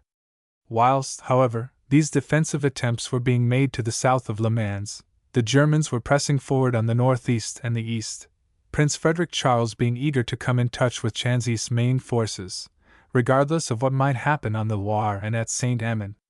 On the northeast the enemy advanced to La Ferté-Bernard. On the east, advance, a brigade of German cavalry drove back the French cuirassiers and Algerians, and Prince Frederick Charles then proceeded as far as St. Calais, where he prepared for decisive action. One army corps was sent down the line of the Yonne, another had orders to advance on Ardeny, a third on Boulogne, whilst a fourth, leaving Berry on its left flank, was to march on Paray-l'Évêque. Thus, excepting a brigade of infantry and one of cavalry, detached to observe the isolated Coutin, and hold him in check, virtually the whole of the German Second Army marched against Chanzy's main forces. Chanzy, on his side, now ordered Jouwer's 21st Corps to occupy the positions of Ivre, Auvers, and Sarge strongly, whilst Column, 17th Corps, was instructed to send General Paris's division forward to Ardeny, thus reducing Column's actual command to one division, as Jouffroy's column had previously been detached from it. On both sides every operation was attended by great difficulties on account of the very severe weather. A momentary thaw had been followed by another sudden frost, in such wise that the roads had a coating of ice, which rendered them extremely slippery. On January 9 violent snowstorms set in, almost blinding one, and yet the rival hosts did not for an hour desist from their respective efforts. At times, when I recall those days, I wonder whether many who have read of Napoleon's retreat from Moscow have fully realized what that meant. Amidst the snowstorms of the 9th, a force of German cavalry attacked our extreme left, and compelled it to retreat towards the Alençon line. Rousseau's column being in a dangerous position at Cannaire, Collins' division of the 21st Corps was sent forward to support it in the direction of Montfort, Gouchard with his Bretons also advancing to support Collin. But the 13th German Corps attacked Rousseau, who after 2 engagements was driven from Cannaire and forced to retreat on Montfort and Pontdijon across the Yonne, after losing in killed, wounded, and missing some 800 of his men, whereas the enemy lost barely 100. At the same time Gouchard was attacked, and compelled to fall back on Saint-Mars-la-Bruyere. But the principal event of the day was the defeat of General Paris's force at Ardeny by a part of the 3rd German Corps. The latter had a superiority in numbers, but the French in their demoralized condition scarcely put up a fight at all, in such wise that the Germans took about 1,000 prisoners. The worst, however, was that, by seizing Ardeny, the enemy drove as it were a wedge between the French forces, hampering their concentration. Meantime, the 9th German Corps marched to Boulogne, which became Prince Frederick Charles's headquarters. The 10th Corps, however, had not yet been able to advance to Paray-l'Évêque in accordance with the prince's orders, though it had driven Berry back on Jupels and Grand Luce. The sole advantage secured by the French that day was that Coutin managed to retreat from Château Renaud, but it was only on the night of the 10th, when he could be of little or no use to Chanzy, that he was able to reach Château du Loir, where, in response to Chanzy's urgent appeals, Jorgaiberry had succeeded in collecting a few thousand men to reinforce the troops defending Le Mans. For 4 days there had been fighting on one and another point, from the northeast to the south of the town, the result being unfavorable to the French. Chanzy, it is true, was at this critical moment in bad health. According to one account which I heard at the time, he had had an attack of dysentery. According to another, he was suffering from some throat complaint, combined with violent neuralgic pains in the head. I do not think, however, that his ill health particularly affected the issue, which depended so largely on the manner in which his plans and instructions were carried out. The strategy adopted by the Germans at Sedan and in the battles around Metz had greatly impressed the generals who commanded the French armies during the second period of the war. One might really say that they lived in perpetual dread of being surrounded by the enemy. If there was a lack of concentration on Chanzy's part, if he sent out one and another flying column, and distributed a considerable portion of his army over a wide area, it was precisely because he feared some turning movement on the part of the Germans, which might result in bottling him up at Le Mans. The earlier instructions which Prince Frederick Charles forwarded to his subordinates certainly seemed to indicate that a turning movement was projected. But after the fighting on January 9th, when, as I have indicated, the 3rd German Army Corps penetrated wedge-like into the French lines, the prince renounced any idea of surrounding Chanzy's forces, and resolved to make a vigorous frontal attack before they could be reinforced by any of the still outlying columns. In coming to this decision, the prince may well have been influenced by the result of the recent fighting, which had sufficiently demonstrated the superiority of the German troops to show that, under the circumstances, a frontal attack would be attended with far less risk than if he had found himself faced by a really vigorous antagonist. Captain Hosier, whom I had previously seen at Versailles, was at this time acting as Times correspondent with the prince's army, and in subsequently reviewing the fighting, he expressed the opinion that the issue of the prince's operations was never for a moment doubtful. Still, on all points but one, the French put up a fairly good defense, as I will now show. 12 Le Mans and after. The real Battle of Le Mans begins, January 10th. Geoffroy and Paris are driven back. Goujards fight at Champagne. The Breton mobilizes from Canlay. Chanzy's determination. His orders for January 11th. He inspects the lines. Paris driven from the plateau of Auvers. Goujards' gallant recapture of the plateau. My return to Le Mans. The panic at La Tuileries. Retreat inevitable. Withdrawal of the French. Entry of the Germans. Street fighting. German exactions. My escape from Le Mans. The French retreat. Rearguard. Engagements. Laval. My arrest as a spy. A dramatic adventure. Some more snow fell on the morning of January 10th, when the decisive fighting in front of Le Mans really began. On the evening of the 9th, the French headquarters was still without news of Generals Couthon, Berry, and Geoffroy, and even the communications with Jorgaiberry were of an intermittent character. Nevertheless, Chanzy had made up his mind to give battle, and had sent orders to Jorgaiberry to send Geoffroy towards Paray-l'Évêque, S.E., and Berry towards Écume, S. of Le Mans. But the roads were in so bad a condition, and the French troops had been so severely tried, and were so ill provided for, that several of the commander-in-chief's instructions could not be carried out. Geoffroy at least did his best, and after a hard and tiring march from Grand-Luce, a part of his division reached Paray in time to join in the action fought there. But it ended disastrously for the French, one of their brigades losing as many as 1,400 men, and the Germans taking altogether some 2,000 prisoners. Geoffroy's troops then fell back to Pontlow, the southern suburb of Le Mans, in a lamentable condition, and took care to place the Hune between themselves and the Germans. In the same direction, Paris's demoralized division, already worsted at Ardines on the previous day, was driven from Change by the 3rd German Corps, which took no fewer than 5,000 prisoners. It had now almost cut the French eastern and southern lines apart, threatening all direct communication between the 21st and the 16th French Corps. Nevertheless, it was in a dangerous position, having both of its flanks exposed to attack, one from Ivres and Auvers, and the other from Pontlow and the Chemin de Buffs, which last line was held by the 16th French Corps. Meantime, Goujards' Bretons had been engaged at Champagne, quite a close encounter taking place in the fields and on the vineyard slopes, followed by a house-to-house fight in the village streets. The French were at last driven back, but somewhat later, on the Germans retiring from Champagne, they reoccupied the place. The result of the day was that, apart from the somewhat hazardous success achieved by the 3rd German Corps, the enemy had gained no great advantage. His 13th Corps had made but little progress, his 9th had not been brought into action, and his 10th was as yet no nearer than Grand-Luce. On the French side, Berry had at last reached Mulsanne, thus covering the direct southern road to Le Mans, Jorgaiberry being lower down at Ekimo with some 9,000 men of various arms and regiments, whom he had managed to get together.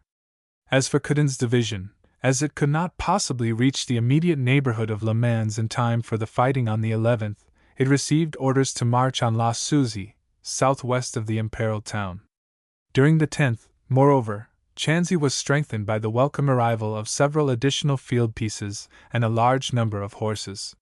He had given orders to raise the camp of Canlai, but instead of the 40 or 50,000 men, which at an earlier period it was thought that camp would be able to provide, he now only derived from it some 9,000 ill-equipped, badly armed, and almost undrilled Breton mobilizers. On the other hand, as I previously related, the camp had already provided the bulk of the men belonging to Gauchard's division. They were divided into 6 battalions, one of which came from Saint Malo, the others from Rennes and Redon, and were commanded by a general named Lalande. They proved to be no accession of strength. They became, on the contrary, a source of weakness and disaster, for it was their behavior which eventually sealed the fate of the Second Loire Army. But Chanzy, whatever his ailments might be, was personally full of energy and determination. He knew, moreover, that 2 new army corps, the 19th and the 25th, were being got ready to reinforce him, and he was still resolved to give battle and hold on for another 4 or 5 days, when he relied on compelling Prince Frederick Charles to retreat. Then, with his reinforced army, he hoped to march once more in the direction of Paris. Curiously enough, it was precisely on that critical day, January 10th, that Gambetta sent Trottieu a dispatch by pigeon post, telling him that on the 20th, at the latest, both Chanzy and Bourbaki would be moving on the capital, having between them over 400,000 men. But if Chanzy's spirits did not fail him, those of his men were at a very low ebb indeed. He was repeatedly told so by subordinate commanders. Nevertheless, there was something Napoleonic in his character. He would not desist from his design, but issued instructions that there was to be a resolute defense of the lines on the 11th, together with a determined effort to regain all lost positions. At the same time, the statements of the divisional generals respecting the low morale of some of the troops were not left unheeded, for a very significant order went forth, namely, that cavalry should be drawn up in the rear of the infantry wherever this might appear advisable. The inference was obvious. 3 divisions and Lalande's Breton mobilizers were to hold the southeastern lines from Arnage along the track known as the Chemin de Buffs, and to link up, as well as possible, with Paris's and Gauchard's divisions, to which fell the duty of guarding the plateau of Auvers and the banks of the Huon. The rest of the 21st Corps, to which Gauchard's division belonged, was to defend the space between the Huon and the Sarthe.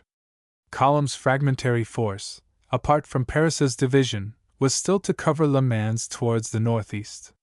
Berry's men, on their expected arrival, were to serve as reserves around Pontloup. The morning of January 11th was bright. The snow had ceased falling, but lay some inches thick upon the ground. In order to facilitate the passage of troops, and particularly of military wagons, through the town, the mayor of Le Mans ordered the inhabitants to clear away as much of this snow as possible, but it naturally remained undisturbed all over the countryside. Little had been seen of Chanzy on the 2 previous days, but that morning he mounted horse and rode along the lines from the elevated position known as La Tertrie Rouge to the equally elevated position of Ivor. I saw him there, wrapped in a long loose cloak, the hood of which was drawn over his kepi. Near him was his picturesque escort of Algerian spies, and while he was conversing with some officers I pulled out a little sketchbook which I carried, and tried to outline the group. An aide-de-camp who noticed me at once came up to inquire what I was doing, and I therefore had to produce the permit which, on returning to the front, I had obtained from the chief of the staff. It was found to be quite in order, and I went on with my work. But a few minutes later the general, having given his orders, gathered up his reins to ride away. As he slowly passed me, He gave me just one little sharp glance, and with a faint suspicion of a smile remarked, "I will look at that another time." The aide-de-camp had previously told him what my purpose was. That day the 3rd German Corps again resumed the offensive, and once more drove Gouchard out of Champagne. Then the enemy's 9th Corps, which on January 10th had done little or nothing, and was therefore quite fresh, was brought into action, and made a resolute attack on the plateau of Auvers. There was a fairly long fight, which could be seen from Ivers. But the Germans were too strong for Paris's men, who at last disbanded, and came, helter-skelter, towards the bridge of Ivers in terrible confusion. Flight is often contagious, and Gouchard, who had fallen back from Champagne in fairly good order, feared lest his men should imitate their comrades.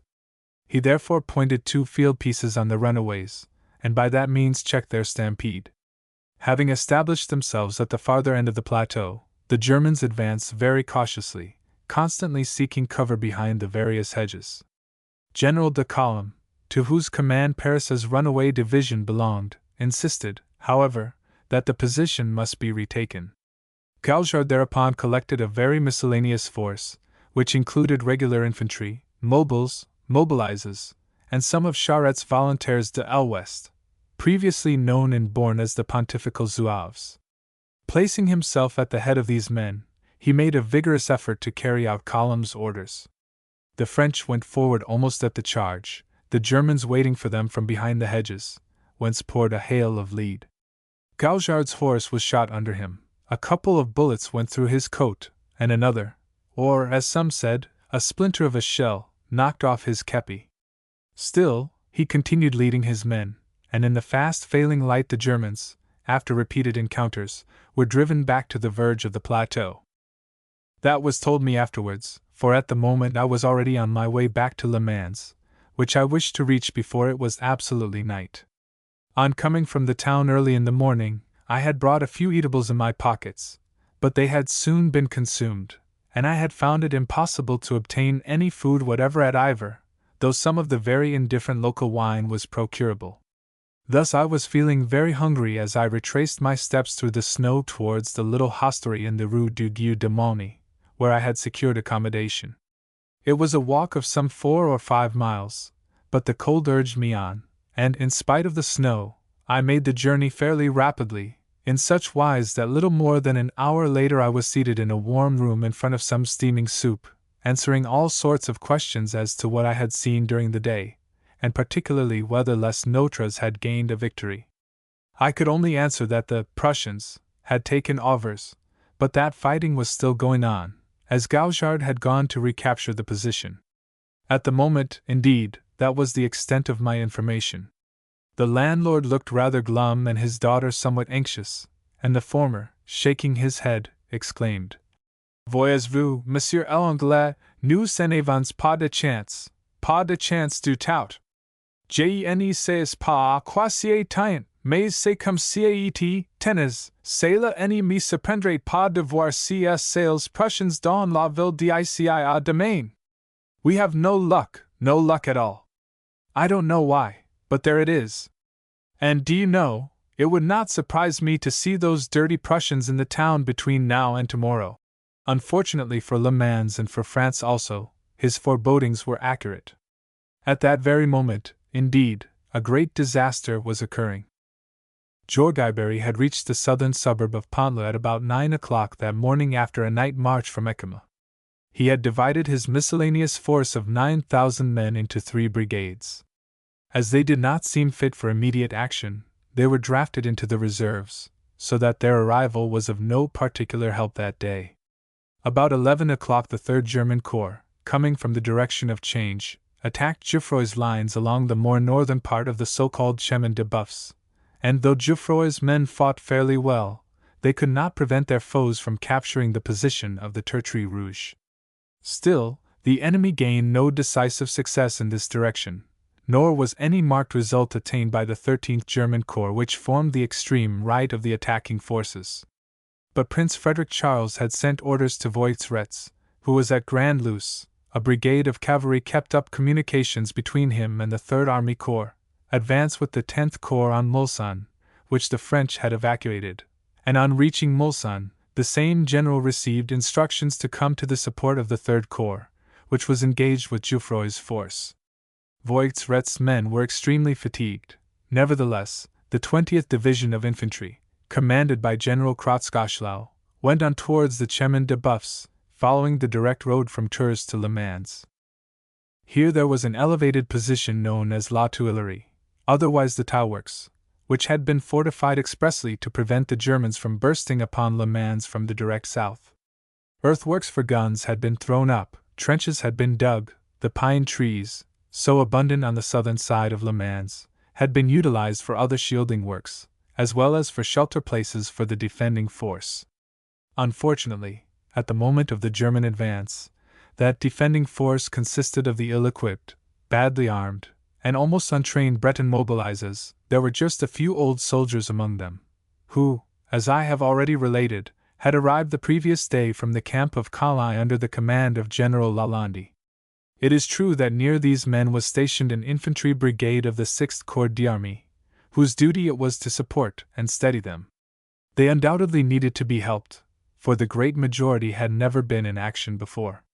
Moreover, in addition to the infantry brigade, there were 2 batteries of artillery, but I fear that for the most part the gunners were little better than recruits. Exaggerated statements have been made respecting the quality of the firearms with which the mobilizers were provided. Many of the weapons were afterwards found to be very dirty, even rusty, but that was the result of neglect, which their officers should have remedied. It is true, however, that these weapons were for the most part merely percussion guns. Again, it has been said that the men had no ammunition, but that statement was certainly inaccurate. On the other hand, these mobilizers were undoubtedly very cold and very hungry, even as I myself was that day, no rations having been served to them until late in the afternoon, that is, shortly before they were attacked, at which moment, indeed, they were actually preparing the meal for which they had so long been waiting. The wintry night was gathering round when Kratzkoschlau found himself with his division before the position of La Tuilerie. He could see that it was fortified, and before attempting any further advance he fired a few shells. The mobilizers were immediately panic-stricken. They made no attempt at defense. Hungry though they were, they abandoned even their pots and pans, and fled in the direction of Pontlow, which formed, as it were, a long avenue, fringed with factories, textile mills, bleaching works, and so forth. In vain did their officers try to stop the fugitives, even striking them with the flats of their swords. In vain did Lalande and his staff seek to intercept them at the Rond Point de Pontlow. Nothing could induce them to stop. They threw away their weapons in order to run the faster. At La Tuilerie not a gun was fired at the Germans. Even the infantry brigade fell back, without attempting to fight. All this occurred at a moment when everybody thought that the day's fighting was over.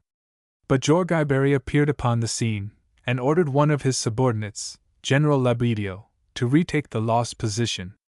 Lebedeau tried to do so with 1,000 tired men, who had been in action during the day, and failed. A second attempt proved equally futile. No effort apparently was made to secure help from Berry, who was at Arnage with 5,000 infantry and 2 brigades of cavalry, and who might have fallen on the left flank of the German corps. La Tuilerie was lost, and with it Le Mans was lost also. I was quietly sipping some coffee and reading the local newspapers. 3 or 4 were published at Le Mans in those days, when I heard of that disastrous stampede. Some of the men had reached the town, spreading the contagion of fear as they came. Tired though I was, I at once went towards the Avenue de Fontloy, where the excitement was general. Gendarmes were hurrying hither and thither, often arresting the runaways, and at other times picking up weapons and cartridge cases which had been flung away. So numerous were the abandoned weapons and equipments that cartloads of them were collected. Every now and then an estafette galloped to or from the town. The civilians whom one met wore looks of consternation. It was evident, indeed, to everybody who knew how important was the position of La Tuilerie, that its capture by the Germans placed Le Mans in jeopardy. When the 2 attempts to retake it had failed, Jorgai Berry urged immediate retreat. This was rendered the more imperative by other events of the night and the early morning, for, inspirited by their capture of La Tuilerie, the Germans made fresh efforts in other directions, so that Berry had to quit Arnage, whilst Geoffroy lost most of his positions near the Chemin de Buffs, and the Plateau d'Auvers had again to be evacuated. At 8 a.m. on January 12, Chanzy, after suggesting a fresh attempt to recover La Tuilerie, which was prevented by the demoralization of the troops, was compelled to give a reluctant assent to Jorgaiberry's proposals of retreat. At the same time, he wished the retreat to be carried out slowly and methodically, and informed Gambetta that he intended to withdraw in the direction of Aulnay-en, Orne, and Prien-Pale, Mayenne. This meant moving into Normandy, and Gambetta pointed out that such a course would leave all Brittany open to the enemy, and enable him to descend without opposition even to the mouth of the Loire. Chanzy was therefore instructed to retreat on Laval, and did so, but as he had already issued orders for the other route, great confusion ensued, the new orders only reaching the subordinate commanders on the evening of the 12th. From January 6 to 12 the French had lost 6,000 men in killed and wounded. The Germans had taken 20,000 prisoners, and captured 17 guns and a large quantity of army material. Further, there was an incalculable number of disbanded mobiles and mobilizes. If Prince Frederick Charles had known at the time to what a deplorable condition Chanzy's army had been reduced, he would probably have acted more vigorously than he did. It is true that his own men, as von Honig has admitted, were, generally speaking, in a state of great fatigue after the 6 days' fighting, and also often badly circumstanced in regard to clothing, boots, and equipments. Even when the armistice arrived, I saw many German soldiers wearing French sabots. Such things cannot last forever, and there had been little or no opportunity to renew anything since the Second Battle of Orleans early in December. In the fighting before Le Mans, however, the German loss in killed and wounded was only 3,400, 200 of the number being officers, whom the French picked off as often as possible. On the morning of the 12th all was confusion at Pontloup. Guns, wagons, horsemen, infantrymen, were congregated there, half blocking up the bridge which connects this suburb with Le Mans. A small force under General de Roquebrune was gallantly striving to check the Germans at one part of the Chemin de Buffs, in order to cover the retreat. A cordon of gendarmes had been drawn up at the railway station to prevent it from being invaded by all the runaways. Some hundreds of wounded men were allowed access, however, in order that they might, if possible, get away in one of the many trains which were being sent off as rapidly as possible. This service was in charge of an official named Piquet, who acted with the greatest energy and acumen. Of the 5 railway lines meeting at Le Mans, only 2 were available, that running to Rennes via Laval, and that running to Angers. I find from a report drawn up by M. Piquet a little later that he managed to send off 25 trains, some of them drawn by 2 and 3 engines. They included about 1,000 vans, trucks, and coaches, that is 558 vans laden with provisions, in part for the relief of Paris, 134 vans and trucks laden with artillery material and stores, 70 vans of ammunition, 150 empty vans and trucks, and 176 passenger carriages. On securing possession of the station, however, the Germans still found there about 200 vans and carriages, and at least a dozen locomotive engines. The last train left at 2:45 p.m. I myself got away, as I shall presently relate, shortly after 2 o'clock, when the station was already being bombarded. General de Roquebrune having, at last, been compelled to withdraw from the vicinity of the Chemin de Buffs, the Germans came on to the long avenue of Pontloup. Here they were met by most of the corps of gendarmes, which, as I previously related, was attached to the headquarters staff under General Bourdelin. These men, who had 2 Gatlings with them, behaved with desperate bravery in order to delay the German entry into the town. About 100 of them, including a couple of officers, were killed during that courageous defense. It was found impossible, however, to blow up the bridge. The operation had been delayed as long as possible in order to facilitate the French retreat, and when the gendarmes themselves withdrew, there no longer remained sufficient time to put it into execution. The first Germans to enter the town belonged to the 38th Brigade of Infantry, and to part of a cavalry force under General von Schmidt. After crossing the bridge of Pontloup, they divided into 3 columns. One of them proceeded up the Rue du Quartier de Cavalerie in the direction of the Place des Jacobins and the cathedral. The second also went towards the upper town, marching, however, by way of the Rue Basse, which conducted to the Place des Halles, where the chief hotels and cafes were situated. Meantime, the third column turned to the left, and hastened towards the railway station. But to their great amazement, their advance was repeatedly checked. There were still a number of French soldiers in the town, among them being mobile guards, gendarmes, franc-tireurs, and a party of marine fusiliers. The German column which began to ascend the Rue Basse was repeatedly fired at, whereupon its commanding officer halted his men, and by way of punishment had 7 houses set on fire, before attempting to proceed farther. Nevertheless, the resistance was prolonged at various points, on the Place des Jacobins, for instance, and again on the Place des Halles.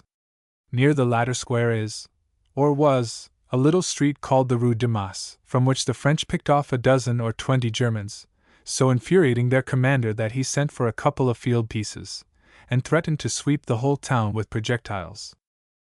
Meantime, a number of the French who had lingered at Le Mans were gradually effecting their escape. Many artillery and commissariat wagons managed to get away, and a local notability, M. Eugene Calos, father of M. Joseph Calos, who was French Prime Minister during the latter half of 1911, and who is now, December 1913, Minister of Finances, succeeded in sending out of the town several carts full of rifles, which some of the French troops had flung away. However, the street fighting could not be indefinitely prolonged. It ceased when about 100 Germans and a larger number of French, both soldiers and civilians, had been killed. The Germans avenged themselves by pillaging the houses in the Rue Damas, and several on the Place des Halles, though they spared the Hotel de France there, as their commander, Voigt Retz, reserved it for his own accommodation. Whilst the bombardment of a part of the lower town continued, the railway station and the barracks called the Caserne de la Mission being particularly affected, raids were made on the French ambulances, in one of which, on the Boulevard Négrier, a patient was barbarously bayoneted in his bed, on the pretext that he was a franc-tireur, whereas he really belonged to the mobile guard. At the ambulance of the École Normale, the sisters and clergy were, according to their sworn statements, grossly ill-treated. Patients, some of whom were suffering from smallpox, were turned out of their beds, which were required, it was said, for the German wounded. All the wine that could be found was drunk, money was stolen, and there was vindictive destruction on all sides. The mayor, the prefect, M. Le Chevalier, had followed the army in its retreat, considering it his duty to watch over the uninvaded part of the department of the Sarthe, of Le Mans. M. Richard, and his 2 adjoints, or deputies, went down through the town carrying a towel as a flag of truce, and on the Place de la Mission they at last found Voigt Retz surrounded by his staff. The general at once informed the mayor that, in consequence of the resistance of the town, it would have to pay a war levy of 4 millions of francs, £160,000, within 24 hours, and that the inhabitants would have to lodge and feed the German forces as long as they remained there. All the appeals made against these hard conditions were disregarded during nearly a fortnight. When both the mayor and the Bishop of Le Mans solicited audiences of Prince Frederick Charles, they were told by the famous Count Harry von Arnim, who, curiously enough, subsequently became German ambassador to France, but embroiled himself with Bismarck and died in exile, that if they only wished to tender their humble duty to the prince he would graciously receive them, but that he refused to listen to any representations on behalf of the town. A first sum of £20,000 and some smaller ones were at last got together in this town of 37,000 inhabitants, and finally, on January 23, the total levy was reduced, as a special favour, to £80,000. Certain German requisitions were also to be set off against £20,000 of that amount, but they really represented about double the figure. A public loan had to be raised in the midst of continual exactions, which lasted even after the preliminaries of peace had been signed, the Germans regarding Le Mans as a milch cow from which too much could not be extracted. The anxieties of the time might well have sufficed to make the mayor ill, but, as a matter of fact, he caught smallpox, and his place had to be taken by a deputy, who with the municipal council, to which several local notabilities were adjoined, did all that was possible to satisfy the greed of the Germans. Smallpox, I may mention, was very prevalent at Le Mans, and some of the ambulances were specially reserved for soldiers who had contracted that disease. Altogether, about 21,000 men, both French and Germans, suffering from wounds or diseases of various kinds, were treated in the town's ambulances from November 1st to April 15th.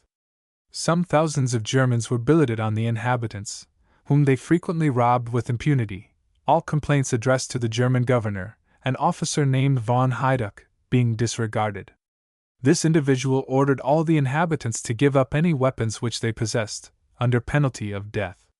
Another proclamation ordained the same punishment for anybody who might give the slightest help to the French army, or attempt to hamper the German forces.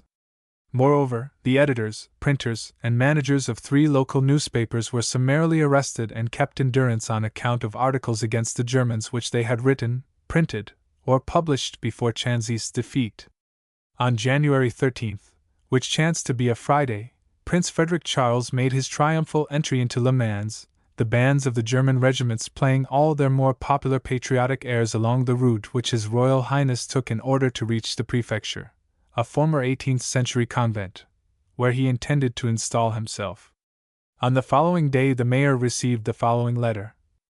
Mr. Mayor, I request you to send to the prefecture by 5:30 this afternoon 24 spoons, 24 forks, and 36 knives, as only just sufficient for the number of people at table have been sent, and there is no means of changing the covers. For dinner you will provide 20 bottles of Bordeaux, 30 bottles of champagne, 2 bottles of Madeira, and 2 bottles of liqueurs, which must be at the prefecture at 6 o'clock precisely. The wine previously sent not being good, either the Bordeaux nor the champagne, you must send better kinds, otherwise I shall have to inflict a fine upon the town. Signed, von Kanitz. This communication was followed almost immediately afterwards by another, emanating from the same officer, who was one of the prince's aides-de-camp.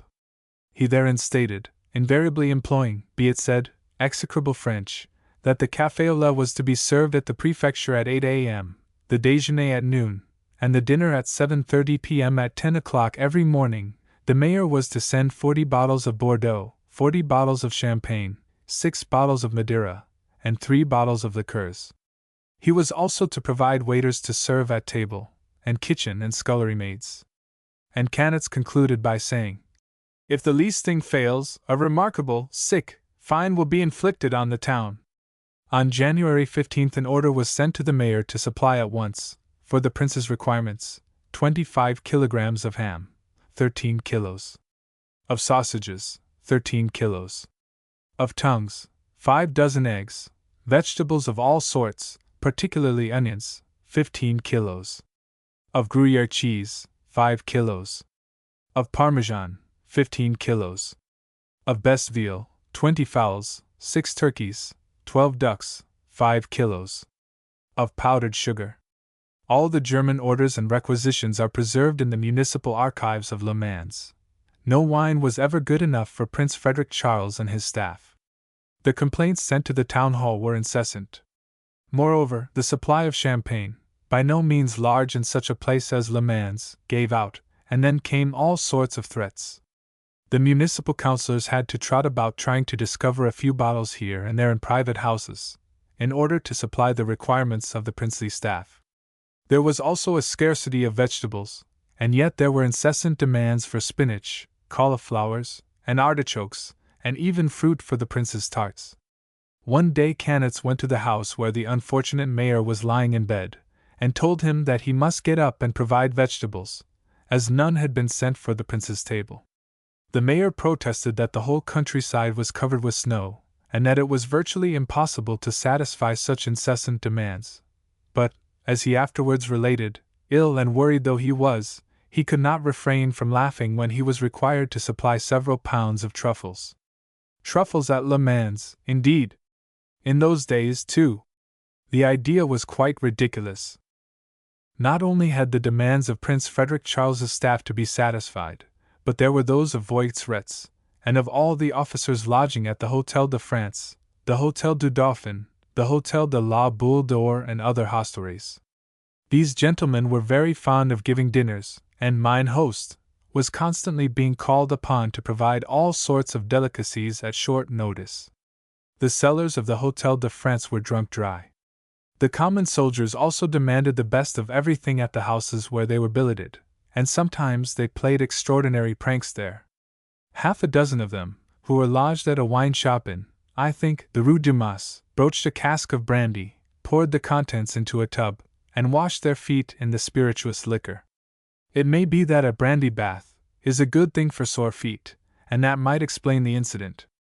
However, when I think of it, I am always reminded of how, in the days of the Second Empire, the spendthrift Duc de Gramont Cataris entered the Café Anglais in Paris, one afternoon, called for a silver soup tureen, had 2 or 3 bottles of champagne poured into it, and then made an unrepentant Magdalene of the boulevards, whom he had brought with him, wash his feet in the sparkling wine. From that afternoon until the Café Anglais passed out of existence, no silver soup tureens were ever used there. I have given the foregoing particulars respecting the German occupation of Le Mans. They are principally derived from official documents, just to show the reader what one might expect if, for instance, a German force should land at Hull or Grimsby and fight its way successfully to, let us say, York or Leeds or Nottingham. The incidents which occurred at Le Mans were by no means peculiar to that town. Many similar instances occurred throughout the invaded regions of France. I certainly do not wish to impute gluttony to Prince Frederick Charles personally. But during the years which followed the Franco-German War I made 3 fairly long stays at Berlin, putting up at good hotels, where officers, sometimes generals, often lunched and dined. And their appetites frequently amazed me, whilst their manners at table were repulsive.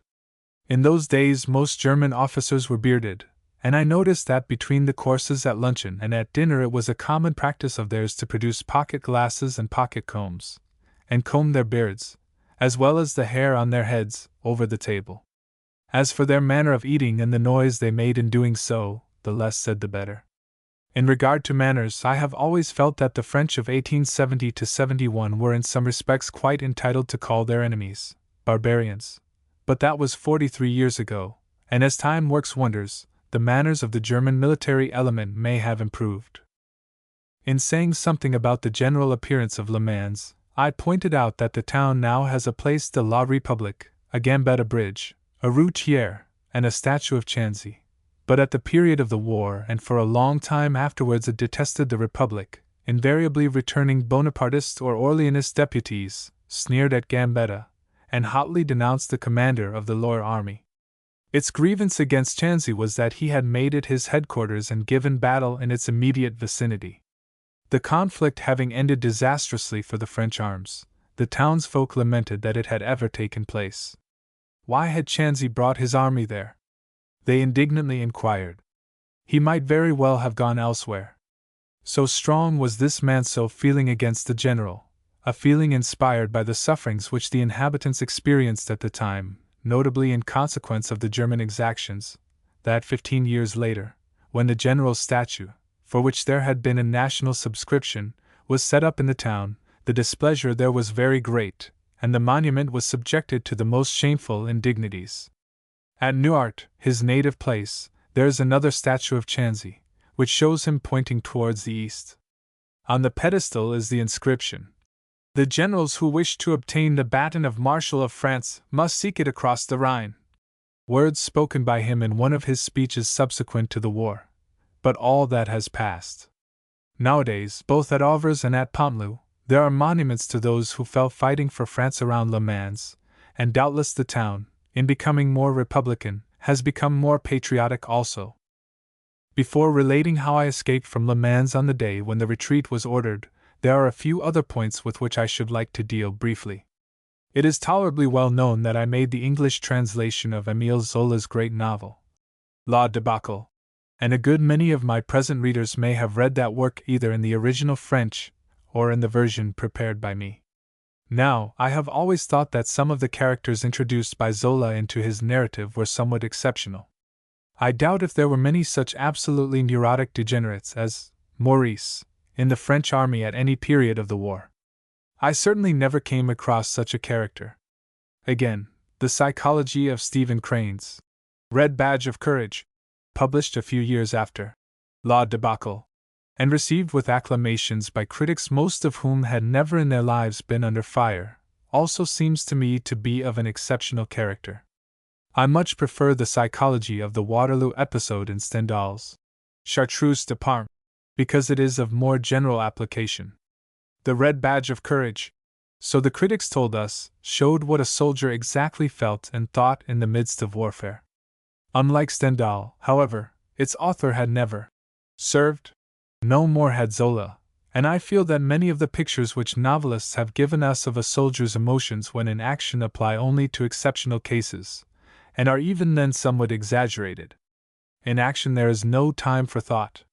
The most trying hours for a man who is in any degree of a sensitive nature are those spent in night duty, as a sentry, or as one of a small party at some lonely outpost. Then thoughts of home and happiness, and of those one loves, may well arise. There is one little point in connection with this subject which I must mention. Whenever letters were found on the bodies of men who fell during the Franco-German War, they were, if this man was a Frenchman, more usually letters from his mother, and if he was a German, more usually letters from his sweetheart. Many such letters found their way into print during the course of the war. It is a well-known fact that a Frenchman's cult for his mother is a trait of the national character, and that a Frenchwoman almost always places her child before her husband. But what struck me particularly during the Franco-German War was that the anxieties and mental sufferings of the French officers were much keener than those of the men. Many of those officers were married, some had young children, and in the silent hours of a lonely night watch their thoughts often traveled to their dear ones. I well remember how an officer virtually unbosomed himself to me on this subject one night near Ivry-l'Evêque. The reason of it all is obvious. The higher a man's intelligence, the greater is his sense of responsibility and the force of his attachments. But in action the latter are set aside, they only obtrude at such times as I have said or else at the moment of death. Of actual cowardice there were undoubtedly numerous instances during the war, but a great deal might be said in defense of many of the men who here and there abandoned their positions. During the last months their sufferings were frequently terrible. At best they were often only partially trained. There was little cohesion in many battalions. There was a great lack of efficient non-commissioned officers. Instead of drafting regular soldiers from the depots into special regiments, as was often done, it might have been better to have distributed them among the mobiles and mobilizers, whom they would have steadied. Judging by all that I witnessed at that period, I consider it essential that any territorial force should always contain a certain number of trained soldiers who have previously been in action. And any such force should always have the support of regulars and of efficient artillery. I have related how certain Breton mobilizers abandoned La Tuileries. They fled before the regulars or the artillery could support them, but they were, perhaps, the very rawest levies in all Chanzy's forces. Other Breton mobilizers, on other points, fought very well for men of their class. For instance, no reproach could be addressed to the battalions of St. Bro, Brest, Quimper, Lorient, and Nantes. They were better trained than were the men stationed at La Tuileries, and it requires some time to train a Breton properly. That effected, he makes a good soldier. Respecting my own feelings during that war, I may say that the paramount one was curiosity. To be a journalist, a man must be inquisitive. It is a sine qua non of his profession. Moreover, I was very young, I had no responsibilities, I may have been in love, or have thought I was, but I was on my own, and my chief desire was to see as much as I could. I willingly admit that, when Gouchard's column was abruptly attacked at Dreux, I experienced some trepidation at finding myself under fire, but firmness may prove as contagious as fear, and when Gouchard rallied his men and went forward to repel the Germans, interest and a kind of excitement took possession of me. Moreover, as I was, at least nominally, attached to the ambulance service, there was duty to be done, and that left no opportunity for thought. The pictures of the ambulances in or near Sedan are among the most striking ones contained in La Debacle, and, judging by what I saw elsewhere, Zola exaggerated nothing. The ambulance is the truly horrible side of warfare. To see men lying dead on the ground is, so to say, nothing. One gets used to it. But to see them amputated, and to see them lying in bed suffering, often acutely, from dreadful wounds, or horrible diseases, dysentery, typhus, smallpox, that is the thing which tries the nerves of all but the doctors and the trained nurses. On several occasions I helped to carry wounded men, and felt no emotion in doing so, but more than once I was almost overcome by the sight of all the suffering in some ambulance. When, on the morning of January 12th, I heard that a general retreat had been ordered, I hesitated as to what course I should pursue. I did not then anticipate the street fighting, and the consequent violence of the Germans. But journalistic instinct told me that if I remained in the town until after the German entry I might then find it very difficult to get away and communicate with my people. At the same time, I did not think the German entry so imminent as proved to be the case, and I spent a considerable time in the streets watching all the tumult which prevailed there. Now and again a sadly diminished battalion went by in fairly good order, but numbers of disbanded men hurried hither and thither in confusion. Here and there a street was blocked with army vans and wagons, whose drivers were awaiting orders, not knowing which direction to take. Officers and estafettes galloped about on all sides. Then a number of wounded men were carried in carts, on stretchers, and on trucks towards the railway station. Others, with their heads bandaged or their arms in slings, walked painfully in the same direction. Outside the station there was a strong cordon of gendarmes striving to resist all the pressure of a great mob of disbanded men who wished to enter and get away in the trains. At one moment, when, after quite a struggle, some of the wounded were conveyed through the mob and the cordon, the disbanded soldiers followed, and many of them fought their way into the station in spite of all the efforts of the gendarmes. The melee was so desperate that I did not attempt to follow, but, after watching it for some time, retraced my steps towards my lodging. All was hubbub and confusion at the little inn, and only with difficulty could I get anything to eat there. A little later, however, I managed to tell the landlord, his name was de Buisson, that I meant to follow the army, and if possible, secure a place in one of the trains which were frequently departing. After stowing a few necessaries away in my pockets, I begged him to take charge of my bag until some future day, and the worthy old man then gave me some tips as to how I might make my way into the station, by going a little beyond it, and climbing a palisade. We condoled with one another and shook hands. I then went out. The cannonade, which had been going on for several hours, had now become more violent. Several shells had fallen on or near the Caserne de la Mission during the morning. Now others were falling near the railway station. I went my way, however, turned to the right on quitting the Rue du Guillaume, reached some palings, and got on to the railway line.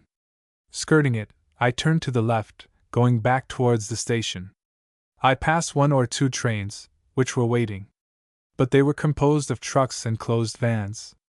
I might perhaps have climbed on to one of the former, but it was a bitterly cold day, and as for the latter, of course I could not hope to enter one of them. So I kept on towards the station, and presently, without let or hindrance, I reached one of the platforms. Le Mans being an important junction, its station was very large, in some respects quite monumental. The principal part was roofed with glass and suggested Charing Cross. I do not remember exactly the number of lines of metals running through it, but I think there must have been 4 or 5. There were 2 trains waiting there, one of them, which was largely composed of passenger carriages, being crammed with soldiers. I tried to get into one carriage, but was fiercely repulsed. So, going to the rear of this train, I crossed to another platform, where the second train was. This was made up of passenger coaches and vans. I scrambled into one of the latter, which was open. There were a number of packing cases inside it, but there was at least standing room for several persons. 2 railway men and 2 or 3 soldiers were already there. One of the former helped me to get in. I had, be it said, a semi-military appearance, for my grey frieze coat was frogged, and besides, what was more important, I wore the Red Cross armlet given me at the time when I followed Gouchard's column. Almost immediately afterwards the train full of soldiers got away. The cannonade was now very loud, and the glass roof above us constantly vibrated. Some minutes elapsed whilst we exchanged impressions. Then, all at once, a railway official, it may have been M. Piquet himself, rushed along the platform in the direction of the engine, shouting as he went, "Dépêchez! Dépêchez! Sauvez-vous!" At the same moment a stray artilleryman was seen hastening towards us, but suddenly there came a terrific crash of glass, a shell burst through the roof and exploded, and the unlucky artilleryman fell on the platform, evidently severely wounded. We were already in motion, however, and the line being dear, we got fairly swiftly across the viaduct spanning the Sarthe. This placed us beyond the reach of the enemy, and we then slowed down. 1 or 2 more trains were got away after ours, the last one, I believe, being vainly assailed by some Uhlans before it had crossed the viaduct. The latter ought then to have been blown up, but an attempt to do so proved ineffectual. We went on very slowly on account of the many trains in front of us. Every now and again, too, there came a wearisome stop. It was bitterly cold, and it was in vain that we beat the tattoo with our feet in the hope of thereby warming them. The men with me were also desperately hungry, and complained of it so bitterly and so frequently that, at last, I could not refrain from producing a little bread and meat which I had secured at Le Mans and sharing it with them. But it merely meant a bite for each of us. However, on stopping at last at Conly station, some 16 or 17 miles from Le Mans, we all hastily scrambled out of the train, rushed into a little inn, and almost fought like wild beasts for scraps of food. Then on we went once more, still very slowly, still stopping again and again, sometimes for an hour at a stretch, until, half numbed by the cold, weary of stamping our feet, and still ravenous, we reached the little town of Ciel-le-Guillaume, which is not more than 8 or 9 miles from Conly. At Ciel I secured a tiny garret-like room at the crowded Hôtel de la Croix d'Or, a third-rate hostelry, which was already invaded by officers, soldiers, railway officials, and others who had quitted Le Mans before I had managed to do so. My comparatively youthful appearance won for me, however, the good favor of the buxom landlady, who, after repeatedly declaring to other applicants that she had not a corner left in the whole house, took me aside and said in an undertone, "Listen, I will put you in a little cabinet upstairs. I will show you the way by and by. But don't tell anybody." And she added compassionately, "Mon pauvre garçon, you look frozen. Go into the kitchen.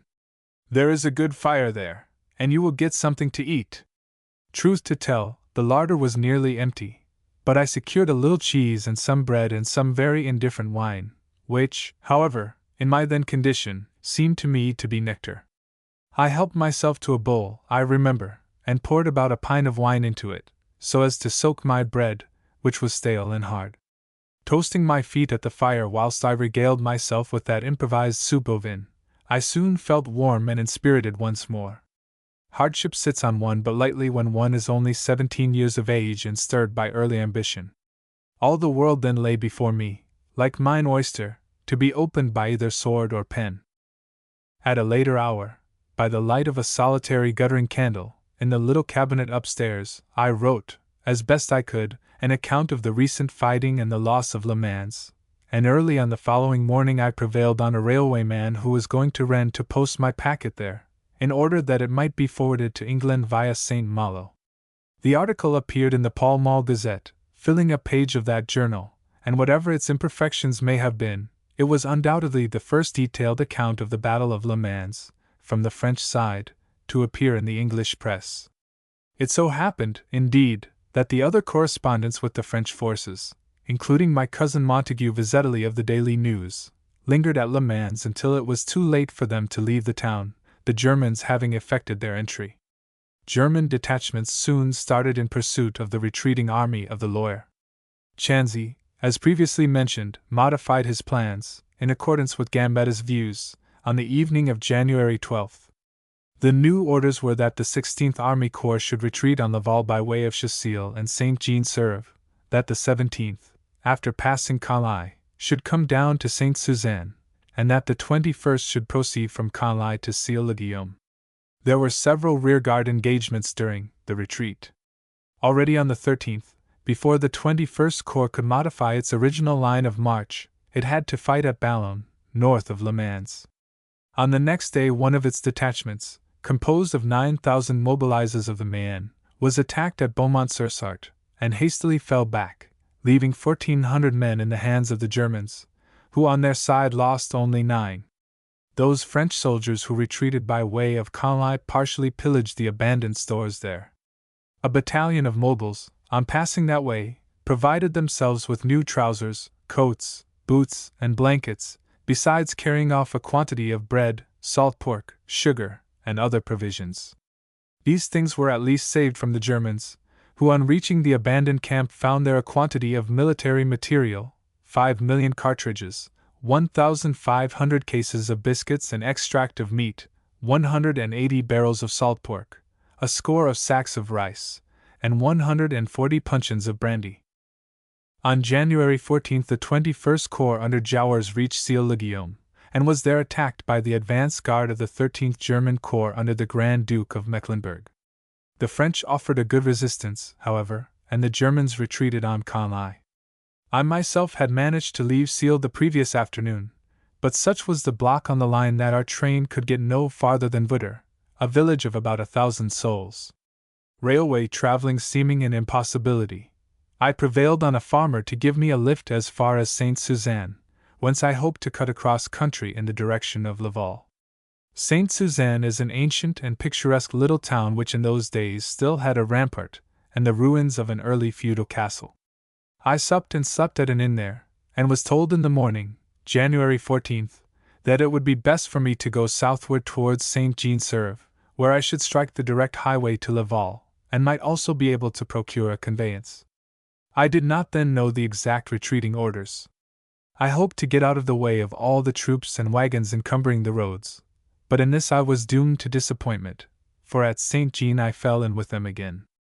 That day a part of the rearguard of the 16th Corps, Jorgaiberry, that is, a detachment of 1,100 men with a squadron of cavalry under General Le Boudec, had been driven out of Chasile by the German cavalry under General von Schmidt. This had accelerated the French retreat, which continued in the greatest confusion, all the men hastening precipitately towards Saint-Jean, where, after getting the bulk of his force on to the heights across the river Erve, which here intersects the highway, Jorgaiberry resolved on attempting to check the enemy's pursuit. Though the condition of most of the men was lamentable, vigorous defensive preparations were made on the night of the 14th, and the early morning of the following day. On the low ground, near the village and the river, trees were felled and roads were barricaded, while on the slopes batteries were disposed behind hedges, in which embrasures were cut. The enemy's force was, I believe, chiefly composed of cavalry and artillery. The latter was already firing at us when Jorgaiberry rode along our lines. A shell exploded near him, and some splinters of the projectile struck his horse in the neck, inflicting a ghastly, gaping wound. The poor beast, however, did not fall immediately, but galloped on frantically for more than a score of yards, then suddenly reared, and after doing so came down, all of a heap, upon the snow. However, the Admiral, who was a good horseman, speedily disengaged himself, and turned to secure another mount, when he perceived that Colonel Biraud, his chief of staff, who had been riding behind him, had been wounded by the same shell, and had fallen from his horse. I saw the colonel being carried to a neighboring farmhouse, and was afterwards told that he had died there. The engagement had no very decisive result, but Schmidt fell back to the road connecting Saint Suzanne with the Rhine and Charny, whilst we withdrew towards Solges-le-Bruant, about halfway between Saint-Jean and Laval. During the fight, however, whilst the artillery duel was in progress, quite half of Jorgaiberry's men had taken themselves off without waiting for orders. I believe that on the night of January 15th he could not have mustered more than 7,000 men for action. Yet only 2 days previously he had had nearly 3 times that number with him. Nevertheless, much might be pleaded for the men. The weather was still bitterly cold, snow lay everywhere, little or no food could be obtained, the commissariat refraining from requisitioning cattle at the farms, for all through the departments for Mayenne and Ille-et-Vilaine cattle plague was raging. Hungry, emaciated, faint, coughing incessantly, at times affected with smallpox, the men limped or trudged on despairingly.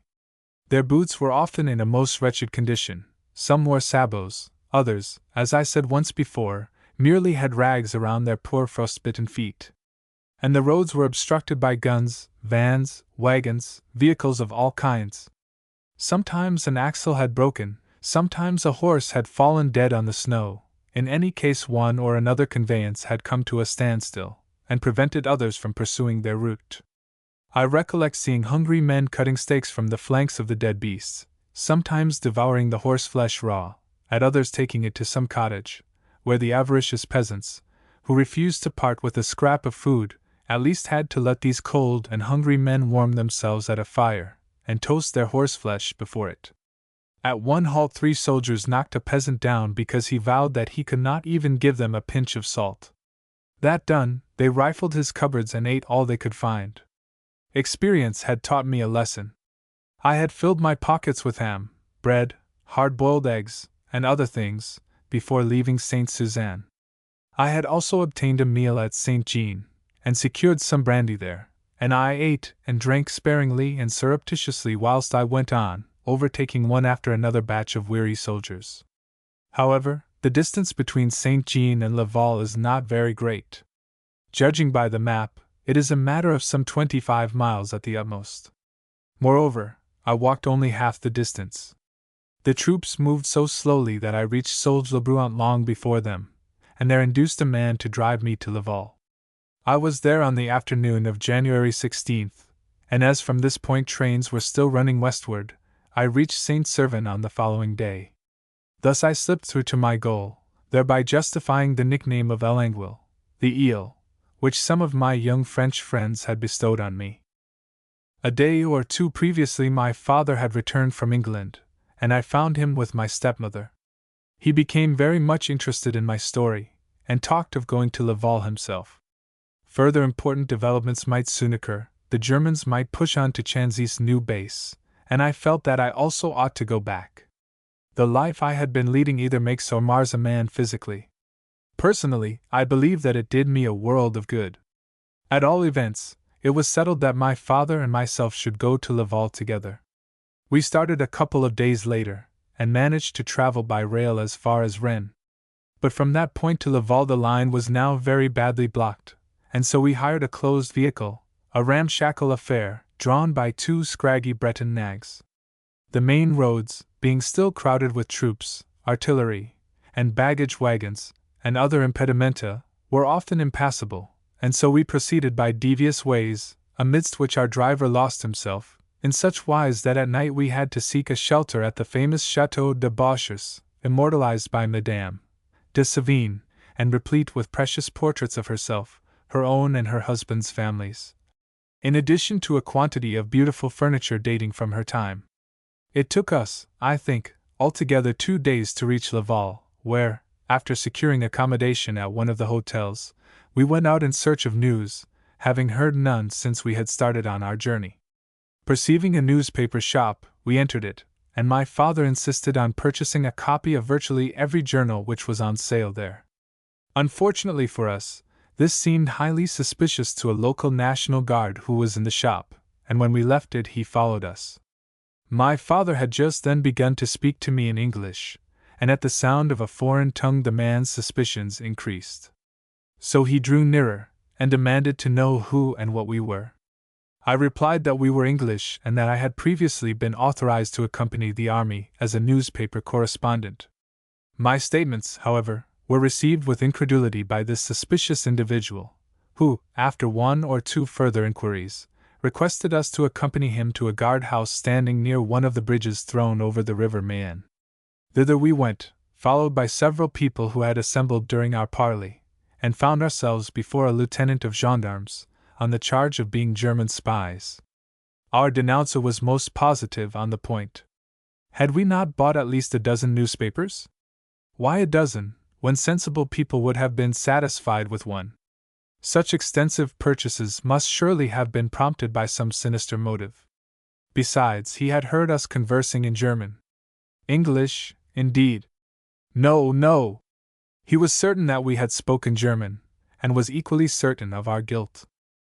The lieutenant looked grave, and my explanations did not quite satisfy him. The predicament was the more awkward as, although my father was provided with a British passport, I had somehow left my precious military permit at Saint-Servan. Further, my father carried with him some documents which might have been deemed incriminating, They were, indeed, safe conducts signed by various German generals, which had been used by us conjointly while passing through the German lines after making our way out of Paris in November. As for my correspondence permit, signed some time previously by the Chief of the Staff, I had been unable to find it when examining my papers on our way to Laval, but had consoled myself with the thought that I might get it replaced at headquarters. The Red Cross armlet, which had repeatedly proved so useful to me, enabling me to come and go without much interference, was at our hotel, in a bag we had brought with us. Could I have shown it to the lieutenant, he might have ordered our release. As it happened, he decided to send us to the provost marshal. I was not greatly put out by that command, for I remembered the officer in question, or thought I did, and felt convinced that everything would speedily be set right. We started off in the charge of a brigadier, otherwise a corporal, of gendarmes, and 4 men, our denouncer following closely at our heels. My father at once pointed out to me that the brigadier and one of the men wore silver medals bearing the effigy of Queen Victoria, so I said to the former, "You were in the Crimea. You are wearing our Queen's medal." "Yes," he replied. "I gained that at the Alma." "And your comrade?" "He won his at the Tohernia." "I dare say you would have been glad if French and English had fought side by side in this war?" I added. "Perhaps they ought to have done so. Parbleu! The English certainly owed us a bon coup de main, instead of which they have only sold us broken-down horses and bad boots." I agreed that there had been some instances of the kind. A few more words passed, and I believe that the brigadier became convinced of our English nationality. But as his orders were to take us to the provost's, thither we were bound to go. An ever-increasing crowd followed. Shopkeepers and other folk came to their doors and windows, and the words, "They are spies, German spies!" rang out repeatedly, exciting the crowd and rendering it more and more hostile. For a while we followed a quay with granite parapets, below which flowed the Mayenne, laden with drifting ice. All at once, however, I perceived on our left a large square, where about 100 men of the Laval National Guard were being exercised. They saw us appear with our escort, they saw the crowd which followed us, and they heard the cries, "Spies! German spies!" Forthwith, with that disregard for discipline which among the French was so characteristic of the period, they broke their ranks and ran towards us. We were only able to take a few more steps. In vain did the gendarmes try to force a way through the excited mob. We were surrounded by angry, scowling, vociferating men. Imprecations burst forth, fists were clenched, arms were waved, rifles were shaken, the unruly National Guards being the most eager of all to denounce and threaten us. "Down with the spies!" they shouted. "Down with the German pigs! Give them to us! Let us shoot them!" A very threatening rush ensued, and I was almost carried off my feet. But in another moment I found myself against the parapet of the quay, with my father beside me, and the icy river in the rear. In front of us stood the brigadier and his 4 men guarding us from the angry citizens of Laval. "Hand them over to us! We will settle their affair!" shouted an excited National Guard. "You know that they are spies, brigadier." "I know that I have my orders," growled the veteran. "I am taking them to the provost. It is for him to decide." "That is too much ceremony," was the retort. "Let us shoot them." "But they are not worth a cartridge," shouted another man. "Throw them into the river." That ominous cry was taken up. "Yes, yes, to the river with them." Then came another rush, one so extremely violent that our case seemed desperate. But the brigadier and his men had managed to fix bayonets during the brief parley, and on the mob being confronted by 5 blades of glistening steel, its savage eagerness abated. Moreover, the old brigadier behaved magnificently. "Keep back!" cried he. "I have my orders. You will have to settle me before you take my prisoners." Just then I caught the eye of one of the National Guards, who was shaking his fist at us, and I said to him, "You are quite mistaken. We are not Germans, but English." "Yes, yes, Anglais, Anglais," my father exclaimed. While some of the men in the crowd were more or less incredulously repeating that statement, a black-bearded individual, whom I can, at this very moment, still picture with my mind's eye, so vividly did the affair impress me, climbed on to the parapet near us, and called out, "You say you are English? Do you know London? Do you know Regent Street?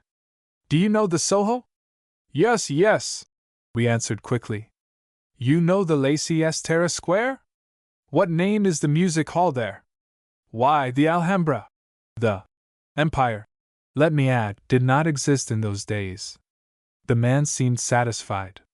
"I think they are English," he said to his friends. But somebody else exclaimed, "I don't believe it. One of them is wearing a German hat." Now, it happened that my father had returned from London wearing a felt hat of a shape which was then somewhat fashionable there, and which, curiously enough, was called the Crown Prince, after the heir to the Prussian throne, that is, our Princess Royal's husband, subsequently the Emperor Frederick. The National Guard, who spoke a little English, wished to inspect this incriminating hat, so my father took it off, and one of the gendarmes, having placed it on his bayonet, passed it to the man on the parapet. When the latter had read, "Christie, London," on the lining, he once more testified in our favor. But other fellows also wished to examine the suspicious headgear, and it passed from hand to hand before it was returned to my father in a more or less damaged condition. Even then a good many men were not satisfied respecting our nationality, but during that incident of the hat, a laughable one to me nowadays, though everything looked very ugly when it occurred, there had been time for the men's angry passions to cool, to a considerable extent at all events, and after that serious comical interlude, they were much less eager to inflict on us the summary law of Lynch.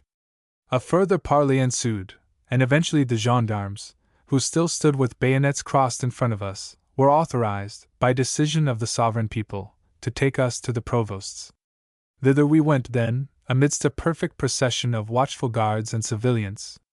Directly we appeared before the provost, I realized that our troubles were not yet over.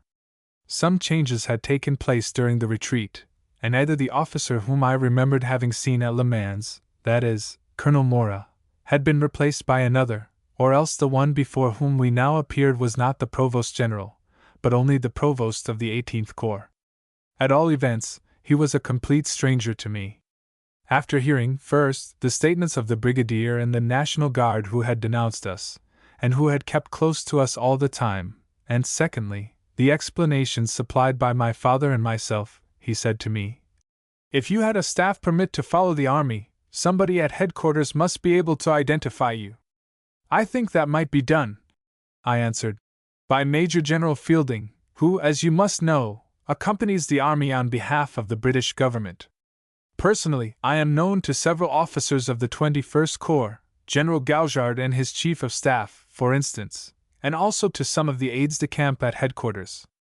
"Well, get yourselves identified, and obtain a proper safe conduct," said the Provost. "Brigadier, you are to take these men to headquarters. If they are identified there, you will let them go. If not, take them to the chateau, the prison, and report to me." Again we all set out, this time climbing the hilly ill-paved streets of Old Laval, above which the town's great feudal castle reared its dark, round keep, and presently we came to the local college, formerly an Ursuline convent, where Chanzy had fixed his headquarters. In one of the large classrooms were several officers, one of whom immediately recognized me. He laughed when he heard our story. "I was arrested myself, the other day," he said, "because I was heard speaking in English to your General Fielding. And yet I was in uniform, as I am now." The gendarmes were promptly dismissed, though not before my father had slipped something into the hand of the old brigadier for himself and his comrades. Their firmness had saved us, for when a mob's passions are inflamed by patriotic zeal, the worst may happen to the objects of its wrath. A proper safe conduct, which I still possess, was prepared by an aide-de-camp on duty, and whilst he was drafting it, an elderly but bright-eyed officer entered, and went up to a large circular stove to warm himself. 3 small stars still glittered faintly on his faded cap, and 6 rows of narrow tarnished gold braid ornamented the sleeves of his somewhat shabby dolman. It was Chanzy himself. He noticed our presence, and our case was explained to him. Looking at me keenly, he said, I think I have seen you before. You are the young English correspondent who was allowed to make some sketches at Ivry-l'Evêque, are you not? Yes, mon general, I answered, saluting. You gave me permission through, I think, Monsieur le Commandant de Boisdeffre. He nodded pleasantly as we withdrew, then lapsed into a thoughtful attitude. Out we went, down through Old Laval and towards the new town, my father carrying the safe conduct in his hand. The gendarmes must have already told people that we were all right, for we now encountered only pleasant faces. Nevertheless, we handed the safe conduct to one party of National Guards for their inspection, in order that their minds might be quite at rest. That occurred outside the hospital, where at that moment I little imagined that a young Englishman, a volunteer in the 6th Battalion of the Côtes du Nord Mobile Guards, 21st Army Corps, was lying invalid by a chill, which he had caught during an ascent in our army balloon with Gaston Tissandier. Since then that young Englishman has become famous as Field Marshal Viscount Kitchener of Khartoum. But the National Guards insisted on carrying my father and myself to the chief café of Laval. They would take no refusal. In genuine French fashion, they were all anxiety to offer some amends for their misplaced patriotic impulsiveness that afternoon, when they had threatened, first, to shoot, and next, to drown us. In lieu thereof they now deluged us with punch à la Française, and as the café soon became crowded with other folk who all joined our party, there ensued a scene which almost suggested that some glorious victory had been gained at last by invaded and unfortunate France. 13. The bitter end. Battues for deserters, end of the operations against Chanzy, Faidherbe's battles, Bourbaki's alleged victories and retreat, the position in Paris, the terrible death rate, state of the Paris army, the sanguinary Buzenval sortie, towards capitulation, the German conditions, the armistice provisions, Bourbaki's disaster, could the war have been prolonged, the resources of France, the general weariness. I returned to Paris, the elections for a National Assembly, the negotiations, the state of Paris, the preliminaries of peace, the triumphal entry of the Germans, the war's aftermath. We remained for a few days longer at Laval, and were not again interfered with there. A painful interest attached to one sight which we witnessed more than once. It was that of the many processions of deserters whom the horse gendarmerie of the headquarters staff frequently brought into the town. The whole region was scoured for runaways, many of whom were found in the villages and at lonely farms. They had generally cast off their uniform and put on blouses, but the peasantry frequently betrayed them, particularly as they seldom, if ever, had any money to spend in bribes. Apart from those battues and the measures of all kinds which Chanzy took to reorganize his army, little of immediate import occurred at Laval. Gambetta had been there, and had then departed for Lille in order to ascertain the condition of Faidherbe's army of the north. The German pursuit of Chanzy's forces ceased virtually at Saint-Jean-Serve. There was just another little skirmish at Saint-Melaine, but that was all. I should add that on January 17 the Germans under Mecklenburg secured possession of Allengon, Chanta's original objective, alter an ineffectual resistance offered by the troops under Commandant Lepowski, who was seconded in his endeavors by Yilnem, Antonin Dubost, then prefect of the Orne, and recently president of the French Senate.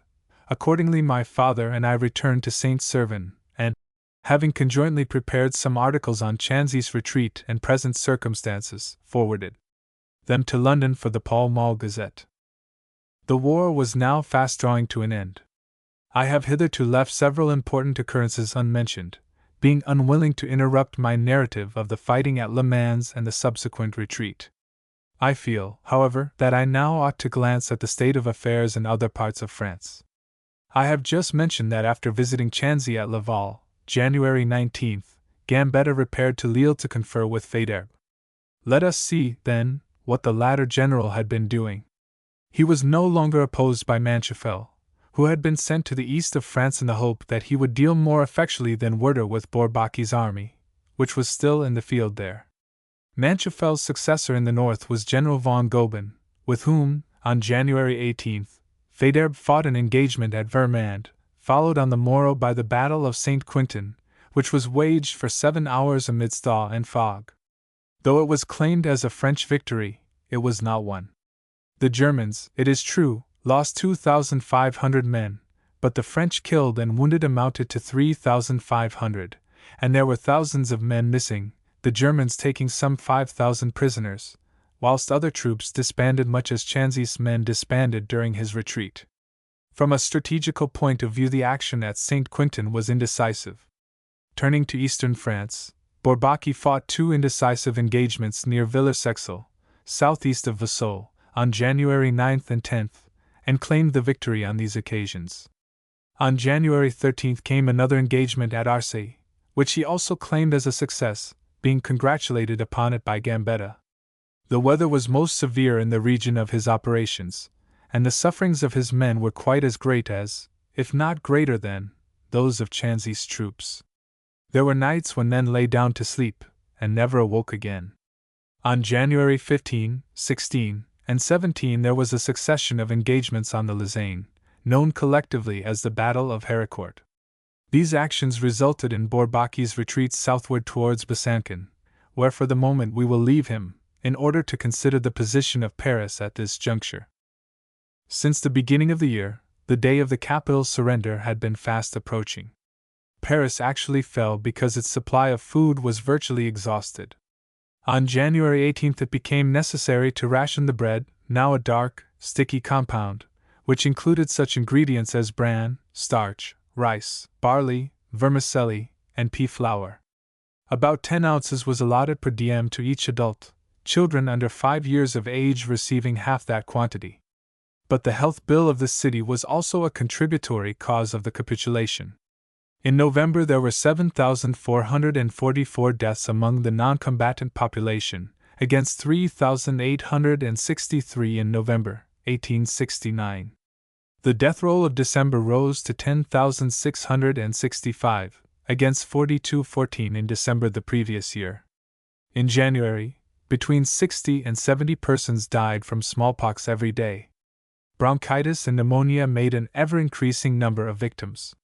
From January 14th to January 21st the mortality rose to no less than 4,465. From the latter date until January 28th, the day of the capitulation, the figures were 4,671, whereas in normal times they had never been more than 1,000 in any week. Among the troops the position was going from bad to worse. Thousands of men were in the hospitals, and thousands contrived to desert and hide themselves in the city. Out of 100,705 linesmen, there were, on January 1st, no fewer than 23,938 absentees, while 23,565 units were absent from the mobile guard, which, on paper, numbered 111,999. Briefly, 1 man out of every 5 was either a patient or a deserter. As for the German bombardment, this had some moral but very little material effect. Apart from the damage done to buildings, it killed, as I previously said, about 100 and wounded about 200 persons. The government now had little if any confidence in the utility of any further sorties. Nevertheless, as the extremist newspapers still clamored for one, it was eventually decided to attack the German positions across the Seine, on the west of the city. This sortie, commonly called that of Buzenval, took place on January 10th, the day after King William of Prussia had been proclaimed German Emperor in Louis XIV's Hall of Mirrors, at Versailles. The decision to raise the king to the imperial dignity had been arrived at on January 1st. Without doubt, the Buzenval sortie was devised chiefly in order to give the National Guard the constantly demanded opportunity and satisfaction of being led against the Germans. Trochu, who assumed chief command, establishing himself at the fort of Mont Valérien, divided his forces into 3 columns, led by Generals Vinoy, Belmar, and Ducrot.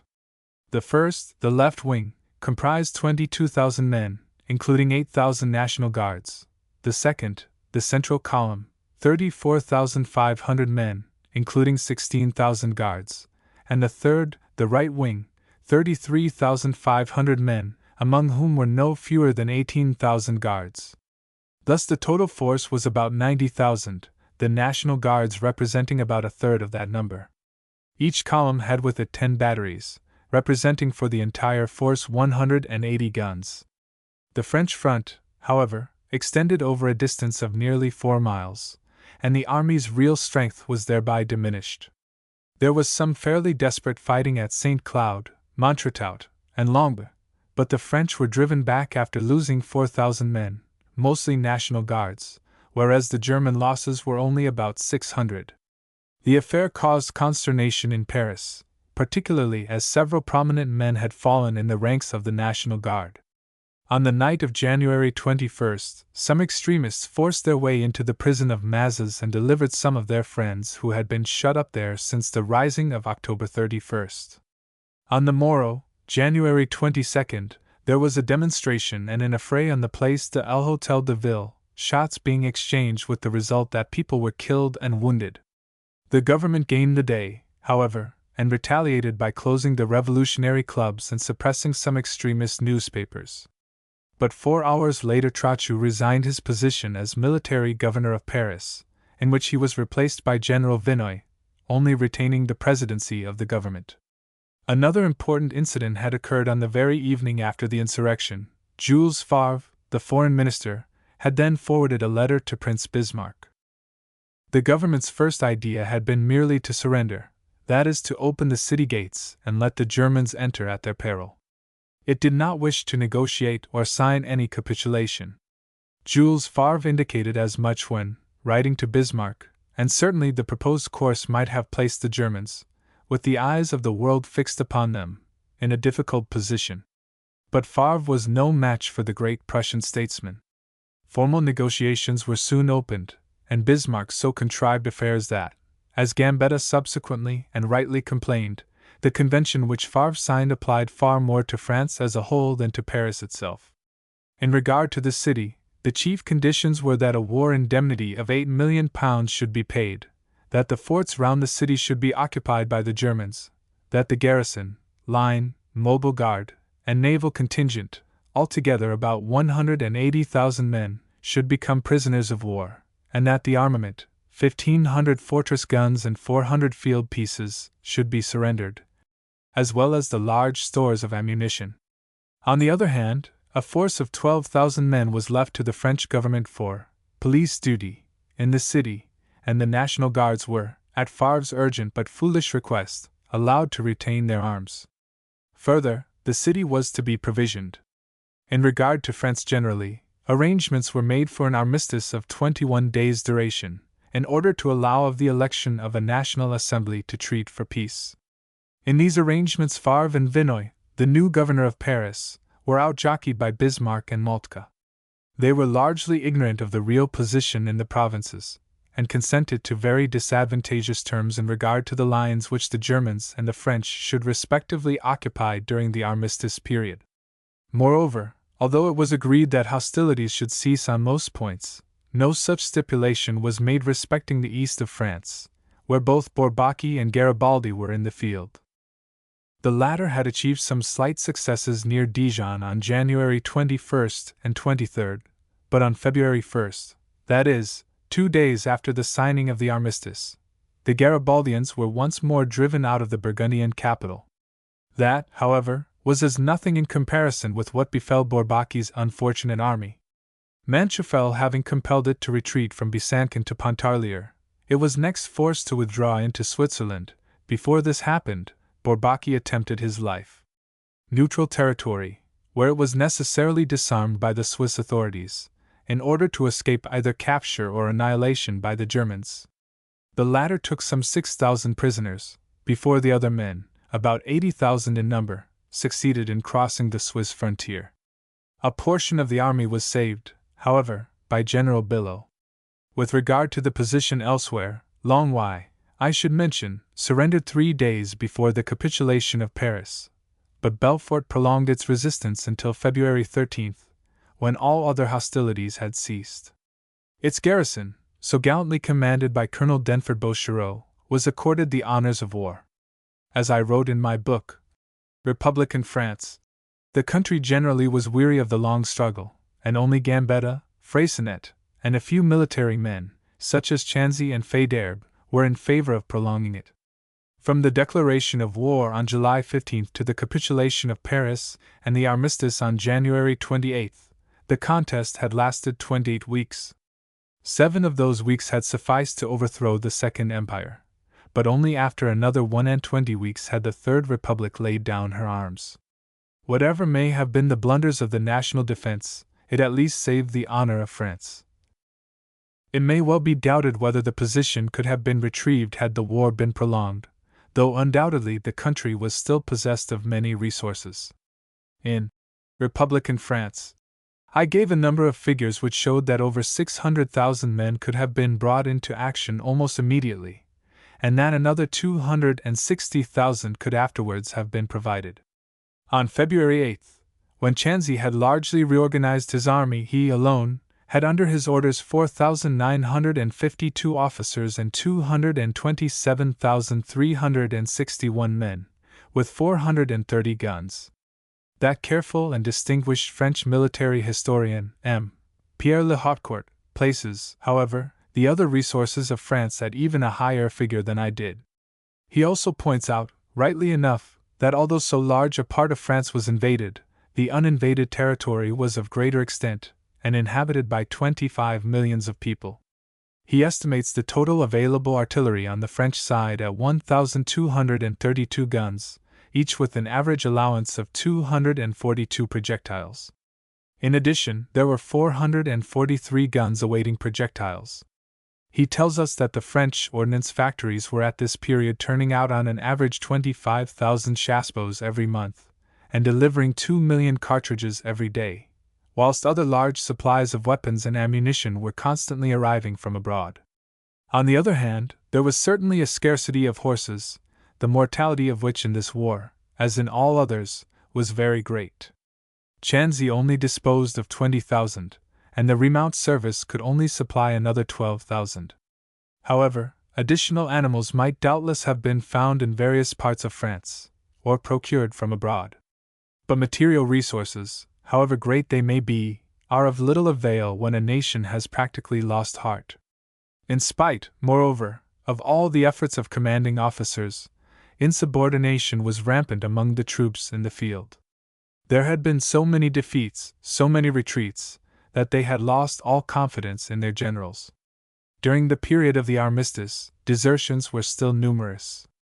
I may add that if at the expiration of the armistice the struggle had been renewed, Chanzy's plan, which received approval at a secret military and government council held in Paris, whither he repaired early in February, was to place General de Calme at the head of a strong force for the defense of Brittany, whilst he, Chanzy, would, with his own army, cross the Loire and defend southern France. Directly news arrived that an armistice had been signed, and that Paris was once more open, my father arranged to return there, accompanied by myself and my younger brother, Arthur Vizetelly. We took with us, I remember, a plentiful supply of poultry and other edibles for distribution among the friends who had been suffering from the scarcity of provisions during the latter days of the siege. The elections for the new National Assembly were just over, nearly all of the 43 deputies returned for Paris being Republicans, though throughout the rest of France Legitimist and Orleanist candidates were generally successful. I remember that just before I left Saint-Servan one of our tradesmen, an enthusiastic royalist, said to me, "We shall have a king on the throne by the time you come back to see us in the summer." At that moment it certainly seemed as if such would be the case. As for the empire, one could only regard it as dead. There were, I think, merely 5 recognized Bonapartist members in the whole of the new National Assembly, and most of them came from Corsica. Thus, it was by an almost unanimous vote that the Assembly declared Napoleon III and his dynasty to be responsible for the invasion, ruin, and dismemberment of France. The Assembly having called Thiers to the position of chief of the executive power, peace negotiations ensued between him and Bismarck. They began on February 22, Thiers being assisted by Jules Favre, who retained the position of Minister of Foreign Affairs, mainly because nobody else would take it and append his signature to a treaty which was bound to be disastrous for the country. The chief conditions of that treaty will be remembered. Germany was to annex Alsace-Lorraine, to receive a war indemnity of £200 million sterling, with interest in addition, and secure commercially most favored nation treatment from France. The preliminaries were signed on February 26 and accepted by the National Assembly on March 1, but the actual Treaty of Frankfurt was not signed and ratified until the ensuing month of May. Paris presented a sorry spectacle during the weeks which followed the armistice. There was no work for the thousands of artisans who had become National Guards during the siege. Their allowance as such was prolonged in order that they might at least have some means of subsistence. But the unrest was general. By the side of the universal hatred of the Germans, which was displayed on all sides, even finding vent in the notices set up in the shop windows to the effect that no Germans need apply there, one observed a very bitter feeling towards the new government. Thiers had been an Orleanist all his life, and among the Paris working classes there was a general feeling that the National Assembly would give France a king. This feeling tended to bring about the subsequent bloody insurrection of the Commune, but, as I wrote in Republican France, it was precisely the Commune which gave the French royalists a chance. It placed a weapon in their hands and enabled them to say, "You see, by that insurrection, by all those terrible excesses, what a republic implies. Order, quietude, fruitful work are only possible under a monarchy." As we know, however, the efforts of the royalists were defeated, in part by the obstinacy of their candidate, the Comte de Chambord, and in part by the good behavior of the Republicans generally, as counseled both by Thiers and by Gambetta. On March 1, the very day when the National Assembly ratified the preliminaries of peace at Bordeaux, the Germans made their triumphal entry into Paris. 4 or 5 days previously my father had sent me on a special mission to Bordeaux, and it was then that after long years I again set eyes on Garibaldi, who had been elected as a French deputy, but who resigned his seat in consequence of the onerous terms of peace. Others, notably Gambetta, did precisely the same, by way of protesting against the so-called Devil's Treaty. However, I was back in Paris in time to witness the German entry into the city. My father, my brother Arthur, and myself were together in the Champs-Élysées on that historical occasion. I have related elsewhere, in Republican France, how a number of women of the Paris boulevards were whipped in the Champs-Élysées shrubberies by young roughs, who, not unnaturally, resented the shameless overtures made by these women to the German soldiery. There were, however, some unfortunate mistakes that day, as, for instance, when an attempt was made to ill-treat an elderly lady who merely spoke to the Germans in the hope of obtaining some information respecting her son, then still a prisoner of war. I remember also that Archibald Forbes was knocked down and kicked for returning the salute of the Crown Prince of Saxony. Some of the English correspondents who hurried to the scene removed Forbes to a little hotel in the Faubourg St. Honoré, for he had really been hurt by that savage assault, though it did not prevent him from penning a graphic account of what he witnessed on that momentous day. The German entry was, on the whole, fairly imposing as a military display, but the stage management was very bad, and one could not imagine that Napoleon's entry into Berlin had in any way resembled it. Nor could it be said to have equaled the entry of the Allied sovereigns into Paris in 1814. German princelings in basket carriages drawn by ponies did not add to the dignity of the spectacle. Moreover, both the Crown Prince of Saxony and the Crown Prince of Germany, Emperor Frederick, attended it in virtually an incognito manner. As for the Emperor William, his counselors dissuaded him from entering the city for fear lest there should be trouble there.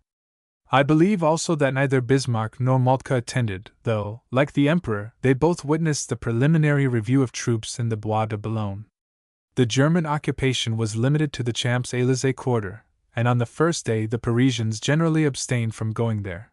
But on the morrow, when news that the preliminaries of peace had been accepted at Bordeaux had reached the capital, they flocked to gaze upon nos amis les ennemis, and greatly enjoyed, I believe, the lively music played by the German regimental bands.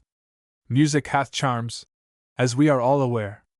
The departure of the German troops on the ensuing evening was of a much more spectacular character than their entry had been. As with their bands playing, whilst they themselves sang the Walk dem Rhein in chorus, they marched up the Champs-Élysées on their way back to Versailles. Those of their comrades who were still billeted in the houses came to the balconies with as many lighted candles as they could carry. Bivouac fires, moreover, were burning brightly here and there, and the whole animated scene, with its play of light and shade under the dark March sky, was one to be long remembered. The Franco-German War was over, and a new era had begun for Europe. The balance of power was largely transferred. France had again ceased to be the predominant continental state. She had attained to that position for a time under Louis XIV, and later, more conspicuously, under Napoleon I, but in both of those instances vaulting ambition had o'erleapt itself. The purposes of Napoleon III were less far-reaching. Such ideas of aggrandizement as he entertained were largely subordinated to his desire to consolidate the regime he had revived, and to ensure the continuity of his dynasty. But the very principle of nationality which he more than once expounded, and which he championed in the case of Italy, brought about his ruin. He gave Italy Venetia, but refused her Rome, and thereby alienated her. Further, the consolidation of Germany, from his own nationalist point of view, became a threat to French interests. Thus he was hoisted chiefly by his own petard, and France paid the penalty for his errors. The Franco-German War was over, I have said, but there came a terrible aftermath, that is, the rising of the Commune, some of the introductory features of which were described by me in Republican France. There is only one fairly good history of that formidable insurrection in the English language, one written some years ago by Mr. Thomas March. It is, however, a history from the official standpoint, and is consequently one-sided as well as inaccurate in certain respects. Again, the English version of the history of the Commune put together by one of its partisans, Le Sagre, sins in the other direction. An impartial account of the rising remains to be written. If I am spared, I may, perhaps, be privileged to contribute to it by preparing a work on much the same lines as those of this present volume. Not only do I possess the greater part of the literature on the subject, including many of the newspapers of the time, but throughout the insurrection I was in Paris or its suburbs. I sketched the dead bodies of Generals Clement Thomas and Lecomte only a few hours after their assassination. I saw the Vendôme column fall while American visitors to Paris were singing "Hail, Columbia!" in the hotels of the Rue de la Paix. I was under fire in the same street when a demonstration was made there. Provided with passports by both sides, I went in and out of the city and witnessed the fighting at Asnières and elsewhere. I attended the clubs held in the churches, when women often perorated from the pulpits. I saw Thiers' house being demolished, and when the end came and the Versailles troops made their entry into the city, I was repeatedly in the street fighting with my good friend, Captain Bingham. I recollect sketching the attack on the Élysée Palace from a balcony of our house, and finding that balcony on the pavement a few hours later when it had been carried away by a shell from a communard battery at Montmartre. Finally, I saw Paris burning. I gazed on the sheaves of flames rising above the Tuileries. I saw the whole front of the Ministry of Finances fall into the Rue de Rivoli. I saw the now vanished Carrefour de la Croix Rouge one blaze of fire. I helped to carry water to put out the conflagration at the Palais de Justice.